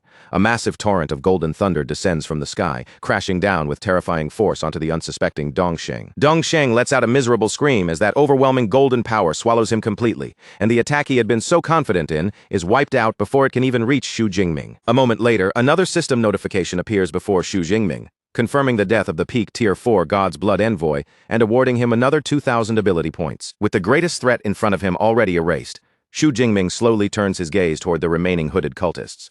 He points at them one by one, his voice cold and merciless as he declares that none of them will be allowed to live. Golden thunder gathers once again above the greenhouse.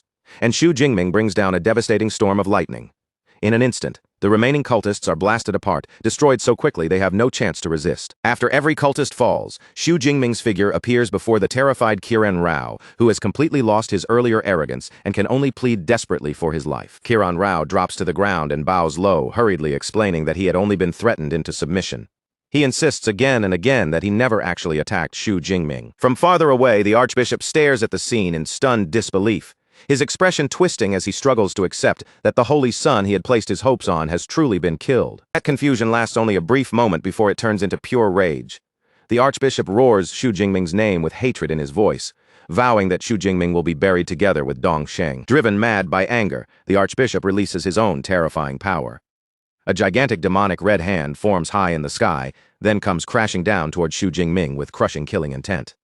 As the massive red hand descends, Xu Jingming feels an unbearable pressure lock his entire body in place. Gritting his teeth, he realizes with dread that he cannot move at all, and he wonders if this is the true, unreachable gap between himself and a Tier 7 Grandmaster. But right before the attack can crush him, the giant hand suddenly freezes in midair. Xu Jingming looks up in surprise, and immediately senses that another powerful space-type ability has intervened and saved him. In a flash of golden light, Vice Principal Ling Shuang appears beside him, her expression icy and her aura sharp enough to make the entire space feel still. The furious archbishop glares at her and demands to know how she managed to break into the space blockade he had been maintaining. Ling Shuang only scoffs at him, mocking him for relying on an external item to hold the blockade and for being foolish enough to let himself become distracted. Then she strikes without hesitation, unleashing her own space-cutting technique. A blade of blazing energy slices forward and cuts clean through the archbishop's arm, severing his demonic hand in one ruthless blow. Before the archbishop can recover from the shock, Ling Shuang summons a glowing blue magic circle beneath him.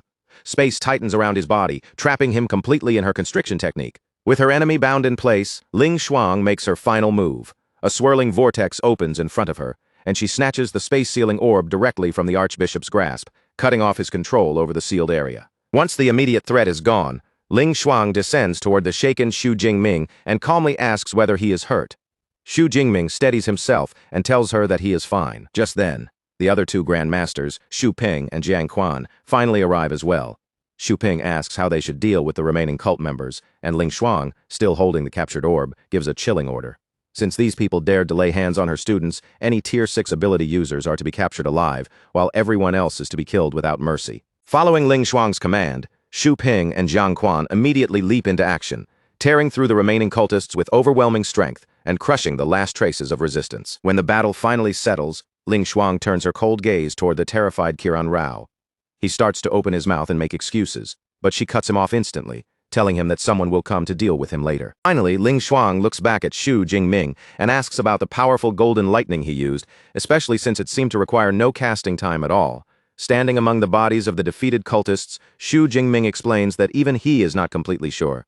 In that desperate moment, he only pushed his ability with everything he had, and somehow it broke past its limit and mutated. Ling Shuang grows even more curious and asks whether it might have been a combat technique rather than his normal ability. To confirm it, she tells Xu Jingming to release his purple cloud divine lightning again. Xu Jingming raises his hand and tries to summon the power he had always used before, but to his own surprise, the purple lightning never appears. Instead, only golden lightning crackles around his palm. Ling Shuang finds the situation strange and wonders whether his ability has undergone a fundamental change. Still, with the crisis not fully settled, she decides to postpone a deeper examination and tells him that once everything is over, she will test his ability again at the supply base. Xu Jingming nods in agreement. Just as their conversation comes to an end, Song Chukyu rushes over with relief written all over her face, calling Xu Jingming's name. She throws her arms around him in a tight hug and blurts out how worried she had been. Watching the two of them from the side, Ling Shuang's cold expression softens slightly, and a gentle smile crosses her face as she silently thinks that youth really is a wonderful thing. Xu Jingming gently comforts the tearful Song Chukyu, speaking to her in a calm voice and telling her that everything is all right now. He holds her hands and gives her a reassuring smile, steady and warm enough to calm her racing heart, and Song Chukyu's cheeks immediately begin to blush. A moment later, Ling Shuang uses her space power again, carefully lowering the entire floating greenhouse back down until it rests safely on the ground. Afterward, she gathers the surviving students together and delivers a heavy announcement. In a grave voice, she tells them that 342 freshmen were killed by the cultists, and that the 3 universities will take full responsibility with compensation provided to the families of the fallen. With a fierce look in her eyes, Ling Shuang officially declares the Heavens Mandate sect an enemy of humanity and of the 3 universities. She announces an extermination order against the sect, requiring all students and teachers to accept missions aimed at wiping them out. Standing among the crowd, Xu Jingming listens quietly while thinking about the ability points he can gain from killing the cult's God's Blood envoys, and he decides that he will definitely accept some of those missions. Ling Shuang then makes one final announcement, officially bringing the research trip to an end. She orders all freshmen to gather the next morning so they can return to their respective schools. Later, back at the supply base, Ling Shuang carries out the test she had promised. She hands Xu Jingming a circular detection device and instructs him to release his power into it. Xu Jingming places his hand on the device, and brilliant golden lightning immediately crackles around its surface, while Ling Shuang watches closely from beside him. As she observes the reaction, a shocking possibility suddenly crosses Ling Shuang's mind. She wonders if Xu Jingming's original S-rank ability may have mutated into an even rarer SS rank ability. She quickly tells herself that such a thing should be extremely unlikely, but then the detection finishes and the device announces an incredible result. Xu Jingming's ability is Dushan Divine Lightning, an SS rank ability, leaving Ling Shuang stunned as she realizes it really has become SS rank. For a moment, Ling Shuang is left completely speechless. She thinks about the enormous gap between S-rank and SS rank abilities, and realizes that if Xu Jingming is trained properly, he could become a force capable of changing the war against the beasts. Her shock quickly turns into genuine joy, and she begins praising Xu Jingming with rare enthusiasm. Meanwhile, Xu Jingming is still processing the result himself, wondering how the instrument was even able to recognize the name of his evolved ability. Ling Shuang explains that if the device can identify the ability, then it must have appeared before, during the ancient civilization era. She adds that their modern detection instruments were created from technology recovered from ancient ruins. A smile appears on Ling Shuang's face as she looks at Xu Jingming with growing admiration, thinking that his talent may even be comparable to the legendary powerhouses from ancient times. Then her expression turns serious again, and she advises Xu Jingming not to spread news of his ability's evolution too widely. As a precaution, she gives him a special talisman, explaining that if he ever encounters true danger, he can crush it, and as long as he is within 400 kilometers, she will be able to rush to his location. Xu Jingming accepts the talisman with both gratitude and relief, understanding just how valuable this protection is. After that, Ling Shuang presents him with the S-class resource promised by Qingjing University, a Tier 5 break rank pill. She suggests that he save it for the moment when he advances from Tier 5 to Tier 6. However, Xu Jingming looks at the pill and asks Ling Shuang if it can be exchanged for a different resource instead. After all, with his cheat-like system helping him advance, he knows very clearly that he does not need this kind of pill to break through. Ling Shuang does not refuse him. She gives him special permission to visit Modu University's resource department and exchange the pill there. Then she reminds him that he still has one final reward waiting: the right to choose a combat technique from any of the 3 university libraries. Later, the AI Eva brings up every lightning-type ability above a rank from the other 2 universities. Dozens of glowing screens unfold across the room at once, filling Xu Jingming's vision with all kinds of powerful combat techniques. Among them, 2 incredibly powerful SSS rank techniques immediately catch his eye. But after looking more closely at their requirements, Xu Jingming realizes that the level needed to use them is far beyond what he can currently reach. So instead of chasing something flashy but unusable, Xu Jingming quickly brings himself back to reality and decides to choose a technique that can actually help him right now. After carefully weighing his options for a while, Xu Jingming finally makes his decision. He turns to the vice principal and clearly states that he has chosen the S-rank technique, Thunder God Finger. The screen immediately displays the technique's details.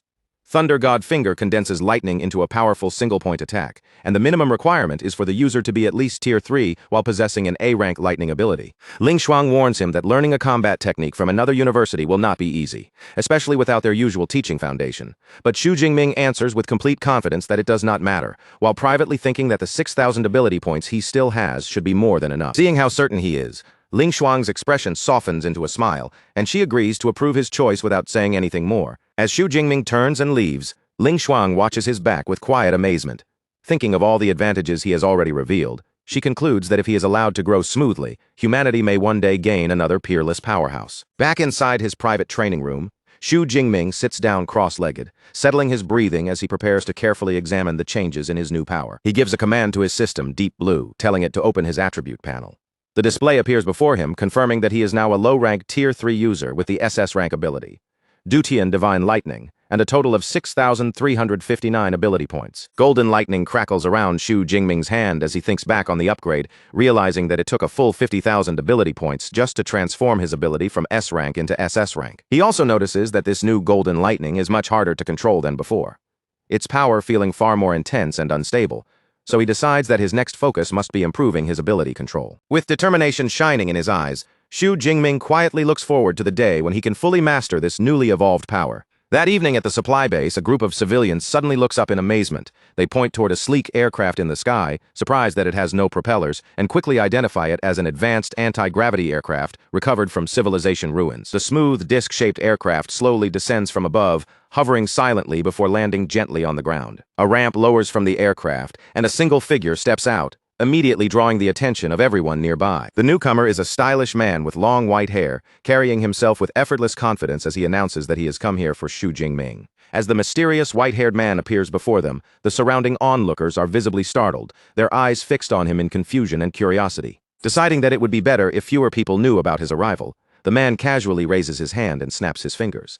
In an instant, the onlookers completely forget about him, as if nothing unusual ever happened, and they naturally begin chatting about movies and what to eat for dinner. With his presence now erased from their minds, the white-haired man gives a faint, satisfied smile and continues forward unnoticed. At the base's temporary detention center, 2 guards stand watch outside, keeping strict security around the captured prisoners. Inside one of the cells, the captured Archbishop of the Heaven's Mandate sect shouts with fanatical conviction, declaring that his heavenly God will surely save his followers. The chief of public security reports to Ling Shuang that they have not been able to extract any useful information from the cultists, because their wills are far too strong to break through ordinary interrogation. Archbishop only sneers at them from inside the cell, taunting them and calling them fools for thinking they could force anything out of him. Grandmaster Jiang Quan says that, in that case, they will have to wait for someone from a higher authority to arrive. Ling Shuang agrees calmly, adding that the person they are waiting for should be here very soon. Right at that moment, the white-haired man appears in the hallway, arriving so silently that it feels as though he stepped out of thin air. Ling Shuang immediately senses the powerful aura around him, and her expression sharpens as she instinctively becomes alert. The man looks toward them with a calm expression and says that he has kept everyone waiting. A surprised Ling Shuang quickly greets him with respect as Lord Liu, then asks why he personally came here. He answers that since the Heaven's Mandate sect has reappeared, his presence is necessary. Even so, Ling Shuang cannot help questioning it in her heart. Liu Wangshan is a Tier 9 martial saint with immense authority and terrifying power, so she wonders why someone of his status would come in person. Liu Wangshan begins the interrogation without delay. One of his eyes glows with a strange purple aura as his gaze locks onto the Archbishop, and he coldly asks whether this man is the sect head. Under that overwhelming mental pressure, the Archbishop's resistance crumbles, and he is forced to admit that he is only a Grand Archbishop. He then reveals that their goal was to slaughter the freshmen, and he also confesses that their spies are hidden in far more places than just the universities. 10 minutes later, Liu Wangshan finishes the interrogation and explains that the results were only partially successful. He says the Archbishop's memories had been tampered with by another powerful user, which prevented him from uncovering the locations of their strongholds or the true identity of their leader. From this, he concludes that the sect must be preparing an even larger conspiracy.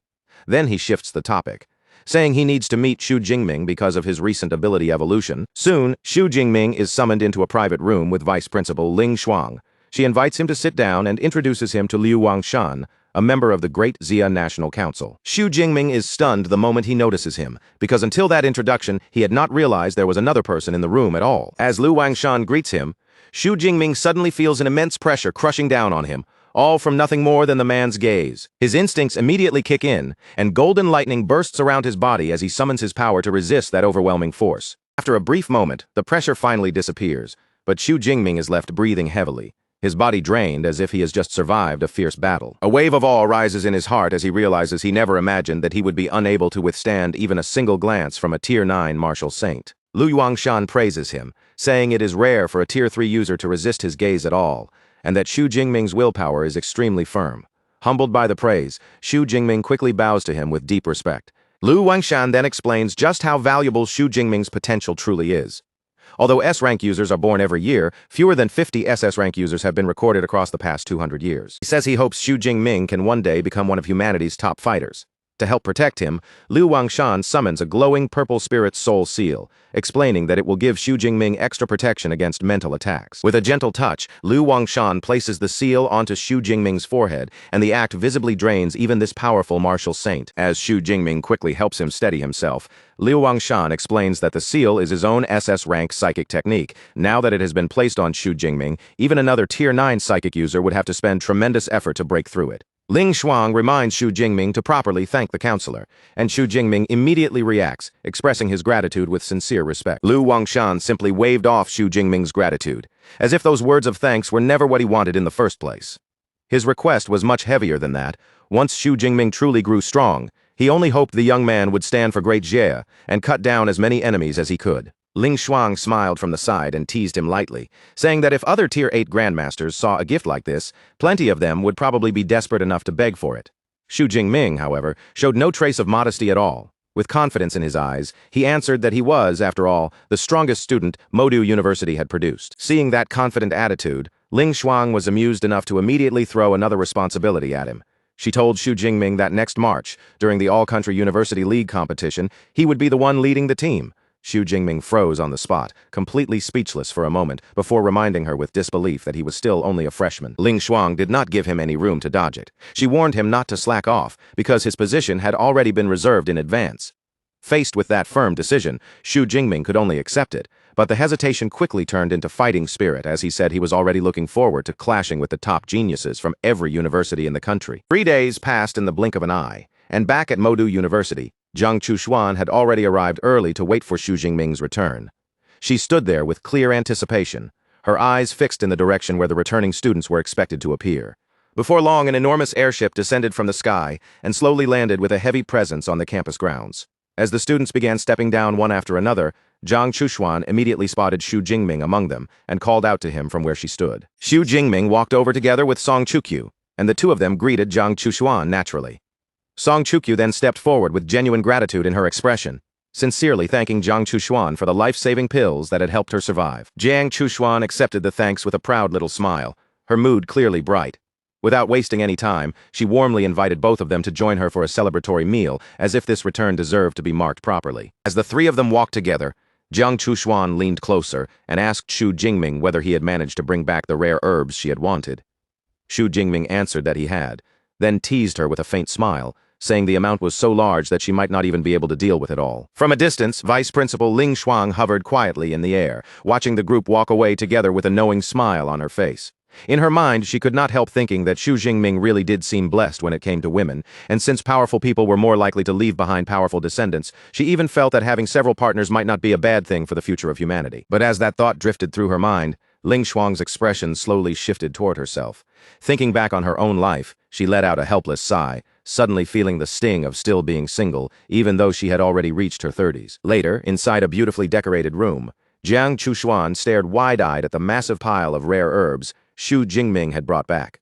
The herbs were stacked so high and packed so densely that she could barely believe what she was seeing, and she asked in disbelief whether he had emptied out the entire Devil's Cave. Xu Jingming remained perfectly calm as he explained that hardly any users could even make it into the middle section of the cave, which meant most of the herbs there had been left untouched. He even added that if he had stayed inside a little longer, he probably could have gathered even more. Jiang Chushuan looked at the mountain of materials before her and gave a slightly overwhelmed sigh, realizing she was about to be buried in work. After handing over the herbs, Xu Jingming rose from his seat and prepared to leave. He explained that he still had another matter to handle. He needed to go to the university's resource department and exchange the U.S.-class resource reward he had received. Not long after, Xu Jingming arrived in front of the Grand Resource Department building. The structure stood tall and imposing, clearly one of the places at Modu University where the most valuable resources were managed. Once inside, Xu Jingming directly called on the artificial intelligence Eva. Without circling around the point, he instructed her to list every S-class resource he could exchange for with his 7th-grade breakthrough pill. In response, bright holographic screens instantly unfolded around him one after another.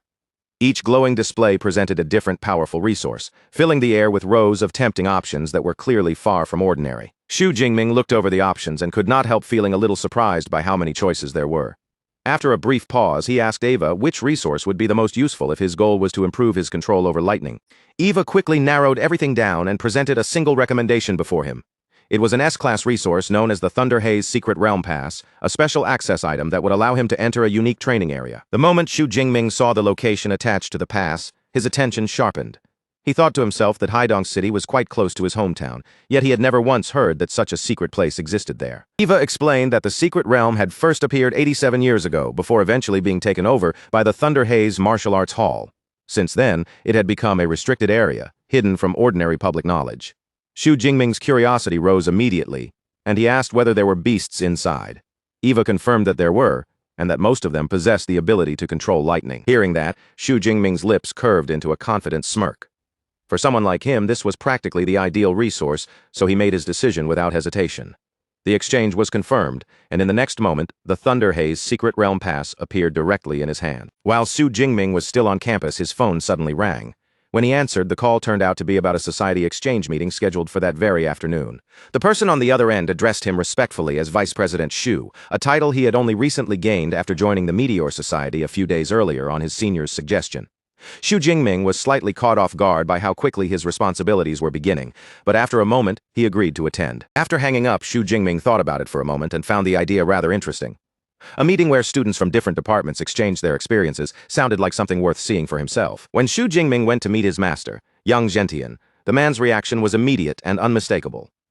Yang Zhentian stared at him in complete astonishment, his eyes widening as he asked whether Xu Jingming had already stepped into Tier 3. Xu Jingming answered with a calm smile, showing no trace of arrogance despite the shocking news. He simply confirmed that he had broken through during the research trip. Yang Zhentian was still visibly amazed. He reached out and placed a hand on Xu Jingming's shoulder, half joking and half stunned as he said that his disciple made breaking through a Tier 3 bottleneck sound as casual as eating a meal or drinking water. Eager to see exactly what had changed, Yang Zhentian quickly told Xu Jingming to follow him to the training room.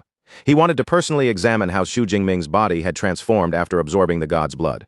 Inside the training room, Xu Jingming released his power without holding back. In an instant, torrents of crackling golden lightning burst out around him, lighting up the space as Yang Zhentian watched closely from nearby. The sight immediately left Yang Zhentian confused. He wondered aloud why the purple cloud divine lightning had turned golden instead of carrying its usual blue-purple glow.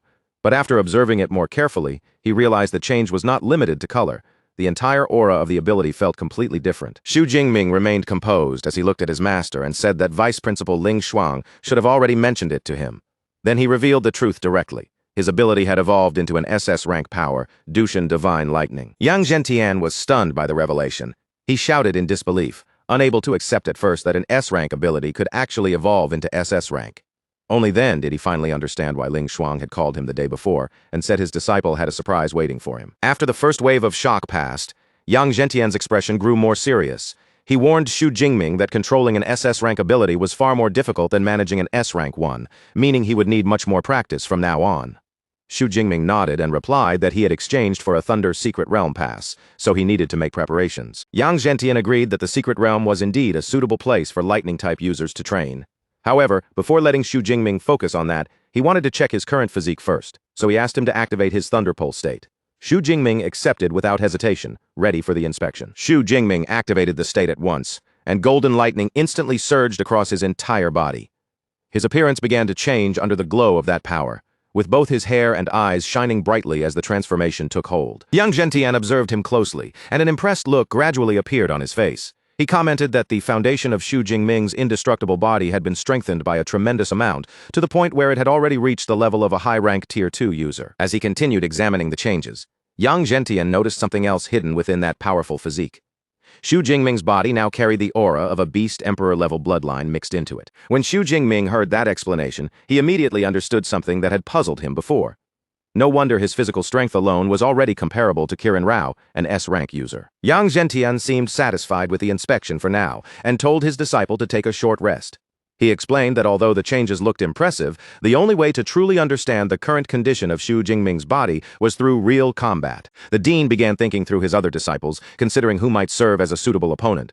But one after another, he found them unsuitable for the test. Then, with a faint sense of surprise, he realized that his junior brother Jingming now seemed to have surpassed even his other senior students. About 10 minutes later, the butler, Uncle Fu, entered and respectfully announced that the person Yang Zhentian had called for had arrived. His timing was precise, as if the next part of the test had already been prepared. A muscular senior student with a mohawk stepped forward, his powerful build making him look intimidating at first glance. His name was Zhongshan, but despite his appearance, he looked noticeably nervous. In his mind, he was already wondering why the dean, the showman as he secretly called him, had summoned him again, worrying that he might have somehow gotten into trouble. Seeing Zhongshan's tense reaction, Yang Zhentian quickly reassured him. He explained that there was no punishment involved this time. He simply wanted Zhongshan to have a purely physical combat training match with his disciple, Xu Jingming. Zhongshan was immediately surprised and could not help asking whether fighting only with physical strength would be the same as bullying Xu Jingming. Yang Zhentian, however, gave him no reason to hold back and told him to use his full strength, assuring him that he would personally watch over the match. With the dean's words making the situation clear, Zhongshan accepted the task. He rolled his shoulders and cracked his knuckles. his nervousness gradually shifting into a serious fighting posture. Then Zhongshan looked toward his junior and spoke with a straightforward warning. Since the dean had already told him to go all out, he said he would not be polite once the fight began. As the two prepared to begin, Yang Zhentian turned slightly and asked Uncle Fu who he believed would win. Uncle Fu answered honestly that while Xu Jingming was certainly stronger overall, if the fight was limited purely to physique, Zhongshan should have the advantage. Yang Zhentian did not fully agree with that judgment. He admitted that Zhongshan was indeed a powerful peak Tier 3 A-rank user. But he also knew better than anyone that the unique experiences his disciple had gone through were far beyond ordinary imagination. On the training floor, Zhongshan settled into position and prepared for battle. Then he activated his A-rank beast-style ability, and his body rapidly transformed, growing into the form of a large, fierce gray wolf that radiated raw physical power. After transforming, Zhongshan sized up Xu Jingming from across the training floor, his thoughts turning cautious. Since this opponent was an S-rank user personally valued by both the dean and the vice principal, he figured it would be safer to hold back a little just in case his strength accidentally injured him. The match began in an instant. Zhongshan, already in his transformed state, gave his junior a sharp warning to watch himself, then drove forward with a heavy punch packed with raw force. Xu Jingming did not retreat at all and raised his own fist to meet the attack directly. The two fists collided with a thunderous impact that seemed to shake the entire training room. But instead of Xu Jingming being forced back, Zhongshan's expression changed in shock as the force pushed him stumbling several steps backward, leaving him unable to believe what had just happened. Zhongshan's mind raced as he steadied himself. As a peak Tier 3 user with an A-rank ability, he had assumed that even if he held back a little, his physical power should have been more than enough to crush Xu Jingming with ease. Xu Jingming looked at him with an almost innocent expression and asked whether his senior had not used his full strength just now. That simple question made Zhongshan's face stiffen, and he immediately realized that he had badly underestimated the junior standing in front of him. Unwilling to lose face or fall behind, Zhongshan's aura suddenly surged. He raised his head and let out a fierce howl, gathering the strength in his body as his fighting spirit erupted all at once. Seeing Zhongshan finally get serious, Xu Jingming did not look nervous in the slightest. Instead, the corner of his mouth lifted into a calm, confident smirk, as if this was exactly what he had been waiting for. In the next moment, both of them charged forward again. Their fists blurred through the air as they launched into a rapid exchange of heavy blows, each collision sending deep, booming echoes across the training room. From the sidelines, Dean Yang Zhentian watched every movement with sharp focus, silently breaking down the fight in his mind. He noticed that Xu Jingming's blood was flowing even faster than Zhongshan's, clearly enhanced by the mysterious beast emperor blood now inside his body. After observing for a while, Yang Zhentian reached a conclusion. Even though there was still a clear difference in their ranks, the two were surprisingly close when it came to pure physical strength.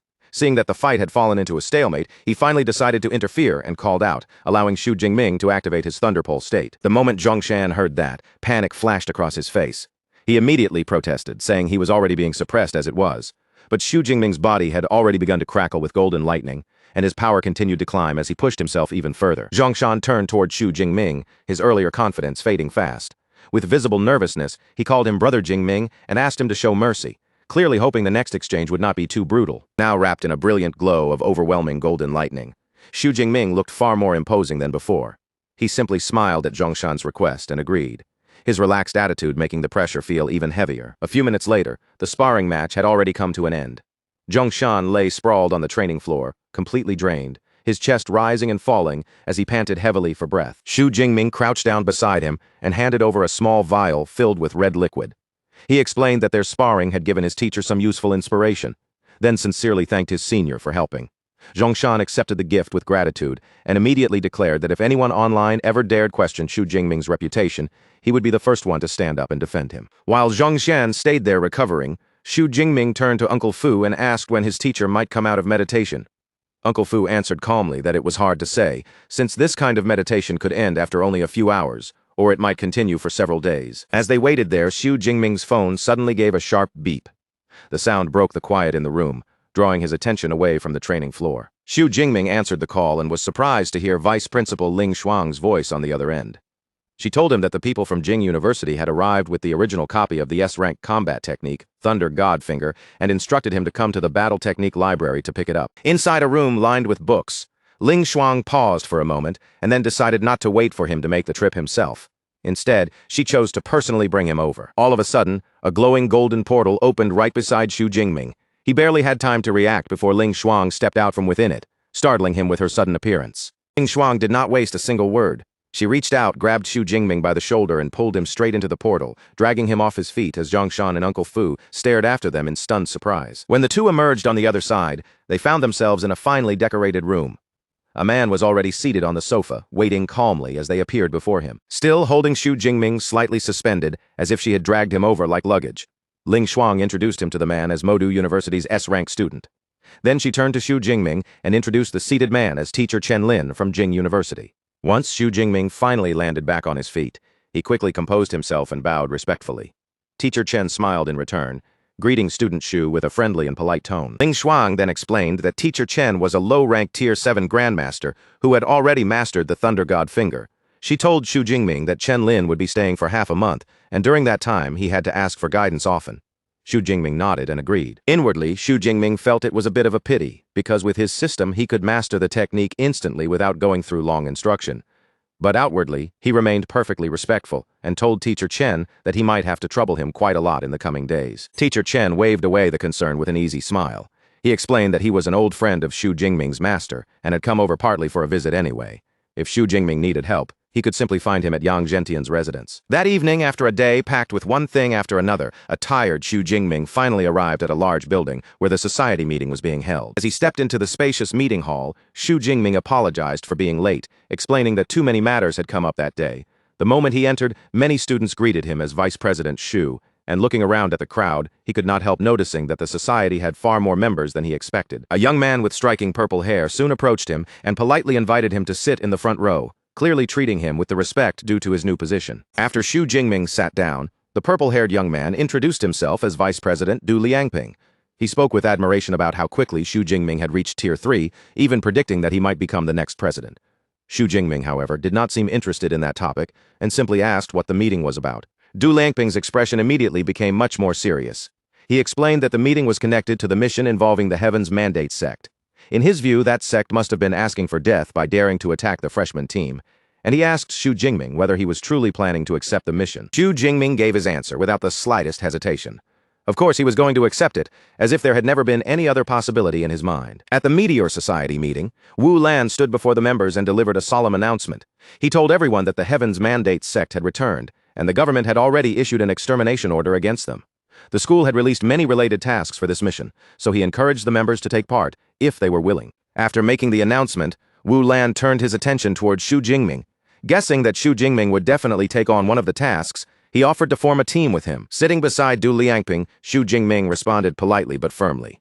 He declined Wu Lan's offer, saying that for this mission, he preferred to move on his own. Xu Jingming's choice was not made casually. Before accepting any mission, his first priority was to master the Thunder God Finger. With another S-rank combat skill added to his arsenal, he believed he would be much safer when the real battles began. Following that plan, Xu Jingming went to meet teacher Chen Lin in a quiet room where they could speak without interruption. This was his chance to properly ask about the Thunder God Finger. Xu Jingming explained that he had already read through the Thunder God Finger manual the previous night, and had come across several points he did not fully understand. Teacher Chen praised his diligence, saying that such effort was exactly what he expected from Modu University's top student. Then he invited Xu Jingming to ask whatever he wished, promising to share everything he knew. Xu Jingming brought up a specific part of the manual, the section that spoke about communicating with the thunder of the world and then merging that external force with one's own power. Teacher Chen explained that this concept was somewhat similar to the heavenly lightning technique Xu Jingming had already learned before. However, the Thunder God Finger was on a higher level, demanding that the energy be condensed much more tightly while also producing more complicated transformations afterward. The two continued discussing the technique in depth, going back and forth over its key points for a long time. By the time their exchange finally came to an end, 3 full hours had already passed. Teacher Chen placed a supportive hand on Xu Jingming's shoulder, clearly pleased with what he had seen. He praised Xu Jingming's understanding as truly excellent and said that all he lacked now was practice. He even mentioned that it had taken him more than 10 days to reach the same level of comprehension, and Xu Jingming sincerely thanked him for the lesson. After receiving the knowledge he needed, Xu Jingming immediately turned to his own hidden advantage. He closed his eyes and silently commanded his system, Deep Blue, to add points. In the next instant, the system confirmed that Thunder God Finger had already been learned at the beginner level. Teacher Chen had no idea what had just happened. He simply suggested that Xu Jingming try using the technique right away, so he could help point out any problems. Xu Jingming was a little surprised by the suggestion, thinking that since he had already learned it through the system, there should not be any issues left to find. Wanting to turn him down politely, Xu Jingming said that he could return and practice on his own, so he would not take up more of Teacher Chen's time. but Teacher Chen dismissed the concern with a relaxed attitude, assuring him that a quick demonstration would not take long at all. With no good excuse left, Xu Jingming could only agree, though somewhat reluctantly. He stepped into position and began demonstrating the Thunder God finger while Teacher Chen watched closely from the side. A powerful surge of golden lightning erupted around Xu Jingming's body as he started gathering energy. The crackling light wrapped around him sharply, making the entire room seem to vibrate with the force of his thunder power. Teacher Chen observed the opening movement with a satisfied smile in his eyes. Xu Jingming's starting stance was nearly flawless, far more stable and precise than he had expected from someone just beginning. Teacher Chen knew very well that many excellent students struggled for their first 2 months just to master that opening stance. But as Xu Jingming continued, his expression slowly shifted from satisfaction to surprise. He realized that Xu Jingming had already completed the second step as well, communicating with the thunder of the world.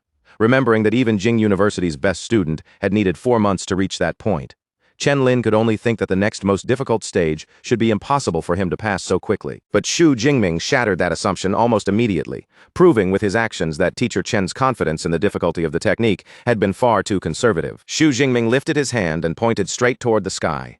In that instant, all the thunder energy he had gathered surged upward like a golden tide, condensing high above the university into a colossal hand made entirely of pure crackling power. Teacher Chen stood frozen in place, completely stunned by the sight overhead. A bead of cold sweat slid down his forehead as he wiped it away, unable to understand how Xu Jingming had managed to release the Thunder God finger successfully on his very first attempt. Before Teacher Chen could even recover from the shock, Xu Jingming's panicked shout rang out. His voice carried clear alarm as he admitted that the technique was too powerful and he could no longer pull it back. Above the campus, that enormous golden hand began to descend. The terrifying mass of energy pressed downward from the sky, threatening to crash into the university grounds below. Teacher Chen reacted without the slightest delay. The moment he sensed the danger, his expression sharpened, and he immediately summoned his own strength to stop the falling attack. Blue lightning crackled violently around Teacher Chen's fingers. With a swift motion, he fired out a concentrated beam of thunder energy, sending it straight toward the descending golden hand. The two forces slammed together high above the university, erupting in a massive explosion that lit up the sky. The violent clash tore through the gathered energy and finally neutralized the danger before it could strike the campus. Once the threat had vanished, Teacher Chen finally confirmed that the energy was real and that Xu Jingming had truly unleashed the Thunder God Finger. He reminded Xu Jingming to focus on improving his control, because if that strike had actually landed, the entire surrounding area would have been caught in disaster. Xu Jingming let out a nervous laugh, clearly relieved that Teacher Chen had been there to stop it in time. Then he raised the glowing scroll in his hand and suggested that since he had already learned the technique, it was probably time for him to return the manual. Teacher Chen stared at him in confusion, still struggling to process what had just happened. Xu Jingming, looking slightly embarrassed, quickly said he would head back and practice more on his own, then hurried away before the atmosphere could become any stranger. Left alone, Teacher Chen looked down at the manual in his hand and let out a deep sigh. Thinking about old Yang's new disciple, he could only call Xu Jingming's talent monstrous.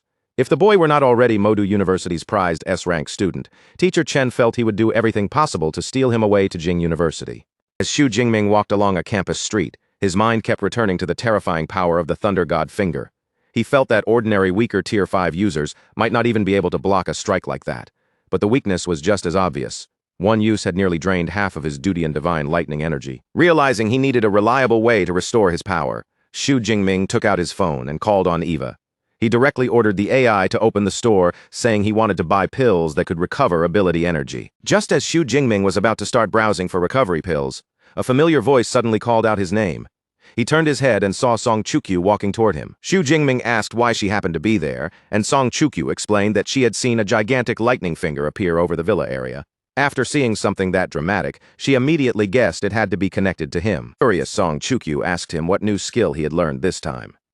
Xu Jingming answered plainly that he had mastered the S-rank combat technique, Thunder God Finger, in preparation for the Heaven's Mandate sect task. The moment Song Chukyu heard that, a faint blush appeared on her cheeks. She looked at him with obvious interest and asked what level the task was. When Xu Jingming told her it was an S-rank task involving one of the sect's branches, Song Chukyu's expression immediately fell. She understood at once that a mission of that level was far beyond what she could join, and with clear disappointment, she said she could only stay at school and wish him success from there. Xu Jingming then asked whether she planned to accept a task of her own. Song Chukyu admitted that she did want to take one, but the problem was that she still had not found suitable teammates. Xu Jingming suggested that she try looking for senior sister Jing Chushuan. Song Chukyu immediately thought the idea made sense and decided to go find her right away, even inviting Xu Jingming to come along. He agreed, saying he also happened to need to discuss pill matters with Jing Chuxuan, and the two of them headed off together. Meanwhile, far away at Muxi Cafe in Jining City, a group of 4 people had already gathered and were waiting quietly. Among them, a short purple-haired woman turned to their blonde-haired captain and asked whether the people from Modu University had arrived yet. The captain remained calm and told her there was no need to rush, since their appointment was set for 8:30. Another member could not help complaining about having to wait around. The captain immediately shot back that they had no choice because their public security bureau was short-handed. Hearing that, someone else asked who exactly was coming to assist them. The captain explained that the person assigned to help them was Xu Jingming, a 19-year-old freshman. As soon as those words came out, the entire team reacted with disbelief. One member questioned whether Modu University was sending a freshman straight to his death, while another bluntly called the whole thing a joke. The captain told them to let him finish, then revealed that Xu Jingming possessed an S-rank ability, had already reached low-rank Tier 3, and his combat power was at the peak of Tier 3. That information instantly stunned everyone. They could not help exclaiming that a freshman with that kind of strength was terrifyingly fierce, truly a genius. The captain then warned them all to be serious when they met him. Just then, the cafe door opened. The movement immediately drew the attention of everyone waiting inside. Xu Jingming stepped into the room with a calm expression on his face. With a polite smile, he apologized for making them wait. The blonde-haired man greeted him warmly and said they had only just arrived as well. He reached out to shake Xu Jingming's hand, introducing himself as Kaiju, a peak Tier 3 user with a B-class enhancement ability. Next was the man with long gray hair. His name was Xiang Shan, and he was introduced as a mid-rank Tier 3 support user. The short purple-haired woman was Zhang Tong, a high-rank Tier 3 user who possessed a fire-type ability. The final member was the bespectacled man named Sun Yan. He was also a high-rank Tier 3 user, but his ability belonged to the mental-type category. Once the introductions were finished, Kaiju did not waste time on small talk. He said they could move straight to the main issue and prepared to lay out the clues they had gathered about the Heaven's Mandate sect. Kaiju explained that their investigation had led them to 2 key individuals. One was Zhao Wuhao, the president of the Tiger Society, and the other was Leng Chang, the CEO of Blue Ocean Technology. A holographic projector lit up and displayed the images of both suspects in front of the group. Kaiju explained that according to their intelligence, both men were likely connected to the sect. Their plan was to capture them for interrogation, which should then lead them to the local branch of the Heaven's Mandate sect. Kaiju continued by saying that Leng Chang was considered the more troublesome target, so their original plan was to arrest Zhao Wuhao first. As for Xu Jingming, his role would simply be to follow their operation the next day. Xu Jingming listened, then smiled slightly as he questioned their arrangement. Since there were 2 targets, he asked why they did not split up and act on both sides at the same time. Kaiju answered that moving together would be safer. Xu Jingming immediately understood that they were still underestimating him. With a confident tone, he proposed a different plan, telling the team to leave the more difficult target, Leng Chang, to him while they handled the Tiger Society. Kaiju was clearly skeptical of that suggestion. Inwardly, he wondered whether this S-rank student was being far too confident, because even with an S-rank ability, taking on a mid-rank Tier 4 user was an extremely difficult thing to do. Zhang Tong strongly objected as well, explaining that Leng Chang had a mid-rank Tier 4 bodyguard protecting him, which made him a dangerous target for one person to handle alone. She insisted that they stick to the original plan, but Xu Jingming remained completely calm and told her not to worry, saying it would not be a problem. Frustrated by his attitude, Zhang Tong turned sharply toward her captain. With anger rising in her voice, she asked whether Xu Jingming truly understood how serious this situation was. Seeing that Xu Jingming had no intention of backing down, Kaiju finally gave in. He agreed to let him act alone and handed him a data chip containing all the information they had gathered on Leng Chang. Xu Jingming accepted the chip with a confident smile. He could tell that the team did not have much faith in an S-rank student, so he decided that he would simply have to show them a glimpse of his real strength. Inside a room, Xu Jingming focused on a holographic map projected from his portable Ava terminal. The display showed the layout of a technology park in clear detail. As he studied the map, Xu Jingming noticed just how intense the park's security was. Thousands of sensors covered the area, and dozens of ability users patrolled throughout the grounds. In his eyes, Leng Chang had turned the place into a fortress, one guarded even more tightly than a military base. At that moment, Xu Jingming's phone suddenly buzzed. He glanced down at the screen and answered the call. The caller was Kaiju, who informed him that the Bureau had assigned a special action squad of 20 agents to serve under Xu Jingming's command. Even after hearing that reinforcements had been arranged, Xu Jingming lowered his phone with a calm expression. Deep down, he felt that once the operation truly began, this extra help probably would not be able to contribute much. The next day, Xu Jingming sat at an outdoor cafe inside the bustling, futuristic Blue Ocean Technology Park. Around him, The park moved with the polished efficiency of a high-tech city district. Xu Jingming turned toward the subordinate beside him and asked Captain Wang for the latest update on their surveillance, clearly ready to begin tracking every movement around the target. Captain Wang Gang, the peak Tier 2 user leading the Special Action Squad, reported the situation in a low voice. His team had already swept through the entire surrounding area, checking every possible entry point, but even after all that scouting, they still had not found a single clear weakness in the park's defenses. After hearing that report, Xu Jingming's expression stayed calm, but his thoughts became clear. He had originally hoped to avoid forcing his way in with pure strength, yet from the look of things now, brute force might be the only path left. Just then, before Xu Jingming could make his next move, a woman's surprised voice suddenly called out his name from nearby. Xu Jingming turned around and saw Lin Qingli standing there, his old class monitor from high school. The unexpected encounter caught him slightly off guard because he had nearly forgotten that she was now attending university here in Jining City. Lin Qingli looked at him with curiosity and asked what had brought him all the way from Modu to Jining, wondering if he had come here as a tourist. Xu Jingming did not explain too much and only vaguely agreed, saying he had wanted to visit Blue Ocean Technology Park, but unfortunately he had not been allowed inside. When Lin Qingli heard that, she immediately thought of a way to help.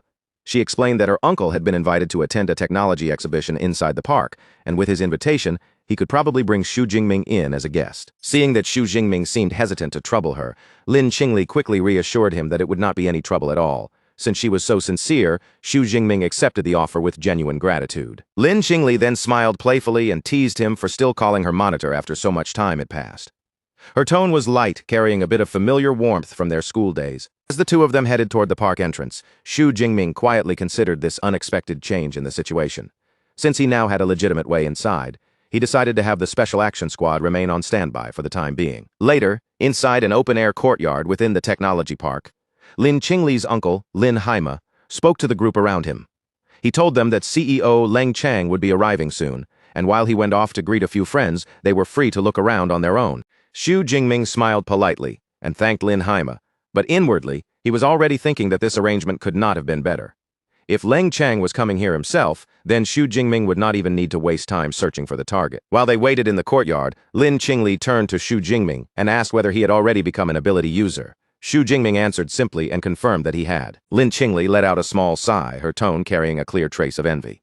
She complained that Xu Jingming had become a true ability user in only half a year, while she was still stuck at the awakened stage and had not managed to break through. At that moment, Xu Jingming's phone suddenly rang. He glanced at the screen, then stepped away from the group to answer the call in a quieter spot. On the other end, Kaiju's voice came through urgently, asking whether Xu Jingming had found Leng Chang yet. He explained that their other targets from the Tiger Society had all escaped, which meant Leng Chang was now their only remaining lead. Kaiju warned him not to let the man get away, and that made Xu Jingming wonder whether his own target was also preparing to flee. Then, as Xu Jingming listened to the call, something suddenly clicked in his mind. His eyes widened slightly as he realized what might be happening right under his nose. Kaiju immediately asked what was wrong, but Xu Jingming quickly steadied himself in a calm voice. He replied that it was nothing, then informed Kaiju that he had just located Leng Chang. Meanwhile, back at the Bureau headquarters, Zhang Tong turned to Captain Kaiju and asked for the latest update. Kaiju explained that Xu Jingming had found Leng Chang, though the exact situation was still unclear, so they were heading over immediately to provide backup. Back at Blue Ocean Technology Park, Xu Jingming ended the call and turned to Lin Qingli with a calm but serious expression. He told her to take her friends and find a safe place to hide because he had business to handle. Lin Qingli looked confused and asked what exactly they were supposed to hide from. Xu Jingming's expression grew sharper as he answered her indirectly.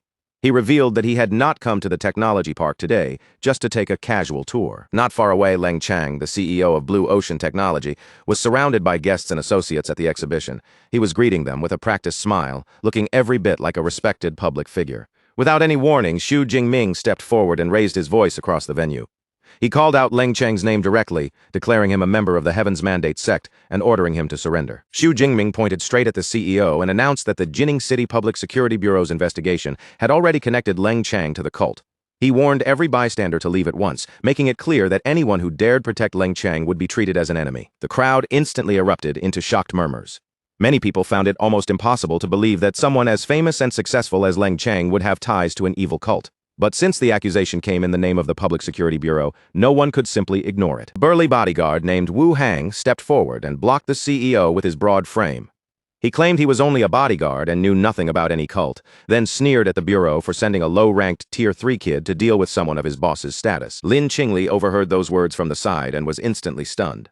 She could hardly believe that in less than one semester of university, Xu Jingming had already advanced all the way to Tier 3. Xu Jingming looked at Wu Hang and quickly judged that this bodyguard was probably connected to the cult as well. Deciding to finish everything right there, he quietly instructed Eva to begin recording the mission. Wu Hang was infuriated by Xu Jingming's fearless attitude. Dark red energy began to glow around his body, and a massive sword appeared in his hand as his killing intent surged. With a furious shout, Wu Hang charged forward and unleashed a powerful blood tiger slash. The crimson attack tore through the air with terrifying force, but Xu Jingming moved swiftly and dodged it cleanly. The surrounding guests were horrified by the power Wu Hang displayed. Some of them shouted in shock, recognizing that Master Wu, a mid-ranked Tier 4 user, had finally made his move. Wu Hang sneered at Xu Jingming and taunted him, saying that even if he had been fast enough to dodge once, he would not be lucky a second time. Xu Jingming remained completely unfazed and replied that there was no need to dodge anymore because he had already seen everything he needed to know about Wu Hang's strength. In the next instant, golden lightning burst to life around Xu Jingming's body. As the crackling power surged over him, his hair turned into a brilliant spiky gold, and his eyes began glowing with overwhelming force. Wu Hang's face changed with fear as he mistook the transformation for deification, a technique he thought only the elite god's blood envoys could use. But almost immediately he realized something was different. Xu Jingming's body itself was not changing shape. Xu Jingming looked at him coldly and called him stubborn. Then he raised one hand, gathering a dense and violent bolt of thunder in his palm. A moment later, Xu Jingming hurled out a spear made entirely of pure golden lightning. The blazing spear shot forward and slammed into Wu Hang's chest with devastating force. Wu Hang's massive body collapsed to the ground almost instantly. The powerful bodyguard who had seemed so intimidating moments ago was defeated in a single hit. From the sidelines, Lin Haima stared in total shock. He turned to his niece and asked whether the person who had just taken down Master Wu in one strike was really her former classmate. Lin Qingli nodded slowly, admitting that even she was stunned by how incredibly strong Xu Jingming had become. Seeing his strongest bodyguard fall so easily, Leng Chang finally began to panic. He wondered when the Public Security Bureau had managed to recruit such a monster, and without wasting another second, he turned and tried to escape. But Xu Jingming, still in his transformed state, only scoffed at the attempt. He said it was already too late, then reached out his hand and unleashed the technique known as Thunder Prison. In an instant, tendrils of golden lightning erupted from the ground around Leng Chang. The crackling arcs rose and intertwined, forming a glowing cage that trapped the fleeing CEO inside. Xu Jingming descended and landed directly in front of him. His glowing eyes carried an ominous pressure as he blocked Leng Chang's path completely. With an icy tone, Xu Jingming informed Leng Chang that his bodyguard was already dead. Then he warned him not to try anything foolish, or he could not guarantee that Leng Chang would still be brought in for questioning in one piece. Trapped inside the fiery golden lightning, Leng Chang stared at Xu Jingming in shock and fear. He could not believe the Public Security Bureau had someone this ruthless and bloodthirsty on their side. As Leng Chang tried to demand what was happening, Xu Jingming gave him no chance to continue. A crackling sphere of energy flew out and struck the CEO directly. Leng Chang's body stiffened, foam spilling from his mouth as his eyes rolled back. In the next moment, he collapsed to the ground unconscious. The other guests and staff trapped within the Thunder Prison immediately panicked. They shouted desperately to be let out, insisting over and over again that they were not cultists. Just then, a special action squad dressed in black suits rushed onto the scene. Their sudden arrival brought the chaotic venue under even tighter control. Xu Jingming had already returned to his normal form by then. Standing with his squad behind him, he faced the frightened crowd and prepared to make his position clear. He declared that no one was allowed to leave until the investigation was complete. Anyone who tried to escape would be treated as a cult member. At the same time, he added that the Bureau would not wrong an innocent person, but it also would not allow a criminal to slip away, and those words left the entire crowd silent. Soon after, Kaiju's team finally arrived at Blue Ocean Technology Park, rushing into the area just as Xu Jingming had already brought the situation under control. When Kaiju and his team rushed into the technology park, the scene in front of them was strangely calm. There were no raging shockwaves, no obvious signs of a fierce battle, and that made Kaiju's heart sink at once.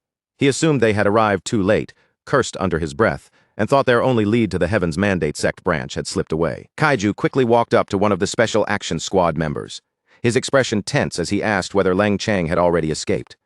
The agent immediately reported that the situation was under control. The entire park had been secured, and Leng Chang had already been captured. Kaiju was even more confused after hearing that. He looked around the area and pointed out that none of the squad members seemed to show any signs of having gone through a serious fight. The agent could only explain that they did not know the full details either, because by the time they arrived, Officer Shu had already handled everything, and their job had only been to clean up the aftermath. That answer left Kaiju's whole team stunned. They could not help exclaiming in disbelief, unable to understand how the situation could have been settled so quickly when Leng Chang had a mid-rank Tier 4 bodyguard protecting him. A moment later, Kaiju's team finally discovered Wu Hang's lifeless body. The once powerful bodyguard lay motionless on the ground, and the sight instantly confirmed that a real battle had happened before they arrived. Kaiju crouched down and examined Wu Hang's corpse carefully, his eyes growing more serious the longer he looked. He realized that Xu Jingming had not only defeated a mid-rank Tier 4 user, but had killed him with a single blow.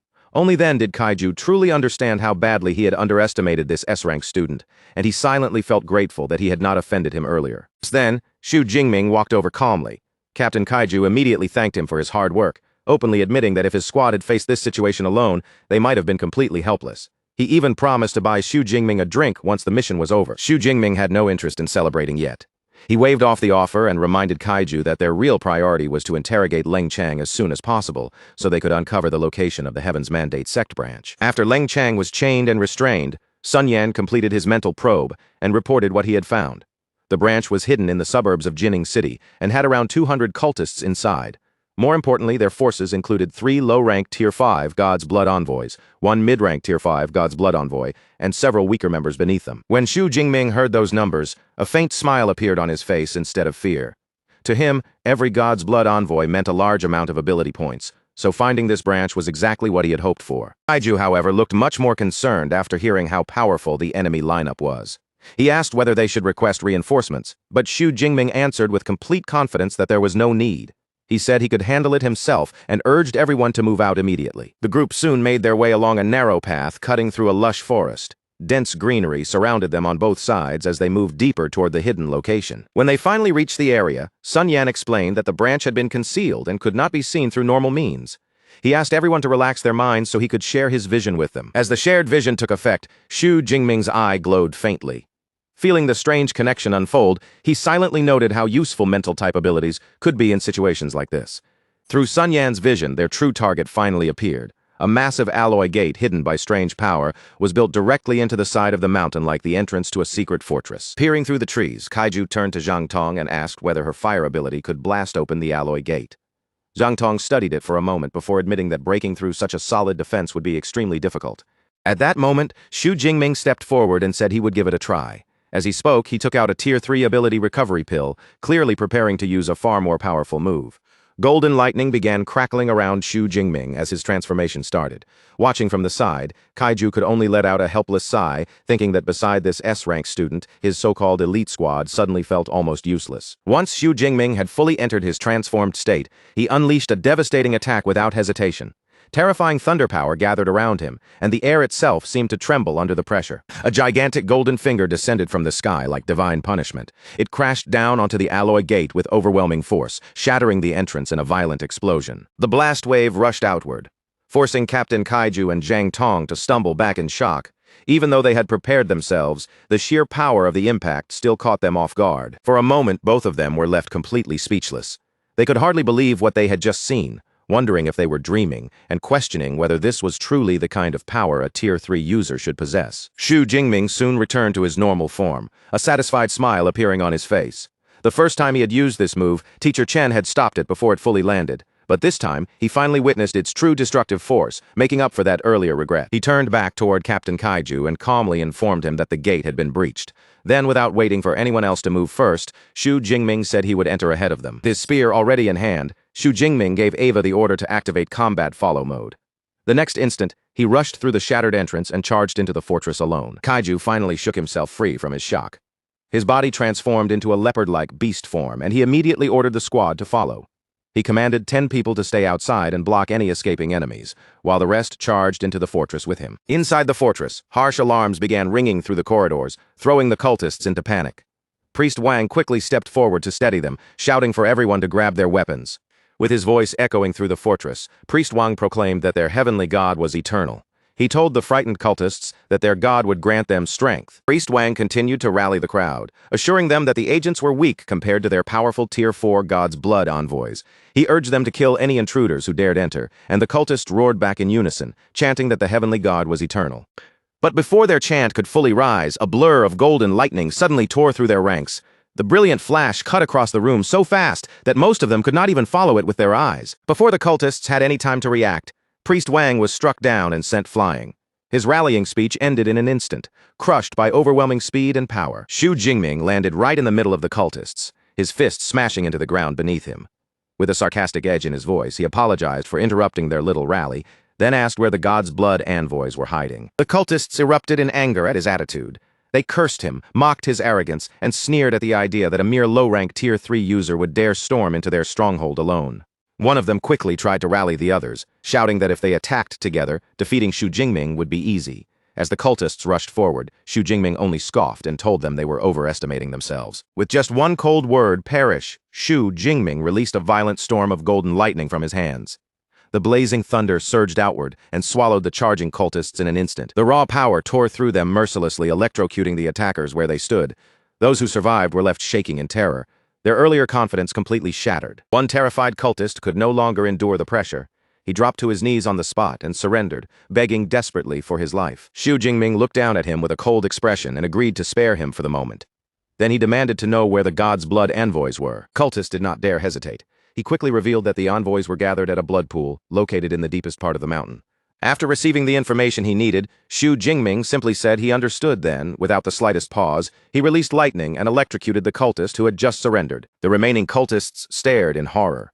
Some of them cried out in disbelief, asking why he would kill someone who had already given up and cooperated. Golden lightning crackled in Xu Jingming's hand as a sinister smile appeared on his face. He looked at them and asked coldly when he had ever promised not to kill them just because they surrendered. The surviving members of the Heaven's Mandate sect immediately lost their nerve. They began begging for mercy, claiming they had only been deceived and bewitched into joining. Xu Jingming was not moved by their pleading at all. With a calm command, he ordered Eva to scan their identities. As the scan results came in, Xu Jingming's expression turned even colder. He scoffed at their claims of innocence, because Eva revealed that they were wanted fugitives who had committed heinous crimes, including murder and drug trafficking. After learning exactly what they had done, Xu Jingming's eyes began to glow with golden lightning.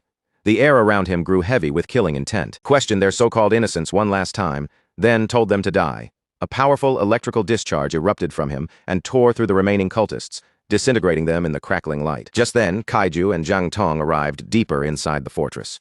They stopped in stunned silence as they witnessed the destructive power Xu Jingming had just unleashed. Xu Jingming turned toward Kaiju, who immediately asked about the blood pool where the bishop and the God's Blood envoys were supposed to be.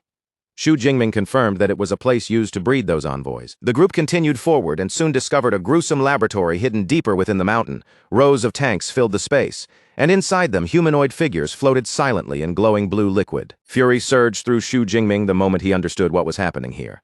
This sect was not just hiding in the shadows, they were using living humans as test subjects. His eyes turned cold as he declared that filth like this had no right to keep breathing. Kaiju's expression tightened as he looked around the place, recognition flashing across his face.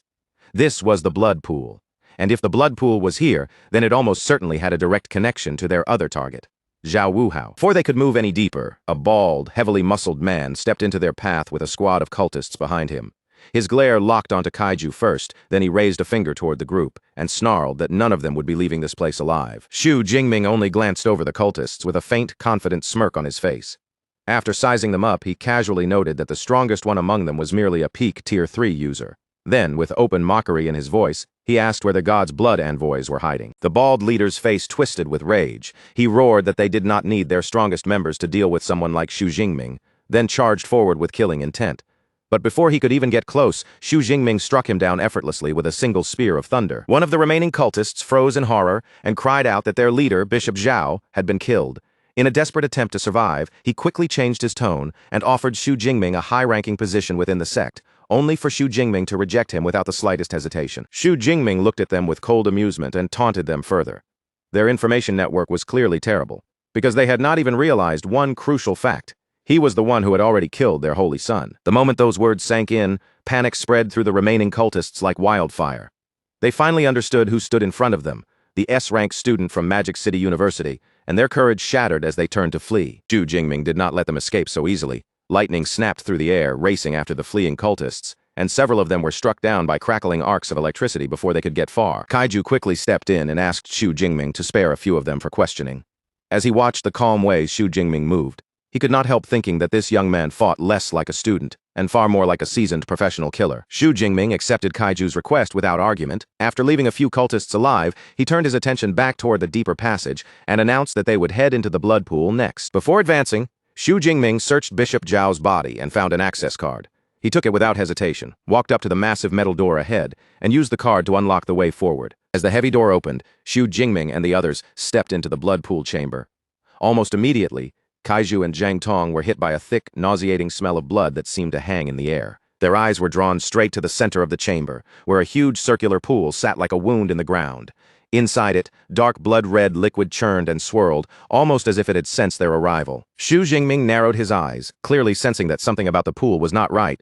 Rather than rush forward recklessly, he decided to probe it first and see what was lurking beneath the surface. He raised his hand and launched a spear of lightning directly into the pool. The moment it struck, the blood-red liquid exploded upward in a violent eruption, splashing and surging with terrifying force. But Xu Jingming was not satisfied with just one test.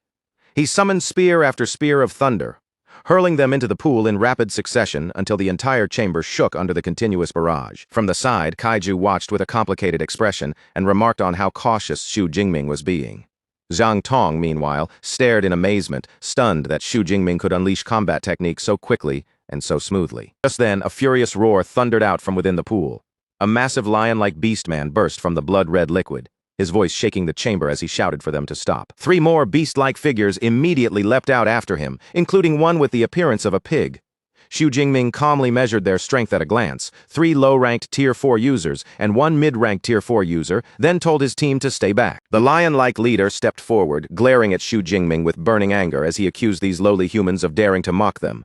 Xu Jingming answered without flinching, pointing out that they did not seem to consider themselves human either.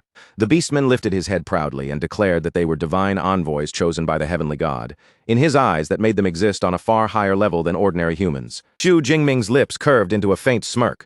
He said he wanted to see for himself what made these divine envoys so different, then rushed forward with his spear, crashing directly into the lion-like leader. The lion-like leader met his attack and sneered at him. Even if Xu Jingming was a powerful S-rank user, he reminded him with arrogance.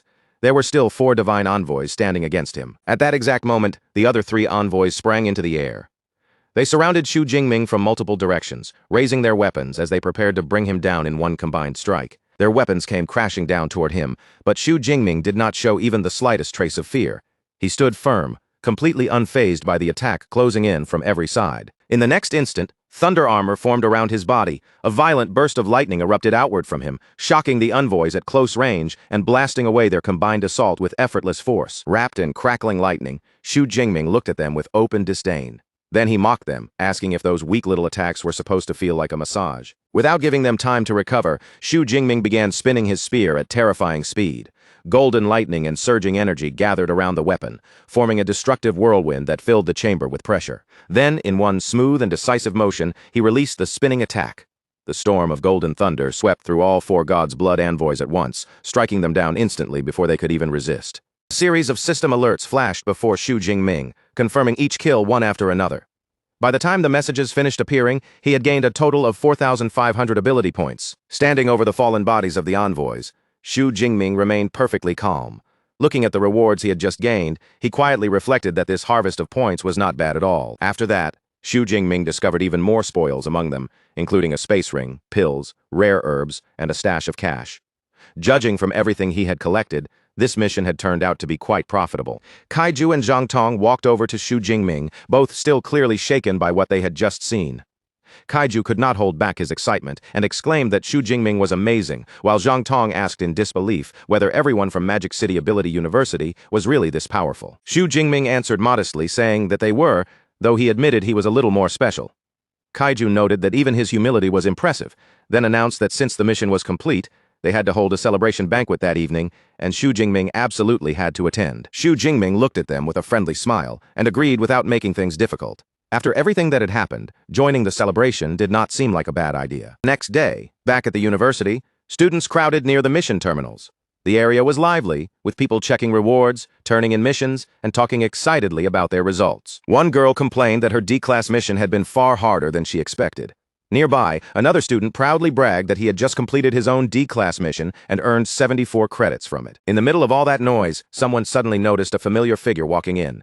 Their eyes widened as they blurted out that Xu Jingming had arrived. Two nearby students immediately began guessing why he had come. One wondered whether Xu Jingming had completed a C-class mission, while another went even further and mentioned an A-class mission. But someone scoffed at the idea, saying an elite Tier 4 student had only just turned in an A-class mission, so Xu Jingming could not possibly be that strong yet. Xu Jingming ignored every whisper around him. Without slowing down, he walked straight to one of the terminals and calmly placed his mission card onto the machine. The terminal lit up at once, announcing that Xu Jingming had successfully completed the first S-class mission against the Heaven's Mandate sect and had risen to the #1 position on the glory ranking. The students who had just been gossiping about him were left frozen in place, their voices cracking with disbelief as they realized he had actually completed an S-class mission. On the large screen inside the university hall, the updated glory ranking appeared for everyone to see. Xu Jingming now stood in first place after completing an S-class mission in just over 67 hours, while Li Kang and Zhang Yue were listed below him for completing A-class missions. The surrounding students stared at the screen in shock. None of them could believe that a freshman had finished a mission of the highest difficulty so quickly, and the entire hall buzzed with stunned voices. At that moment, a well-dressed young man walked toward Xu Jingming with a calm, composed air. He remarked that he had not expected anyone to complete an S-class mission faster than him, then added that Xu Jingming truly lived up to his reputation. The young man then introduced himself as Yao Fang. With an easy confidence, he explained that he liked making friends with strong people, and Xu Jingming clearly qualified. Students watching from nearby quickly recognized him and began whispering in surprise. This was Iceberg Yao Fang, one of the top 5 students in the university, and they were stunned to realize that Xu Jingming had completed his mission even faster than him. Xu Jingming also remembered who Yao Fang was. He was a Tier 4 senior from the Element Academy, known for possessing a powerful A-rank ice ability. Xu Jingming responded politely and reached out to shake Yao Fang's hand. With a calm smile, he said that he had heard quite a lot about him. Yao Fang explained that he and his friends had made a bet to see who could finish an S-class mission first, but Xu Jingming had beaten every one of them. He promised to introduce Xu Jingming to those friends later, and Xu Jingming agreed, wondering to himself whether this meant he had finally been acknowledged by the school's elite. Sometime after wrapping up everything on his end, Xu Jingming chose not to rush straight into another mission. Before setting out again, he decided to pay a proper visit to his master, Yang Zhentian. Xu Jingming soon arrived at a grand traditional residence, its old-fashioned elegance giving the place a calm, imposing air. Inside, he found not only his teacher, Yang Zhentian, but also his senior brother, Lu Ming. After greeting them respectfully, he turned to his master and asked whether there had been any progress in improving the indestructible thunder body technique. Yang Zhentian, however, only gave a measured reply, saying he had just barely managed to discover one small clue. At that moment, Lu Ming looked over with a grin and warmly congratulated his junior brother. He pointed out that Xu Jingming had not only completed an S-class mission by himself, but had even managed to become acquainted with the well-known Yao Fang. Lu Ming explained that he had learned about it from the university's official website, where the news had already spread. Then, with clear excitement in his voice, he guessed that after completing an S-class mission alone, Xu Jingming might even have a chance to secure a place in the upcoming National University League. Yang Zhentian calmly revealed that there was no need to guess anymore. Vice Principal Ling Shuang had already confirmed that Xu Jingming had been given a reserved spot in the league. The moment Liu Ming heard this, his eyes widened in disbelief, because that meant his junior brother would become the first freshman in their university's history to compete in the National University League. After letting that news settle for a moment, Yang Zhentian turned his attention back to Xu Jingming and gave him a direct instruction. He wanted him to have a live combat sparring session with Lu Ming. Soon, the three of them moved into the training room. Lu Ming stood across from Xu Jingming and warned him with a serious expression that he would not be holding back. Once both fighters had taken their positions and their battle intent had risen, Yang Zhentian gave the signal for the match to begin. In the very next instant, both combatants released their power without hesitation. Liu Ming's body shifted as a fierce turquoise lightning aura surged around him, sharp and violent like a storm. Xu Jingming answered with equal force, golden lightning bursting around his figure in thick, crackling arcs that filled the room with overwhelming pressure.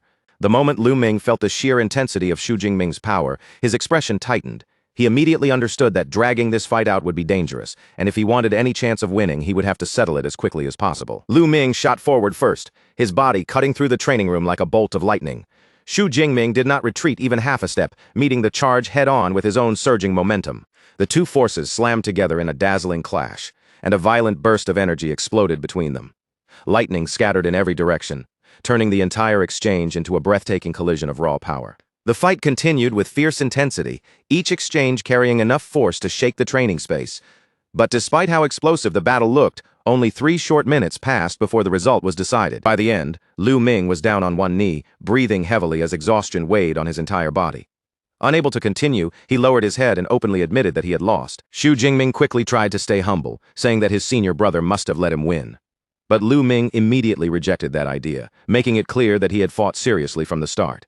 Calling Xu Jingming a monster, he suddenly became excited instead of discouraged, declaring with bright enthusiasm that he absolutely had to go watch the National University League matches in person. Yang Zhentian watched his disciples with satisfaction and praised the outcome of the battle. After acknowledging Xu Jingming's victory and Lu Ming's effort, he asked Xu Jingming what he planned to do next, adding that any leave from his classes would be approved without issue. Xu Jingming answered that he intended to focus on completing more missions for the time being. Deep down, he was already comparing his options, realizing that hunting Heaven's Mandate sect envoys connected to God's blood was far more efficient for farming ability points than simply killing ferocious beasts. 1 month passed in the blink of an eye. Inside the university hall, a crowd of students had gathered around the displayed results, all staring closely at the final standings of the glory ranking. To the shock of nearly everyone present, the name at the very top was Xu Jingming, a freshman. His record was almost unbelievable. 3 S-class missions, 6 A-class missions, and 4 B-class missions completed within that period. Beneath Xu Jingming's name, the next 2 positions belonged to Kong Shi and Yao Fang. Even with their impressive reputations, both of them had still been forced to stand behind him in the final ranking. The students around the hall began whispering among themselves in disbelief. One of them could not help pointing out that even a powerful senior like Kong Shi had actually been surpassed by a freshman. Xu Jingming soon arrived at the awards ceremony, stepping into the hall while looking ahead with quiet curiosity. As he walked in, he wondered what kind of reward would be waiting for him after taking first place. The moment the other students noticed him, fresh waves of surprise spread through the crowd. They quickly realized that Xu Jingming had already advanced to mid-rank Tier 3, and the speed of his growth left them speechless. In only half a year, he had gone from being an awakener to reaching this level, and because of that terrifying progress, people had already started calling him by a new nickname, the Thunder Emperor. Yao Fang approached him with a smile, clearly amused by the attention surrounding him. With a teasing tone, she brought up his new title, while Xu Jingming immediately grew a little flustered and waved it off, insisting there was no need to take that name seriously. After teasing him for a moment, Yao Fang turned slightly and introduced Xu Jingming to another person beside her. Bloodhand, Shen Dongling. Shen Dongling looked Xu Jingming over from head to toe, her gaze sharp as if she were measuring his strength. After taking in his sturdy physique, she praised him for looking tough enough to deserve the title, Thunder Emperor. Then, almost casually, she asked why the 2 girls who were usually seen around him had not come with him this time. Xu Jingming explained that both of them were busy preparing for exams, and that he himself would also have to return to his studies soon. Hearing that answer, Yao Fang was suddenly reminded that despite all his terrifying achievements, Xu Jingming was still only a freshman. Just then, a man dressed in a formal suit stepped forward and began the award distribution. The noise in the hall slowly settled as everyone turned their attention toward the stage. The suited official announced that Xu Jingming had taken first place on the glory ranking with a staggering total of 978 kills against members of the Heaven's Mandate sect. For that achievement, he would receive 1 S-class resource along with 3,000 credits. The entire crowd was stunned by the number, and murmurs immediately broke out as students called him a savage, saying he was even more ruthless than the infamous bloodhand, Shen Dongling. Even Shen Dongling herself looked surprised, openly admitting that she had killed fewer than 500 cultists. Xu Jingming, however, remained calm and simply explained that 2 of his missions had led him directly to sect branches. The official then presented him with his S-class resource, a bottle containing 10 grade 6 Guiwan pills, and encouraged him to aim for first place again in the next ranking. After the awards were handed out, Yao Fang leaned closer to Xu Jingming and suggested with a teasing smile that instead of exhausting himself by constantly running missions, it would be much easier to get together with Song Chukyu, since her family belonged to a powerful clan. Xu Jingming rejected the suggestion without hesitation, making it clear that he had no interest in relying on a woman for support. In his heart, he was even more certain of it, because no family connection could possibly help him grow faster than his own deep blue system. Later, after leaving the ceremony behind, Xu Jingming sat alone in a private room and began planning his next step. Remembering the guidance his teacher had given him, he decided that his next focus should be cultivating a fist technique, believing it would become a powerful addition to his current combat style. He opened the holographic menu in front of him, and rows of techniques appeared in the air. His eyes moved quickly across the options, and before long, he had already settled on the one he wanted. Technique Xu Jingming chose was the Thunder Dragon Fist, an A-class combat skill that matched his lightning ability and seemed perfectly suited to strengthen his close-range attacks. After making his decision, Xu Jingming planned to use his system to raise the Thunder Dragon Fist to the beginner level first. Once that was done, he intended to find his teacher and test out its power. But just as the plan came together in his mind, his phone suddenly rang. When Xu Jingming looked at the caller, he saw that it was Vice Principal Ling Shuang. Her message was simple and direct. She wanted him to come to her residence. After arriving at Ling Shuang's residence, Xu Jingming immediately sensed something different about her. He saw her seated gracefully on an ornate sofa, and after a brief moment of surprise, he could not help asking whether she had advanced in her cultivation. Ling Shuang's lips curved into a faint smile as she looked at him. Rather than denying it, she praised him for having such sharp perception. Xu Jingming quickly offered his congratulations, his tone filled with genuine admiration. Even as he spoke, he could not help marveling at the level she had reached. He remembered that the other two vice principals were already in their 50s and still had not managed to advance. Yet Ling Shuang, who appeared far younger than them, had already taken that step ahead. The thought made Xu Jingming wonder just how old she truly was. To Xu Jingming's shock, Ling Shuang gently chided him the very next moment, reminding him that casually guessing a woman's age was not polite. His expression instantly stiffened, and in a flustered panic, he blurted out a question, asking whether she could actually read minds. The moment those words left his mouth, Xu Jingming realized he had made things worse. He panicked inwardly, feeling as if he had exposed exactly what he had been thinking. Since Vice Principal Ling was famous for being strict, he suddenly feared that he was about to face the anger of a terrifying Tier 8 Grandmaster. Ling Shuang, however, only smiled and calmly clarified the matter. She told him that she did not possess any mind-reading technique. It was simply that the spirit of a Tier 8 Grandmaster was so powerful that even the faintest emotional change could not escape her eyes. Xu Jingming finally let out a quiet breath of relief. Ling Shuang then advised him not to reveal too many expressions in front of high-ranking ability users, and he immediately agreed, feeling grateful that she did not seem angry with him. Then, to Xu Jingming's surprise, Ling Shuang revealed that she was only 34 years old, not some old woman like he had imagined. After saying it, even she seemed to pause for a brief moment, wondering why she had bothered explaining so much to a student. Xu Jingming was genuinely astonished and could not help commenting on how unbelievably young she was. After all, the average age for a Tier 8 Grandmaster was 46, and even his own teacher, Yang Zhentian, was already over 50 while still remaining at the peak of Tier 7. Ling Shuang brushed off the compliment without letting it linger. Instead, she smoothly changed the topic and asked Xu Jingming what he planned to do during the upcoming winter break. Xu Jingming answered that he planned to return to Jiangnan and spend a full month training in the Thunder Secret Realm. After saying that, he immediately asked his AI assistant, Ava, to calculate the straight-line distance to the Secret Realm. Ava quickly replied that the straight-line distance was 563 kilometers. Ling Shuang confirmed that this distance would not be a problem, explaining that now that she had reached mid-rank Tier 8, her teleportation range had expanded to as much as 600 kilometers. Before Xu Jingming left, Ling Shuang reminded him in a serious tone that the Heaven's Mandate sect had recently begun counterattacking. If he ever encountered a life-threatening danger he could not handle, he had to crush the talisman she had given him without hesitation. Xu Jingming felt a deep sense of security after hearing that, as though Ling Shuang's presence had become a solid shield protecting his life. At the same time, he quietly resolved to cultivate even harder, determined not to disappoint the expectations she had placed on him. Later, at his master's residence, Xu Jingming stood in the training space and began practicing the Thunder Dragon Fist. As his punch tore through the air, crackling lightning surged out in waves, gathering into the shape of a fierce thunder dragon before crashing forward and detonating with overwhelming force. Yang Zhentian watched from the side with clear satisfaction in his eyes. After seeing the technique take form, he nodded and told Xu Jingming that he had already grasped the foundation. He then explained that the true core of the Thunder Dragon Fist lay in controlling one's ability and increasing punching speed.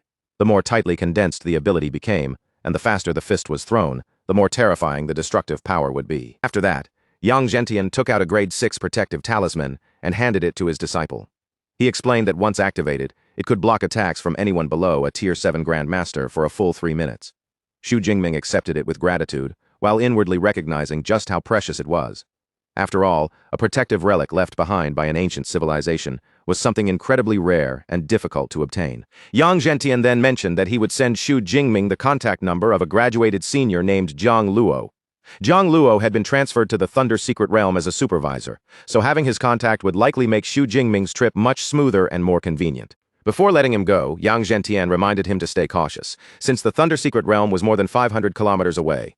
In his view, Vice Principal Ling Shuang should not be able to teleport across such a long distance. Xu Jingming, however, calmly told his master that Ling Shuang had already broken through to mid-rank Tier 8, and her teleportation range had now reached 600 kilometers. The moment Yang Zhentian heard this, visible shock crossed his face. After a brief silence, he could not help remarking on Ling Shuang's terrifying cultivation speed, calling her worthy of being the university's #1 S-rank ability user. Once he recovered from the surprise, Yang Zhentian looked at Xu Jingming with a more thoughtful expression.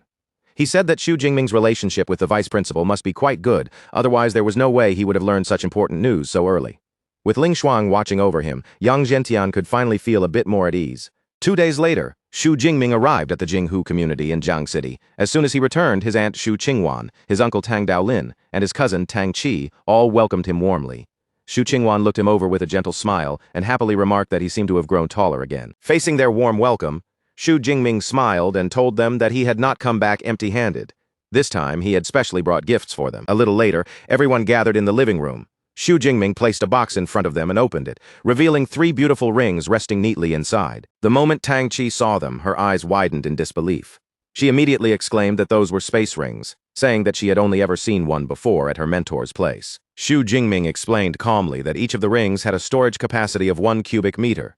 Hearing this, Tang Qi became even more amazed, because that meant these rings could hold even more than the one owned by her mentor. Before Tang Qi could get too excited, Tang Daolin quickly stopped her and told her to put the ring down. His expression turned serious as he insisted that they could not accept something so expensive. Tang Daolin then explained the reason in a heavy tone. Even a single space ring was worth at least 50 million, an amount equal to decades of savings for their entire family. Tang Qi also nodded along with her father, agreeing that the gift was far too valuable. Xu Jingming, however, did not take their concern to heart. He simply raised his hand and revealed that the space ring he was currently wearing had a capacity of 10 cubic meters. Since he had already advanced to mid-rank Tier 3, these smaller rings were no longer of much use to him. Tang Qi was completely stunned when she heard that. She stared at him in shock and exclaimed that he had already reached mid-rank Tier 3, while even the mentors at her school were only around Tier 4.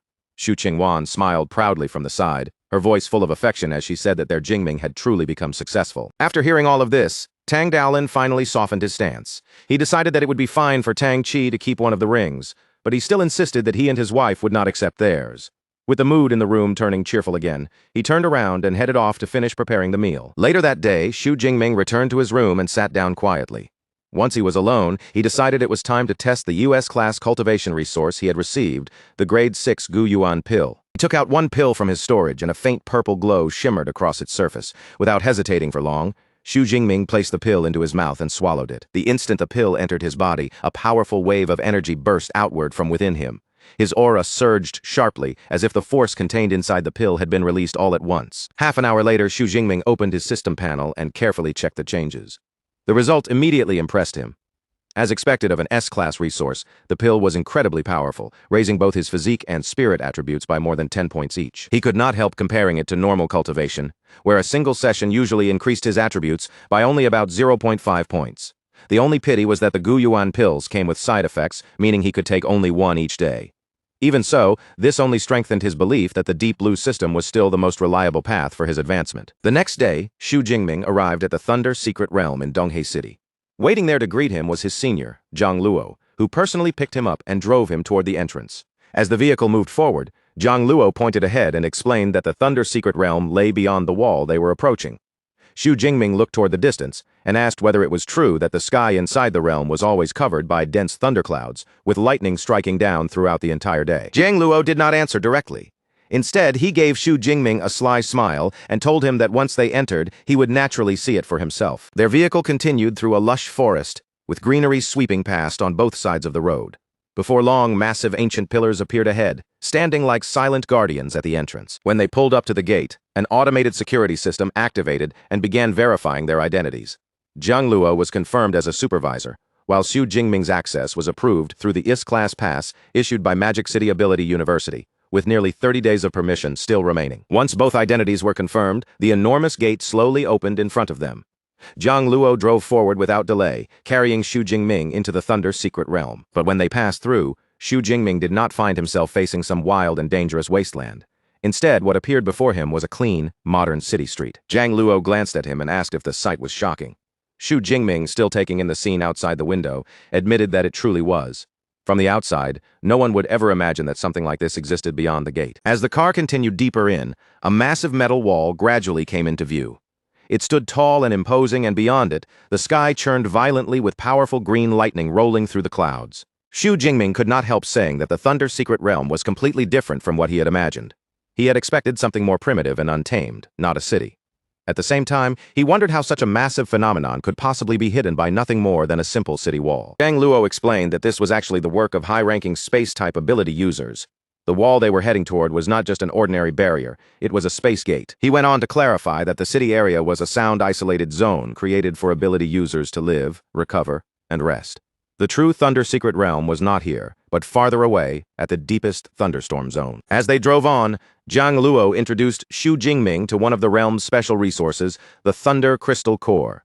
These cores could be obtained from Thunder Beasts, though Tier 1 beasts would not drop them at all. For Tier 2 and Tier 3 beasts, getting one depended on luck, while killing a Tier 4, Thunder Beast would guarantee a drop. As a welcome gift, Jiang Luo handed Xu Jingming a top-grade Tier 4 Thunder Crystal Core. He explained that its simplest use was to crush it and use the lightning energy inside to temper the body. Xu Jingming thanked his senior, but then asked with curiosity why ability users did not simply bathe directly in the lightning to cultivate. Jiang Luo explained that the lightning within the storm was far too violent, and its intensity could shift unpredictably from one moment to the next. By comparison, the energy released from a Thunder Crystal Core was stable and much safer to absorb. He also warned Xu Jingming that Thunder Beasts were stronger than ordinary ferocious beasts, and the closer one moved toward the center of the storm, the more terrifying both the beasts and the lightning would become. When they approached the living quarters, Jiang Luo suggested that Xu Jingming rest for the night before entering. But Xu Jingming was clearly too eager to wait, and he directly said that he wanted to go in right away. Jiang Luo was amused by his impatience, but he still agreed to see him off.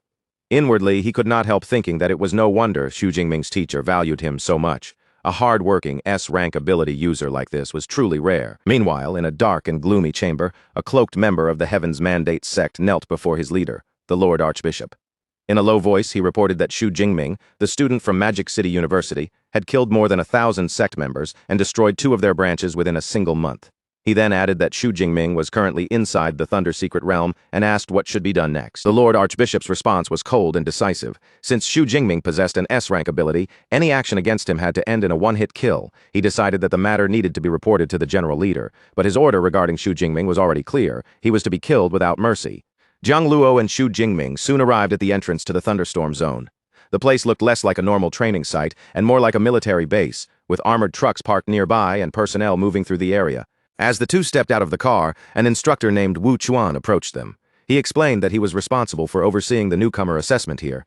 Jiang Luo introduced Xu Jingming to him, saying that this was his junior brother from Magic City Ability University, and that he would be training in the Thunder Secret Realm during the winter break. Instructor Wu looked Xu Jingming over and seemed impressed right away. He remarked that Xu Jingming's aura was sharp and intense, just as one would expect from a genius who came from a top university. Nearby, a group of other students quietly watched the exchange. When they learned that Xu Jingming came from a prestigious university and seemed to be around their level, they immediately began comparing him with themselves. Some wondered whether students from elite training camps like them were stronger, while others were curious if top university students had the real advantage. After the introductions were finished, Xu Jingming turned to say goodbye to Jiang Luo before leaving him at the entrance. Jiang Luo gave one final reminder, telling him to be careful inside. Instructor Wu then turned toward his students and ordered them to enter. At the same time, he reminded them that their 6-day assessment was very clear. Each person had to kill a peak Tier 3 Thunder Beast. Jiang Luo commented that the requirement sounded rather high. Instructor Wu, however, brushed off the concern and said that for students from an elite training camp, a challenge of this level should still be manageable. Instructor Wu then pointed toward a blue-haired student named Lei Jin Yang and introduced him as the most outstanding student of the current term. He added that for someone like Lei Jin Yang, even killing a Tier 4 Thunder Beast would not be a problem. Hearing that, Wu Chuan grew even more curious and asked whether Xu Jingming's actual combat strength had already reached the peak of Tier 3 as well. Jiang Luo did not hide anything and calmly revealed that according to Lu Ming, Xu Jingming's strength was already comparable to a peak Tier 4 ability user. Wu Chuan's eyes showed a hint of admiration after hearing that. Clearly impressed, he said that if there was a suitable chance later, he would really like Xu Jingming to spar with the students under his command. After entering the thunderstorm zone, Xu Jingming moved alone through a dense forest shrouded in flashing lightning. Thunder flickered constantly between the branches above him, lighting up the shadows again and again. As he walked deeper in, he planned to hunt a few local thunder beasts first, and afterward, find a quiet, secluded place where he could carefully study the natural lightning in this realm. But before Xu Jingming could get very far, several figures stepped into his path. It was the group of students from the elite training camp, and standing at the front of them was Lei Junyang. One of the students looked at Xu Jingming with open curiosity and said that they had always wanted to know just how strong the geniuses from top universities really were.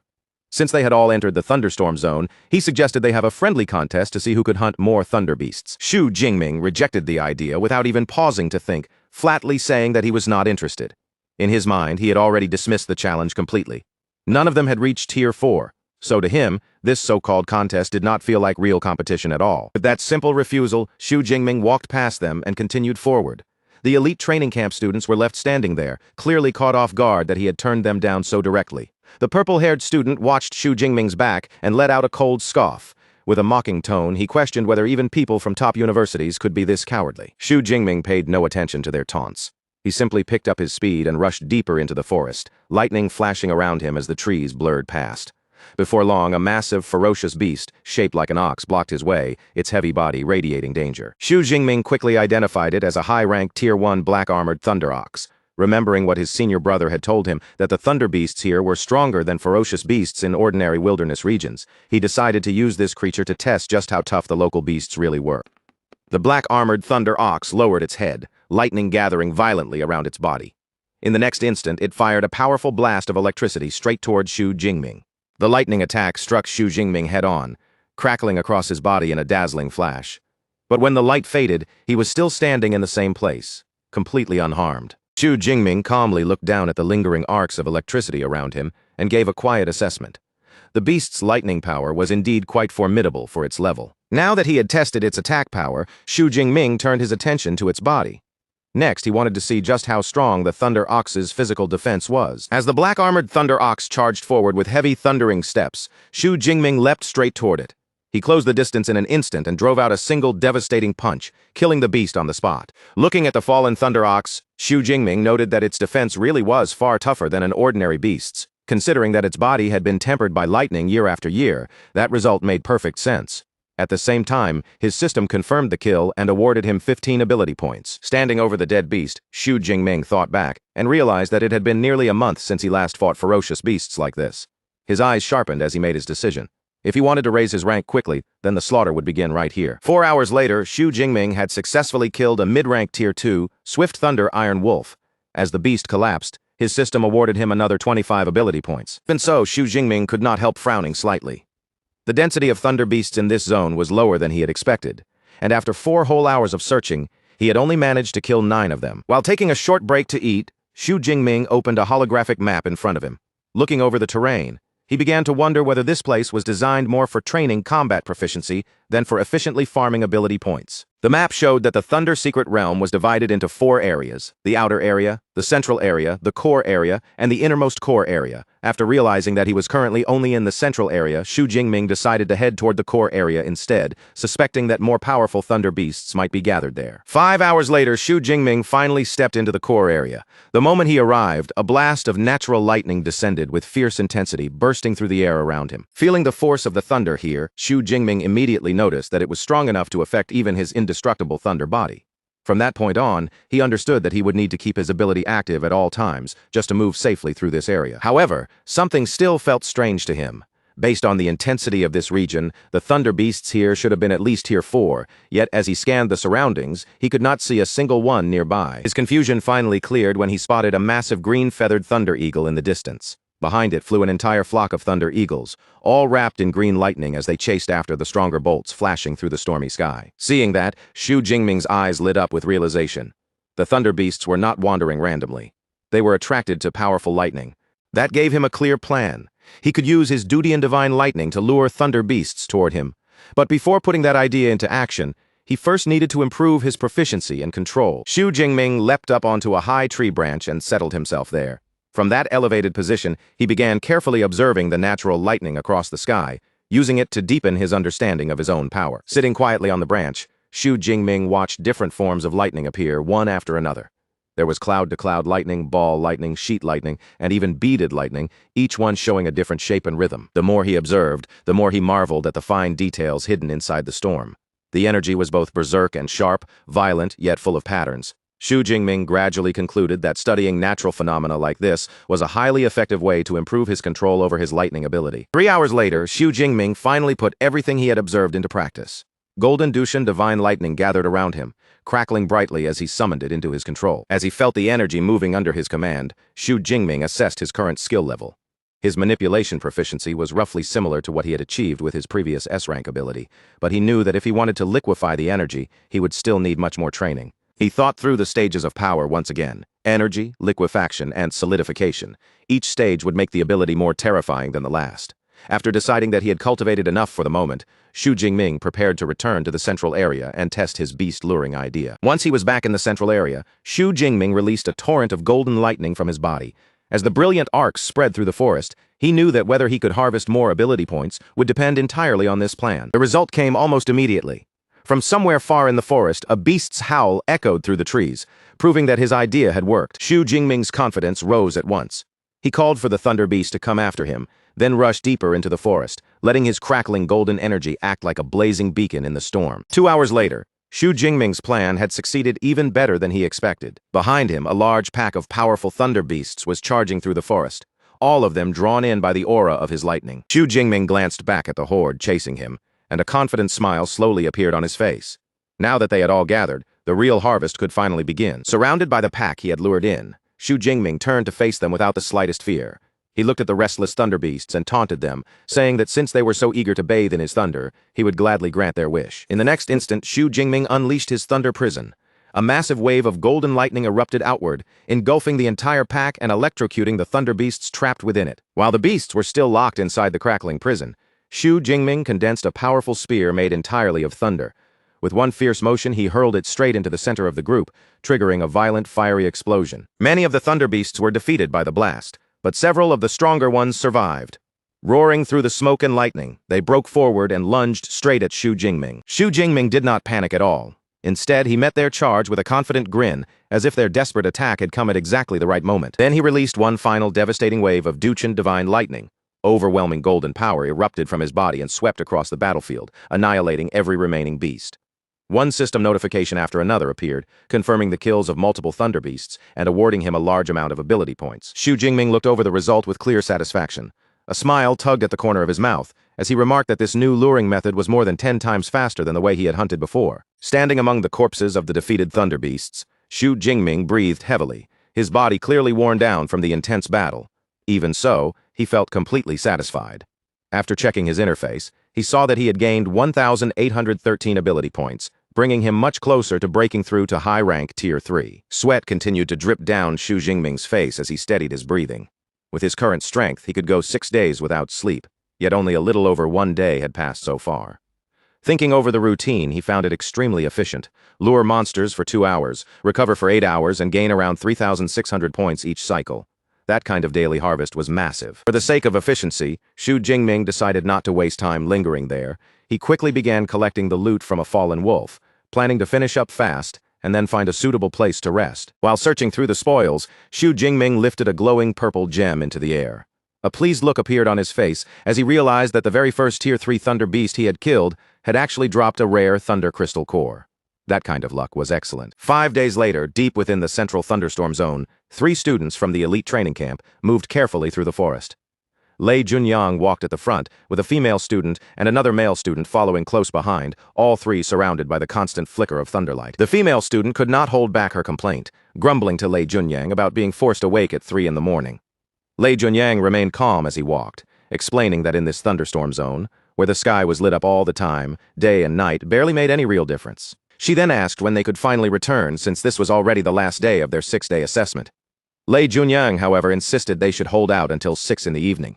In his view, enduring until the very end would leave a stronger impression on their superiors and help preserve the reputation of the elite training camp. The female student scoffed at that and suddenly brought up Xu Jingming, calling him the coward from Magic City University. She assumed he must have left several days ago, reasoning that even their 3-person team had barely managed by taking turns resting, so there was no way he could survive in this place alone. She even felt proud of her decision to directly join the Thunder Martial Arts Hall, but before she could continue, a massive rumbling sound suddenly shook the forest, startling all of them at once. The 3 students immediately looked around, their expressions tightening as the ground seemed to tremble beneath their feet. For a moment, they wondered if the entire thunderstorm zone was being hit by an earthquake. The female student's face changed first, and she screamed that it was a beast tide, urging the others to run immediately. Lei Junyang tried to keep his composure, quickly judging the movement in the distance, and saying that the scale of the tide did not seem too large. In the next moment, a horde of thunder beasts wrapped in flashing electricity burst through the forest. Their heavy bodies crashed through branches and undergrowth, turning the quiet woods into a roaring storm of claws, horns, and lightning. And running desperately at the very front of that chaos was Xu Jingming. He moved like a streak of lightning through the trees, and from the way the beasts chased after him, it was clear that he had become their main target. The elite training camp students recognized him immediately, and surprise flashed across their faces when they realized he was still inside the zone. Lei Junyang's first thought was that Xu Jingming must have accidentally provoked the herd, so he quickly suggested that they step in and help him. But the female student immediately stopped Lei Junyang, her expression filled with suspicion. She accused Xu Jingming of deliberately leading the beast tide toward them, believing he wanted to use their group as bait so he could escape. Xu Jingming did not even glance in their direction. Ignoring their reactions completely, he shot past their group at incredible speed, golden lightning trailing behind him like a bright path through the forest. Right after him, the herd of thunder beasts thundered past the students as well. Strangely, not a single beast stopped to attack them. They simply followed Xu Jingming's lightning trail with blind, single-minded focus. Female student let out a mocking laugh at first, thinking Xu Jingming had surely doomed himself by attracting so many beasts. But her expression quickly froze when she realized the entire herd had ignored them completely. Lei Junyang narrowed his eyes and watched the scene more carefully. He soon realized that Xu Jingming was not fleeing in panic at all. He was deliberately using his golden lightning to lure the thunder beasts away for some purpose of his own. The more Lei Junyang watched, the more uneasy he became, because he could not understand how a mere mid-rank Tier 3 student could draw in so many powerful beasts, including several at the peak of Tier 3. Then the female student suddenly pointed ahead and said that Xu Jingming had stopped running. Lei Junyang's forehead broke out in nervous sweat. Even he would have trouble facing such a large group head-on, so he could not imagine how Xu Jingming planned to survive being surrounded. At that moment, Xu Jingming abruptly turned around. His body erupted with a fierce burst of energy, and golden lightning exploded outward from him like a storm being unleashed. Countless streaks of lightning tore through the air, slashing across the charging beasts in every direction. In an instant, the horde was ripped apart by the dazzling electric blades. Lei Junyang stared in complete shock at the terrifying power and range of the attack. In his mind, he immediately compared it to his own limits. As a peak Tier 3 ability user, his attack range only reached about 30 meters, yet Xu Jingming's lightning covered a far wider area with ease. A thought flashed through Lei Junyang's mind. Xu Jingming's ability might not be a rank at all, but possibly S rank. Still, he quickly pushed the idea away, finding it difficult to believe that a freshman could already be at mid-rank Tier 3 while possessing such terrifying power. A massive lightning explosion then swept through the remaining herd, finishing off the beasts in one devastating blow. The other male students stared blankly at the scene, muttering in disbelief that students from Magic City University were unbelievably fierce, watching Xu Jingming slaughter the thunder beasts as easily as if they were stray dogs. Standing amid the aftermath of the massacre, Xu Jingming checked his status. His ability points had finally reached 23,000, meeting the requirement for his next advancement. After going 5 days without sleep, exhaustion was pressing heavily on him, so he decided to find a safe place to upgrade before returning to the base. Looking at the destroyed battlefield, the male student could not help asking Lei Junyang whether he could have dealt with that herd too. Lei Junyang answered honestly that he could handle it, but there was no way he could wipe them out with the same blinding speed. The male student wiped the cold sweat from his forehead, suddenly feeling deeply relieved. He was thankful that he had not insisted on forcing Xu Jingming into a duel earlier. The female student also realized that if they had really fought, she probably would have been beaten badly. Still unwilling to fully admit defeat, she asked whether Xu Jingming could kill a Tier 4 beast the way Lei Junyang could. Lei Junyang carefully judged Xu Jingming's strength and estimated that he probably could not. Hearing that, she finally relaxed a little and concluded that Lei Junyang was still the stronger one. 10 minutes later, in a quieter part of the forest, Xu Jingming sat down on a fallen log. With the surrounding area temporarily calm, he activated his deep blue system and prepared to add his accumulated ability points. As the upgrade began, golden lightning surged violently from his body. The energy erupted around him in waves, lighting up the dark forest and crackling through the air. Xu Jingming successfully broke through to high-rank Tier 3. His physique and spirit attributes both increased by nearly 500 points, and the effective range of his ability expanded to 40 meters. Looking over his improved stats, Xu Jingming noted that he had now reached the level of an ordinary Tier 4 A-rank user. As his spirit rapidly recovered after the breakthrough, he changed his original plan to rest. Instead, he sprang up from the log and decided to make another trip into the core area to continue observing the natural lightning. At the base, Zhang Luo paced back and forth with clear anxiety on his face. Xu Jingming had not returned for 5 full days and nights, and the longer he waited, the more worried he became. After all, even Zhang Luo himself could only endure the thunderstorm zone for 8 days. So he feared his junior brother might have encountered danger. Instructor Wu Chuan soon approached and noticed Zhang Luo waiting there again. He asked why Zhang Luo was still standing around the entrance, and Zhang Luo explained that he was waiting for his junior brother to come back. Wu Chuan confirmed that the student still had not returned. Zhang Luo frowned and pointed out that it had already been 6 days, so Xu Jingming should have come back by now. Wu Chuan tried to reassure him, saying that he was about to enter the thunderstorm zone to hunt and could help keep an eye out for Xu Jingming while he was inside. Hearing that, Zhang Luo immediately expressed his gratitude. Wu Chuan waved it off casually, saying there was no need to be so polite. Since they were colleagues, helping each other with something like this was only natural. 6 hours later, deep within the core area, Xu Jingming sat high on a tree branch. Surrounded by flashing thunder and swaying leaves, he quietly observed the movement of the natural lightning around him. After spending enough time studying the storm, Xu Jingming decided that it was time to head back. He shifted slightly on the branch and prepared to descend. With a light push, Xu Jingming leapt down from the tree. His body dropped through the air and landed firmly on the forest floor below. As he steadied himself, Xu Jingming reflected on the strength of his newly improved body. A high-ranked Tier 3 physique was certainly impressive, but he knew very well that it was still far from the true peak. Just then, a ferocious roar suddenly echoed through the forest. The sound rolled between the trees, heavy and violent enough to make the air seem to tremble. A massive storm thunder bear soon emerged from the woods, its huge frame carrying the pressure of a high-ranked Tier 4 beast. Xu Jingming identified it at once. He considered using his heavenly lightning to kill it in one blow, but after a brief thought, he decided to use this chance to test his physical combat ability now that he had reached high-rank Tier 3. Xu Jingming activated his transformation, and golden lightning wrapped around his body in brilliant arcs. Without hesitation, he launched himself toward the storm thunder bear, choosing to meet it head-on. Hidden behind a nearby tree, Wu Chuan's eyes widened in surprise. After searching for so long, he had finally found Xu Jingming here in the core area. Wu Chuan quietly watched the battle begin and quickly noticed that Xu Jingming had already broken through to high-rank Tier 3. What shocked him even more was the range of Xu Jingming's lightning ability, which seemed far beyond what should be normal for his level. When Wu Chuan realized that Xu Jingming intended to fight the Storm Thunder Bear alone, a faint sense of amusement appeared in his eyes.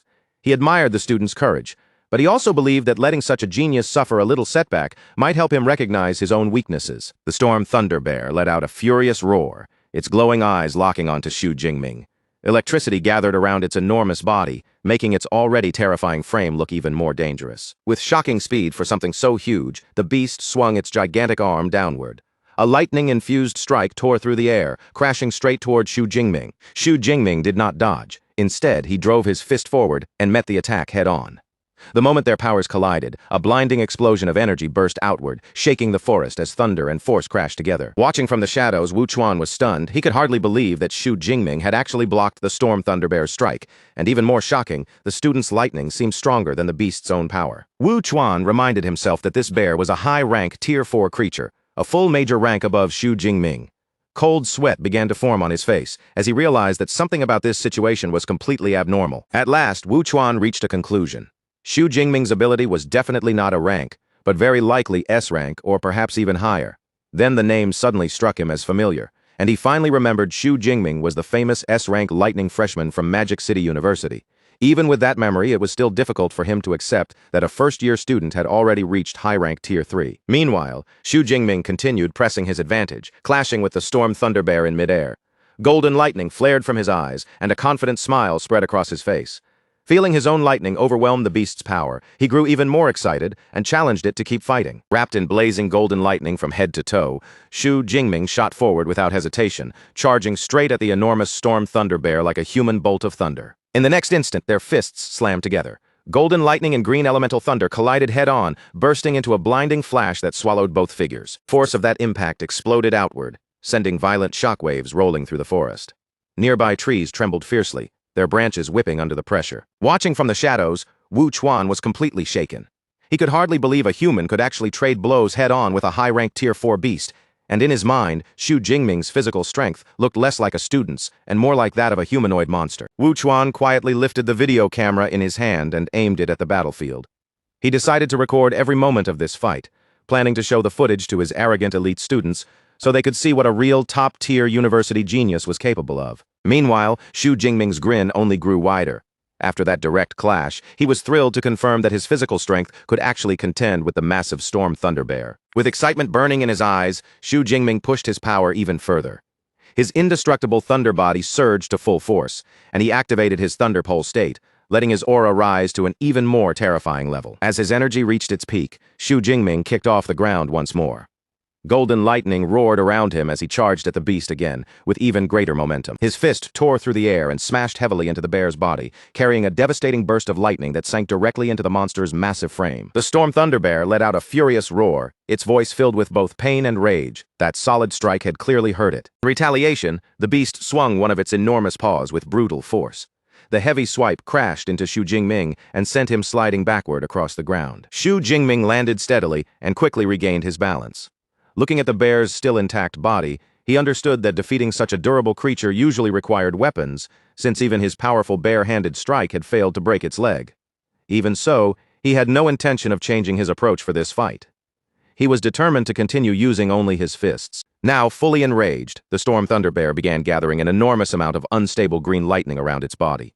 The violent energy crackled wildly, making the air around it feel dangerous and heavy. Then the beast raised its head and released a deafening roar. In response, a devastating thunderstorm gathered over the area, spreading across the battlefield like a violent electric domain. Wu Chuan immediately sensed how dangerous the situation had become. Anyone caught inside that storm would either be severely injured or killed outright, and the normal choice would be to retreat at once. But as he watched Xu Jingming, he realized the young man had no intention of backing away. Instead, Xu Jingming stood there with golden lightning snapping fiercely around him, a fearless smile appearing on his face. He openly challenged the beast, as if asking whose lightning was truly superior. In the next breath, Xu Jingming's body was swallowed by crackling energy. He sprang high into the air, rising above the storm like a golden flash. Then he descended with tremendous force.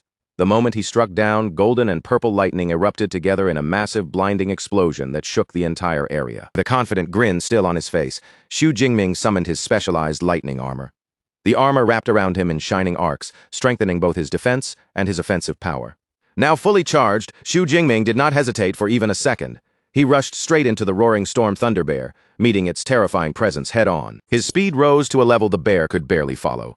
Xu Jingming appeared from one direction after another, raining down a relentless flurry of lightning-infused punches and completely overwhelming the huge creature from all sides. Whenever the bear tried to counterattack, Xu Jingming slipped away with ease. Its heavy swings looked far too slow in his eyes, and he calmly noted that even for a high-ranked Tier 4 beast, its speed could not compare to his own. Deciding it was time to end the fight, Xu Jingming gathered his power and unleashed the Thunder Dragon Fist. A fierce dragon formed from pure golden lightning roared forward, tearing through the air toward the Storm Thunder Bear. The Thunder Dragon crashed directly into the bear's head with devastating force. That single strike landed cleanly and delivered the fatal blow. Xu Jingming landed lightly and gracefully on the ground. Behind him, the enormous body of the Storm Thunder Bear collapsed with a heavy crash, kicking up a thick cloud of dust. A system notification appeared soon after, confirming that the Storm Thunder Bear had been killed and that Xu Jingming had received another reward of ability points.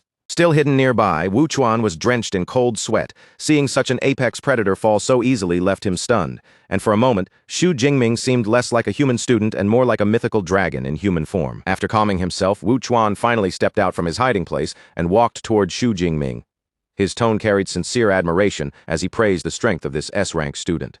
Xu Jingming turned to face him, and Wu Chuan could not help marveling again. A high-ranked Tier 3 ability user had defeated a high-ranked Tier 4 beast head-on. And Wu Chuan remarked that if humanity had more geniuses like him, the threat of monsters would no longer seem so frightening. Wu Chuan then revealed the video camera in his hand and explained that he had recorded the battle just now. He asked Xu Jingming whether he could use the footage as teaching material for the elite students under his guidance. Xu Jingming agreed casually, not treating it as anything important. Deep down, he knew very well that he had not even used his full strength in that fight. Wu Chuan, however, was genuinely grateful and thanked him on behalf of the Thunder Martial Arts Hall. Taking advantage of the moment, Wu Chuan asked whether Xu Jingming had ever considered joining the Thunder Martial Arts Hall after graduation. Xu Jingming was busy harvesting materials from the bear as he answered, saying that he had not seriously thought about his future plans yet. Wu Chuan immediately grew more enthusiastic and began explaining the benefits. If Xu Jingming joined them, he could receive top-tier treatment, a highly profitable position guarding the Thunder Secret Realm, and even personal guidance from their Hall Master, a legendary Tier 9 martial saint. Xu Jingming secretly understood that such a position would indeed bring enormous benefits. Still, he only thanked Wu Chuan politely and said he would consider it. At the same time, he reminded him that he was still only a freshman, so there was plenty of time before he had to make any final career decision. Seeing that Xu Jingming had not rejected him outright, Wu Chuan felt satisfied enough and changed the topic. He told Xu Jingming that his senior brother Jiang Luo had been anxiously waiting outside the zone, and if Xu Jingming planned to keep training longer, Wu Chuan could pass along a message for him. Only then did Xu Jingming remember Jiang Luo, and a trace of awkward guilt appeared on his face. He quickly declined Wu Chuan's offer and said that he was preparing to head back immediately. Wu Chuan watched as Xu Jingming continued harvesting useful materials from the Storm Thunder Bear, inwardly marveling that this student had survived alone in the thunderstorm zone for 6 full days, surpassing even Wu Chuan's own record. After finishing what he needed to say, Xu Jingming politely excused himself and urged the instructor to return first. A little later, Xu Jingming reached deep into the thick fur of the fallen bear. Though fatigue weighed heavily on him, he continued searching carefully for the most valuable prize. At last, he pulled out a glowing blue thunder crystal core, After inspecting it closely, Xu Jingming judged that it was slightly inferior to the one Zhang Luo had given him earlier, but it was still an extremely valuable gain. With the loot collected, he finally decided to head back. When he passed through the gateway of the secret realm and returned to the base, Zhang Luo spotted him almost immediately, relief flashing across his face. Zhang Luo rushed over at once, clearly amazed that his junior brother had endured 6 full days and 5 nights inside the thunderstorm zone. He quickly asked how Xu Jingming was feeling, and Xu Jingming gave a simple, honest answer. He was just incredibly sleepy. Zhang Luo could not help laughing a little at that. He placed a supportive arm around Xu Jingming and said that anyone would be exhausted after fighting beasts for 5 days without sleep. Then he guided Xu Jingming away, reminding him that cultivation required a balance between effort and rest before sending him off to get some proper sleep. Later that night, inside his office, Wu Chuan casually tossed a spherical projector in his hand. Standing in front of him were the 3 elite training camp students, Lei Junyang, the female student, and the purple-haired male student. Lei Junyang stepped forward and asked about the results of their mission. Wu Chuan confirmed that everyone had safely passed, since each of them had killed at least one peak Tier 3 beast. He also specifically praised Lei Junyang for taking down a low-ranked Tier 4 beast. Inwardly, Wu Chuan still recognized Lei Junyang's talent and strength. However, after witnessing Xu Jingming's battle, he could not help feeling that Lei Junyang was still far behind that monstrous level of genius. Outwardly, Wu Chuan congratulated the students for meeting his expectations. Then he shifted the topic and asked what impression they had of Zhang Luo's junior brother. Lei Junyang admitted that they had crossed paths inside the zone, and he acknowledged that Xu Jingming was definitely strong. Based on what he had seen, he estimated Xu Jingming's combat power to be around the peak of Tier 3. The purple-haired student then added that although Xu Jingming was formidable, he still could not compare to Lei Junyang. Wu Chuan caught the projector in his palm and looked at them with a playful expression. He questioned whether they were really that confident. The purple-haired student insisted that he was right, firmly believing their elite training camp was superior to even a top university like Magic City Ability University. Wu Chuan did not bother arguing with them. Instead, he simply held out the projector and told the boastful students to watch the video for themselves. The spherical device floated into the air and activated. A large holographic recording unfolded in the center of the office, casting bright light across the faces of everyone present. Within the projection, a massive glowing creature appeared first. The purple-haired student recognized it immediately as a storm thunderbear and gasped at its size, identifying it as at least a high-ranked Tier 4 beast. Lei Junyang's expression sharpened as he quickly drew everyone's attention to the creature's opponent. In the hologram, a figure wrapped in dazzling lightning stood locked in battle with the bear. The purple-haired student could barely get the words out, his voice breaking with disbelief as he stared at the image in front of him. Around him, the others froze as well, because the fighter they were looking at was unmistakably Xu Jingming. In the recording, Xu Jingming's entire body blazed with brilliant light as he launched forward, releasing a terrifying strike that took the shape of a massive dragon and crashed straight toward the powerful beast. As the projection continued to play, Lei Junyang and the 2 students watched without blinking, completely drawn into the scene. One of the students murmured that Xu Jingming's aura was actually comparable to the Storm Thunderbears, then wondered aloud how he could have become this strong in such a short time. Wu Chuan turned to them and calmly asked what they thought after seeing it. Lei Junyang and the male student both admitted that Xu Jingming's strength was almost monstrous, so far beyond common sense that they could hardly believe he was only a mid-ranked Tier 3. Wu Chuan then revealed that when he personally met Xu Jingming, the young man had already reached high-ranked Tier 3. The male student's eyes widened on the spot, his mind struggling to accept how anyone could improve at such a ridiculous speed. Lei Junyang pointed out that a Tier 4 high-rank beast was powerful enough to wipe out most ability users at the same level with ease. The male student immediately added that what made it even more insane was that Xu Jingming had beaten it in close-range combat. Desperate to make sense of it, he wondered if Xu Jingming was some special exception, maybe even the principal's own son. Wu Chuan shut down that guess right away. Xu Jingming's advantage, he explained, did not come from some hidden background, but from his astonishing talent as an S-rank ability user. Lei Junyang and the male student were stunned all over again when they realized a university freshman had already reached high-rank Tier 3. Wu Chuan made it even clearer, confirming that Xu Jingming was only 19 years old and still just a first-year student. That single fact landed like a heavy blow on everyone in the room. Their average age was already around 23, yet a 19-year-old freshman had surpassed them by such a huge margin that they suddenly felt as if all their years of training had been wasted. Wu Chuan noticed the frustration and defeat spreading across their faces, so he spoke up again. He told them he had not shown the video to crush their confidence, but to give them a living target, someone like Xu Jingming whom they could chase with everything they had. Those words lit a fire in them. Lei Junyang and the male student quickly nodded in agreement, their gloomy expressions fading as determination returned to their eyes. Lei Junyang then asked if he could get a copy of the recording. The instructor considered it and said he planned to upload the video to the martial arts hall's internal webpage. But before that decision could settle, the male student suddenly raised a concern. He reminded Wu Chuan that the National University League was about to begin soon. Only then did Wu Chuan realize the problem, and he let out a helpless sigh. He decided not to post the video after all, reasoning that if the other universities saw Xu Jingming's battle footage, they would definitely target him during the tournament. Magic City University had only taken second place last time, but with Xu Jingming's current strength, they now had a real chance to compete for first. 2 days later, Xu Jingming finally opened his eyes to the sharp ringing of his phone. Still groggy, he glanced around and realized with surprise that he had actually slept for 2 full days. When he answered, Principal Ling Xiao's voice came through the line. The principal warned him that the Heaven's Mandate sect was already preparing a retaliation. Principal Ling Xiao assured Xu Jingming that his family and friends were already under protection, but his tone remained serious.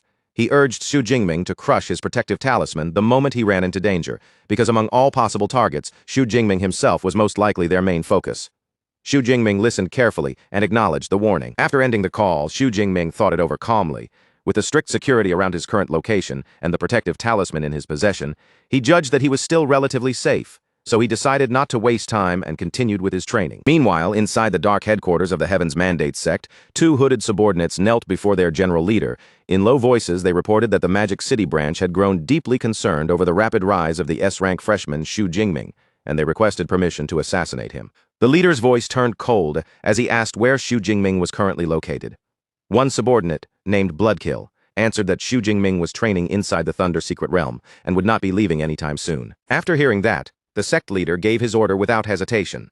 Bloodkill was to eliminate Xu Jingming and at the same time destroy the Thunder Martial Arts Hall's secret realm. Bloodkill accepted the command eagerly, his excitement impossible to hide. To him, hunting down human geniuses was not a burden at all, but something he genuinely enjoyed. The other cult members showed complete confidence in Bloodkill's success.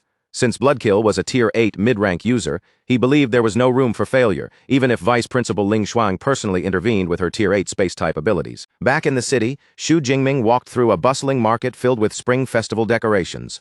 Lanterns, crowds, and festive colors surrounded him, but the lively atmosphere only made him feel a little wistful, because once again, he would likely spend the holiday alone. As he walked, he silently reviewed his recent cultivation progress.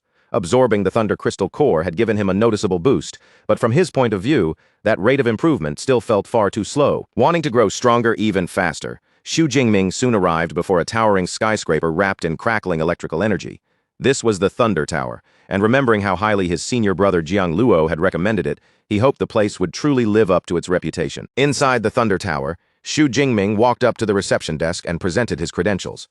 After checking them, the receptionist politely informed him that his S-Class pass granted him 4 hours of access to the secret room on the 100th floor. Xu Jingming grew curious and asked what made the 100th floor so special. The receptionist explained that the tower had 110 floors in total, and the higher the floor, the better the conditions for observing natural lightning. Hearing that, Xu Jingming was satisfied and decided to use his pass right away. When he reached the 100th floor, Xu Jingming stepped into the secret room and looked around. At first, he felt puzzled because there was no visible lightning anywhere in sight. But that silence did not last long. Moments later, raw green electrical energy burst to life around the room, crackling wildly as it spread through the space. Xu Jingming stared at it with fascination and slowly reached out toward the surging energy. The moment he sensed it, he recognized it as the most fundamental form of lightning. Without wasting another second, he sat down cross-legged and began cultivating. Unlike the thunderstorm zone outside, this room allowed him to observe the element from up close, studying every subtle change and intricate detail with far greater clarity. 4 hours passed before Xu Jingming finally ended his session. He felt deeply satisfied with the results, and after calculating his progress, he estimated that if he could cultivate here continuously for less than 5 days, he would reach the proficiency needed to liquefy his lightning. Just as he was thinking this through, a knock sounded from the sliding door, interrupting his thoughts. The receptionist stood outside and spoke to him politely, reminding him that his allotted usage time had already expired. Xu Jingming immediately asked how he could extend his stay, clearly unwilling to stop there. The receptionist explained that additional time had to be exchanged with Thunder Crystal cores, but the 100th floor only accepted Tier 4 cores. A Tier 4 low-rank core could be traded for 3 hours, and each increase in minor rank would add 1 extra hour. Xu Jingming was stunned when he heard the cost. In his head, he quickly calculated that a Tier 4 low-rank core could sell for more than 6 million in Great Saya currency, which meant using this room cost roughly 2 million per hour. The receptionist then told him that if he wanted to use Tier 3 Thunder Crystal cores, he could choose rooms from the 70th to the 90th floor instead. Xu Jingming declined without hesitation, preferring to remain on the 100th floor. Then, to the receptionist's surprise, he directly took out 2 high-level Thunder Crystal cores. Seeing them in his hand, she could not help marveling at just how wealthy he was. After checking the value of the 2 cores, she calculated that they would give Xu Jingming another 11 hours of training time. Curious about the very top of the tower, Xu Jingming then asked what kind of requirements were needed to access the floors above the one he was currently using. The receptionist explained that floors 101 through 107 required Tier 5 cores, while floors 108 up to the highest 110th floor demanded Tier 6 cores. Xu Jingming accepted the answer, politely apologized for troubling her, and returned to his cultivation. 11 hours later, outside the Thunder Martial Arts Hall, Xu Jingming walked side by side with his senior brother, Zhang Luo. Zhang Luo jokingly insisted that Xu Jingming would have to treat him to a meal next time. After all, his junior brother had just earned a staggering 301 million from selling 4 rings along with various beast materials. Xu Jingming agreed readily, sincerely thanking him for connecting him to such a profitable deal. Their conversation soon turned to Xu Jingming's recent accomplishments. Zhang Luo mentioned that he had heard from Instructor Wu about Xu Jingming killing a Tier 4 high-rank Storm Thunderbear, and he could not help remarking that this freshman's growth speed was simply absurd. Xu Jingming only brushed it off modestly, saying it was probably just because his talent was decent. Zhang Luo clearly did not buy that humble answer, but he moved on and asked what Xu Jingming planned to do for the Spring Festival. Xu Jingming said he intended to return to the Thunderstorm Zone and most likely would not come back for the holiday. Zhang Luo praised his dedication, but still advised him to come back briefly during the festival. He explained that the Thunder Martial Arts Hall would be holding an auction, and there might be items there that Xu Jingming would find useful. That immediately caught Xu Jingming's interest. Xu Jingming thought of his current spear and realized it was no longer enough for his needs. The auction suddenly seemed like the perfect chance to find a stronger weapon and replace it. Seeing that Xu Jingming was interested, Zhang Luo promised to reserve an entry spot for him. With that matter settled, Xu Jingming said his farewell and set off once again toward the Thunderstorm Zone. At the same time, in a comfortable bedroom somewhere else, Song Chukyu sat on the bed with Jiang Chushuan, her face bright with excitement. She eagerly shared her plan to visit the Thunder Secret Realm during the Spring Festival, and her real reason was very clear. She wanted to see Xu Jingming. Full of anticipation, she excitedly asked the older girl to come with her. Jiang Chushuan accepted the invitation at once, the corners of her lips curling into a sly and delighted smile. Deep down, she could not help thinking that her little friend seemed more than willing to share Xu Jingming's company with her. 6 days passed in the blink of an eye, and once again, bright lightning flashed and twisted around the towering Thunder Tower, making the entire building look as if it were wrapped in a storm. Inside the tower, Xu Jingming stood before the female receptionist and placed a handful of thunder crystal cores in front of her. With a calm expression, he asked her to calculate how much training time these cores could buy him on the 100th floor. The receptionist carefully examined each core, checking their quality and rank before giving him the answer. Together, these thunder crystal cores could be exchanged for a total of 37 hours of usage time. As she processed the transaction, the receptionist's cheeks flushed faintly while she stole a glance at him. Xu Jingming was so young and handsome, yet he had brought out 9 Tier 4 cores at once, and she could hardly imagine what kind of strength it took to obtain that many, especially when even she rarely saw such a large amount. Xu Jingming then asked whether the usage time had to be spent all at once, or if it could be split into separate sessions. The receptionist quickly confirmed that it was possible, explaining that he only needed to swipe his pass to pause the timer, and that answer immediately put him in a better mood. On the afternoon of New Year's Eve, Xu Jingming was fully absorbed in cultivation, his focus fixed on the flow of lightning energy around him, when the sudden ringing of his phone broke the quiet rhythm. He answered the call, and a holographic image of Song Chukyu appeared in front of him. With a playful look on her face, she leaned closer and challenged him to guess where she was. Xu Jingming looked at the projection for only a moment before giving his answer calmly. Without the slightest hesitation, he said that she was already inside the Thunder Secret Realm. Song Chukyu was instantly bewildered and asked how he had figured it out so quickly. Xu Jingming simply pointed out the obvious. The flashing lightning behind her had already given away her location. Only then did Song Chukyu realize her little mistake, and she hurriedly explained that she and Jiang Chushuan had planned to surprise him, but they had forgotten to ask for his exact address. When Xu Jingming noticed her companion in the projection, he asked whether senior sister Jiang had come along as well. Jiang Chushuan leaned into the frame with a teasing smile, her eyes bright as she playfully asked if he was not willing to welcome her. Xu Jingming warmly reassured both of them that of course they were welcome, then asked for their location so he could go pick them up. Following the receptionist's earlier advice, Xu Jingming swiped his pass before leaving, pausing the cultivation timer so none of his remaining time on the 100th floor would be wasted. As he walked away, the automated system announced that he still had 4.5 hours left. Xu Jingming frowned slightly, wondering whether that would be enough for him to fully comprehend the process of liquefying his lightning. If it still fell short, then he would have no choice but to make another trip into the thunderstorm zone and hunt for more cores. Xu Jingming brought Song Chukyu and Jiang Chushuan back to his accommodation, and the place turned out to be a luxurious modern villa, complete with a spacious outdoor pool that made the whole residence look far more extravagant than they expected. Once they were inside, both girls were stunned by the changes in Xu Jingming's aura and cultivation. Song Chukyu could not help pointing out that only 20 days had passed, yet his rank had somehow jumped forward again. Xu Jingming smiled modestly and did not make a big deal out of it. He simply explained that he had run into danger during training, and through a bit of luck, that pressure had helped him break through to the high rank of Tier 3. Song Chukyu dramatically raised a hand to her forehead, looking completely defeated as she complained that comparing her progress to his was just too painful. Then she half-jokingly said that at this rate, he might already be a Tier 7 Grandmaster by the time graduation came around. Xu Jingming smoothly changed the topic and asked how many credits the two of them had spent on their passes. Song Chukyu told him they had bought B-class passes, each one costing 1,000 credits and allowing them to stay for 2 days. Xu Jingming was secretly startled when he heard the price. After a quick mental calculation, he realized that 1,000 credits was equal to around 10 million in Great Xia currency. After that, he offered the girls their choice of 2 rooms from the 4 upstairs. Jiang Chushuan, however, declined with a relaxed smile, deciding that the two of them could simply share 1 room. Xu Jingming told them to get settled first and said he would take them out to eat afterward. But Song Chukyu immediately insisted that since it was New Year's Eve, they should have a proper home-cooked dinner, as if she had already prepared for this. Jiang Chushuan surprised him by manifesting a floating cluster of fresh ingredients they had brought along. Xu Jingming looked at the ingredients, then glanced back at the 2 girls with obvious suspicion. He asked whether they actually knew how to cook, only for Song Chukyu to answer with complete confidence, proudly claiming that the 2 of them were culinary experts. Xu Jingming was amused by their confidence, so he agreed to stay in for dinner, and even offered to help the 2 so-called master chefs. Jiang Chushuan happily accepted his offer, and the 3 of them headed toward the kitchen together. Later that evening, after a huge New Year's Eve feast, Xu Jingming finally set down his chopsticks with a long, satisfied sigh.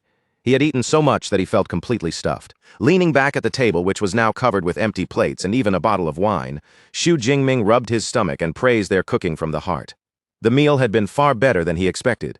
The 2 girls accepted his praise with proud smiles, clearly pleased that all their effort in the kitchen had paid off. Just then, brilliant fireworks suddenly burst outside the window, lighting up the night sky and immediately catching Song Chukyu's attention. Her eyes brightened with delight, and she quickly suggested that they go up to the rooftop and take a group photo to remember the moment.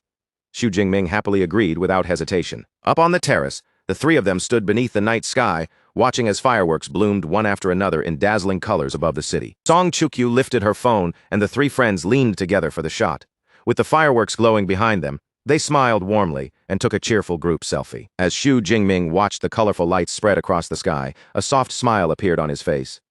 Ever since obtaining his system, his life had changed little by little for the better, and on this wonderful New Year's Eve, he felt truly grateful to be surrounded by friends. The next day, the group made their way to the Thunder Martial Arts Hall. Xu Jingming apologized for dragging them to an auction on the very first day of the new year, but Song Chukyu playfully scolded him for overthinking it, while Jiang Chushuan gently reassured him that she had already planned to go anyway because she needed to buy some equipment. While walking through the hallway, they happened to cross paths with Zhang Luo.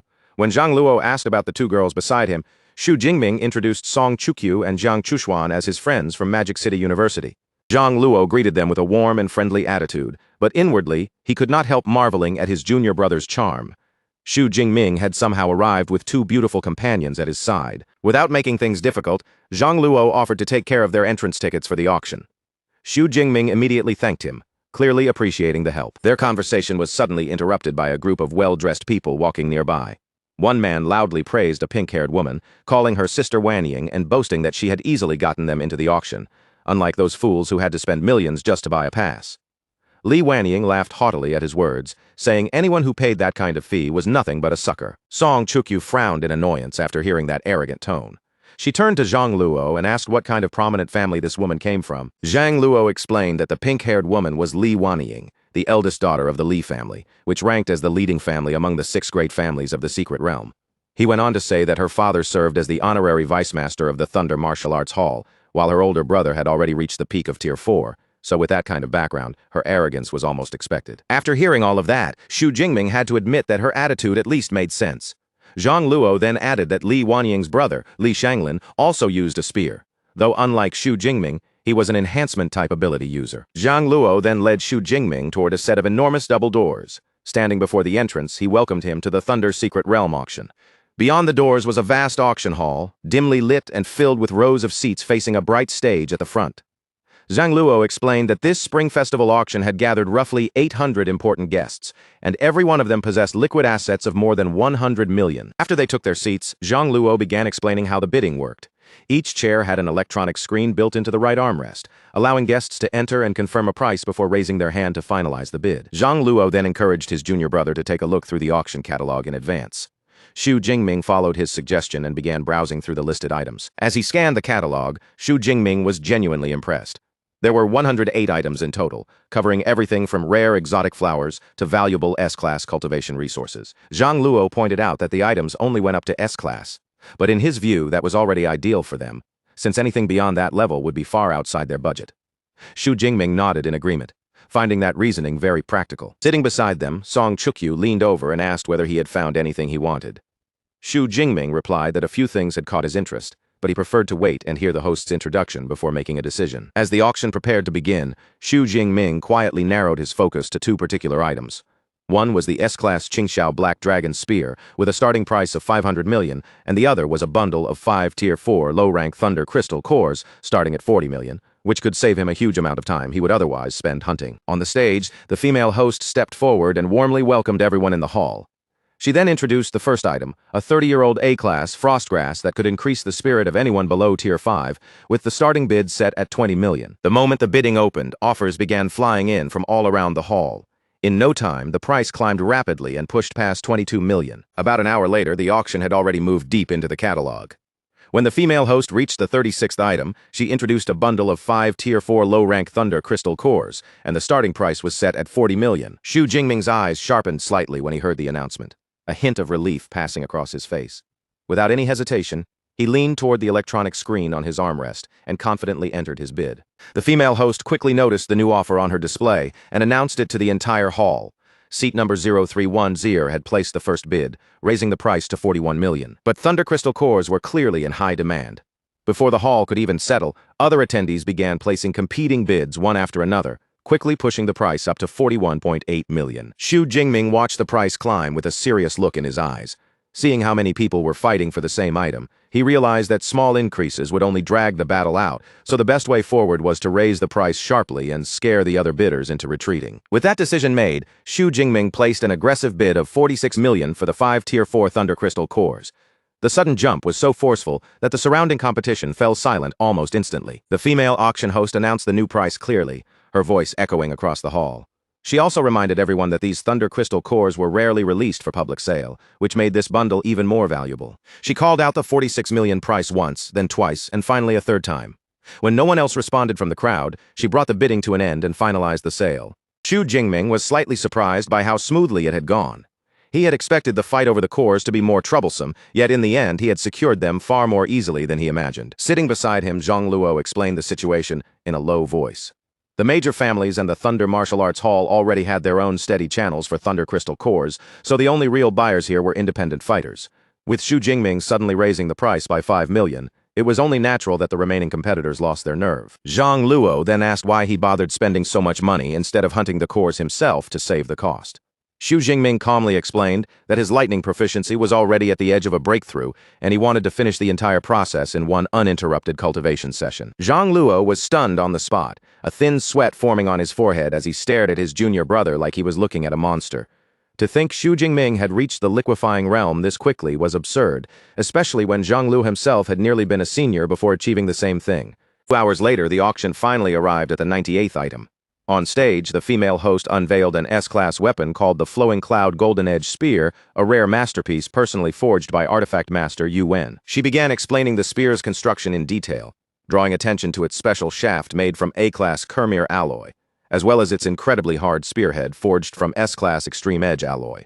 The moment those materials were mentioned, a wave of murmurs spread through the hall.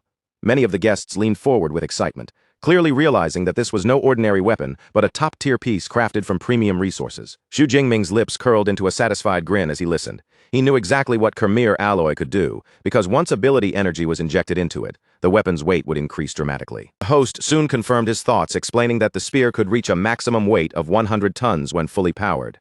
With that shocking detail revealed, she officially opened the bidding at 500 million. The hall came alive almost immediately.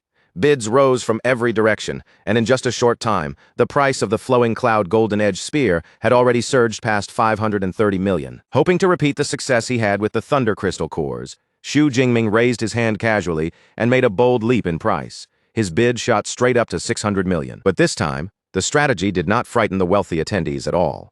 Voices continued ringing out across the auction hall, and the price kept rising rapidly, soon charging towards 630 million and beyond. Xu Jingming quickly understood that an item this coveted could not be won simply by intimidating the room. Instead of rushing in blindly, he settled back and observed the situation, soon identifying Li Wanying as his biggest rival for the spear. Li Wanying, full of confidence in her own status, placed a commanding bid of 630 million. Inwardly, she sneered at the idea of anyone daring to compete with the power and reputation of the Li family. The host immediately called out Li Wanying's bid for everyone to hear. Xu Jingming, completely unfazed, raised his hand right after her and countered without hesitation, pushing the price to 640 million. That bold move instantly drew attention from the surrounding guests. Many of them began whispering among themselves, and after noticing Xu Jingming's unfamiliar face, they assumed he had to be an outsider who knew nothing about the secret realm's unspoken rules concerning the Li family. Annoyed by his challenge, Li Wanying stood up and tried to pressure him with her influence. She spoke directly to Xu Jingming, saying that her older brother, Li Shanglin, needed a good spear, and if Xu Jingming backed down, she would offer him her personal friendship as well as a favor from the Li family. Xu Jingming remained completely unmoved by her words. In his mind, the so-called friendship of a peak Tier 6 expert meant almost nothing to him, so he brushed the offer aside without even considering it seriously. Before the atmosphere could grow even more tense, the female auction host stepped in sharply. She reminded Li Wanying that the auction rules forbade buyers from speaking too directly or privately during bidding, and warned that if it happened again, her right to bid would be cancelled on the spot. Li Wanying had no choice but to sit back down, though she shot Xu Jingming a furious glare before entering a bid of 650 million. Xu Jingming met her gaze without flinching, then immediately countered with 660 million. The crowd let out a collective gasp at his audacity. They could hardly believe he was openly provoking Li Wanying like this, and many were already imagining how the Li family might retaliate later, making the confrontation even more thrilling to watch. Li Wanying trembled with rage, her fists clenched so tightly that her knuckles nearly turned white. Ever since her father had advanced to the peak of Tier 6, no one had dared disrespect her so openly, and Xu Jingming's indifference made her anger burn even hotter. The rising tension did not affect the host at all. Remaining calm and professional, she announced Xu Jingming's 660 million bid to the entire auction hall. A sinister smile slowly appeared on Li Wanying's face as she decided to keep pushing. She raised the price to 670 million, determined to test just how deep her opponent's pockets really were. Xu Jingming realized that if the bidding war continued like this, his own funds might not be enough. He turned to Song Chukyu and Jiang Chushuan to ask for a loan, only for Song Chukyu to casually offer 500 million, while Jiang Chushuan just as calmly offered 1 billion and even said her family could transfer more if needed. Xu Jingming smiled with genuine gratitude and told them that would be more than enough. In his mind, he reasoned that if an ordinary S-class weapon ever climbed beyond 1 billion, it would be more worthwhile to hire an artifact master directly and have a custom weapon forged. Beside them, Zhang Luo was left completely dumbfounded. Sweat ran down his face as he stared at Xu Jingming's companions, inwardly marveling at their absurdly wealthy backgrounds and how casually they could talk about throwing around hundreds of millions. With his funding problem solved, Xu Jingming remained perfectly calm. He leaned back toward the bidding screen and casually pushed the price all the way up to 700 million. A fierce bidding war broke out between Xu Jingming and Li Wanying. The numbers kept jumping back and forth, rising higher and higher, until Xu Jingming finally placed a confident bid of 830 million. Li Wanying shook with fury, but the female companion beside her quickly urged her to stop, reminding her that they were already over budget, and that pushing the price past 1 billion just to spite him was not worth it. Gritting her teeth, Li Wanying finally backed down, though she coldly thought that there were other ways to deal with him. With no one else willing to raise the price, the auctioneer struck the gavel and officially finalized the sale. The flowing cloud golden edge spear now belonged to Xu Jingming. Xu Jingming quietly considered the final cost in his mind.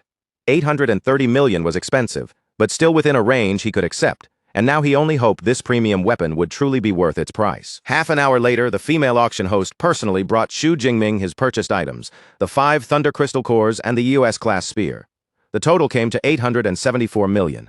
And she invited him to inspect everything before completing the transaction. Xu Jingming reached out and wrapped his hand around the spear's dark metal shaft. The instant he gripped it, golden lightning burst and crackled around the weapon, flowing through it as if the spear naturally resonated with his power. Feeling its excellent conductivity and satisfying weight, Xu Jingming was extremely pleased with the weapon.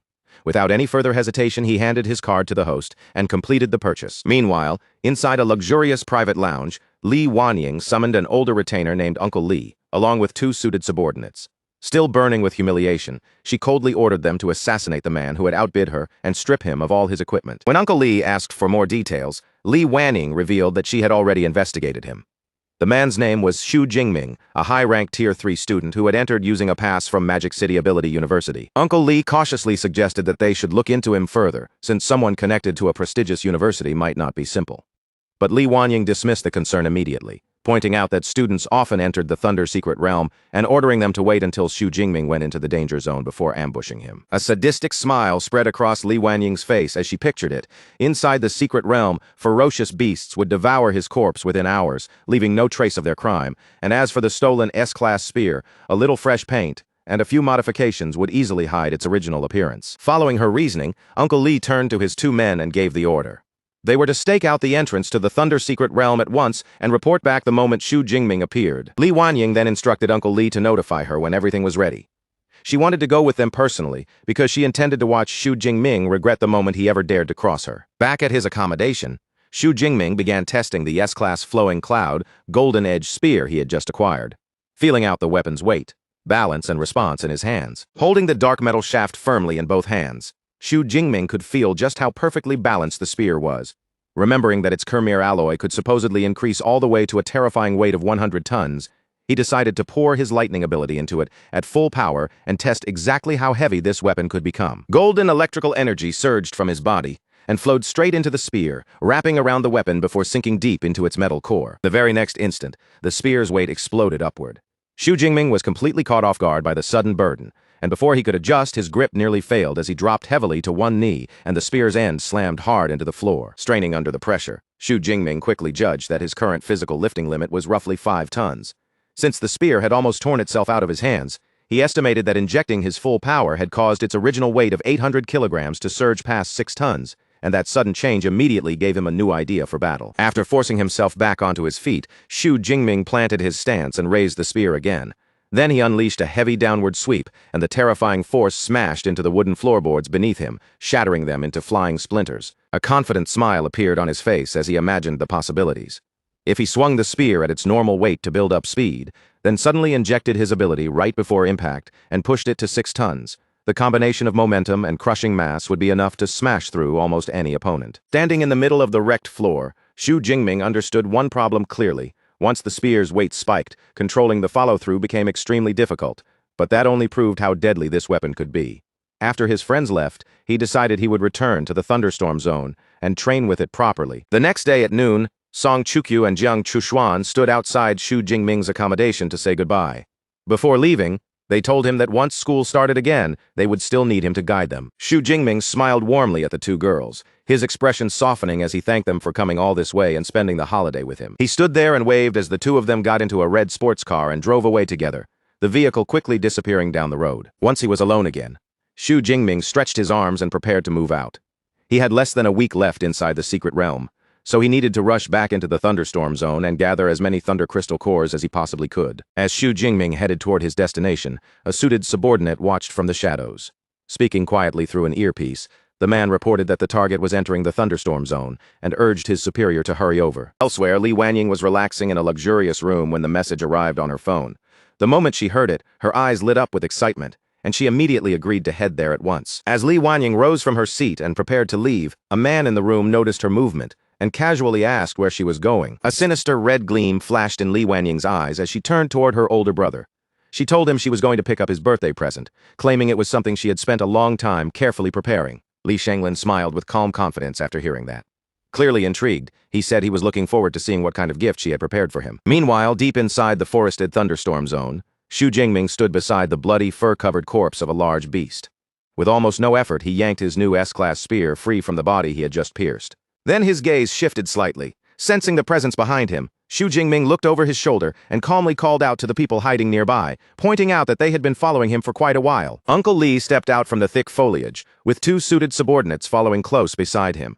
He clapped slowly and praised the young university student, saying that for someone only at high-rank Tier 3, Xu Jingming's perception was surprisingly sharp. Xu Jingming narrowed his eyes as he looked over the unfamiliar group.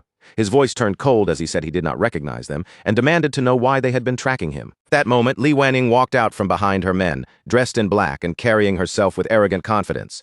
She lifted her chin and declared that even if he did not know her retainers, he should at least remember her. Xu Jingming recognized her as the woman from the auction and asked whether they had come to steal his S-class spear. Li Wanning corrected him with a cruel smile, saying she intended to take his life as well, though she mockingly sighed that it was a shame to waste such a handsome face, since he might have become the leader of her harem if only he had not crossed her. Xu Jingming remained calm even in the face of her threat. He simply questioned how vicious she had to be, wanting not only his newly purchased weapon, but his life along with it. Li Wanning smiled even more wickedly and declared that the weak had no right to speak in front of the strong. She ordered him to kneel and kowtow if he wanted a quick death, warning that if he resisted, she would make him suffer slowly before killing him. Xu Jingming actually agreed with her twisted idea about strength deciding everything. Then, without another word, he activated his ability, and fierce golden lightning erupted from his body like a storm breaking loose. His hair rose under the force of the electricity, glowing brightly as arcs of raw power surged around him. Xu Jingming coldly remarked that, because they had failed to properly investigate him, they had completely misunderstood who was truly stronger here. The terrifying intensity of his aura burst outward in a shockwave, forcing Li Wanning back and leaving her staring in complete confusion. She could not understand how his strength had suddenly climbed to such a horrifying level. Xu Jingming grinned fiercely as he judged the strength of the enemies in front of him. There were 2 Tier 4 mid-ranks and 2 Tier 4 low ranks, yet he showed no fear at all and mockingly invited all of them to attack him together. Uncle Li immediately realized that the situation had become dangerous. Panic flashed through his face as he ordered his 3 suited subordinates to strike with everything they had and attack the glowing student together. The 4 men lunged forward at the same time, but Xu Jingming only raised one hand, electricity crackling violently around his palm as he unleashed his divine lightning technique. In an instant, massive pillars of blinding electricity crashed down from the sky. Each bolt struck with terrifying precision, slamming into Uncle Li and all of his henchmen at the same time. The overwhelming voltage crushed the attackers straight into the scorched ground, leaving them completely overwhelmed beneath the brutal force of the lightning. Li Wanning watched her entire elite escort get wiped out in a single move, and all the color drained from her face. Trembling uncontrollably, she realized she had to run for her life immediately. She turned in desperation and tried to flee, but panic made her movements clumsy. After only a few steps, her foot caught on a branch, and she stumbled helplessly. Li Wanning crashed hard onto the forest floor, then looked up in pure terror. Xu Jingming was already looming over her with an intimidating presence, coldly telling her that now it was her turn. She scrambled backward through the dirt, horrified and unable to keep her voice steady as she asked who he really was and how a mere student could possess such terrifying strength. Xu Jingming calmly repeated that he was a student of Magic City Ability University, then sarcastically reminded her that she had been the one confidently trying to murder him moments earlier. Terrified, Li Wanning continued crawling backward on the ground, tears gathering in her eyes as she admitted she had been wrong. She begged Xu Jingming to spare her life, promising him tens of billions in cash and guaranteed safe passage if he let her go. As her fear grew even stronger, she clutched her chest and made an even more desperate offer.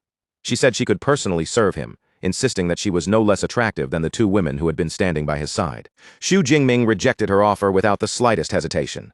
His voice was cold as he said his excellent friends could never be compared to someone whose body had been ruined by lust and drugs, then added with open disgust that he was a germaphobe and found her far too dirty to touch. That insult shattered Li Wanning's pitiful act completely. Humiliation and rage twisted her face as she cursed him, screaming that if he dared kill her, her father and brother would slaughter his entire family and skin him alive. Xu Jingming was not moved by her gruesome threats at all. He simply accepted her so-called terms with chilling calm, then raised a hand as intense golden electricity gathered around his palm. With one swift motion, he brought his hand down, and a massive pillar of lightning descended directly onto Li Wanning with devastating force. Smoke rose from what remained after the lightning strike, but Xu Jingming only turned away from the scene. In his mind, anyone who chose to kill others had to be ready to die themselves, and he decided not to loot their space rings, knowing that elite families often hid tracking devices inside such belongings. At the same time, inside a luxurious estate, an automated warning suddenly blared through the room. The system announced that the user of smart wristband number 003 had lost all vital signs. Li Shenglin had been sitting comfortably on his sofa, but the warning made him jolt upright in shock. He immediately recognized that the wristband number belonged to his younger sister, Li Wanning. Fury flashed across his face as he demanded to know who had dared murder his little sister. Without wasting a second, he ordered his men to lock onto her final location immediately. Uncle Li checked his device and quickly reported that the wristband's connection had been completely lost, though its last signal had come from the edge of the thunderstorm zone. Li Shanglin was bewildered, unable to understand how she could have suffered a fatal accident there when she was supposedly going to collect his birthday present. He quickly ordered Uncle Li to contact his sister's guard squad and find out exactly what had happened. But after checking a tablet, Uncle Li's expression turned grim as he reported that all 4 members of the squad had also lost their vital signs and could no longer be reached. Li Shanglin's eyes narrowed with anger and disbelief as he realized the truth. Uncle Li and the entire escort team had been wiped out, and he could not imagine who had enough overwhelming strength to kill those veteran guards before they could even send a warning. Uncle Li theorized that the killer might have been a peak Tier 4 expert, or perhaps the guards had simply underestimated their opponent. He also noted that whoever did it had been cautious enough to leave the storage rings behind, which made tracking the culprit much harder. When the uncle cautiously asked whether they should report this to the family head, Li Shanglin rejected the idea immediately. His father was currently in secluded cultivation, trying to break through to Tier 7 Grand Master, so Li Shanglin ordered the uncle to trace Li Wanying's recent movements and contacts first and find a lead from there. The uncle accepted the command at once and lowered his head to operate the device in his hand. Beside him, Li Shanglin sat there with a dark expression, rubbing his temples in frustration as he waited for answers. After reviewing the information, the uncle reported that aside from an old conflict with the Wang family, Li Wanying's most recent notable activity was trying to buy an S-class spear as a birthday gift for her brother.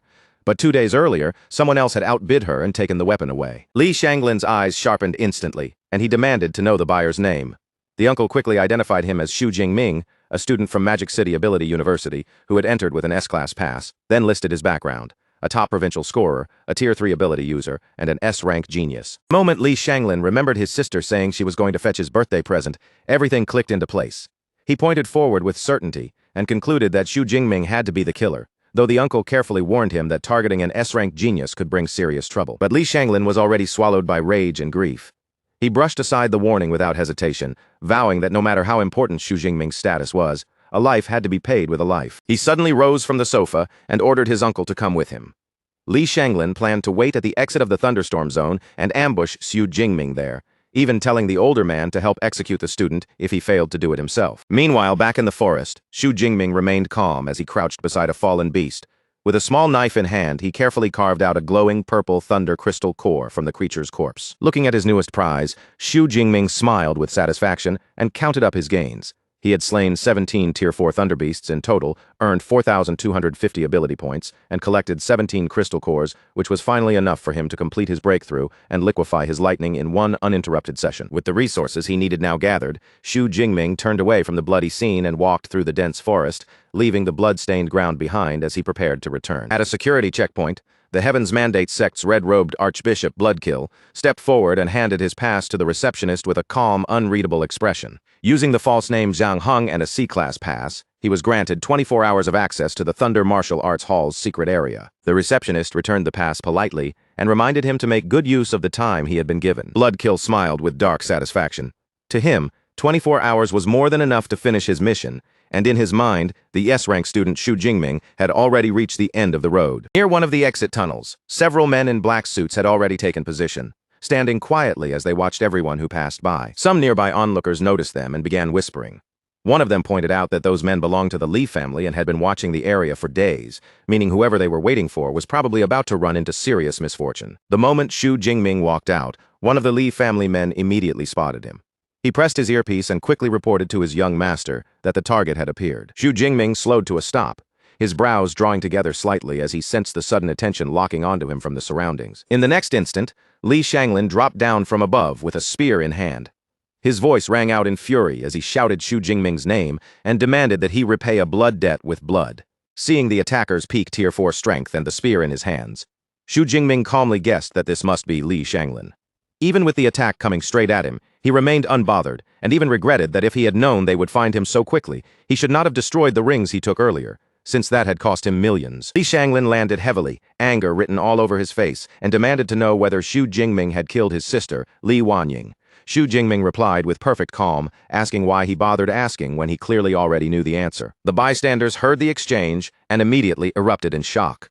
None of them expected Li Wanying to be dead, and while one person muttered that her arrogance had finally brought disaster on herself, another could not help feeling sorry for Xu Jingming, knowing the powerful Li family would never let this go. Li Shanglin trembled with anger, his eyes burning as he demanded to know why Xu Jingming had killed her. Xu Jingming showed no guilt at all. He simply said that Li Wanying had tried to kill him and steal his belongings, but failed, so he killed her instead, What other reason could possibly be needed? Li Shenglin snarled that even if his sister had made mistakes, Xu Jingming had no right to kill her, because the Li family stood behind her.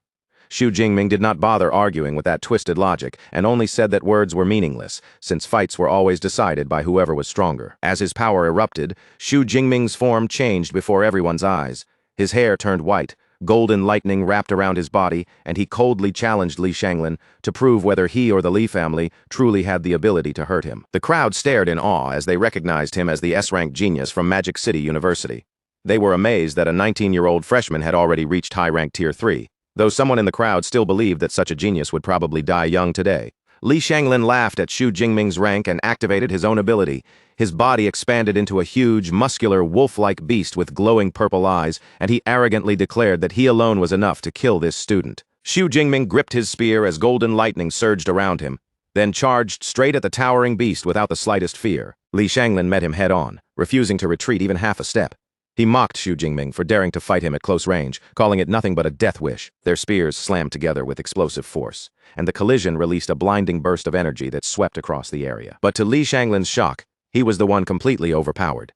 The impact blasted him backward before he could even steady his footing. His massive beast body crashed hard onto the concrete, tearing up the ground as he slid helplessly across the surface. Pain shot through Li Shanglin's body, and he ground his teeth in disbelief. He could not understand how Xu Jingming, a lower-ranked student, could possess physical strength that surpassed his own. Forced down onto one knee, the battered beast finally realized how absurd the situation was.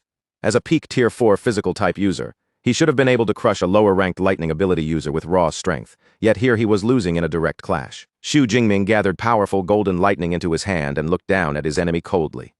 He said that he usually enjoyed taking his time in a fight, but today, he wanted to finish this quickly. Then, Xu Jingming unleashed his heavenly lightning attack. A huge pillar of golden electricity tore down from above and struck Li Shenglin directly. The beast roared in agony as the lightning scorched his body.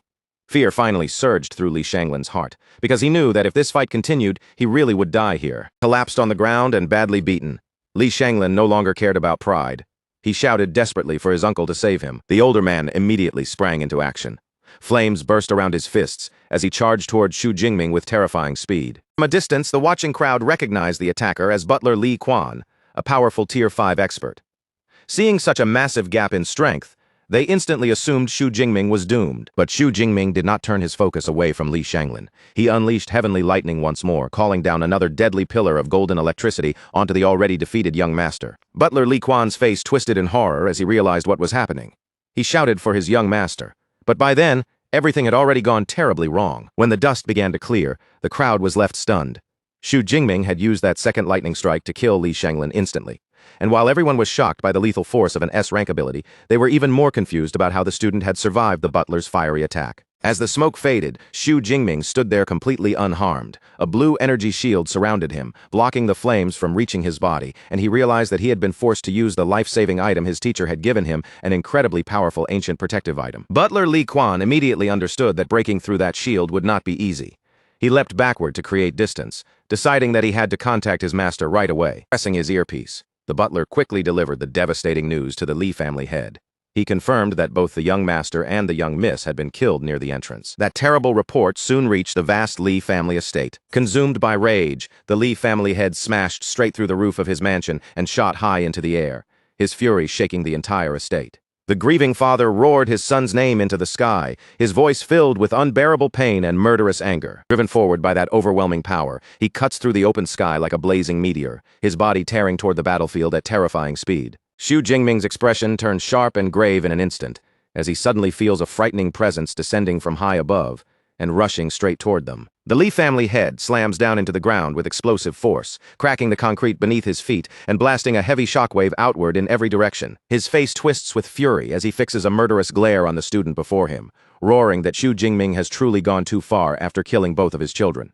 Still burning with rage, the family head suddenly turns his anger toward the butler, Li Quan, snarling at his servant and calling him useless for failing to protect his children. Without giving Li Quan even a moment to react, the enraged master strikes his own servant, catching the stunned butler completely off guard as a sinister red energy surges out. Li Quan lets out a horrible scream as the red aura wraps around him like a choking curse, draining away his life force until the once powerful expert shrivels into a dry, lifeless husk. Now replenished by that stolen energy, the man's eyes glow with a blood-red light as he turns his cold, savage gaze back onto Xu Jingming and declares that the young student will be next. Xu Jingming tightens both hands around his spear, sweat sliding down his face as he steadies his breathing and prepares himself for the terrifying danger standing in front of him. But before the furious man can launch his attack, a gray-haired elder steps directly between them with several guards at his side. He is Wang Gu, the branch master of the Thunder Secret Realm, and he calmly asks Li Konghai what exactly he thinks he is doing. The surrounding crowd freezes in shock the moment Branchmaster Wang appears, because everyone knows he is the only Tier 7 Grandmaster present, and when they notice Instructor Wu and several other top fighters arriving as well, it becomes obvious that the organization has come out in full force to protect Xu Jingming. Surrounded by enemies and forced to face a Tier 7 Grandmaster head-on, Li Konghai clenches his teeth so hard his jaw trembles. In his heart he curses bitterly, realizing that his chance to kill the boy today has slipped away. Forcing down the killing intent boiling inside him, Li Konghai swallows his humiliation and lowers his posture, greeting Branchmaster Wang with a respectful expression. As the tense atmosphere briefly settles, Zhang Luo rushes over to his friend's side. He quickly tells Xu Jingming that with the Branchmaster here, Li Konghai will not dare cause trouble anymore, and Xu Jingming finally lets out a relieved breath before thanking him. Branchmaster Wang turns to Xu Jingming with a faint smile, saying that Instructor Wu has already told him about the students' impressive battles. He praises Xu Jingming as truly remarkable, and Xu Jingming accepts the compliment with polite modesty. But while everyone's attention is fixed on the confrontation in front of them, someone else is secretly watching from the shadows. Behind the crowd, a dark figure stands silently, observing the powerful figures gathered together. That hidden watcher is Bloodkill, the assassin concealed beneath a disguise. A wicked smile creeps across his face as he thinks that with so many important targets gathered in one place, the slaughter he is about to unleash will be far easier. Branchmaster Wang Gu reassures Xu Jingming that as long as he is inside the Thunder Secret Realm, they will make sure he is protected. Xu Jingming responds with a respectful thank you. Seeing Wang Gu take control of the situation, the crowd slowly begins to relax, believing the conflict has finally come to an end. After all, even an enraged Li Konghai would not dare act recklessly in front of a Tier 7 Grandmaster. But right in the middle of those unsuspecting bystanders, the disguised assassin suddenly makes his move. A violent burst of dark red energy erupts from him as he surges forward, the force of it blasting the nearby onlookers away and scattering them like leaves in a storm. An overwhelming explosion of aura tears through the area, and in that instant, the disguise hiding his true identity is completely shattered. With a crazed expression spreading across his face, the attacker reveals himself as Bloodkill, a red-robed archbishop of the Heaven's Mandate sect. He announces that he has come under orders to annihilate the Thunder Secret Realm, declaring that both Wang Gu and Xu Jingming are doomed. Branchmaster Wang Gu's face changes immediately as he realizes the enemy before them is no ordinary assassin, but a terrifying Tier 8 Grandmaster from the infamous cult. Bloodkill's icy gaze settles on Xu Jingming, and even he has to acknowledge the young man's monstrous talent. A Tier 3 high-rank fighter whose strength already surpasses a peak Tier 4 could very well become a martial saint one day, but Bloodkill says with cruel satisfaction that Xu Jingming's growth ends here today. With a mocking smirk, Bloodkill tells the young genius to call that space-type Grandmaster from his university if he wants help. Then he laughs at the thought, certain that the distance is far too great for her to teleport all the way here in time. But Xu Jingming does not look frightened at all. If anything, he only seems slightly irritated as he silently criticizes the arrogance of this Tier 8 Grandmaster, knowing full well that Bloodkill has badly underestimated Vice Principal Ling Shuang's terrifying ability as an S-rank space-type user. A confident smile rises on Xu Jingming's face as he wonders why his enemies always start celebrating before the battle is truly over. Raising the protective talisman in his hand, he decides to give Bloodkill exactly what he so arrogantly asked for. Xu Jingming closes his fingers tightly around the talisman, and with a sharp crack, crushes it directly in his palm. In the very next instant, a huge and intricate blue magic circle spreads open across the sky above him, its glowing patterns shining with dazzling light. From the center of that radiant portal, Vice Principal Ling Shuang descends gracefully, her figure surrounded by swirling dreamlike energy as she steps into the battlefield. The onlookers stare upward in complete awe, barely able to believe that the university's Tier 8 Grandmaster has appeared before their eyes so suddenly. As Ling Shuang's terrifying aura presses down over the battlefield, the crowd is immediately filled with relief, convinced that with her here, they are finally safe. From the sidelines, Li Konghai breaks out in a cold sweat as he watches everything unfold. He can hardly believe that a mere student possesses the backing to summon a Tier 8 Grandmaster, and as he grits his teeth, he feels overwhelmingly thankful that he did not attack earlier. If he had, the entire Li family would have been dragged into disaster. Hovering above the battlefield, Ling Shuang looks down at the assassin with a calm, chilling gaze, remarking that the remnants of the Heaven's Mandate sect really do linger like ghosts that refuse to disappear. Bloodkill is visibly thrown off by her sudden arrival, because according to what he knows, Ling Shuang's maximum teleportation range should not exceed 500 kilometers. Ling Shuang calmly reveals the trap, explaining that she deliberately kept news of her recent breakthrough hidden because she had already predicted that the stubborn cultists would eventually take the bait. Bloodkill's expression stiffens as he feels the overwhelming force radiating from her body, finally realizing that Ling Shuang has already advanced to the level of a Tier 8 mid-rank Grandmaster. Knowing that he is completely outmatched as a B-class ability user facing an S-class opponent, panic flashes across Bloodkill's face, and he immediately turns to flee. But Ling Shuang simply raises her hand, projecting a glowing magic circle from her palm, as she coldly tells him that it is far too late to run now. In an instant, a massive hexagonal energy barrier takes shape around Bloodkill, forming the spatial yin-yang domain and cutting off his escape completely. The enormous spherical domain seals the assassin inside like a prison of space itself, while Ling Shuang remains outside, calmly maintaining control over the entire barrier. With one swift downward slash of her hand, she sends a razor-sharp crescent of spatial energy, slicing straight toward him. Refusing to be defeated so easily, Bloodkill roars in desperation and releases a storm of dark red energy to meet the attack, shouting that killing him will not be that simple. Their opposing powers collide violently inside the barrier, sending waves of red and blue energy erupting through the sealed space. Then the two powerful fighters launch themselves at each other, closing the distance in a blur of terrifying speed. Down below, Xu Jingming and Branchmaster Wang Gu watch from a safe distance as explosive shockwaves of red and blue energy slam against the reinforced walls of the spatial domain, the barrier containing the destruction and protecting the surrounding area from being torn apart. Realizing that a battle of this level will not end quickly, Wang Gu immediately takes command of the forces on the ground. He orders his supervisors and instructor Wu to remain nearby and support the vice principal, while another group coordinates with the Thunder Martial Arts Hall to evacuate the citizens in the surrounding area. Wang Gu then advises Xu Jingming to leave with Supervisor Zhang for his own safety, but Xu Jingming refuses politely, choosing instead to stay where he is. Xu Jingming calmly reasons that if he runs away now, it might only create more trouble for his vice principal. He is confident that Bloodkill is no match for Ling Shuang, and even if the worst somehow happens, she can easily teleport him to safety. Besides, being able to witness a clash between two Tier 8 Grandmasters up close is an incredibly rare chance to learn. Half an hour later, the fierce battle finally comes to an end. Ling Shuang descends gracefully onto the heavily ruined ground, standing above a battered, exhausted Bloodkill who has been beaten down completely. With every last bit of strength drained from his body, the badly wounded assassin could no longer hold himself up. His knees gave out, his body pitched forward, and he crashed face first onto the cold concrete, lying there motionless in complete defeat. Xu Jingming stared at the fallen Grandmaster, his eyes narrowing slightly as his mind drifted straight to his system. After all, this man had cultivated the God's Blood secret art, and Xu Jingming couldn't help wondering how many ability points an expert like that would be worth if he died here. Not far away, Zhang Luo was still sweating from the pressure of everything he had just witnessed. Looking at Vice Principal Ling's terrifying strength, he could only marvel in silence. From the very beginning, the assassin had been completely locked down, trapped, and overwhelmed, as if his defeat had already been decided before the fight even truly began. Xu Jingming turned toward his senior brother and asked whether he had ever personally seen Ling Shuang take action before. Zhang Luo shook his head and admitted he never had, explaining that she was even harder to catch sight of than the university's head principal. Then, glancing at Xu Jingming, he couldn't help pointing out how unusually well she treated him, especially after giving him something as precious as a space talisman. Xu Jingming let out a helpless sigh, his gaze dropping slightly as he muttered that the talisman had been his only life-saving trump card, and now it was completely used up.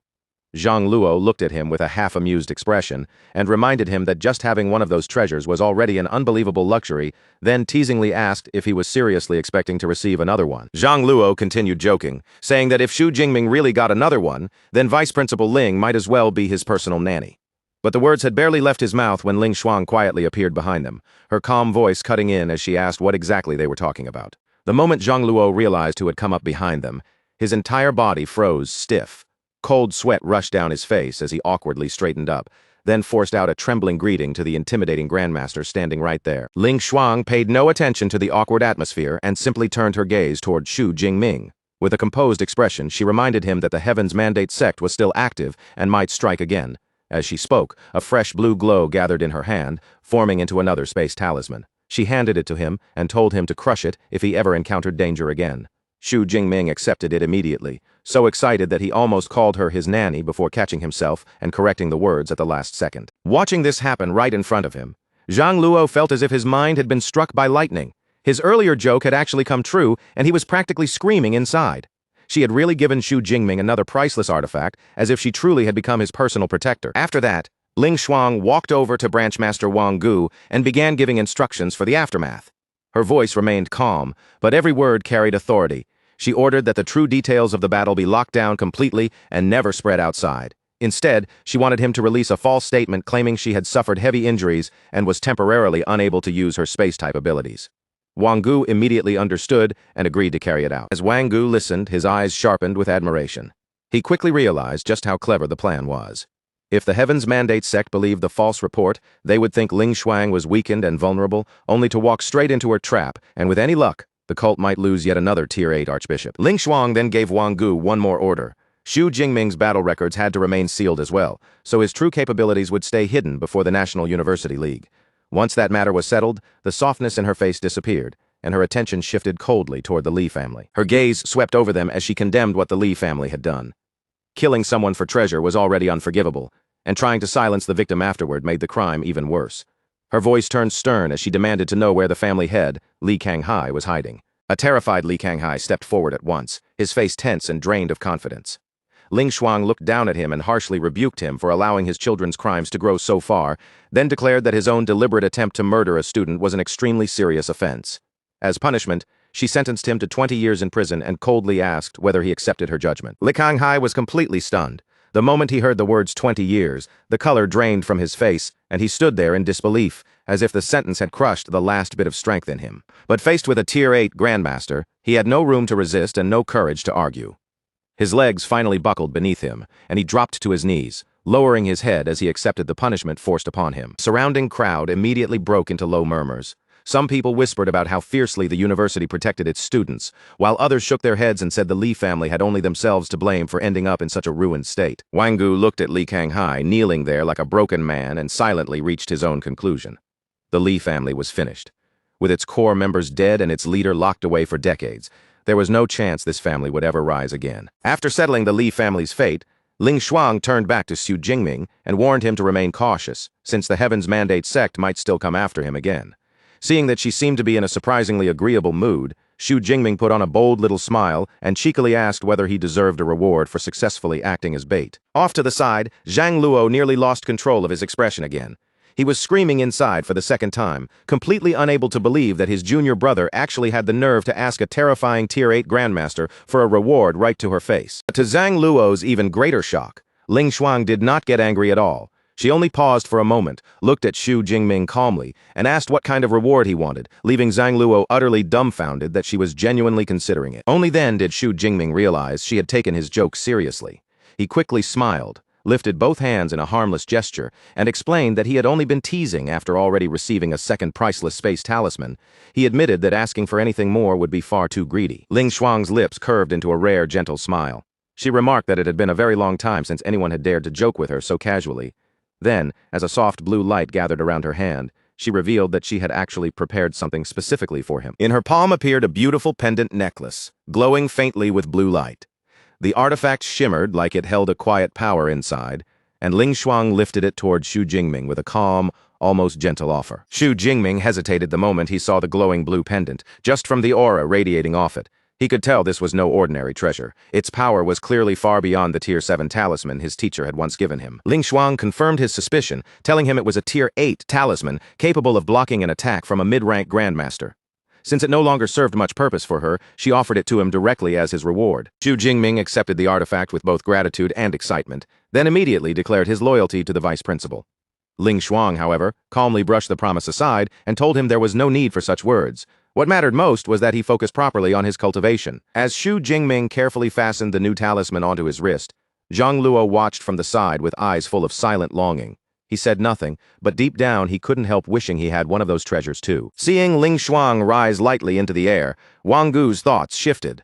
From the way she treated Xu Jingming, it was obvious just how much she valued this young student, and Wang Gu silently decided that from now on, it would be wise to stay on Xu Jingming's good side. Ling Shuang then looked toward Xu Jingming and asked whether he had finished handling everything here.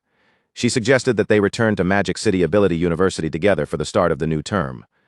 Xu Jingming answered politely, but he shook his head and explained that he still had some unfinished business to take care of. When Ling Shuang asked how much more time he needed, Xu Jingming thought for a moment before answering that it would probably take another 2 days. To his surprise, Ling Shuang did not urge him to hurry or refuse his request. Instead, she calmly decided that she would wait for him, promising that once his cultivation was complete, she would personally escort him back. Xu Jingming smiled and accepted her offer without hesitation, while Zhang Luo stood nearby with sweat sliding down his face and envy practically written all over him.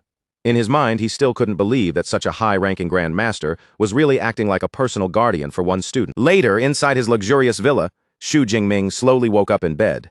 His eyes were still heavy with sleep, his expression groggy, and he reached for his phone almost out of habit to check the time. The instant he saw it, every trace of sleep vanished from his face.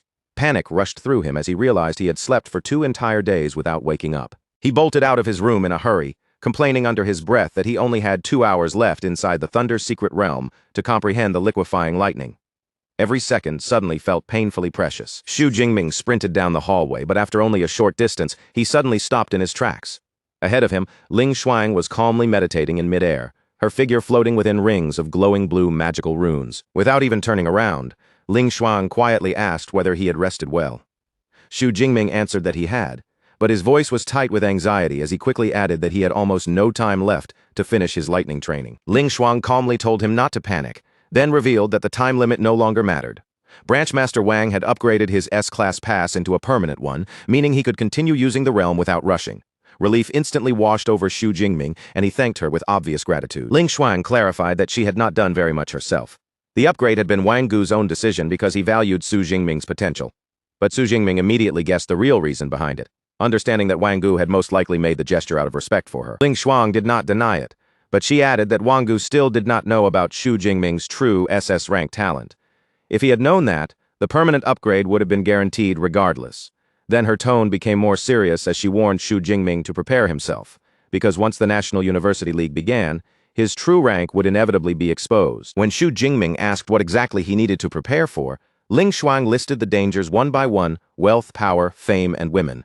She reminded him that an SS rank talent like his had not appeared in 4 years, so once people learned the truth, countless temptations would be placed in front of him, and he had to guard his mind carefully. Xu Jingming listened respectfully and assured her that he understood. Ling Shuang continued, saying that compared with wealth and power, the thing she was most worried about was temptation from women. In her eyes, that was the most common and dangerous trap used by foreign factions against young geniuses. Then she stepped a little closer, her gaze becoming strangely intense as she made an unexpectedly suggestive offer. If the 2 girls beside him were unable to satisfy his needs, he could tell her directly, and she would personally help him resolve the issue. Xu Jingming was completely caught off guard by the outrageous statement. His face flushed red almost instantly, and he stumbled over his words in embarrassment, awkwardly insisting that such extreme measures would definitely not be necessary. The tense and strange atmosphere was finally broken when Ling Shuang calmly called for someone outside to come in. Both she and Xu Jingming turned toward the doorway as the person waiting there stepped forward. Branch Master Wang Gu entered with Zhang Luo at his side. Looking at Xu Jingming, Wang Gu reassured him that the hostile Li Kanghai had already been imprisoned, and with that matter settled, the Li family would no longer be able to pose any threat to him. Xu Jingming smiled and gave Wang Gu a sincere thanks, both for dealing with the Li family's situation and for upgrading his pass to permanent access. Wang Gu simply waved off the gratitude, saying he was only doing what he should to nurture the country's top geniuses. Then, as if the permanent pass were not enough, he announced that he had also arranged 24 hours of access to the highest floor of the Thunder Tower, specifically for Xu Jingming. Xu Jingming's eyes lit up with excitement, and he quickly thanked Branch Master Wang once again for granting him such valuable access. Behind him, Ling Shuang silently raised her hand, and a glowing golden teleportation portal began to form in the air. Ling Shuang gave Xu Jingming a light push from behind, guiding him toward the golden portal as if the trip was already decided. Her tone stayed calm and effortless as she offered to take him to the Thunder Tower herself. Just before stepping into the glowing portal, Xu Jingming turned back toward Zhang Luo and said farewell to his senior brother. He promised that once his cultivation was finished, he would head straight back to school. Zhang Luo lifted his hand and waved him off, saying he had come here specifically to see him leave safely. Branch Master Wang Gu and Zhang Luo stood where they were, watching the golden light swallow Xu Jingming and Ling Shuang. In the next instant, the portal flashed brightly, then vanished completely from the room. At the Thunder Tower, terrifying bolts of raw green energy tore down from above, crashing against the building's outer walls again and again. The entire tower stood wrapped in violent arcs of power, like a fortress being struck by an endless storm. On the highest floor, Xu Jingming sat cross-legged at the center of the raging energy. Around him, fierce golden lightning exploded through the air, striking and twisting in every direction as if the entire space had turned into a thunder prison. The golden flashes reflected in Xu Jingming's eyes as he carefully sensed the energy around him. He quickly realized that the lightning here was far purer than what he had experienced on the 100th floor, and it felt much closer to the true source of thunder itself. He slowly raised one hand into the storm, focusing all of his attention on the violent arcs gathering around him. Bit by bit, he drew the raw, jagged lightning into his palm, trying to feel its structure and uncover the true nature hidden inside its chaos. 17 hours passed in that terrifying environment, and at last his relentless training began to bear fruit. The unstable arcs flickering across his hand gradually compressed inward, turning denser and brighter until they began flowing like a glowing liquid. Xu Jingming opened his eyes, and a satisfied smile spread across his face. As the liquid lightning slipped and curled over his fingers, he knew without a doubt that he had finally crossed the threshold and mastered the liquefaction stage. Rising to his feet, he casually controlled the liquid energy and shaped it into a swirling golden sphere, tightly condensed and pulsing with power. Just looking at it, he could tell that if he threw lightning in this form, the damage it caused would be devastating. Wanting a clear picture of how much he had improved, Xu Jingming called up his holographic system interface. The glowing panel appeared in front of him, ready to display every change in his current attributes. The screen lit up with his full stats, showing his SS rank ability, his greatly increased vitality and spirit, his various combat skills, and a remaining balance of more than 18,000 ability points. After looking over the numbers, Xu Jingming quickly judged that 18,000 points still would not be enough to push him into Tier 4. Instead of forcing it, he decided to strengthen his combat techniques first and wait for the National University League to earn the ability points he needed for the next level. In his mind, he pictured the survival match of the upcoming tournament, where the main focus would be hunting beasts. Since that event was certain to contain plenty of Tier 4 monsters, it would be the perfect chance for him to gather a massive amount of ability points. With his plans settled, Xu Jingming chose to invest his points directly into his combat techniques. First, he upgraded his body forging skill, the indestructible thunder body, pushing it all the way to the 5th stage. The moment the upgrade took effect, a huge burst of energy erupted from his body. Lightning surged around him, his aura sharpened violently, and even his hair turned bright and wild as the transformation swept through him. Standing there in his enhanced state, Xu Jingming could barely hide his excitement. The upgrade had cost him 15,000 points, but the result was incredible. His vitality had risen by nearly 1,000 points in one breath. But after feeling how much stronger his physique had become, Xu Jingming immediately realized his offensive power needed to keep up as well. So he made another decision and prepared to raise his fist technique to the master level too. To test the strength of his upgraded power, Xu Jingming stepped forward and threw out a thunder fist. A concentrated blast of golden lightning erupted from his punch, roaring straight ahead with terrifying destructive force. Xu Jingming looked at the deep cracks left across the reinforced wall and smirked with satisfaction. Judging from that strike, he estimated he could now kill a peak Tier 5 beast in a single blow, and even in close combat against a Tier V monster, he should be able to fight on equal footing. With his training complete and his strength greatly improved, the wild brightness in his hair gradually settled back down. Xu Jingming turned away from the battered training space and walked toward the exit. When he stepped into the hallway, Ling Xuang was already waiting there. She looked at him closely, and a hint of surprise appeared in her eyes as she sensed the changes in his body. Ling Xuang noted that not only had he achieved lightning liquefaction, but his physical strength had also increased at an astonishing speed. Xu Jingming naturally hid the existence of his system and simply claimed he had been lucky enough to break through his indestructible thunder body to the 5th stage. The vice principal immediately remembered that this body forging technique had been created by Xu Jingming's teacher. She also recalled that she had personally approved his teacher's request for a precious SS rank Tier 8 Thunder Tyrannosaurus blood essence to support his cultivation. Now that Xu Jingming's business at the Thunder Tower was finished, Ling Xuang raised her hand and summoned another golden teleportation circle. As the light spread beneath them, the two prepared to return to the university. Inside a grand Gothic castle, two hooded subordinates knelt before the leader of the Heaven's Mandate sect. They reported that Archbishop Bloodkill had been slain by Ling Xuang, and because they had fallen for the university's false information, they believed Ling Xuang was heavily injured and could no longer protect Xu Jingming. With that assumption, they requested permission to resume the assassination attempts. One hooded cultist, his jagged teeth showing beneath the shadow of his cloak, could barely suppress his eagerness. He stepped forward and volunteered for the mission, swearing that he would personally execute the young genius. But the leader of the Heaven's Mandate sect did not agree. He told his followers that the sect had already lost far too much combat power under the country's extermination order, and at this point, continuing to target Xu Jingming was no longer a wise move. Instead, he ordered every cultist to stay hidden and wait quietly for the peak of the origin energy tide. That would be the moment their supreme god descended and granted them eternity. Hearing this, The loyal followers lowered their heads and began chanting praises to their god. Back at Magic City University, an exhausted Xu Jingming met with Vice Principal Ling Shuang. His face still carried the fatigue of his training as he explained that he had forced his ability into an extreme state for 17 straight hours just to break through. Seeing how drained he was, Ling Shuang calmly took out a glowing packet of senbei crackers and offered it to him. The snack looked simple at first glance, but the faint light around it made it clear that it was no ordinary food. Xu Jingming was immediately surprised when he recognized it. This was a rare B-class resource from a secret realm, something he had only heard about before, and this was the first time he had ever seen it in person. He took a bite, and the effect was almost instant. His exhausted body seemed to refill with energy in a single wave. Ling Shuang smiled gently and explained that the snack also brought good luck, hoping it would help him defeat Jing University in the National University League and claim first place. After that, Ling Shuang looked at Xu Jingming and directly asked him to take on the role of captain for Magic City University's team in the upcoming league. Xu Jingming glanced down at the packet of senbei crackers in his hand, then looked back at her with renewed determination. He accepted the position and vowed that no matter what happened, he would lead the team to the championship. Ling Shuang was clearly pleased with his answer. She told him that the final team roster would be posted on the school website the next morning, making his captain position official. The next morning, excited students gathered all across campus, many of them standing outside with their phones already in hand. Everyone was refreshing the school website, eager to see the newly announced team roster. The announcement quickly spread through the student body. Freshman Xu Jingming had been named team captain, senior Kong Shi was listed as vice captain, and senior Yao Fang was included as one of the official members. Some students immediately worried that letting a freshman lead the team was far too risky and argued that Kong Shi should have been captain instead. Others pushed back, pointing out that Kong Shi was only a mid-rank Tier 4 fighter and could not defeat Jing University's high-ranked Tier 4 opponents, which meant Xu Jingming was their only real hope of winning. Li Chengji stared at the announcement on his phone, his expression frozen with shock. The fact that Xu Jingming had become captain proved just how powerful he had become, and Li Chengji could only bitterly admit that there was no way he could compare himself to a monster like that. Elsewhere on campus, Qi Dongxia walked beside Song Chukyu and cheerfully congratulated her friend, teasing that her man had officially become captain.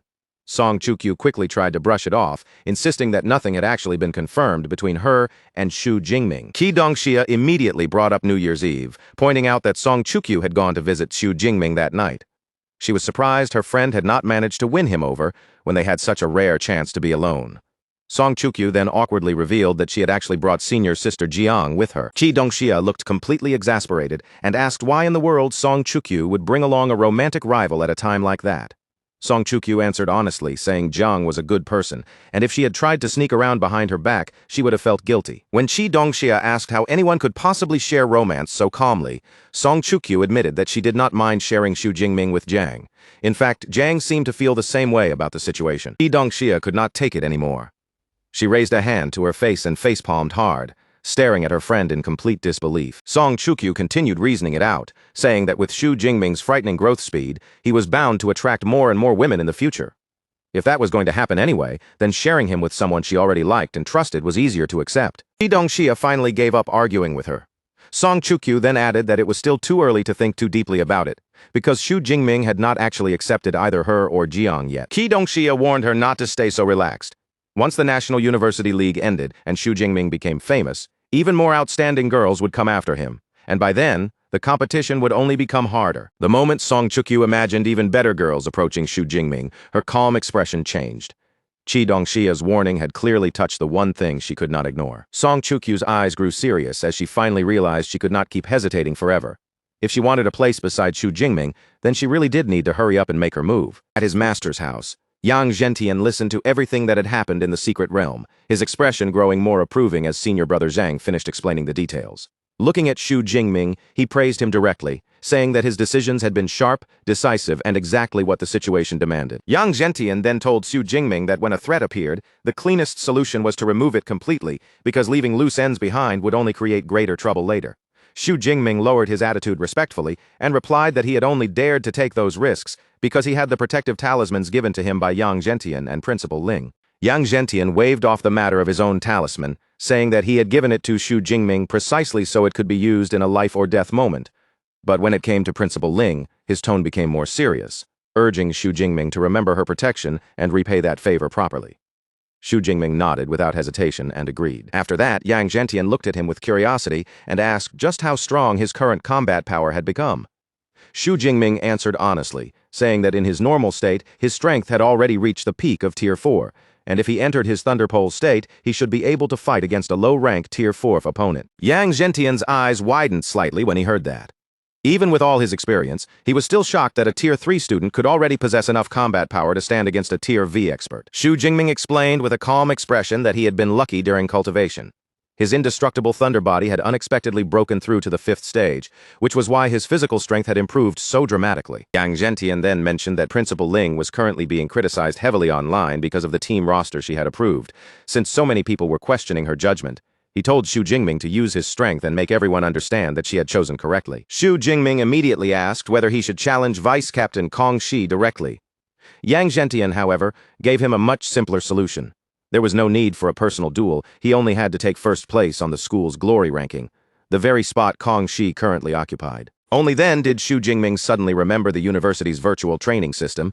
He had almost forgotten it existed, and he admitted with a slightly embarrassed expression that he used to think the system was not very useful. Yang Zhentian looked at him and encouraged him to give it a proper try. In his view, the virtual training system was far from useless, and once Xu Jingming experienced it seriously, he would understand how valuable it really was. Inside the practical training building, students moved through the wide interior, passing row after row of advanced virtual reality stasis pods. The machines stood neatly arranged, their glass covers glowing faintly under the building's lights. Nearby, 2 students were chatting as they walked. One of them confidently boasted that this time, he would definitely clear the 10th floor and push his combat power to 10,000. His friend immediately poured cold water on him, reminding him that fighting 20 Tier 2 beasts at once was basically impossible at his current rank. A staff member led Xu Jingming deeper into the building, guiding him toward a top-tier virtual cabin reserved exclusively for S-class students. Compared with the ordinary pods around it, this one looked far more advanced and carefully maintained. The students nearby quickly recognized Xu Jingming the moment he appeared.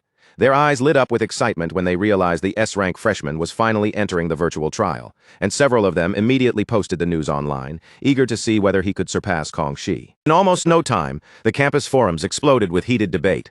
People argued non-stop over who was stronger, the Thunder Emperor or the Iron Bear, and everyone wanted to see what Xu Jingming's true combat power would look like once the ranking finally updated. Xu Jingming stepped into the stasis unit and lay down inside the cabin, his expression calm as the machine prepared to connect him to the virtual system. The glass cover slowly lowered over him, sealing the cabin with a soft mechanical hiss. Outside, the staff member stood by the terminal, carefully watching the data and making sure everything operated normally. Inside the virtual system, the AI named Eva appeared and explained that the system would create a simulated body perfectly matched to Xu Jingming's real physical strength. To complete the calibration, she asked him to release his combat abilities. Xu Jingming answered without hesitation and told her to begin. The pod immediately began scanning his physical data. Streams of information flowed across the terminal as the system synchronized with his body, locking onto every detail before starting the transfer process. Xu Jingming slowly closed his eyes as a bright white light surrounded him. In the next moment, his consciousness was pulled away from the cabin and transported into the simulation. When he opened his eyes again, he found himself standing inside a grand hall. Towering white pillars rose on both sides, and in front of him stood a massive marble monument that immediately drew his attention. Xu Jingming quickly recognized the monument as the university's ranking board. Looking over the long list of names displayed on it, he was genuinely impressed to see that more than 4,200 students were recorded there. At the very top of the board, Kong Shi held first place with a combat power of more than 500,000. Seeing that massive number, Xu Jingming finally understood why so many students doubted him. To outsiders, the gap between an unranked freshman and the strongest senior on the board looked impossibly large. Just then, a fairy-like holographic girl appeared in front of him, her figure glowing softly in the air. She introduced herself as Eva, welcomed Xu Jingming to the system, and told him to select a B-class battle suit along with a weapon. A wide array of holographic weapons immediately floated around him, each one shining with a different outline. Eva explained that he only needed to tap the weapon he wanted to equip, and if necessary, he could also adjust its weight to match his preference. Xu Jingming's gaze moved across the floating weapons before settling on a long spear. Without much hesitation, he reached out and chose it. A moment later, Xu Jingming was fully equipped in a dark combat suit, the long spear now held firmly in his hand. Eva looked at him and asked whether he was ready to start, and Xu Jingming gave a calm confirmation. Eva began counting down, and as her voice faded, a glowing magic circle lit up behind her. The first floor's trial activated, and the surrounding space began to shift. Xu Jingming was transported into a quiet grassy field, the open space stretching out around him beneath a pale sky. He stood there with his spear in hand, waiting calmly for the trial to begin. Soon, heavy footsteps thundered from within the mist. A herd of massive rhino beasts with blood-red eyes charged out, lowering their heads as they rushed straight towards Xu Jingming. Xu Jingming did not even move from where he stood. He simply raised his free hand, and golden lightning burst from his palm in a dazzling flash. The next instant, a massive explosion swallowed the charging beasts completely. Their huge bodies were destroyed in a single strike before they could even get close to him. Xu Jingming was immediately returned to the Grand Hall, where Eva announced that he had cleared the first floor and asked whether he wanted to rest before continuing.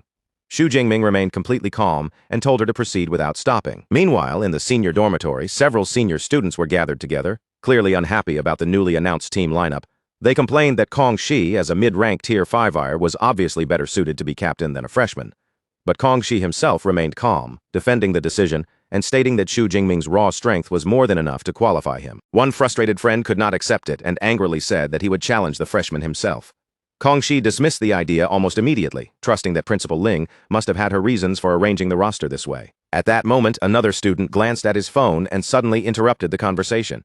He said the campus forums were blowing up because Xu Jingming had just entered the virtual trial, and everyone was waiting to see where his ranking would land. In the lounge, Kong Shi and one of the senior students opened the virtual trial rankings together. The student was stunned when he saw Xu Jingming suddenly leap from a 0 score to 42nd place with 214,000 combat power. Kong Shi's expression sharpened, and he immediately told him to check exactly when Xu Jingming had started the trial. The senior quickly checked the time on his device, and his face changed the moment he saw the result. Xu Jingming had only started the trial 3 minutes ago. Kong Shi quickly calculated what that meant, and even he could not stay completely calm. Reaching that score in such a short time meant Xu Jingming had already cleared the 20th floor, averaging an almost impossible 9 seconds per floor. The other student hurried over and joined them, confirming that the forum posts were showing the exact same progress. With multiple reports matching the ranking update, this clearly was not some system error. The senior tried to steady himself and guessed that lightning users naturally cleared early floors faster than most people. Even so, he believed the 21st floor should finally be difficult enough to slow Xu Jingming down. The standing student agreed, explaining that the 21st floor contained a low-rank Tier 4 beast. Passing that floor and reaching 240,000 combat power was already considered the threshold for the university's top students. But just as he finished speaking, he looked down at his phone and froze in shock.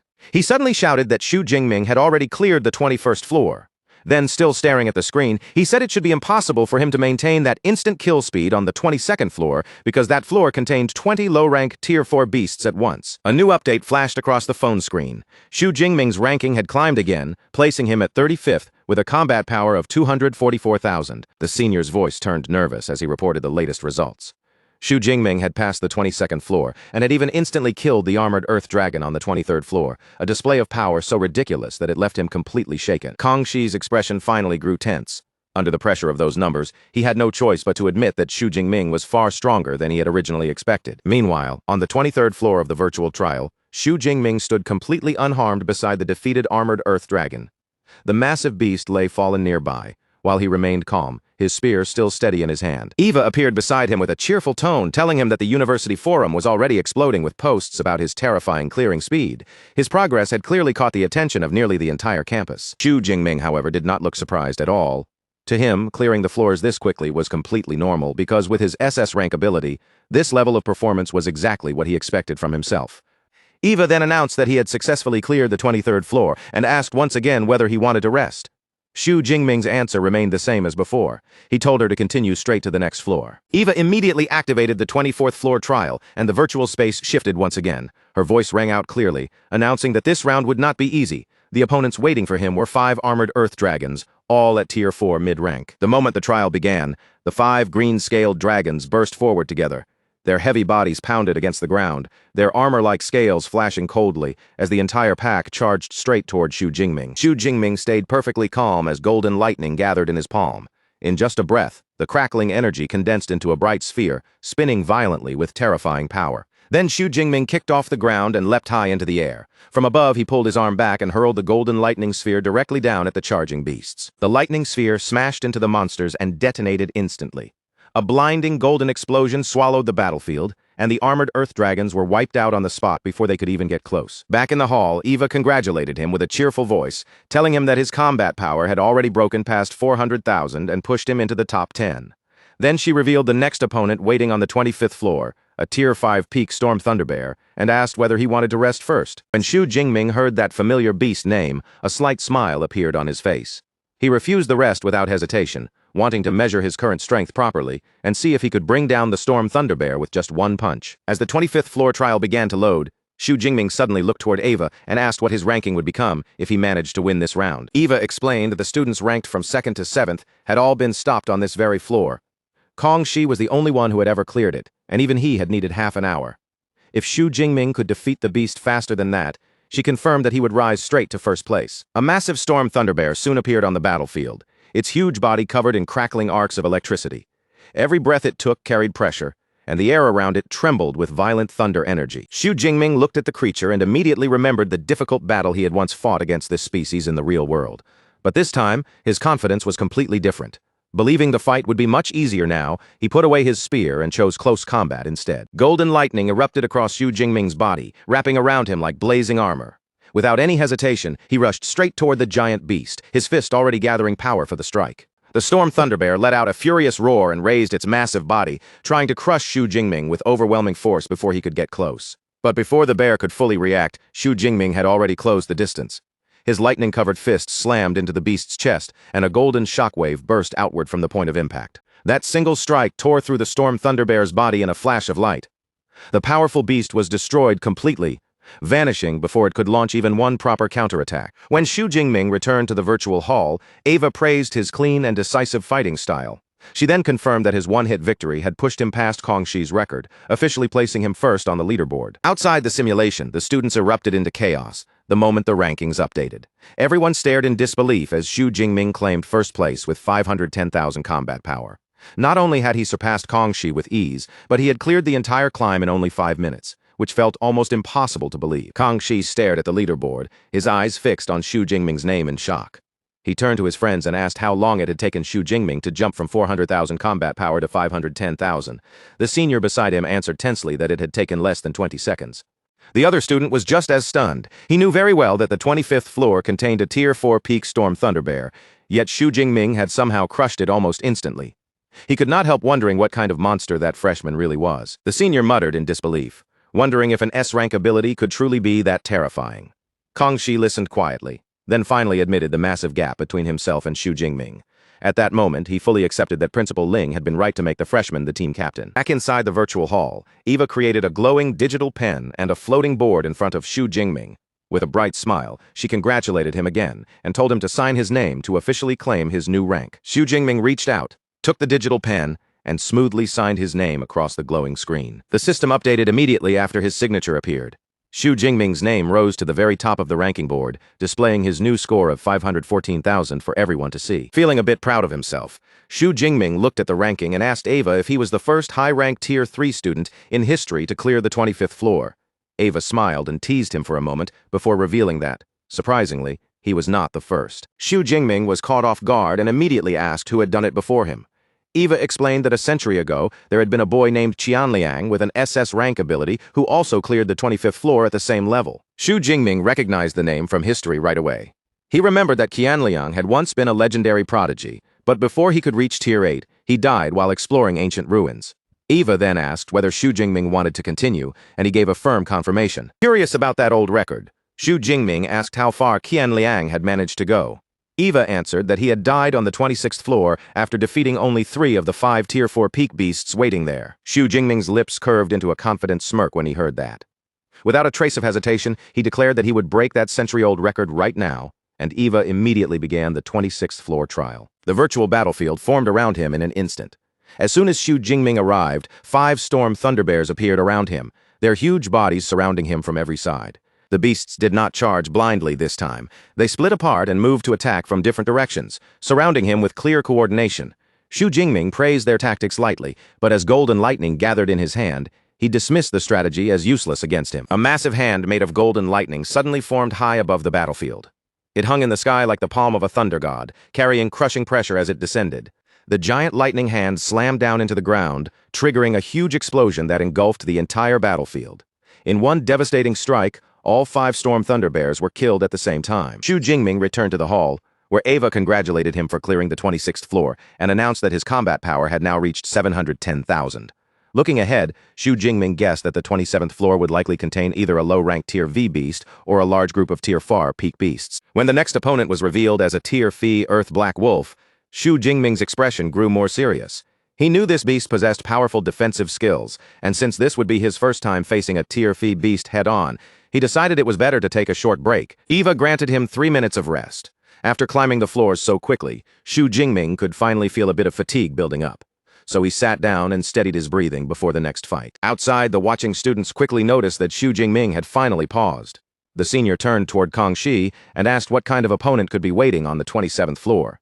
Kang Shi thought for a moment and guessed it was either a Tier V beast or dozens of Tier 4 peak beasts. The standing student doubted it would really be a Tier 3 beast, feeling that the jump in difficulty seemed too extreme. Kang Shi agreed that it was more likely to be a horde of Tier 5 monsters, but even then, the sheer number of enemies would be extremely difficult to handle. Inside the simulation, Xu Jingming's brief rest came to an end, and the 27th floor trial officially began.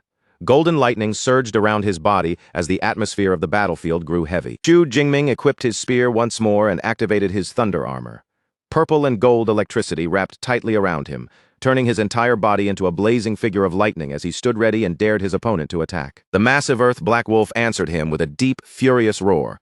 Its voice rolled across the battlefield like thunder, filled with the pressure of a true Tier V beast. Then the wolf slammed its paws hard into the ground, channeling its power deep beneath the battlefield. The earth trembled as the beast's energy spread outward. In the next moment, sharp boulders tore through the air and rained down from above like a meteor shower. Each heavy stone came crashing toward Xu Jingming with terrifying force. Xu Jingming spun his spear at high speed, smashing aside the falling rocks one after another. As the heavy impacts vibrated through his arms, excitement rose in his eyes because it had been a long time since he had faced attacks this powerful. Spotting an opening through the storm of stone, Xu Jingming kicked off the ground and jumped forward. Lightning surged along his spear as he thrust it straight toward the Earth Black Wolf. The wolf reacted with surprising speed. Before the spear could reach it, a thick stone pillar erupted from the ground, rising like a wall to block Xu Jingming's attack. Xu Jingming did not slow down at all. His spear struck the stone pillar with explosive force, and the entire barrier shattered into countless fragments. But as the dust and broken stones spread through the air, Xu Jingming immediately sensed something was wrong. The beast had used the rock wall as a distraction, and its real body had already moved. Caught off guard, Xu Jingming looked up just in time to see the Earth Black Wolf lunging down from above the shattered rocks. Its jaws were wide open, and it was already launching a deadly ambush from overhead. During the virtual trial, Xu Jingming failed to dodge in time. The Earth Black Wolf's sharp claws struck hard across his shoulder, tearing through his defense with brutal force. Blood splattered through the air as pain shot across Xu Jingming's shoulder. In that instant, he understood clearly that with his current defense, he could not easily withstand the attacks of a true Tier V beast. Xu Jingming raised his hand and fired out several bolts of lightning in quick succession, the golden arcs cutting sharply across the battlefield. But the Earth Black Wolf moved like a dark blur, slipping between each strike with almost effortless speed. As Xu Jingming watched the beast dodge again and again, his expression grew more serious. The wolf's speed was simply too frightening, making even his S-class ranged lightning attacks difficult to land. If he wanted to defeat it, he could no longer rely on distance. He had to force the fight into close quarters. With that decision made, Xu Jingming tightened his grip on the spear and lunged forward. The spear flashed with lightning as he clashed head-on with the Earth Black Wolf, trading fierce blows while the beast countered every strike with brutal aggression. The wolf suddenly swung one massive claw toward him, and Xu Jingming raised his spear just in time to block it. The impact exploded between them, sending a powerful shockwave rippling across the battlefield. Feeling the force behind that strike, Xu Jingming immediately kicked off the ground and leapt backward. He needed a little space to reset his stance, or the beast's relentless pressure would swallow him whole. Green lightning crackled violently along his spear, as Xu Jingming poured more power into the weapon. Then he swung with all his strength, smashing the charged spear directly against the wolf's heavy claws in another fierce collision. Realizing that ordinary attacks would not be enough, Xu Jingming pushed his power to the very edge. His aura surged wildly, and his body began to shift into an even stronger combat state. His hair flared upward as explosive golden lightning erupted around him, wrapping the battlefield in blinding flashes. With a devastating strike, he shattered the ground beneath his feet, sending broken rocks flying toward the Earth Black Wolf like a storm of stone and thunder. Eva watched the battle unfold inside the simulation and could not hide her admiration. She noted that Xu Jingming's S-class strength was exceptional, especially since he was the first 19-year-old in a century to display Tier 5 combat power, and with his sharp battle instincts and tactical awareness, he was even more dangerous than the beast he was fighting. After a long and grueling fight, the massive Earth Black Wolf finally collapsed, its body covered in wounds as blood spread beneath it. Nearby, Xu Jingming was just as exhausted, down on one knee with his spear planted into the ground to keep himself from falling. He lowered his head and panted heavily, every breath coming rough and strained. Even in the virtual world, that battle had pushed him far harder than he expected. When Xu Jingming was brought back to the clean white virtual hall with Eva beside him, he quietly thought back over the fight. The biggest problem was obvious. He lacked an S-class spear technique, which had made the battle far more difficult than it needed to be. He decided that once he had the chance, he would head into the wilderness and harvest enough ability points to obtain a proper spear skill. Eva's voice turned bright with excitement as she congratulated him. His combat power had soared to a record-breaking 10,000 points, officially breaking past the million mark. Xu Jingming was genuinely surprised by how much his score had jumped. Eva explained that defeating a Tier V beast was an extremely rare achievement, so the reward in combat power was naturally huge. Then she asked whether he wanted to attempt the 28th floor, warning him that the next challenge would be 5 low-rank Tier V Earth Black Wolves. Xu Jingming agreed to continue, but after such a demanding fight, he did not rush in immediately. He asked Eva to give him a short break first so he could recover some stamina. News of Xu Jingming breaking 1 million combat power spread across campus at terrifying speed, instantly setting off a huge uproar. Students began shouting that Magic City University would dominate the National University League with ease, and many excitedly rushed toward the training tower just to see the results for themselves. The senior students were completely stunned by the news that a Tier 3 student had actually defeated a Tier V beast. Kong Shi glanced at his friend with a faint teasing look and asked whether he still planned to challenge Xu Jingming for the captain position. The student who had been so confident earlier went pale and nervously dropped his phone. His voice lost all its arrogance as he admitted that someone with 1 million combat power could probably crush him with a single finger. Yang Zhentian looked at the updated rankings on his phone and a proud smile slowly appeared on his face. He knew very well that a Tier 3 fighter defeating a Tier V beast was a rare achievement, even on a global scale. Even among SS rank users. What amused him most was that his most independent student had also become his strongest one. As the team's coach, Yang Zhentian immediately realized that their entire tournament strategy had to be rewritten around Xu Jingming's overwhelming strength. With a performance like this made public, Vice Principal Ling Xuang could finally stop worrying about the criticism surrounding her choice of captain. Relaxing on a plush sofa, Vice Principal Ling Xuang looked down at her phone with a warm smile. She understood right away that Xu Jingming had intentionally pushed for such a high score to prove her decision correct in front of the whole school, and she quietly appreciated the effort. After fully recovering his energy, Xu Jingming stood up again inside the virtual hall. Golden lightning surged around him as he told Eva he was ready to begin the 28th floor. In the next instant, Xu Jingming was transported back onto the battlefield. A glowing magic circle faded beneath his feet, and 5 snarling earth black wolves already surrounded him from every side. The pack launched its assault immediately, moving with sharp coordination. One after another, they hurled heavy boulders toward Xu Jingming, filling the battlefield with a relentless storm of stone. Xu Jingming spun his spear as fast as he could, knocking away the incoming rocks again and again. But the combined barrage was overwhelming, and even he felt the pressure rising with every heavy impact. The strain of defending against all 5 beasts at once quickly became too much. One earth black wolf seized the opening, lunged in from the side, and viciously bit into his shoulder before whipping him up into the air. Xu Jingming cried out as the pack's combined strength completely overwhelmed him. The 5 Tier V beasts swarmed in together, tearing his simulated body apart with brutal speed. The virtual battle ended abruptly. A glowing magic circle appeared above the shattered battlefield, and the entire simulation began to reset around him. Xu Jingming's avatar respawned back in the virtual hall, his body still flickering with half-formed digital pixels. Eva gently told him that he had failed the 28th floor trial. Looking down at his reconstructed hands, Xu Jingming accepted the result calmly, admitting that defeat was expected against those odds, though the sensation of dying in the simulation felt strangely unreal. Eva explained that the death sequence in the simulation only removed sensory input to protect the user's brain. She added that the system could reproduce the feeling of true death if needed, but doing so carried a serious risk of damaging the user's mind. Furious despite his defeat, Xu Jingming asked what kind of challenge waited on the 29th floor. Eva gave him a playful look and said she normally would not reveal that to someone who had failed, but since he was an S-class student, she would make an exception. Eva then revealed that the 29th floor contained a single mid-rank Tier Phi Earth Black Wolf, while the 30th floor contained 5 of them. She also mentioned that the university's current virtual trial system only went up to the 30th floor. Xu Jingming was a little surprised to hear that the trial ended so soon and asked why there were so few floors. Eva crossed her arms and reminded him dryly that ordinary students were not monsters like him. Since most seniors graduated around Tier 4 mid-rank, 30 floors were already more than enough. Xu Jingming smiled with relaxed confidence and remarked that, at this rate, the university would probably need to add more floors soon just to keep up with him. Eva laughed and told him to clear the 30th floor first before making demands like that. As Xu Jingming's avatar began dissolving for log out, she added that taking first place on the leaderboard came with a seasonal reward of 2,000 credits. which had already been deposited into his student account. A moment later, Xu Jingming opened his eyes in the real world as the stasis pod around him powered down. He stepped out of the advanced machine and looked down at his hand, still thinking about how real everything had felt. Aside from the painless death sequence, the university's virtual technology was so convincing that the battlefield had felt almost no different from reality. But before he could think any further, he lifted his head and suddenly froze. Something outside the pod had clearly caught him completely off guard. A huge crowd of students had packed into the training facility, surrounding his stasis machine from every direction. All of them had been waiting eagerly for the moment he came out. The students erupted into wild cheers the instant they saw him.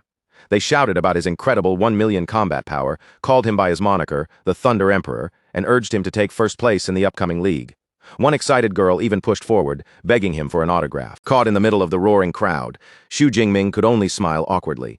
He was a little overwhelmed, but also amused, silently realizing just how enthusiastic his schoolmates could be. After finally slipping away from the excited mob, Xu Jingming did not get far before he ran into Song Chukyu. Song Chukyu greeted him with a bright smile and cheerfully congratulated him on officially taking first place on the leaderboard. Xu Jingming brushed it off modestly, saying it was only a normal performance for him. Then Song Chukyu changed the topic, reminding him that before he left for the secret realm, he had promised to spar with her after coming back. With a hopeful look, she asked whether he was free that afternoon. Xu Jingming teased her playfully, asking whether she had not lost enough times already. Song Chukyu immediately raised her fist with confidence and challenged him back, telling him to beat her into submission if he really had the ability. Amused by her confidence, Xu Jingming reminded her that he had defeated both her and Jiang Tushuan rather easily before. Even so, he agreed to the spar, but told her it would have to wait until evening because he still had a mandatory team training session. Song Chukyu accepted happily and said she would come find him later. As Song Chukyu watched Xu Jingming walk away, a faint blush rose across her face. She could not help marveling at how quickly he had grown, and deep down, she quietly hoped that her romantic push tonight would finally succeed. Meanwhile, Yao Fang and Kong Shi arrived at a specialized circular room equipped with advanced training pods. The room looked built specifically for high-level team practice, with the pods arranged neatly around the space. Yao Fang glanced at Kong Shi and asked how he felt about losing his top rank. Kong Shi answered calmly, showing no resentment at all. He admitted that Xu Jingming's overwhelming strength proved he truly deserved the first-place title. At that moment, Shen Dongling appeared with a blue-haired senior student walking beside him. Hearing Kong Shi's answer, he praised him for having such a mature mindset. The blue-haired student was the first to notice movement near the entrance. His eyes shifted that way, and he immediately spoke up, warning the others that someone was coming. Xu Jingming walked into the room with an easy smile on his face. As he arrived for their scheduled practice, he greeted his senior teammates politely, keeping his tone calm, respectful, and completely natural. Stepping into the training facility, Xu Jingming saw the others already gathered there, including Shen Dongling, Yao Fang, and Kong Shi. The moment they noticed him, they straightened slightly and greeted him with respect, acknowledging him as their captain. Coach Yang Zhentian brought the whole team together without wasting time. He looked across the group and told everyone to enter the virtual stealth cabins so their practice session could officially begin. A brilliant flash swept over them, and in the next instant, the entire team was transported into a wide, empty virtual space, glowing with clean white light. Once everyone adjusted to the virtual environment, the coach began explaining the purpose of the session. Their upcoming matches would depend heavily on teamwork, so he started with introductions, making sure each member understood the powers and roles of the others. He first laid out the team structure for everyone. Altogether, they had 8 members, 5 main starters who would take the field first, and 3 substitutes ready to step in when needed. The coach began with their vice-captain, Kong Shi. He explained that Kong Shi possessed the A-rank ability, Solid Iron Giant Bear, a power that greatly strengthened his body and made him the team's frontline tank, the one meant to withstand pressure head-on. After that, the coach moved on to Shen Dongling, introducing her as the team's assassin and explaining that she wielded the A-rank Demon Moon Bloodfox ability. Then he pointed to Yao Fang, their long-range mage, whose power was the A-rank Extreme Cold Ice Soul. The final starting member was Gu Wan. She served as the team's support, using her myriad-turning spiritual light to mend injuries during battle and strengthen her teammates when they needed extra power. Then the coach shifted to the substitute members. Tao Guan was introduced as a warrior with the A-rank Bronze Body, while Li Chengfeng was a mage who controlled the A-rank Abyssal Karmic Fire. Finally, there was Su Ruyun, a support player whose A-rank Gentle Spirit Water could aid the team from the backline. With the rest of the lineup already explained, the coach finally turned his attention to Xu Jingming. Everyone's focus naturally followed, because it was time to formally talk about the captain's abilities. Before the coach could continue, Yao Fang cut in with a casual tone. He said there was no real need to explain anything, since everyone already knew their captain was a rare S-rank awakener. But the coach immediately corrected him, and his next words made the whole team freeze.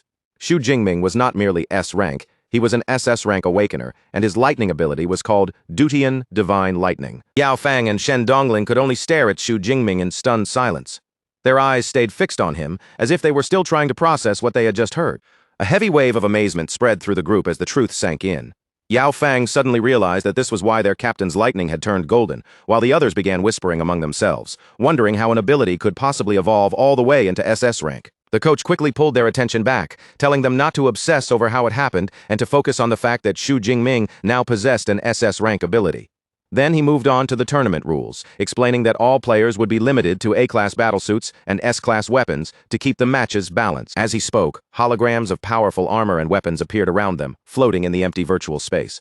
The coach explained that they could choose from the available virtual equipment, and if they wanted, they could also upload the data of their real-life weapons for later practice sessions. Xu Jingming reached out and picked up a standard virtual spear, holding it in his hand. He quickly understood the reason behind the restrictions. Without limits, elite universities could simply hand their students SSS-class gear and crush ordinary schools before the battle even began. Because of that, Xu Jingming silently decided that before the next session, he would upload the data for his own Flowing Cloud Golden Edge spear. Before moving into teamwork drills, the coach asked everyone to demonstrate their skills, so the team would know what each person could do in battle.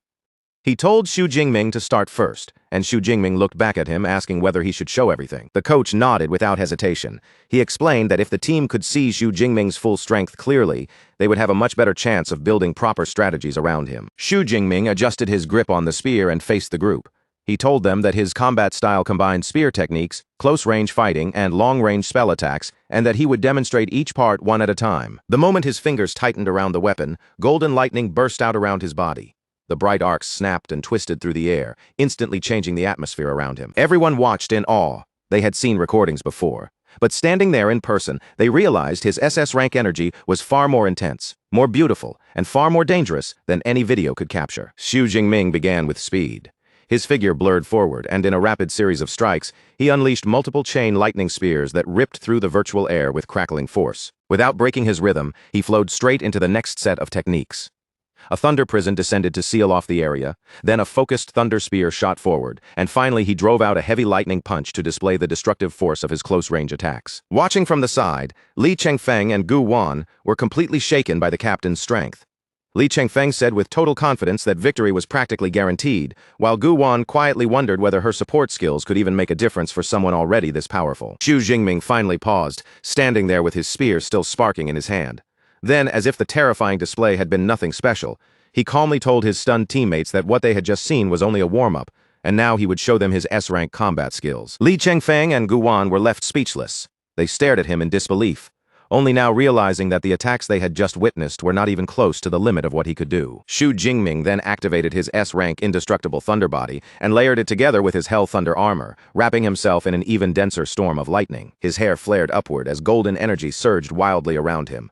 Tao Guan immediately broke into a sweat because he could tell at a glance that the captain's lightning armor was far tougher than his own bronze body. Then Xu Jingming shifted back into a fence and released his heavenly lightning technique. A massive blast of magic tore across the virtual field, leaving the team stunned once again as they realized he had mastered yet another S-rank move. Even after causing that level of destruction, Xu Jingming remained completely calm. He simply said that the attack was still not his strongest, then raised his hand as blazing red lightning gathered at his fingertip, preparing to reveal his ultimate trump card. He fired the attack, and a gigantic fiery finger descended from the sky. It crashed down into the ground with overwhelming force, as if the heavens themselves had struck the battlefield. The impact erupted into a massive explosion. Blinding light and raging fire swallowed the field, washing over the virtual battlefield until almost nothing could be seen. When the smoke finally thinned, Shen Dongling and Yao Fang slowly approached the edge of a huge glowing crater. They stared down into it in shock, unable to believe that a student could unleash damage on such a terrifying scale. Kong Shi, clearly shaken by the blast, turned to the coach and asked just how durable the virtual floor really was. When the coach answered that it was as strong as C-class alloy, Kong Shi's face went pale, because anyone hit directly by that attack would have been reduced to ashes in an instant. After witnessing such outrageous power, the rest of the team suddenly felt a little unnecessary. Tao Guan gave a nervous laugh and said they might not even need to fight if the captain opened with that move, while Shen Dongling sighed, admitting that their presence really did seem pointless. Tao Guan, realizing how ridiculous the situation had become, pleaded with the coach to make Xu Jingming hold back during the actual matches. The coach only brushed the concern aside, telling them that if they wanted any chance to fight, they had better move fast before their captain wiped out the opposing team. Looking at his powerful student, the coach could not help smiling to himself. He remembered how badly they had lost to Jing University the year before, but now, with Xu Jingming standing on their side, he was certain they would not suffer that kind of defeat again. Xu Jingming brought his demonstration to an end and said that those were all the combat techniques he had learned so far. The coach then turned to the rest of the team, telling them it was their turn to show their abilities so they could finally begin real cooperative practice. The teammates quickly activated their powers one after another, filling the virtual space with brilliant bursts of ice, flames, flowing water, blood-red energy, and heavy defensive armor. Curious about whether her ability would work well with his, Gu Wan walked over to Xu Jingming. She asked if she could test her buffs on him, still unsure whether her A-rank support skills would have any real effect on an SS-rank fighter. Xu Jingming agreed without hesitation, and Gu Wan immediately released her ability. A soft green light spread over him, wrapping his body in a gentle glow. The result surprised him more than he expected. Feeling his strength rise by a full 30%, Xu Jingming immediately understood why every serious team needed a reliable support player. After they finished running through their teamwork drills, the coach finally called the session to a close. He dismissed everyone else, but specifically told Xu Jingming to stay behind. The other teammates waved goodbye one after another and logged out of the virtual space. Their bodies faded from sight, leaving the training field quieter with each disappearing figure. Now that they were alone, the coach looked at Xu Jingming and said they needed to discuss the team's battle plan. Xu Jingming simply nodded, telling his teacher to speak freely. The coach explained that the tournament format would be extremely demanding, forcing them to fight several top schools one after another.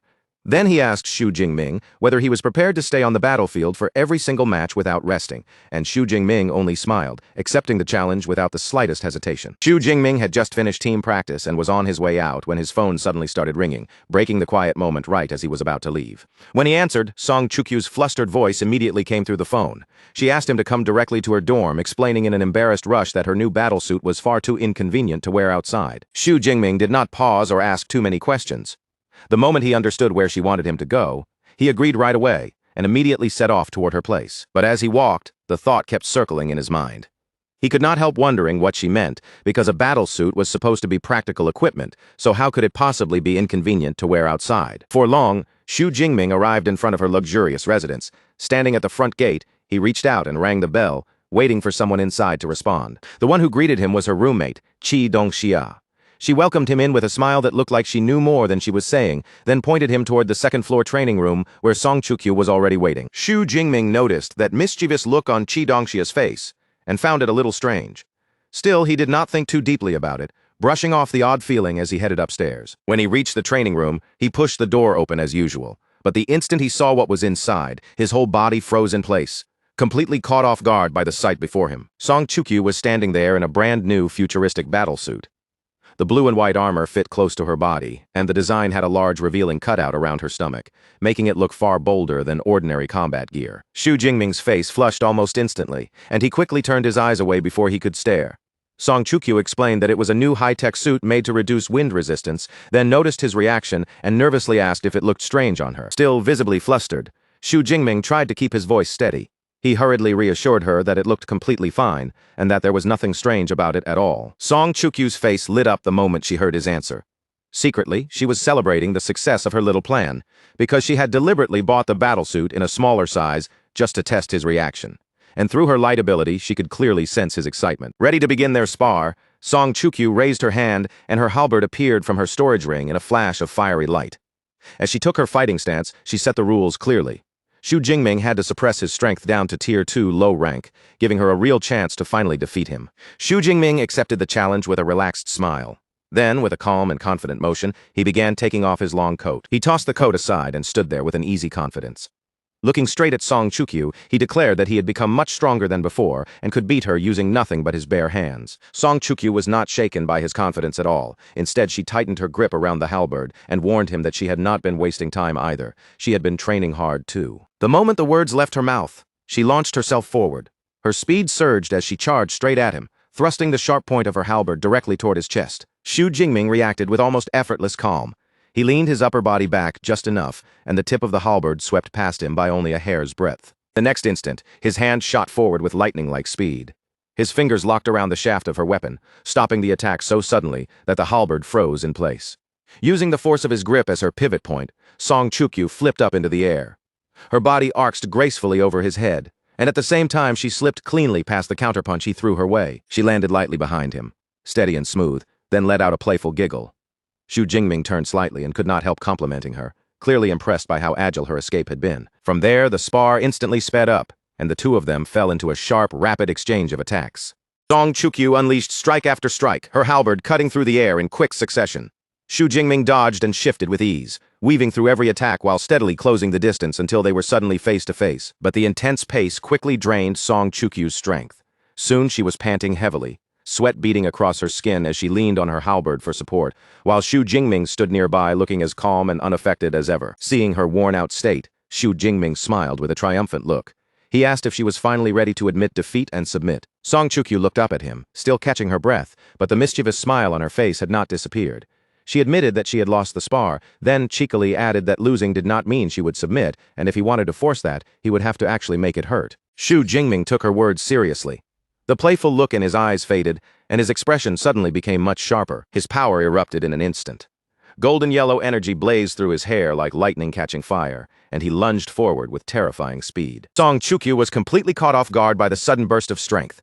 She barely had time to gasp before Xu Jingming crossed the distance in a flash, stopping only inches away from her face as his hand grabbed her halberd. The moment his battle focus broke, Xu Jingming seemed to realize what had happened. He quickly stepped back, looking awkward as he apologized and admitted that for a brief moment he had lost control. Song Chukyu was still breathing unevenly, but she immediately reassured him that it was not his fault. She guessed that the aggressive surge was probably connected to the dragon-type beast bloodline he had absorbed. After that intense moment, the air between them suddenly felt heavier and far more intimate. Gathering her courage, Song Chukyu hesitated for a second before nervously asking if she could ask him something. Her cheeks turned red as she lifted her gaze to meet his. Then, with surprising boldness, she asked him directly whether he liked her, leaving Xu Jingming stunned for a moment. The playful mood around Xu Jingming disappeared completely. He looked straight into her eyes, and this time, his answer was sincere and clear.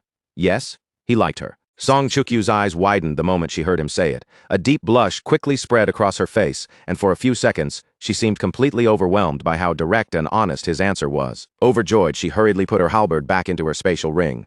Her voice was filled with excitement as she asked him again if he truly meant what he had just said. Unable to hold back her happiness any longer, Song Chukyu confessed her own feelings too. Then she threw herself into his arms and asked him to officially be with her. Xu Jingming smiled warmly as he caught her. Holding her close, he agreed without any hesitation. Then, without wasting even a second, he leaned in and kissed her deeply. Song Chukyu was caught by surprise as he pulled her closer, lifting her slightly off the ground in a passionate embrace. When they finally parted, Song Chukyu was so flustered that she covered her mouth with one hand. Shyly, she asked why he had never been this bold before, and Xu Jingming playfully replied that if they had not officially become a couple, acting like that would have made him a hooligan. Hearing his reasoning, Song Chukyu turned her head away with a bashful look. Still, she playfully agreed that his logic did make sense. Then, before Xu Jingming could react, she leaned in close and gave him a quick, unexpected kiss on the cheek. Xu Jingming touched his cheek in surprise, and Song Chukyu explained her reason with a small pout. Since Jiang Chushuan had left a mark on him before, she wanted to leave one of her own too, making him marvel at just how close the two of them really were. Song Chukyu then began praising her senior sister's character without hesitation.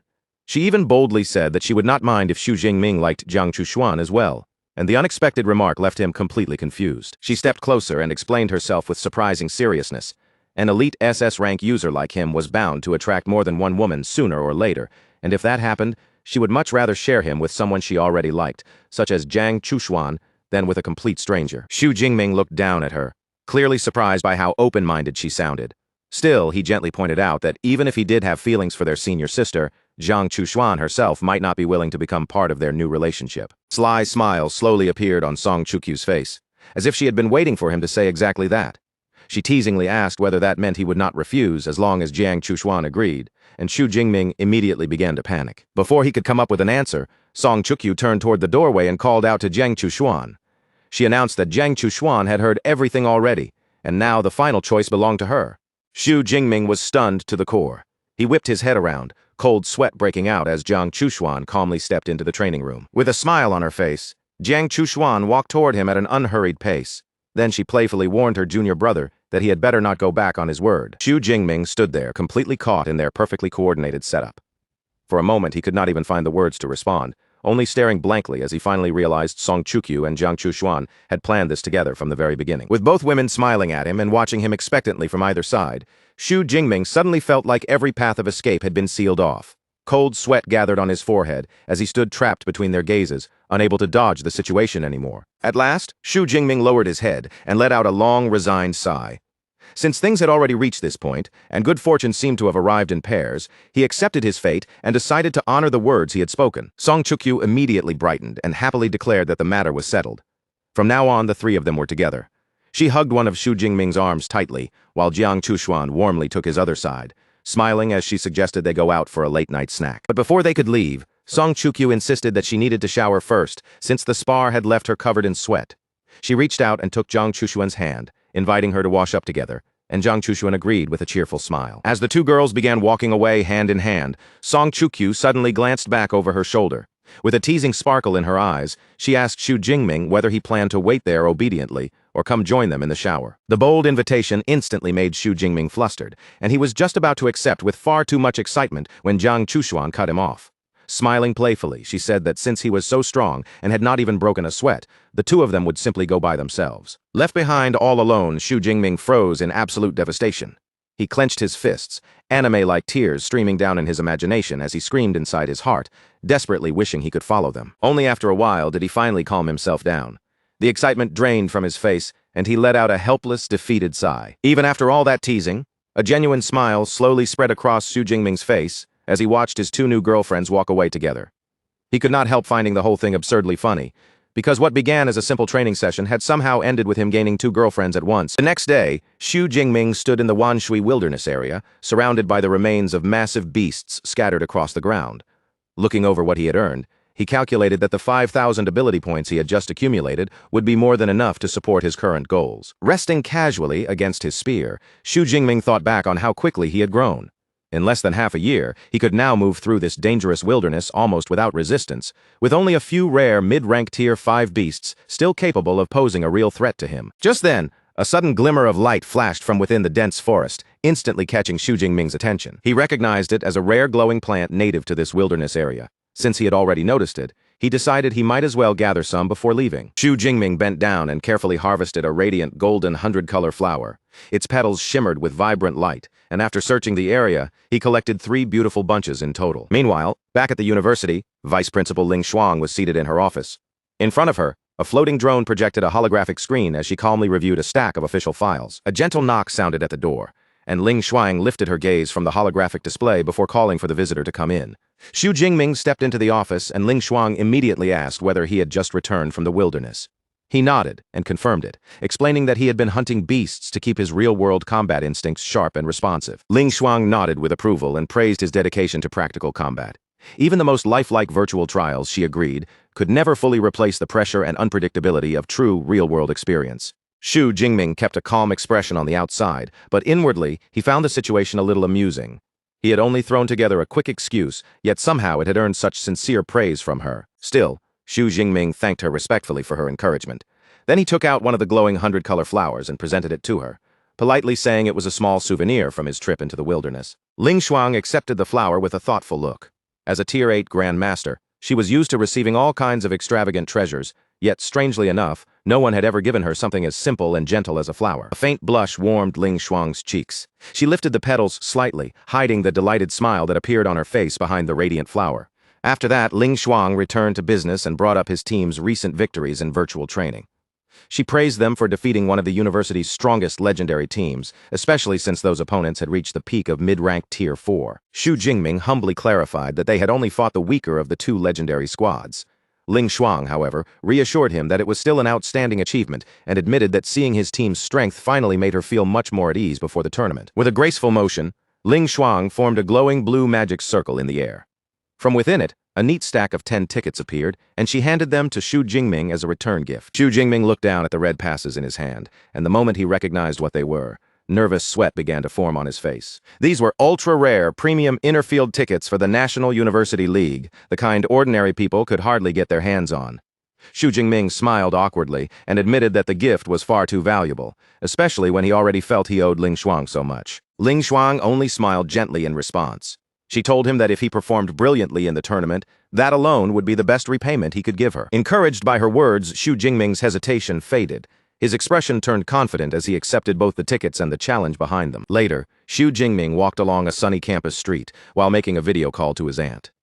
He offered her some of the tournament tickets, and she accepted happily, clearly relieved because his cousin had been worrying about how to secure seats. As he passed by a local coffee shop, Xu Jingming silently counted the remaining tickets in his mind.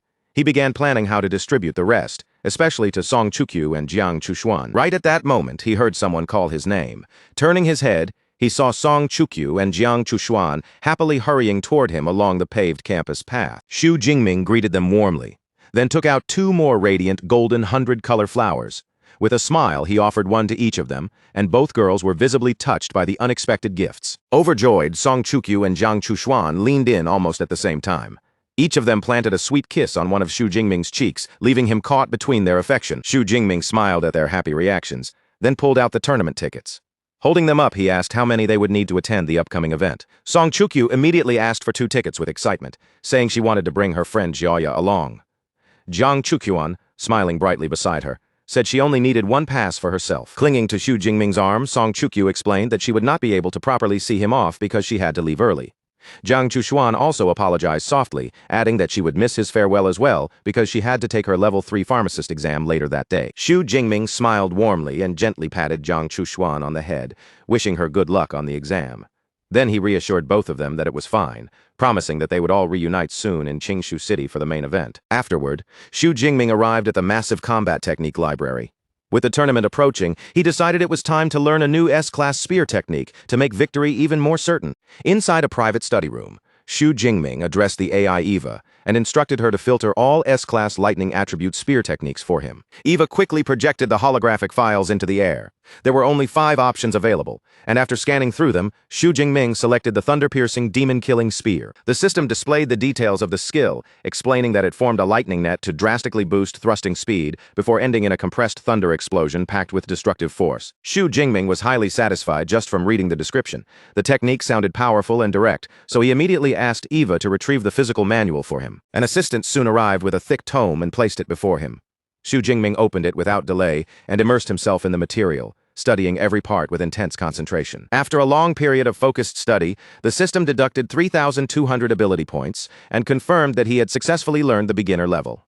Xu Jingming closed the book with a crisp clap, smiling as he realized the technique's explosive power matched his combat style perfectly. Leaning back, Xu Jingming stretched his body in satisfaction and silently praised the system's instant learning ability. Since this new technique cost even more points than his Thunder God finger, he became even more eager to test just how destructive it could be. However, his preparations were not finished yet. Xu Jingming turned back to Eva and instructed her to bring up the library's latest A-class lightning combat techniques. Among the newly projected holographic files, one A-class technique immediately caught his attention: Lightning Shadow. It used energy to create a trailing clone that mirrored the user's attacks, and each follow-up strike could deal up to 30% of the original damage, making combos flow almost seamlessly. The more Xu Jingming considered it, the more he recognized its tactical value. A clone that could follow up on his attacks would perfectly cover the openings in his combat rhythm, making his offense far harder to interrupt. Used properly, this technique could offer the same kind of practical value as an S-class skill. Xu Jingming made up his mind almost immediately, pointed firmly at the holographic display, and selected Lightning Shadow, while Eva quickly confirmed his choice. By the next morning, a massive transport airship was already waiting for the team on the athletic field, its huge frame casting a long shadow across the open ground. Near the boarding ramp, Zhou Ying looked over the team's official new uniforms with obvious satisfaction. The sleek design, clean lines, and imposing style clearly suited the image of a university team heading into a major tournament. A huge crowd of students had gathered to send them off, their cheers rising one wave after another for Magic City U. Many of them were especially shouting for the Thunder Emperor, begging him to show no mercy and sweep through the competition. As Xu Jingming walked up the ramp with his teammates, he turned slightly toward the cheering students. With a calm but confident smile, he raised his hand and waved, acknowledging their passionate support. The airship's engines roared to life, and the enormous vessel slowly lifted from the field. Under the clear sky, the team officially set off toward the tournament. Meanwhile, in Qingshu City, the sprawling host city for the event, Xu Ping stood before a neat formation of uniformed students and addressed them with a serious expression. He reminded them that the city's close proximity to the number 5 demon lair meant security had to be absolutely flawless.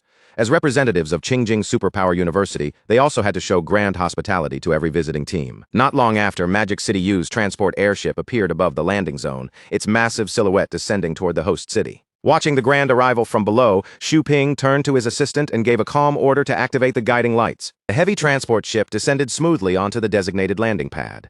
As it touched down, powerful gusts swept outward, forcing the surrounding air to ripple with the force of its arrival. When the team stepped out in their matching long coats, the waiting crowd immediately stirred with excitement. Some onlookers recognized Kong Shi and whispered in awe about his mid-rank Tier 4 strength, while others pointed out Shen Dongling's striking and formidable presence. Then the crowd's attention shifted to the final figure emerging from the airship. It was the rapidly rising S-rank Thunder Emperor himself, Xu Jingming. Xu Jingming stepped forward with a calm, focused look in his eyes. He knew that the tournament had truly begun now, and from this point onward, there was no longer any need to hide his true SS rank ability. After the team arrived in Qingshu City, Xu Ping personally welcomed Vice Principal Ling Shuang and the Magic City U team. He invited them to a lavish luncheon prepared in their honor, and Ling Shuang accepted the gesture with polite composure. As the group entered the elegant venue, the staff greeted them respectfully, guiding them inside with careful courtesy and polished manners. Their arrival quickly drew the attention of the other guests. Two bystanders began gossiping about Xu Jingming, with one praising the handsome S-rank captain, while the other scoffed at his Tier 3 level and assumed Magic City U was only using him as a promotional figurehead. Zhou Ying heard the remarks and quietly whispered to Xu Jingming that people were looking down on him.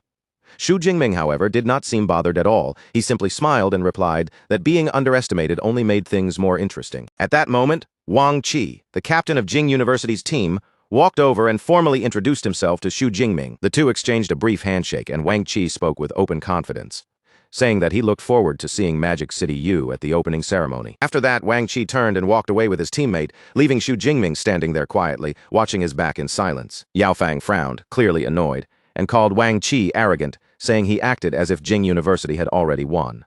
But Zhou Ying pointed out that the rival captain did have reason to be cocky, since he was a Tier 4 high-rank fighter with a pseudo-S-rank ability known as Heavenly Universe Meteorite. Yao Fang clenched his fist, anger burning in his eyes. He swore that they would crush Jing University's overconfidence during the tournament and refused to let them repeat last year's victory. Xu Jingming calmly brushed aside the tense atmosphere and suggested they focus on eating first. After all, he still needed to head to the high-speed rail station soon to pick up his guests. At the same time, a train pulled into the city's rail station, slowing to a stop amid the noise and movement of the busy terminal. Tang Qi, Zhou Mingyang, and Meng Di stepped off the train together.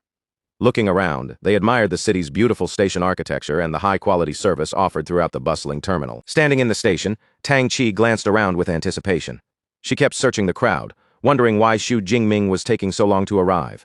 Her waiting was interrupted when a young man named Ke Liang approached with a smug smile, clearly walking over with no intention of hiding his interest. Looking Tang Qi up and down, Ke Liang called her a long-legged beauty and boldly asked if they could exchange contact information. Tang Qi was not impressed in the slightest. Her expression turned cold, and she rejected him firmly, making it clear that she did not give her number to strangers. Ke Liang's teammates immediately burst into laughter. A spiky-haired student teased him for finally getting rejected despite his good looks, while a pink-haired girl laughed so hard that she said she had to tell their captain about it. Ke Liang's face twisted with humiliation and anger. Unable to swallow the rejection, he insulted Tang Qi, calling her a snob and claiming she should feel honored that he had bothered to ask at all. Zhou Mingyang's expression darkened at once. Angered by the insult, he stepped forward protectively as wind energy began swirling around him, demanding that Ke Liang repeat what he had just said. Ke Liang only smirked, clearly amused that someone in front of him actually dared to step up and challenge him. Then he released his own aura, and the pressure that erupted from him was far stronger.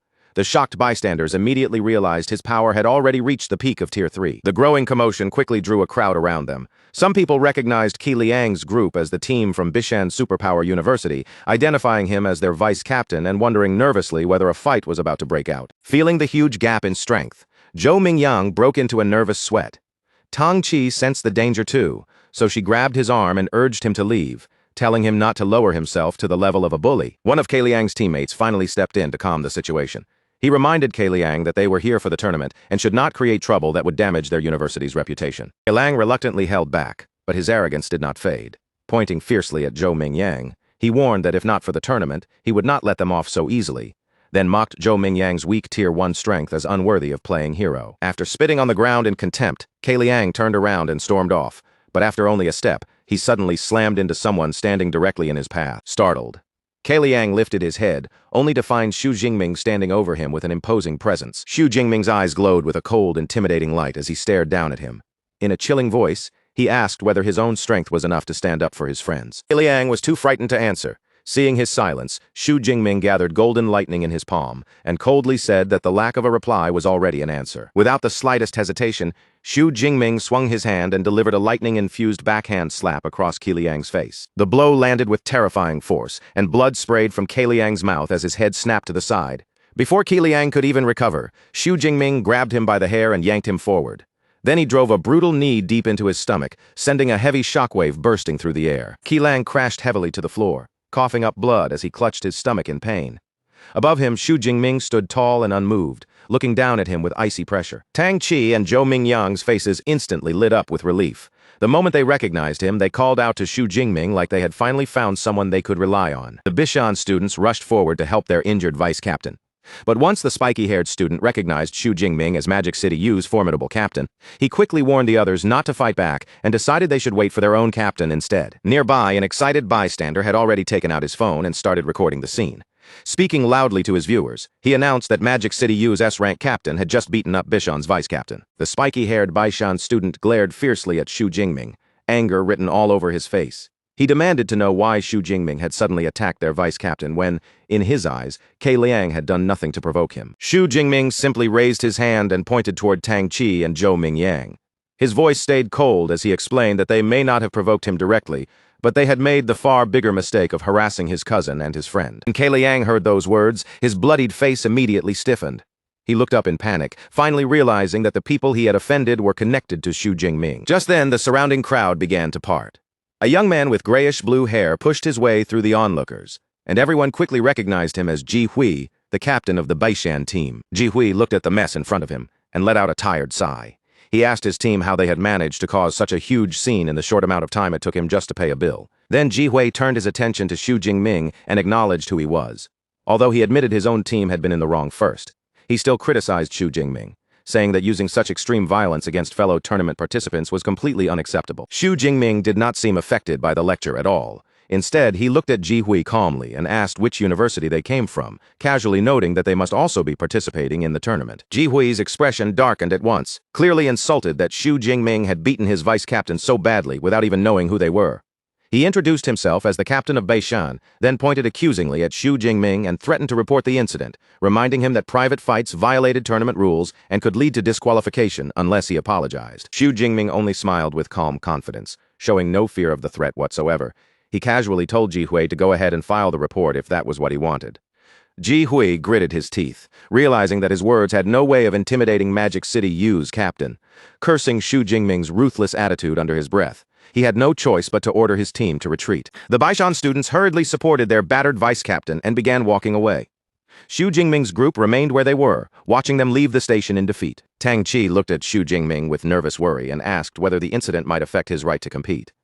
Xu Jingming reassured her calmly, explaining that they were the ones in the right and the organizers would never disqualify a major team over such a small dispute. After leaving the station area, the spiky-haired student could not help asking Ji Hui if they were really just letting the matter go. Ji Hui sighed in frustration and admitted that his threat had only been a bluff, because a top team like Magic City U would not be removed from the tournament over a minor fight. Rubbing the bridge of his nose with visible stress, Ji Hui voiced the real problem weighing on him. He warned his teammates that the conflict was not truly over because he suspected Xu Jingming would not let Baishan off so easily. Liang clutched his bruised stomach, still looking battered and miserable. Shocked by Ji Hui's warning, he wondered aloud whether Xu Jingming would really come after him privately after already beating him so badly. Ji Hui turned back with a grim expression and corrected him immediately. What he feared was not some hidden private retaliation, but Xu Jingming taking revenge openly and legally once they met inside the tournament arena. The moment the Baishan students understood what he meant, panic spread through the group. None of them wanted to imagine being brutally crushed by Xu Jingming in an official match where there would be no way to avoid him. Qiliang, now sporting a black eye and missing teeth, was completely traumatized. He clasped his hands together like he was praying to the heavens, begging that Baishan would not be matched against Magic City U. Ji Hui then reminded his team how difficult it had been for them to reach the tournament's top 10. He turned to Wang Ming and told him to prepare as a substitute, ready to step onto the field if Qiliang's injuries became too serious in the coming matches. Qiliang was still kneeling on the floor, bruised and shaken. He nervously asked if things were really that bad, and Ji Hui, already frustrated, scolded him for being so frightened while silently hoping that Magic City U would not be too cruel when the time came. Outside the train station, Tang Qi urged Xu Jingming to hurry up. Xu Jingming checked his phone, paused for a moment, and then casually said that he was still waiting to pick someone else up. Tang Chi immediately grew curious. She looked at him with interest and asked who exactly he was waiting for. Xu Jingming smiled calmly and answered without hiding anything. He told her that he was waiting for his girlfriend. Tang Chi was instantly surprised by the answer. Meng Di, however, immediately joked that this mysterious girlfriend was probably a beautiful girl with long legs. Not long after, Song Chukyu appeared in the distance. She waved happily as she walked over, with her roommate Chi Dongxia following beside her. Xu Jingming naturally introduced Song Chukyu to the group as his girlfriend. After that, he also introduced Chi Dongxia, making sure everyone knew who she was. Song Chukyu looked over the unfamiliar faces with a friendly smile. Then she turned to Xu Jingming and asked him to properly introduce the new people to her as well. Xu Jingming then introduced his cousin Tang Chi, along with his friends from Jiang City, Zhou Mingyang and Meng Di, to Song Chukyu. Tang Chi quickly complimented Song Chukyu on how beautiful she was. Meng Di immediately looked proud of herself and reminded Tang Chi that her earlier guess about Xu Jingming's girlfriend had been completely right. Song Chukyu smiled warmly at Tang Chi, then used her power to create 3 glowing red potion bottles. She handed them to Xu Jingming's friends as gifts, casually saying they were affordable B-class items that might be useful to them. Tang Chi, Zhou Mingyang, and Meng Di each held one of the glowing bottles, but Zhou Mingyang was completely stunned. He could hardly believe Song Chukyu had called them cheap, because he knew each bottle was worth at least 5 or 6 million. Xu Jingming then suggested that they head back and pack their bags first. He asked Tang Chi where her hotel was so they could take her there, and she explained that it was about 1 kilometer away, not far from the train station. Xu Jingming noted that the station was still quite far from the tournament stadium. Tang Chi sighed and explained that because the event was so popular, every hotel closer to the stadium had already been fully booked long ago. Hearing that the distance would be inconvenient, Song Chukyu immediately stepped in. She mentioned that she happened to have a few villas near the stadium and warmly invited Tang Chi to stay with them instead. Zhou Mingyang began to sweat as he listened from the side. He knew Qingshu City was an extremely wealthy area where villas could cost hundreds of millions and were difficult to buy even with money, making him realize just how rich Song Chukyu's family must be. Tang Chi politely accepted the offer and apologized for the trouble. Song Chukyu smiled and told her there was no trouble at all because Xu Jingming's cousin was naturally like her own family too. Song Chukyu then took out her phone and called Uncle Hua, telling him to come over and pick them up. Soon after, a line of luxury cars pulled up along the roadside. Several men in black suits and sunglasses stepped out in unison, immediately drawing attention from everyone nearby. The head bodyguard, Uncle Hua, stepped forward respectfully and addressed Song Chukyu as the eldest miss. Zhou Mingyang and Meng Di were completely amazed by the sight. Zhou Mingyang sensed the men's energy and realized that even the driver was at least a high Tier 3 user, while Meng Di thought that any one of these bodyguards would be considered a major figure back in their hometown. Song Chukyu acted as if this was completely normal. She casually invited the shocked Tang Chi to get into the luxury car, as though a convoy like this was nothing special. A serious-looking bodyguard held the car door open for her. Tang Chi, still visibly nervous, carefully climbed into the spacious back seat.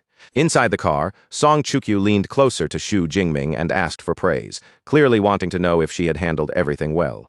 Xu Jingming told her she had done a good job, but gently added that there was no need to bring her staff all the way from Sichuan province. Song Chukyu immediately corrected him, explaining that these guards had already been in Qingshu City, and she had only called them over for a short while.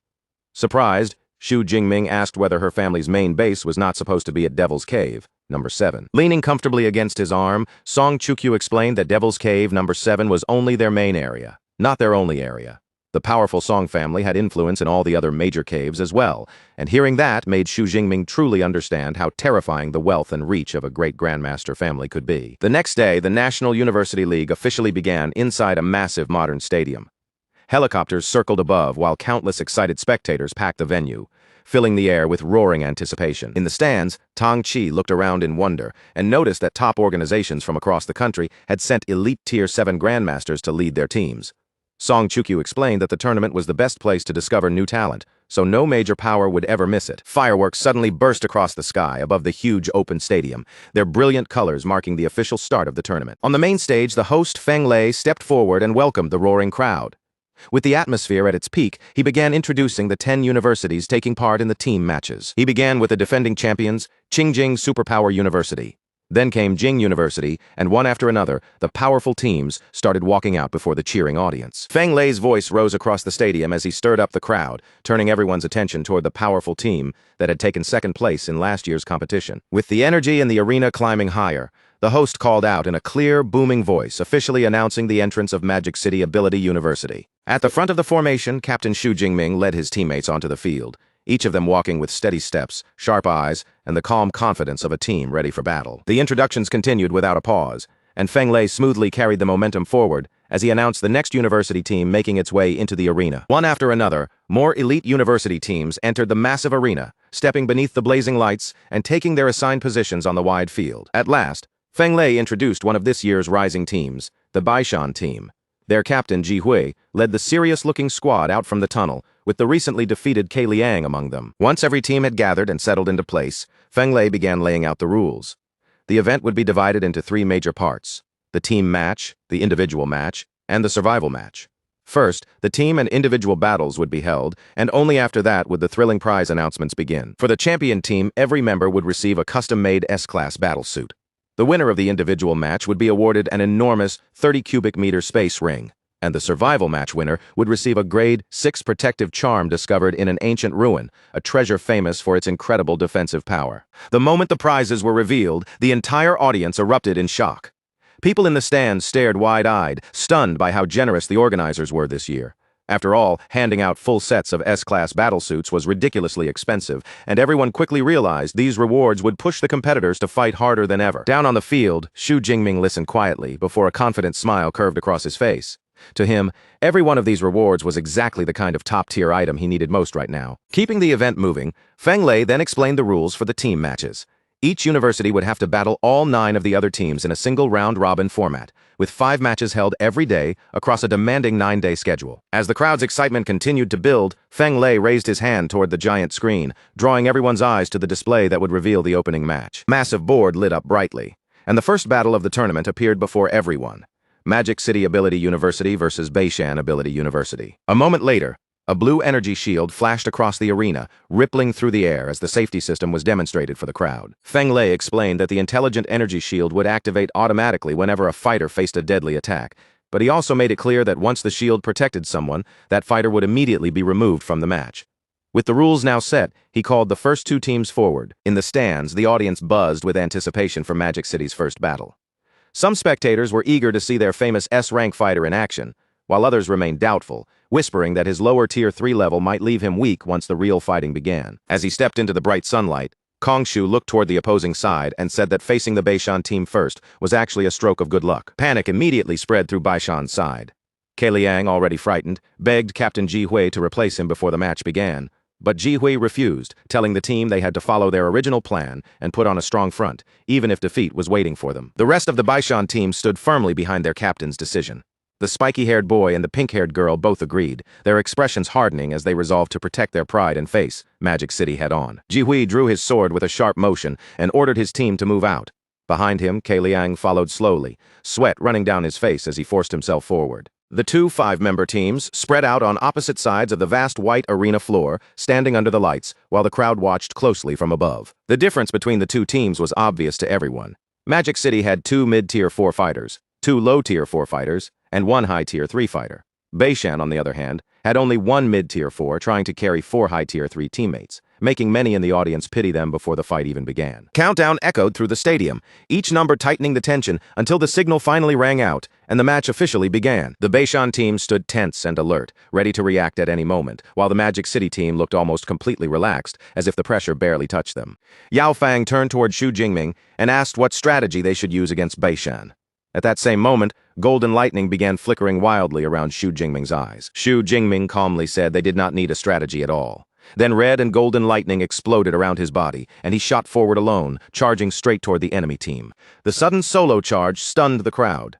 Many spectators immediately thought he was throwing his life away by abandoning his formation and rushing in without his teammates. Ji Hui saw Xu Jingming's reckless charge as the perfect opening. Without hesitation, he ordered Ke Liang and Ma Long to advance with him, while Old Li and Old Wang attacked from the rear to provide support. In an instant, the Baishan team surged forward together, aiming to crush the lone captain before Magic City could respond. The battle opened with one of Baishan's members unleashing a massive gust of wind, sending the violent current roaring straight towards Xu Jingming. The spectators quickly realized Baishan was not holding back at all. They had launched an S-Class wind technique right from the start, clearly trying to end things quickly. To many of them, Xu Jingming's arrogant decision to separate from his team had made him the easiest possible target. Xu Jingming did not look shaken in the slightest. Golden lightning surged into his spear as he leapt through the air, cutting through the incoming wind blades and knocking them aside with almost effortless control. The crowd fell into stunned disbelief at how easily he had defended himself. No one expected him to block an S-class attack so cleanly, and many could only stare at the overwhelming force of his lightning. From the VIP area, Su Ping calmly explained to his assistant that Su Jingming had withstood the attack because of his advanced control over energy condensation. The assistant was astonished, unable to believe that a freshman had already reached such a refined level of technique. Su Ping's expression slowly turned serious. With skills like that at such a young age, Su Jingming's potential was far beyond ordinary expectations, and his future seemed almost impossible to measure. Back in the arena, Ji Hui continued pressing the attack. He knew Baishan could never defeat the full Magic City team in a direct fight, but Su Jingming's foolish decision to break formation had given them one precious chance to take him down. Seizing that chance, Ji Hui leapt forward and brought his sword down in a furious slash, aiming his full strength at Su Jingming. Su Jingming did not retreat. He simply planted himself in place, letting golden lightning gather and coil around his body. The two captains collided in the center of the arena. Su Jingming met Ji Hui's full-force sword strike with his spear, and the impact sent violent shockwaves of wind and electricity bursting outward. The power behind Su Jingming's parry completely overwhelmed Ji Hui. His sword was knocked from his hands, spinning into the air before stabbing hard into the arena floor. Left defenseless and trembling, Ji Hui stared at Su Jingming in disbelief, finally feeling the terrifying gap in power between them. The moment they saw their captain disarmed, Ma Long and Ke Liang rushed in to help. Ma Long attacked from the front with a heavy punch, while Ke Liang slipped behind Su Jingming, aiming for his exposed back. Even with enemies closing in from both sides, Su Jingming merely smiled, calm and completely unbothered. Before either attack could land, Su Jingming's body flared with violent energy. A burst of golden lightning exploded outward, forming a shockwave that blasted both attackers away in an instant. The lightning explosion washed across the arena floor. Old Li and Old Wang, the remaining Baishan members, raised their arms to shield their faces from the blinding light and scorching heat as Su Jingming walked toward them with casual ease. Su Jingming extended one hand, his expression steady, and activated his thunder prison skill. A sphere of red and golden lightning formed in his palm, crackling fiercely before sending branching paths of energy, racing across the floor toward the remaining enemies. The lightning caught Old Li and Old Wang, trapping them inside pillars of golden electricity. Their bodies convulsed under the powerful voltage as they cried out in pain. The students watching from the stands were both horrified and amazed by Su Jingming's monstrous strength. In just moments, he had disarmed Baishan's captain, blasted away 2 attackers, and trapped the last 2 in lightning. Sweating nervously, one student admitted he had been a complete fool to ever think Su Jingming was an easy target. As the smoke slowly cleared, the Baishan attackers lay unconscious across the arena floor. Su Jingming stood alone as the clear victor, letting out a faint sigh as he thought that peak Tier 3 Awakeners were simply too weak to give him a real challenge. Only then did the rest of the Magic City team arrive, just in time to see that the battle was already over. Shen Dongling complained that Su Jingming should have held back a little so they could fight too, while nearby, a dazed Ji Hui stood weakly in front of them. Wanting at least a little taste of the battle, Kong Shi stepped forward without hesitation and drove a punch straight into the stunned Baishan captain's chest. Ji Hui's eyes widened as blood burst from his mouth, and his body was sent flying backward before he crashed down, completely losing consciousness. Feng Lei's excited voice rang through the arena as he announced that every member of Baishan had fallen. With that, he officially declared Magic City Ability University the winner of the tournament's opening match. The crowd exploded into noise, still struggling to process the unbelievable gap between the two teams. All around the stands, people shouted and talked over one another, amazed that a full 5-on-5 match had ended in less than half a minute. Up in the VIP area, Su Ping's assistants stared at the battlefield in shock, wondering whether an S-class ability could truly be this terrifying. They quickly pointed out that Su Jingming's registered ability was Purple Lightning, yet the power he had just used shone with a completely different golden energy. Su Ping's expression tightened as he spoke with absolute certainty. The destructive force they had just witnessed was far beyond what an ordinary S-class ability should be capable of producing. Su Ping turned to Lu Wangshan and asked whether the AI had finished checking Su Jingming's true power. Facing the floating holographic display, Lu Wangshan confirmed that the lightning data and energy readings had already been fully analyzed. A crisp system chime rang out, signaling that the final scan had been completed. Lu Wangshan stared at the results, his face changing instantly. In a stunned voice, he told Su Ping that Su Jingming's real power was the Dutian Divine Lightning, a legendary SS-class ability. Su Ping froze as he looked at the data in front of him, disbelief filling his eyes. Cold sweat slowly formed on his forehead as he realized they were truly looking at an actual SS-class ability. He murmured that an SS-class talent appeared only once every 10 or 20 years, And the more he thought about it, the more confused he became over how Xu Jingming had pushed his power to such an extreme level. Turning toward Vice Principal Ling Shuang, Xu Ping finally understood why the council had reacted with such alarm. He praised Magic City University for hiding such a massive secret so well, while Ling Shuang simply smiled and explained that secrecy had been necessary to protect their star student. Xu Ping let out a heavy sigh, knowing that once this revelation spread, rival nations and foreign organizations would definitely be thrown into panic. Shifting his focus back to the tournament, Xu Ping asked Lu Wangshan when the Jing University team was scheduled to take the stage. After learning that their match would be held the very next day, Xu Ping immediately ordered Lu Wangshan to gather their captain and the rest of the team at the villa for an urgent strategy meeting. Watching the Jing University staff leave in a hurry, Ling Shuang could easily guess that they were rushing off to build tactics against Xu Jingming. Even so, she remained perfectly calm, because in her eyes, no strategy would be enough to overcome him. Back in the rest area, Coach Yang looked over the Magic City team with clear satisfaction, praising them for ending their first battle so quickly and cleanly. Support player Gu Wan joked that the rest of them had barely done anything at all, since their captain had taken down the entire opposing team by himself. Coach Yang admitted that Beishan had been a weaker opponent, but his tone quickly turned serious as he warned them not to get careless. Their next enemy, Suhang Ability University, had ranked 4th, so he told everyone to gather at his villa that night to discuss how they would face them. Before the meeting wrapped up, Coach Yang brought up one more matter, reminding everyone that registration for the individual tournament had officially opened. When he asked who wanted to participate, Xu Jingming, Kong Shi, and Shen Dongling immediately raised their hands, their eagerness clear from the speed of their response. Coach Yang looked at the three of them, gave a small nod, and agreed to sign them up for the solo competition. A short while later, Vice Principal Ling Shuang called Xu Jingming aside, pulling him away from the others for a private conversation. She told him that Jing University had already discovered his SS-class power, and it would not be long before others learned the truth as well. She then promised that once his secret spread, the university would provide whatever support he needed to handle the pressure. Xu Jingming was visibly surprised, not expecting his true power level to be exposed to rival schools so quickly after the match. Ling Shuang gave him a warm smile and assured him that she would personally protect him from any threats that came from the outside. Nearby, Yao Fang and Shen Dongling stared in disbelief, almost unable to believe what they were seeing. Their usually strict vice principal was actually smiling at their captain with such kindness. Yao Fang whispered in amazement about how gentle Ling Shuang was acting towards Xu Jingming. Shen Dongling quietly replied that anyone with a rare SS-class ability would naturally receive that kind of special treatment. Kong Shi leaned closer and reminded them in a low voice that with the vice principal's level, she could hear every bit of their gossip.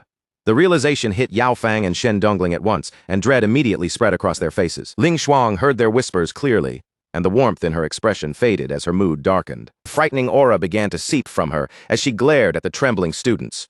Without saying much, she silently decided that once the tournament ended, their training would be increased. At a private villa, Xu Ping gathered the Jing University team for an emergency meeting, the atmosphere in the room tense from the very beginning. He looked across the assembled team and asked them directly what they thought of Xu Jingming's combat skills. Team Captain Wang Qi answered first, saying that while Xu Jingming's combat instincts were indeed impressive, his biggest advantage came from the raw power of his S-rank lightning rather than his actual level.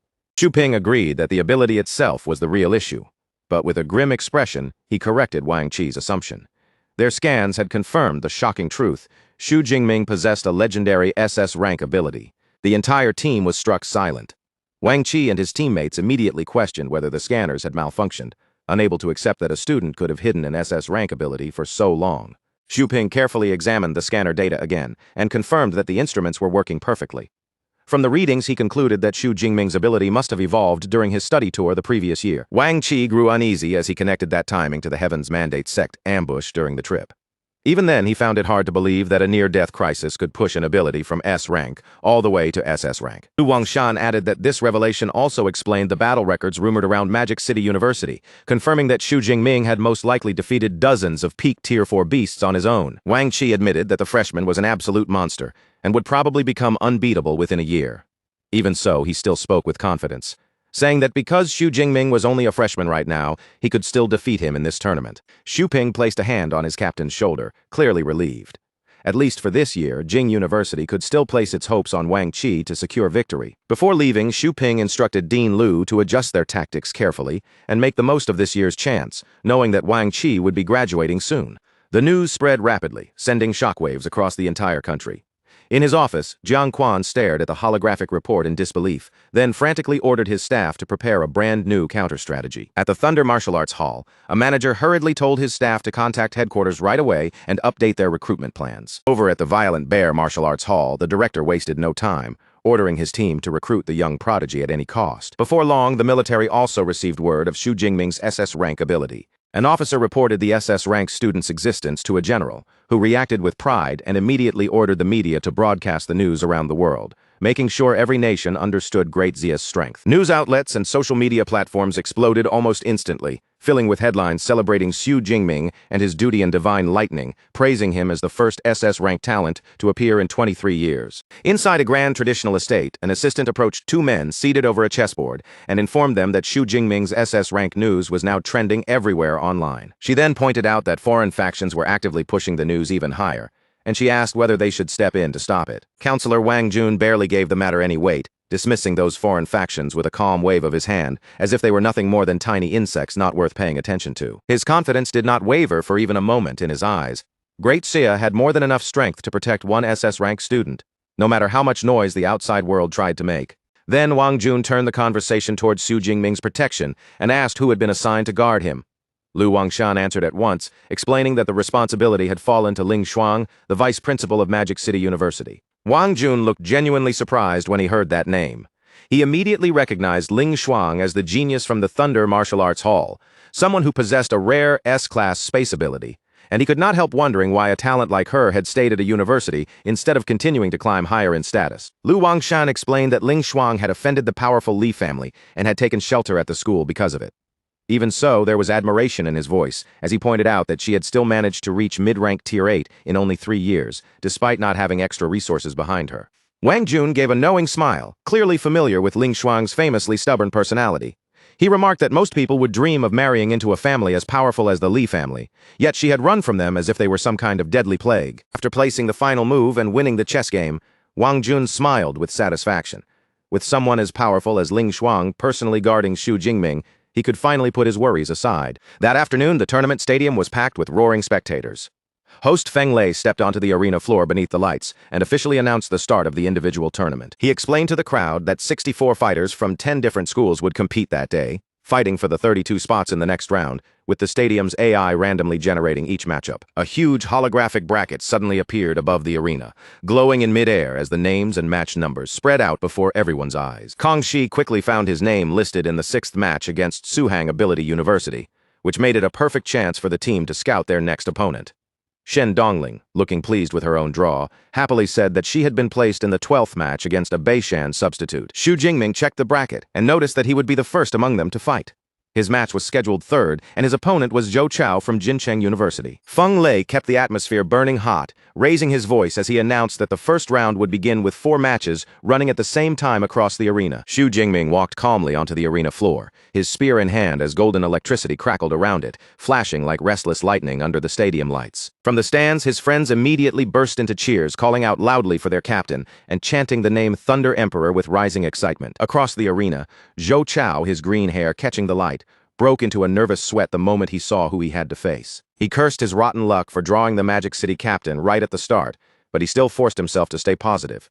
After all, if he somehow defeated an SS-ranked genius, the glory would be unimaginable. The instant the match began, Zhou Chao wasted no time and wrapped himself in a defensive vortex of wind, the spinning air forming a protective shell around his body. Using the powerful updraft beneath him, Zhou Chao lifted off the ground and shot high into the air, quickly putting distance between himself and Xu Jingming. Xu Jingming looked up at his airborne opponent with a flicker of surprise, silently acknowledging that no ability user in this tournament should ever be underestimated. Hovering safely out of reach, Zhou Chao grew bolder and shouted down at him, taunting that the Magic City captain would never be able to hit him before exhausting all his energy. From above, Zhou Chao launched his attack, sending sharp blades of wind slicing downward through the air toward the arena floor. The attacks crashed violently into the arena, one after another, but Xu Jingming moved with sharp bursts of speed, dashing aside each time and dodging them without much effort. As he moved, Xu Jingming carefully measured the distance between them and realized that even with his jumping power, he would not be able to reach an opponent flying that high. Throwing his spear from a distance would also be difficult to aim with precision,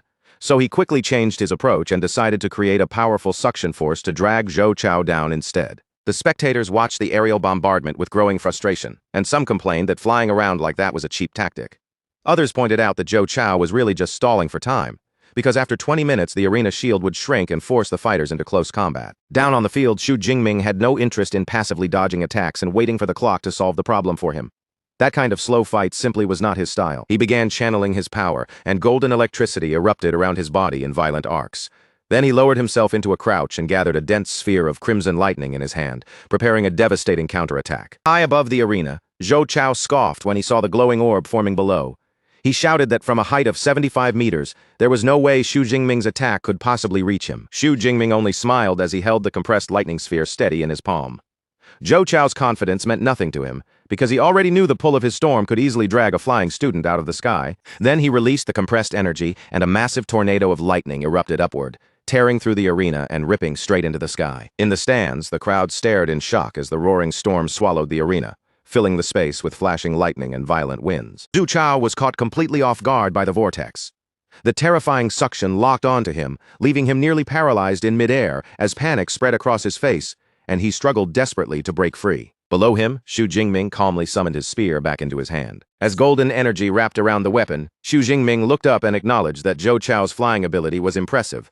Unfortunately for him, his luck had run out the moment he became Xu Jingming's opponent. With a powerful motion, Xu Jingming hurled the lightning-coated spear straight upward, sending it tearing through the storm toward his trapped opponent. Zhou Chao, desperate to survive the incoming strike, quickly summoned a large wind barrier in front of himself, trying to shield his body from the spear. But that defense meant absolutely nothing against the force coming toward him. The spear smashed through the wind barrier head-on, shattering it into pieces before driving straight into Zhou Chao's chest. Zhou Chao crashes down hard into the arena floor, his body hitting with such force that he is knocked unconscious on the spot. Before he can even twitch or struggle back up, the announcer's voice rings across the stadium, officially declaring Xu Jingming the winner of the match. Right after that overwhelming finish, the entire crowd explodes into chaos. Cheers roll through the arena like a tidal wave as everyone loses their mind over the effortless one-shot victory, staring in awe at the terrifying monster known as the Thunder Emperor. Meanwhile, high above in the VIP stands, Xu Ping watches the scene with narrowed eyes and admits that he truly thought Zhou Chao's flying tactics would at least delay the fight for a while. But even he has to marvel at how frighteningly precise Xu Jingming's control over energy really is. Still, Xu Jingming is not the only terrifying presence competing today, because soon after, Qingjing University's captain, Wang Qi, steps into the arena for his own battle. The moment Wang Qi makes his move, thick stone power rapidly gathers around his arm, wrapping his fist in a huge layer of jagged rock armor. Those sharp, heavy spikes make the punch look less like a normal attack and more like a boulder being turned into a weapon. Then, with a single brutal strike, Wang Qi drives his armored fist forward and sends his opponent flying straight across the arena. The match is settled almost immediately, and just like that, he claims his victory with shocking ease. As the stadium erupts with roaring cheers for Qingjing University's captain, Wang Qi stands there with a confident smirk spreading across his face. His eyes carry a clear message, as if this quick win was not just for the crowd, but a bold warning aimed directly at every rival watching him. Seeing the meaning behind that performance, Shen Dongling immediately points out that Wang Qi's victory was basically a public challenge. But Xu Jingming does not look pressured in the slightest. He stays relaxed and calmly says that no matter how impressive Wang Qi looks, the guy still is not qualified to be his opponent. But right at that moment, Coach Yang Zhentian pulls Xu Jingming aside with a serious look. He tells him that several top martial arts halls and massive guild forces have already sent over exclusive recruitment invitations, and then asks whether Xu Jingming wants to meet any of them privately. Xu Jingming does not even pause to think about it. Instead of showing the slightest interest in those complicated faction deals, he directly tells his coach to reject every single invitation, and Yang Zhentian does not look surprised by that answer at all. At the same time, Yao Fang is completely confused by his decision. In her mind, even if Xu Jingming does not plan to accept, he should at least listen to what those huge organizations are willing to offer. But Xu Jingming only answers in a calm voice, saying that those forces simply have nothing he needs right now. That is because deep down, Xu Jingming understands his own situation better than anyone. With the ridiculously powerful Deep Blue system hidden in his hands, and with the elite support of Magic City Ability University already backing him, he has no reason to bind himself to some outside faction just to become absurdly powerful. Later that night, after the noise and excitement of the arena finally fades into the background, Xu Jingming and Song Chukyu walk side by side down a much quieter street. The lights around them feel calm compared to the battlefield they just left behind. But their peaceful stroll does not last for long. A mysterious blonde woman suddenly appears ahead of them, stepping directly into their path and blocking the way before introducing herself as Irene, a representative from the powerful William family. And this is not just any ordinary family. Irene makes it clear that she comes from the ultra-wealthy William family of the United States, a name backed by enormous influence and resources far beyond what most people could even imagine. Without wasting time on polite small talk, Irene immediately throws out a massive offer.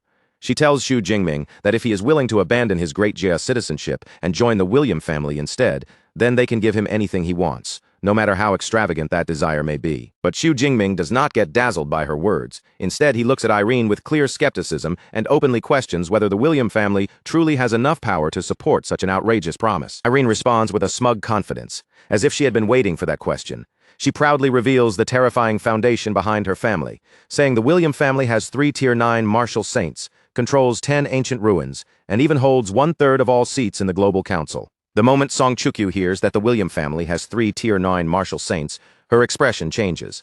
A trace of cold sweat appears as she realizes that the people standing in front of them are connected to a truly unfathomable global-level power. Seeing that her words have finally created pressure, Irene pushes the offer even further. She promises Xu Jingming access to SS rank resources, SSS rank resources, and even mythical-level treasures that stand far above ordinary SSS rank items. Then Irene adds that once Xu Jingming's level rises higher, he will naturally understand just how vast the world truly is. And as if trying to make the offer even more tempting, she casually mentions that the family can also provide him with as many beautiful young girls as he could ever want. But the second those words leave Irene's mouth, Song Chukyu's gaze turns terrifying. She immediately shoots Irene a cold, deadly glare, the kind of look sharp enough to make the air around them feel several degrees colder. Noticing that intense stare, Irene quickly understands exactly what she has stepped on.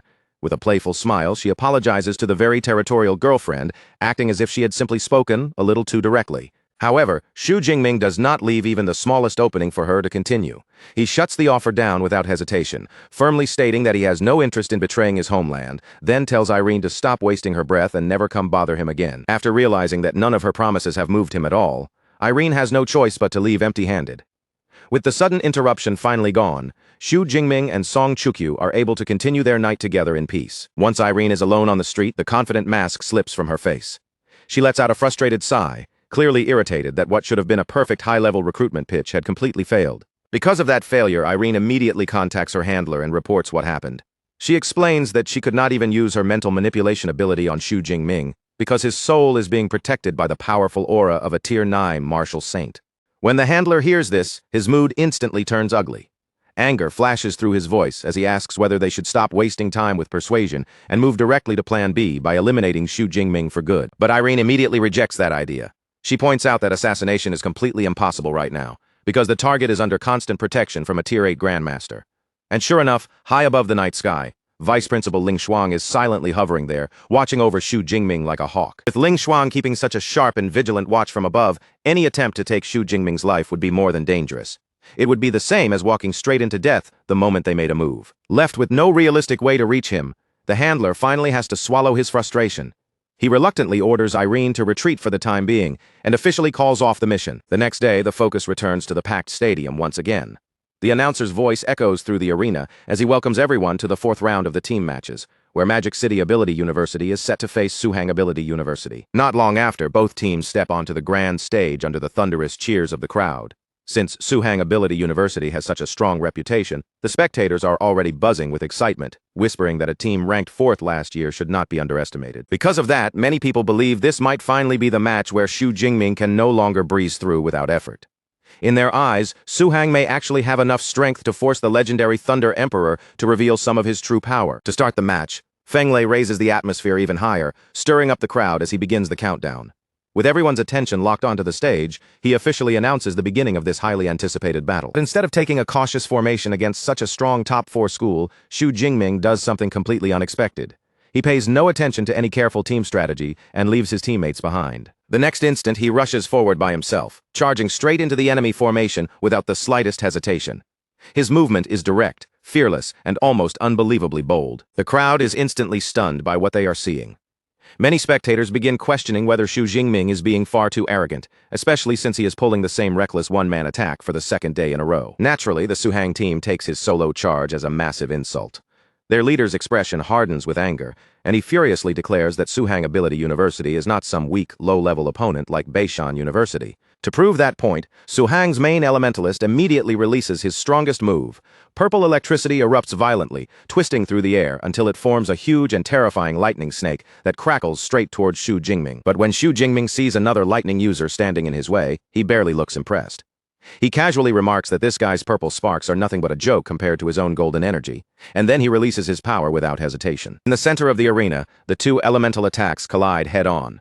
Golden lightning and purple electricity smash together with violent force, turning the entire battlefield into a storm of crackling energy. The impact sends massive shockwaves tearing through the air. The pressure ripples outward across the arena, making the clash feel like the sky itself has been split apart. But the difference in strength is simply too ridiculous. Xu Jingming's golden lightning crushes forward almost instantly, overwhelming the purple lightning beast and swallowing it whole before it can even threaten him. When the spectators see this happen, they completely lose control of their reactions. They realize in disbelief that Su Hang's strongest spell could not even break through Xu Jingming's passive defensive barrier. Su Hang Captain's face turns tense as panic begins to set in.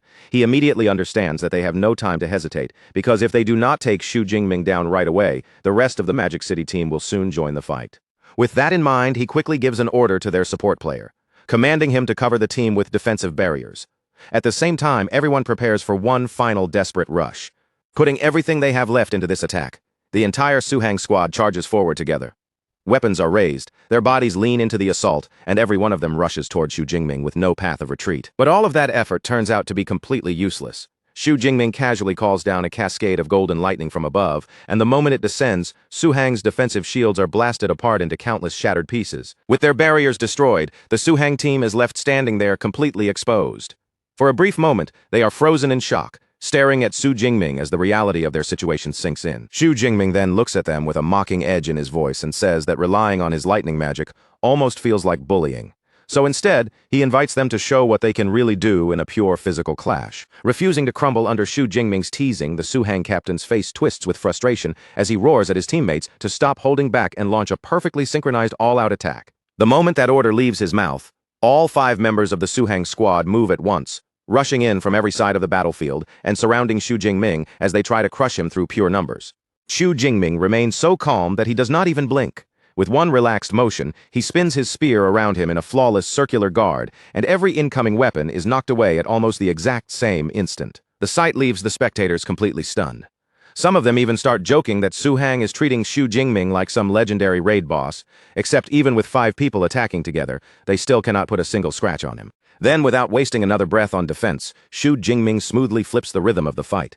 His spear snaps forward with brutal precision, and one clean, crushing physical strike sends one of his opponents down instantly. Right at that moment, Yao Fang and Gu Wan finally make it onto the battlefield, arriving beside their captain with perfect timing, ready to back him up and help close out the match. The second the Su Hang captain sees the rest of the Magic City squad stepping in, cold sweat breaks across his forehead. He instantly understands that the tiny chance they had to isolate Xu Jingming has completely slipped away. From the stands, Wang Qi watches the whole thing with open disgust, clicking his tongue as he calls the Su Hang team absolute garbage for failing to push Xu Jingming hard enough to reveal even one S-class skill.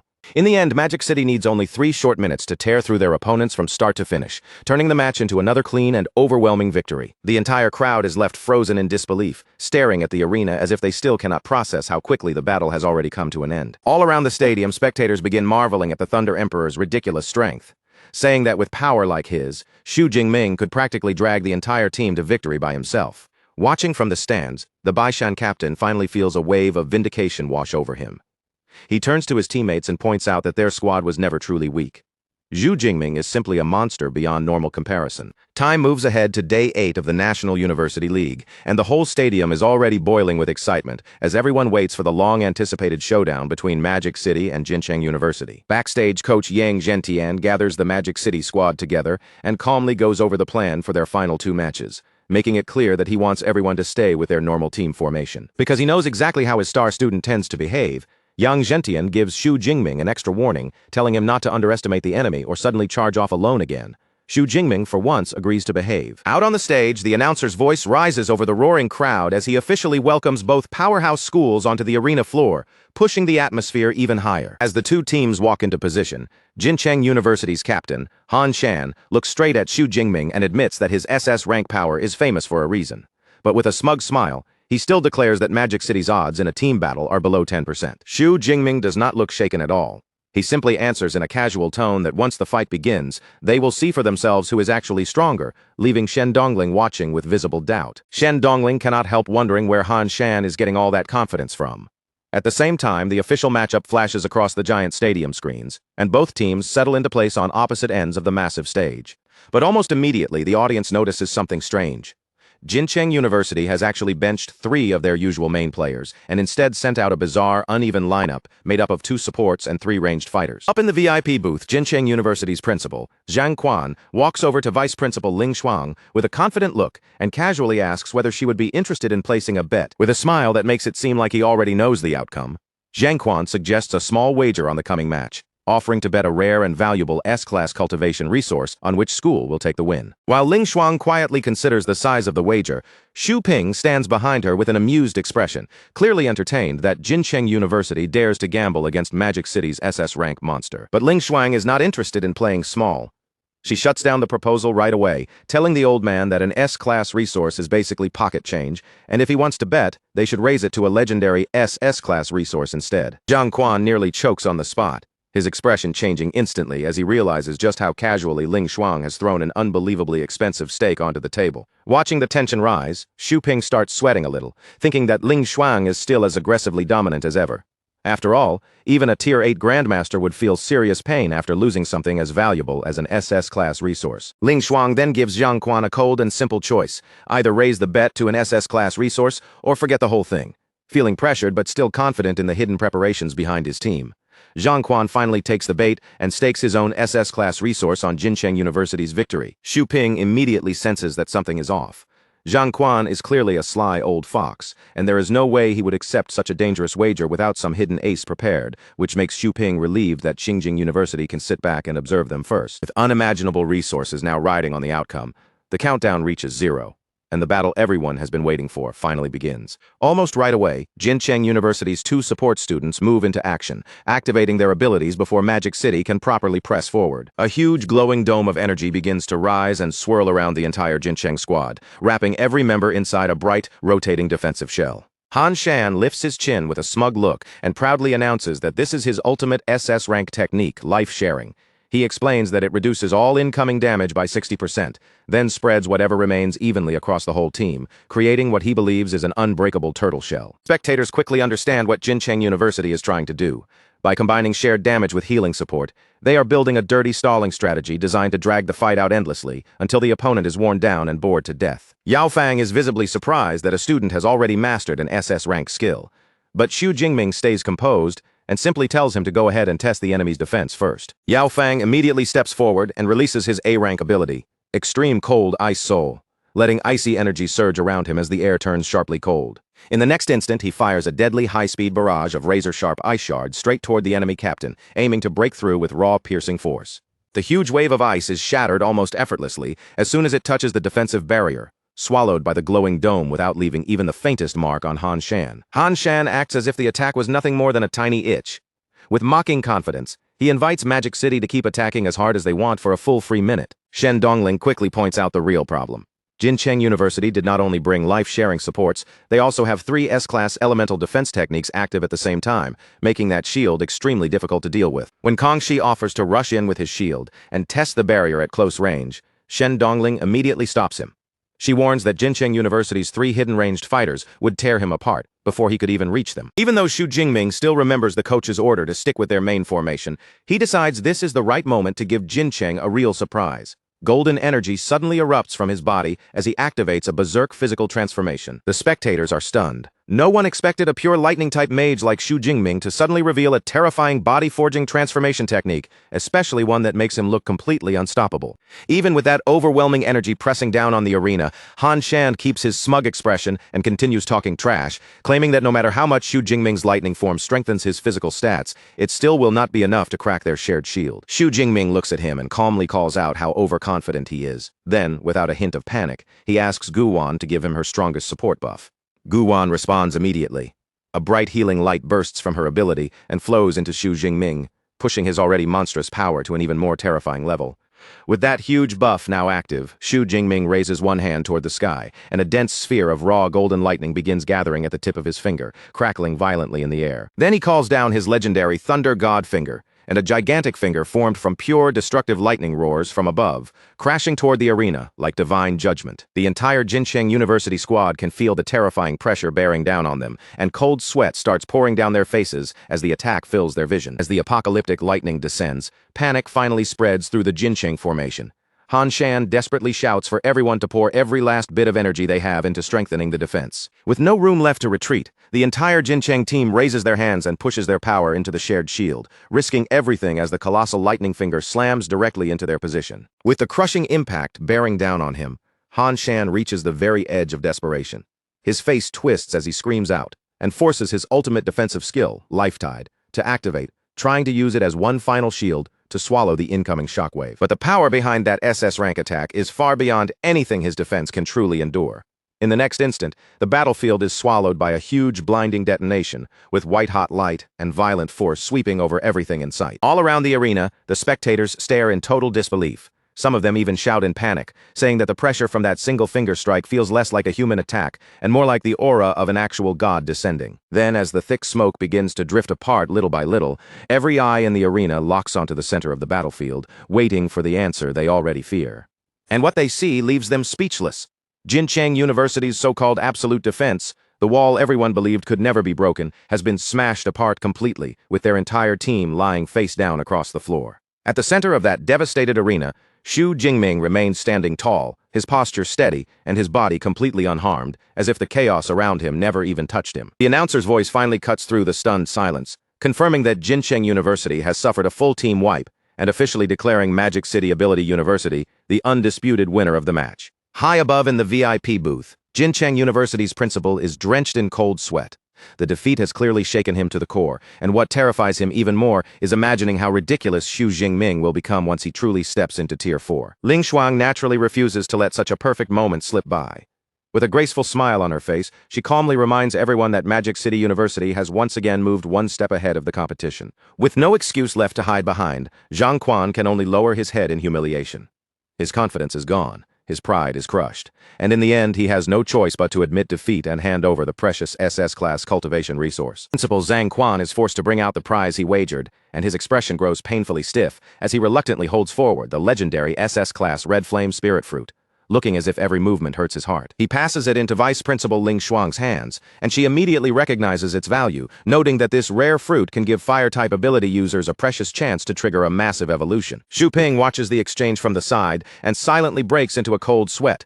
He can practically feel Jincheng University's principal crying on the inside, but at the same time he understands that Xu Jingming's Thunder God finger has become a threat they absolutely have to prepare for. Even so, Xu Ping finds a bit of comfort in their situation.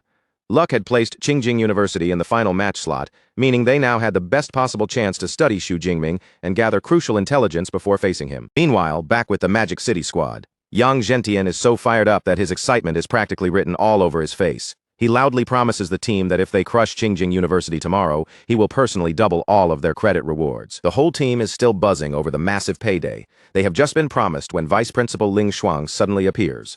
Without wasting any time, she calls Xu Jingming over and pulls him aside. Once they are apart from the others, Ling Shuang presents him with a grade 6 Guiyuan pill, a priceless S-class cultivation resource that countless students could only dream of receiving. She explains that her huge bet against Jincheng University has already paid off, and this S-class pill is not a random gift, but the share of the spoils that rightfully belongs to Xu Jingming. Xu Jingming accepts the pill with genuine gratitude, but he cannot help being amazed to Tier 8 Grandmasters.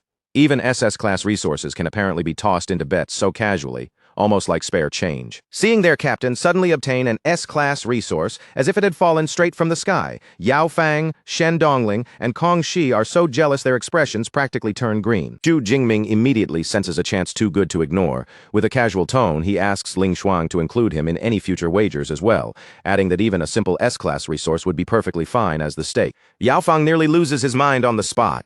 He stares at Xu Jingming in disbelief, unable to process how their captain has the nerve to ask a Tier 8 legend to basically become his personal betting partner. But just when everyone expects Ling Shuang to shut him down, she does the exact opposite. She simply looks at Xu Jingming and lets a small, amused smile appear on her face. Then she actually agrees, leaving Yao Fang frozen in place, completely awestruck by the insane boldness of their captain and the fact that it somehow worked. By that afternoon, the individual tournament moves forward once again, shifting into the tense and high-stakes second round of the top 8 bracket. Suhang University's Sun Jai walks onto the field under the roaring crowd, only to hear the announcer reveal that the opponent waiting for him is the tournament's most terrifying and absolute favorite, the man everyone has been watching from the start, the Thunder Emperor himself. The moment Sun Jai hears that name, sweat pours down his face. He knows instantly that out of every possible opponent, he has just drawn the worst possible matchup. Even so, Sun Jai refuses to let fear pin him in place.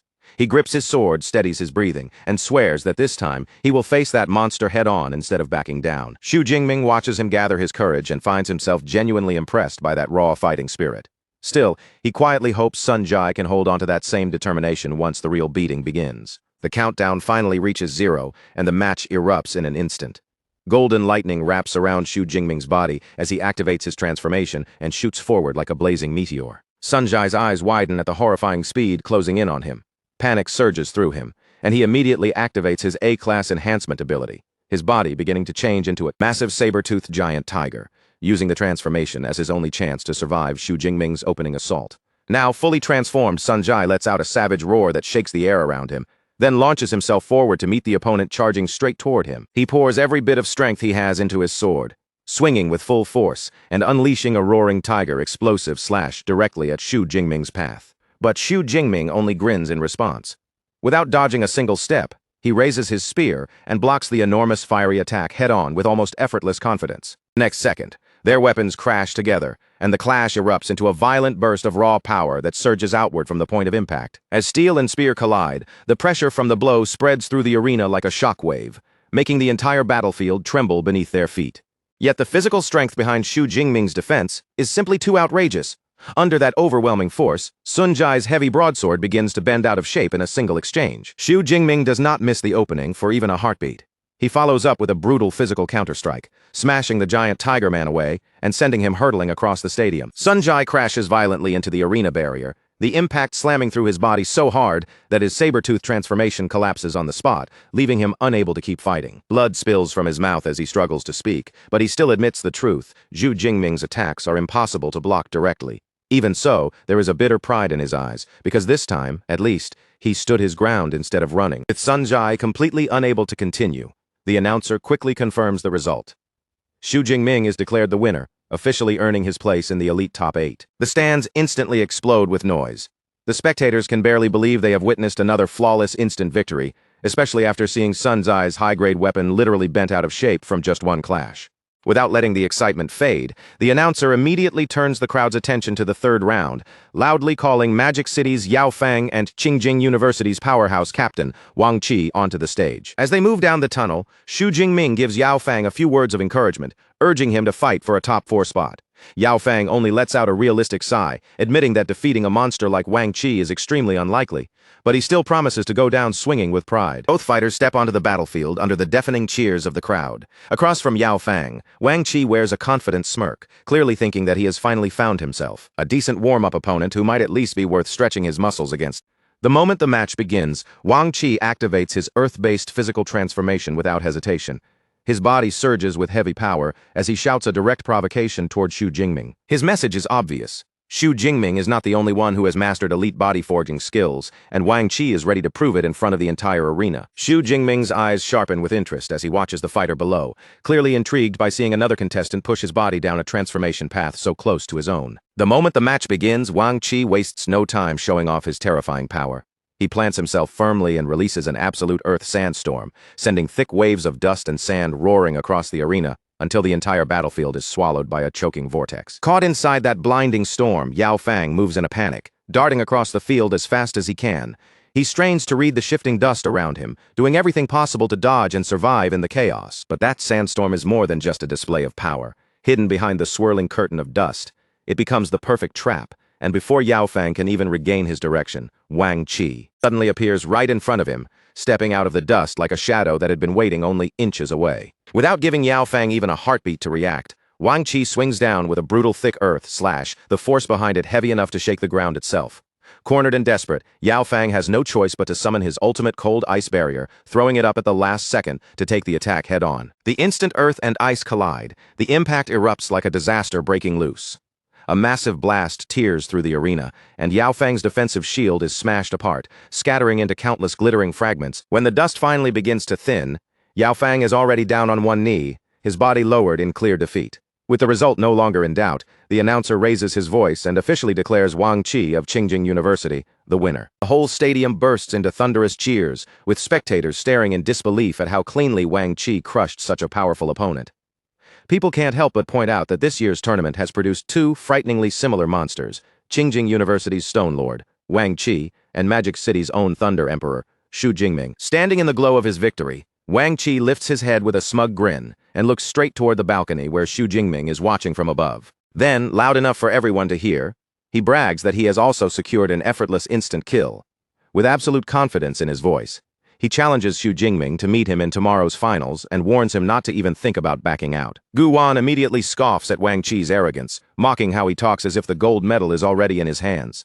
But Shen Dongling remains completely calm, reassuring the others with full confidence that once tomorrow's finals arrive, their captain will make that overconfident show-off pay for every word. About an hour later, the exhausting placement matches finally come to an end.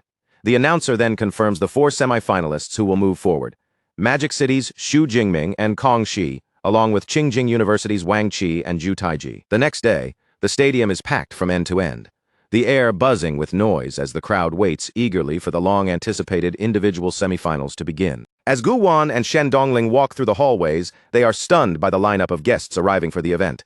Gu Wan notices that several high-ranking government officials have already taken their seats, while Shen Dongling spots even the deputy commander of the legendary military legion among the VIPs, leaving both of them amazed that this year's guest list has reached such an unprecedented level. Shen Dongling proudly guesses that all of these legendary figures must have come just to witness their captain's SS-rank power with their own eyes.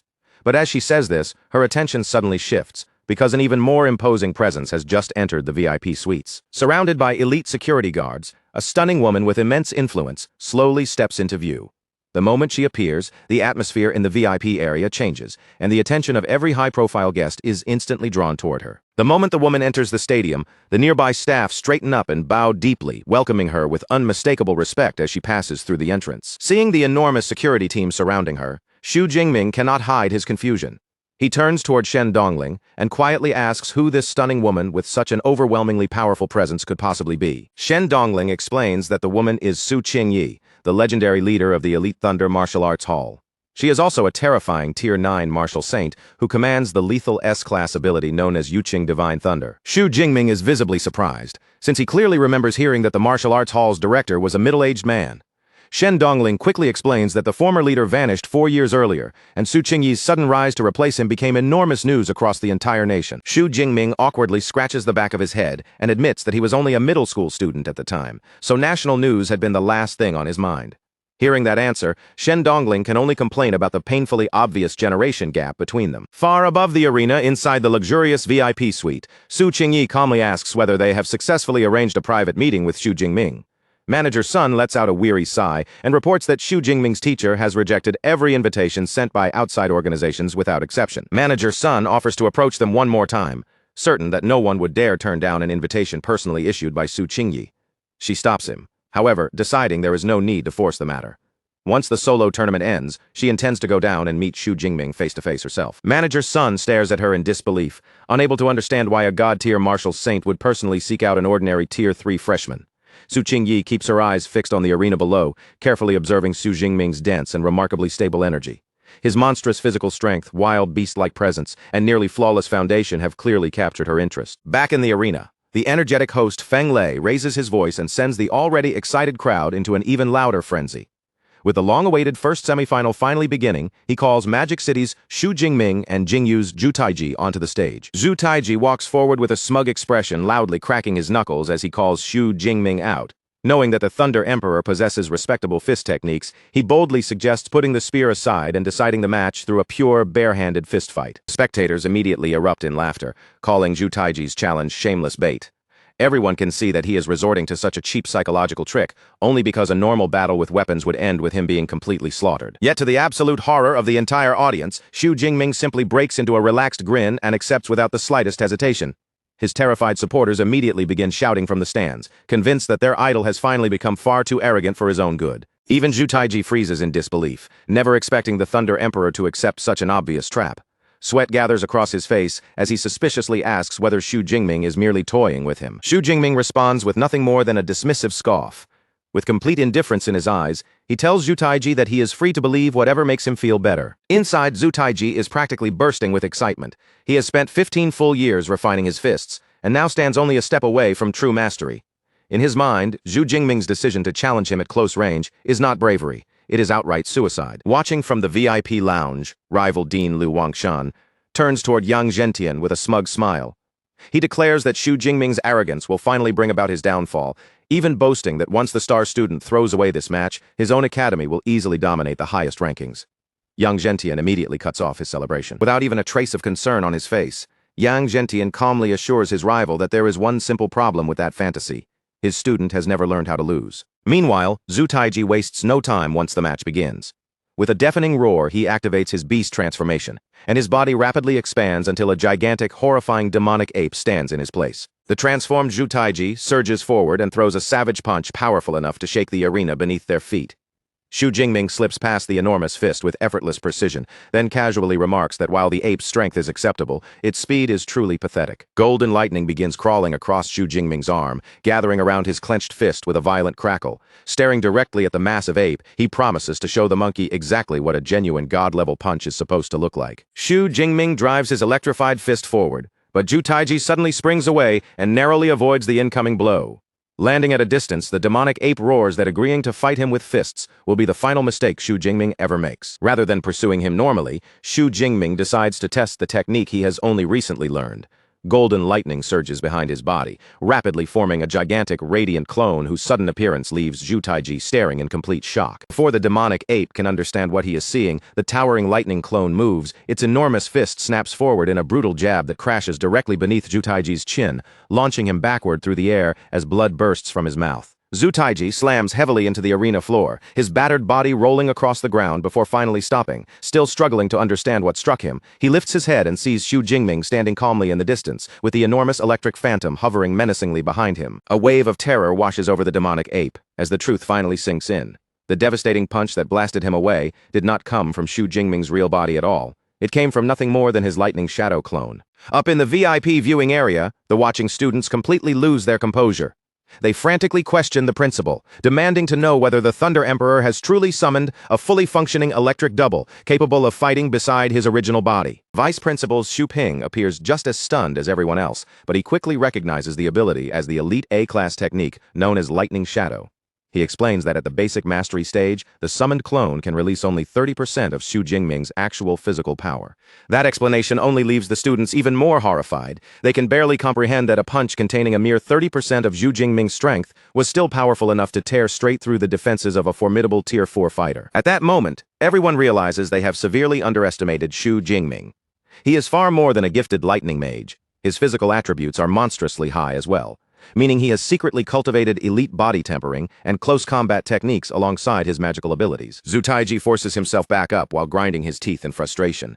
After witnessing the clone's power firsthand, he curses quietly beneath his breath, having finally recognized the exact technique standing against him. Xu Jingming merely watches him with an amused smirk. He mockingly asks whether recognizing the technique's name will somehow grant Zhu Taiji the ability to block the beating that is about to come next. Still unwilling to admit defeat, Zhu Taiji insists that the previous attack succeeded only because he lacked information and was caught off guard. With another furious roar, he activates a defense-enhancing war drum ability, raising his physical attributes by an additional 20% as he prepares for one final head-on confrontation. The massive demonic ape pulls back his arm and gathers every ounce of power into his ultimate strike. Before charging forward, Xu Jingming answers by flooding his own fist with blazing golden lightning, and their attacks collide at the exact center of the arena in a catastrophic explosion of force. As their fists press against one another, Zhu Taiji's expression suddenly twists with absolute horror. In that single exchange, he realizes that Xu Jingming's boxing ability is not merely advanced or highly refined, it has already reached the legendary master level. A confident grin spreads across Xu Jingming's face as he congratulates Zhu Taiji for finally guessing correctly. In the next instant, he unleashes his signature Thunder Dragon Fist, driving a vicious lightning-charged blow into the giant ape-man and sending him crashing violently into the arena's protective barrier. The host quickly examines the fallen Zhu Taiji and confirms that he has been knocked completely unconscious. Feng Lei immediately declares Xu Jingming the official winner of the semifinal, and the entire stadium erupts with deafening cheers for the Thunder Emperor. Xu Jingming remains standing amid the fading arcs of golden electricity, looking completely untouched by the battle. Instead of celebrating, he releases a disappointed sigh and complains that Zhu Taiji's fist technique was far too weak, leaving him irritated that he had gotten his hopes up for absolutely nothing. Going toe-to-toe with him in a fistfight would be the last foolish mistake Xu Jingming would ever let anyone make. Xu Jingming immediately brings out the technique he had just learned. Behind his back, a towering golden figure made entirely of crackling lightning rises into view, and the sight of that enormous electric clone leaves Zhu Taiji completely stunned. Before the demonic ape has even a second to process what is happening, the giant lightning clone throws a savage punch straight up at his chin. The blow launches Zhu Taiji backward through the air, and blood bursts from his mouth as he is sent flying. Zhu Taiji slams heavily into the arena floor, battered and disoriented as he struggles to understand what just hit him. When he forces himself to look up, Xu Jingming is still standing calmly in front of him, while that electric phantom hovers behind him like a threatening shadow. Fear finally hits the demonic ape full force when he realizes the terrifying truth. The punch that sent him flying had not even come from Xu Jingming's real body. It was only the fist of that lightning shadow clone. Up in the VIP seats, the students completely lose their composure. They turn toward the principal in disbelief, urgently asking whether the Thunder Emperor has actually summoned an electric clone that can fight alongside his real body. Even Principal Xu Ping looks stunned as he recognizes the technique. He identifies it as Lightning Shadow, an elite A-class ability, then explains that at its most basic level, the clone can only unleash 30% of Xu Jingming's true physical power. That explanation only makes the students panic even more. They can barely believe that a punch carrying just 30% of Xu Jingming's power was enough to smash through the defenses of a Tier 4 powerhouse so brutally. At that moment, everyone realizes Xu Jingming is far more than a lightning mage. His physical strength is absurdly high as well, which means he has secretly trained elite body-tempering combat techniques on top of his terrifying lightning abilities. Zhu Taiji clenches his teeth and curses under his breath, finally recognizing exactly what kind of technique Xu Jingming has used against him. Xu Jingming only gives him a faint, amused smirk. He asks whether knowing the name of the skill is somehow supposed to help Zhu Taiji survive the beating that is coming next. Still refusing to accept defeat, Zhu Taiji insists that he was only caught off guard because he lacked information. With a furious roar, he activates his defensive war drum skill, raising his physical abilities by another 20% as he prepares for one final direct clash. The demonic ape gathers everything into his strongest attack and charges ahead at full speed. At the same time, Xu Jingming pulls streams of golden lightning into his own fist, and the two fighters collide violently in the center of the arena. The instant their fists meet, Zhu Taiji's expression twists with horror. He realizes Xu Jingming's boxing is not merely skilled or advanced. His fist technique has already reached the legendary master level. Xu Jingming grins as though Zhu Taiji has finally answered correctly.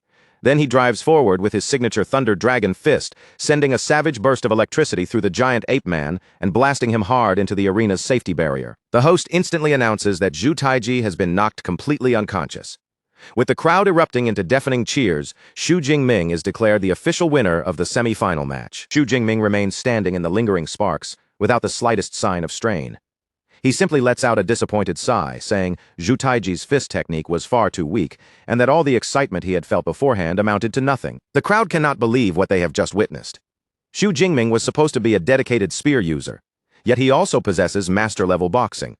Everyone can only wonder how many more hidden trump cards he has been keeping from the world. Coach Yang Zhentian cannot resist taking the chance to gloat. With a smug look on his face, he tells the rival school's dean that the only people acting arrogant here were their own fighters. Lu Wangshan grits his teeth and warns Yang Zhentian not to celebrate too soon, as long as their captain, Wang Qi, is still standing. He insists that Magic City will not be taking the glory. After checking Zhu Taiji's condition and confirming that his injuries are only minor, the rival team finally understands what kind of opponent they are dealing with. Xu Jingming is not just strong, he is a completely different kind of monster. Lu Wangshan sees that Xu Jingming deliberately held back enough power to avoid damaging Zhu Taiji's foundation permanently, and that restraint earns his respect. He tells Wang Qi to win the final but warns him not to ruin the freshman's future in the process. Wang Qi agrees without hesitation. He has no desire to turn this match into a real grudge, and he knows that provoking an SS-ranked genius like Xu Jingming would bring serious trouble to Magic City's powerful figures. The announcer quickly raises the energy in the stadium again, introducing the next semi-final battle. Jing University's captain, Wang Qi, is about to face Magic City's vice-captain, Kong Shi. The match barely lasts 5 minutes. Wang Qi defeats Kong Shi with ease and calmly secures his place in the grand final. Watching from above, Xu Jingming wears a small smile. He only hopes that the opponent waiting for him in the final will not turn out to be another disappointment. Ling Shuang understands just how massive this upcoming fight will be. A Tier 4 peak pre-S rank facing a Tier 3 peak SS rank is the kind of historic matchup that will attract attention from every corner of the world. The media immediately goes into a frenzy. Live broadcasts flood the airwaves. Headlines spread everywhere, and everyone wants to know whether this legendary freshman can somehow overcome such an enormous difference in rank. Online forums explode with arguments and predictions from every side. Meanwhile, inside her laboratory, Jiang Chushuan cheers for Xu Jingming with all her heart and quietly wishes him luck. An hour later, the stadium is alive with noise once again. The host welcomes the audience back and announces that the main event has finally arrived, the grand final of the individual tournament. Feng Lei raises his voice and fires up the entire stadium as the two finalists begin making their way into the arena. First comes the Stone Lord, Wang Qi. Right behind him walks the Thunder Emperor, Xu Jingming, and the stadium erupts into overwhelming chants as both fighters take the field. Wang Qi wastes no time throwing out his challenge. He tells Xu Jingming that his winning streak ends today, and declares that Jing University will be the one walking away with the honor. Xu Jingming does not react to the provocation at all. He only answers with a cold smile, ready to find out whether Wang Qi can truly back up those arrogant words. Then the countdown reaches 0, and the final begins. Xu Jingming transforms the instant the match starts. His hair flares brightly as golden electricity rushes around his body, while violent lightning crackles across the spear clenched in his hand. Wang Qi responds by covering his entire body in thick stone armor. Then both fighters rush forward at the same time, colliding in a massive explosion where crushing earth power meets roaring lightning. The spectators can only stare in shock. To them, this no longer looks like a competition between students at all. It feels like two Tier 5 monsters have been unleashed in the middle of the arena. Xu Jingming takes the initiative first, leaping into the attack and firing a high-voltage thunder spear down from the air toward Wang Qi. Wang Qi laughs as though the attack is nothing special. He proudly claims that his earth element defense is the natural answer to lightning magic and that Xu Jingming's power cannot break through him. A massive wall of rock rises in front of Wang Qi to shield him. But the incoming thunder spear tears through it with explosive force, shattering the heavy stone barrier apart. Realizing that he cannot give Xu Jingming any more room to attack, Wang Qi charges forward and unleashes his devastating A-class thick earth slash. Xu Jingming meets it smoothly, sending out a lightning-charged thrust from his spear in response. Their attacks collide in a blinding burst of power. The impact sends Wang Qi flying backward, and the shock on his face is impossible to hide. He cannot understand what just happened. How could Xu Jingming's basic technique possibly stand against and even match his premium A-class attack? Xu Jingming sees the panic spreading across Wang Qi's face and gives him a smug smile. He asks where all that confidence and trash talk from earlier has suddenly disappeared too. With the advantage now in his hands, Xu Jingming activates Thunder Flash. His body vanishes in a streak of lightning, and before Wang Qi can react, he reappears right beside him. Xu Jingming drives his spear forward with brutal force. Wang Qi has no choice but to raise his stone-covered arms in desperation and block the strike head-on. The impact is so powerful that even with his heavy stone defense, Wang Qi is forced to slide backward across the arena floor. Wang Qi steadies himself and shakes off the blow. Then a crazed grin slowly spreads over his face as he admits that this freshman is far tougher than he expected. No longer willing to hold anything back, Wang Qi activates his ultimate A-class ability, Earth Guardian. A massive fortress-like layer of stone armor wraps around his body, pushing him into his strongest possible state. Wang Qi immediately lunges in with a heavy punch, but Xu Jingming does not even flinch. He casually turns his spear and parries the attack with clean, effortless precision. In a flash, the two of them collide head-on, trading dozens of lightning-fast strikes so quickly that their movements blur together before anyone can follow them. The spectators can barely breathe as sweat runs down their faces. They have just realized that Xu Jingming's spear technique has reached the master level too, making the freshman's talent look completely terrifying. Even from the lofty VIP suites above the arena, Marshal Saint Su Qingyi, a figure at the god-tier level, watches with clear admiration as the freshman displays such flawless control over every part of the battle. With the pressure mounting, Wang Qi knows his Earth Guardian form cannot hold on much longer. He has only about 5 minutes left before it fades, so he understands that this fight has to end now. Meanwhile, Xu Jingming can feel his energy reserves slipping below the halfway point, and the exhaustion in his body is starting to catch up with him. What shocks him most is that, even after pushing himself this far, he still has not managed to take the freshman down. Wang Qi openly admits that Xu Jingming would have been impossible to defeat if he had been given another year to train. But as things stand right now, Wang Qi lifts his chin with confidence and declares that the freshman has absolutely no chance of surviving his final attack. Xu Jingming only answers with a grin. He reveals that he has been holding back a secret technique of his own, then throws down the challenge. If Wang Qi can survive what comes next, Xu Jingming will hand him the victory himself. Both fighters steady themselves, their bodies tense as they gather every last bit of strength they have left. Then, at the exact same moment, they unleash their ultimate moves. Wang Qi brings down an enormous slash powerful enough to split mountains and shatter the earth, while Xu Jingming answers with his legendary thunder-piercing demon-killing spear. The two attacks collide in a deafening blast, and the explosion swallows the entire stadium in an instant. When the smoke and scattered dust finally begin to settle, Wang Qi is left standing completely still in the ruined arena. His eyes widen in disbelief as he looks down and sees the enormous blackened hole that has been burned straight through his torso.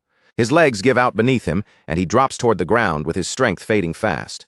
With his final breath, Wang Chi can only mutter in terror about Xu Jingming's spear, a strike so unbelievably fast that he never had a chance to react. The announcer nearly loses his voice as he shouts into the microphone, declaring the final result to the entire stadium. Xu Jingming has officially become the champion of the National University League individual tournament. The instant those words echo through the stadium, the entire crowd explodes into a frenzy.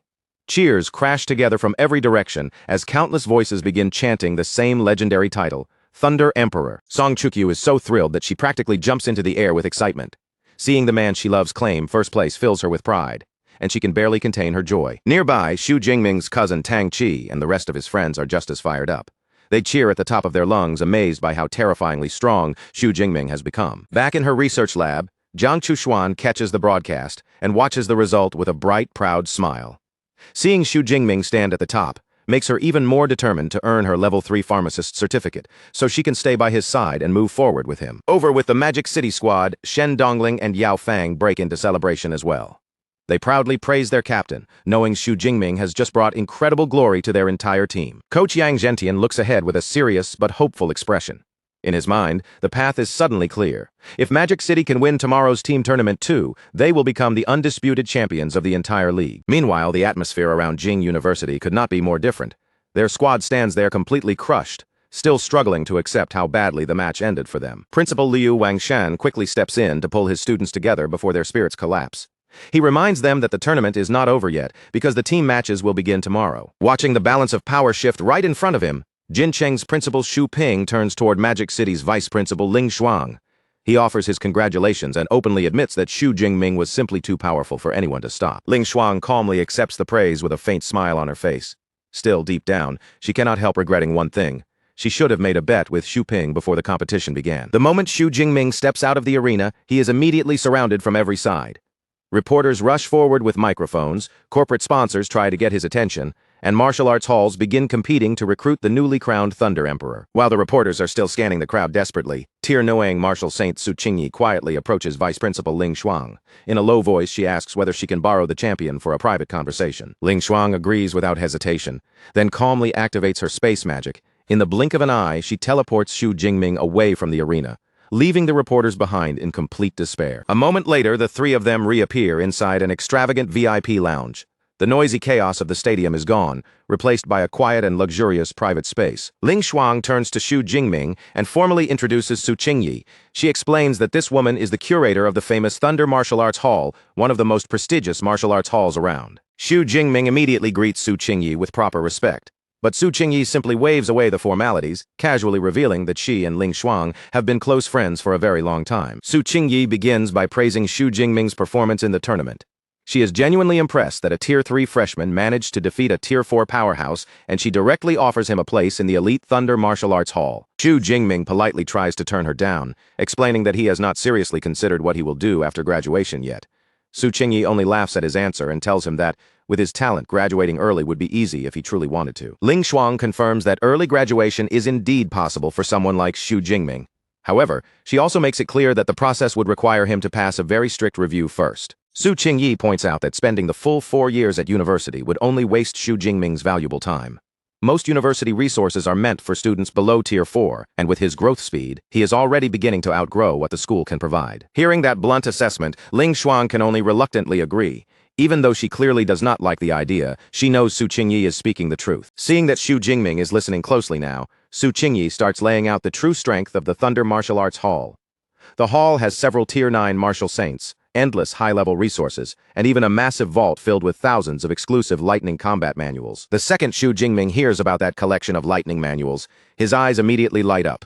An almost endless supply of secret high-level lightning techniques is exactly the kind of resource he needs to push his strength even further. Su Qingyi then presents 4 incredible conditions that will be offered to him if he agrees to join the Thunder Martial Arts Hall. Each one is generous enough to make any ordinary cultivator lose their composure. First, the Thunder Martial Arts Hall will provide him with 100 million great CA coins in funding every single month. That kind of financial support alone is already beyond imagination for most students. Second, Xu Jingming will gain entry into the training camp at the Heaven's Chosen Global Headquarters. It is an opportunity reserved for only the most exceptional young talents. Third, he will receive unrestricted access to every manual in the Thunder Martial Arts Hall. That includes rare S rank, SS rank, and even extremely precious SSS rank techniques. Fourth, Su Qingyi offers to personally guide Xu Jingming and accept him as her direct disciple. The promise of freely accessing SSS rank manuals is already almost impossible to refuse, but it is that final condition that leaves Xu Jingming deeply confused. Xu Jingming looks at Su Qingyi and asks the question directly. Why does she call herself a magic saint instead of using the title martial saint? Ling Shuang explains the difference between the two titles.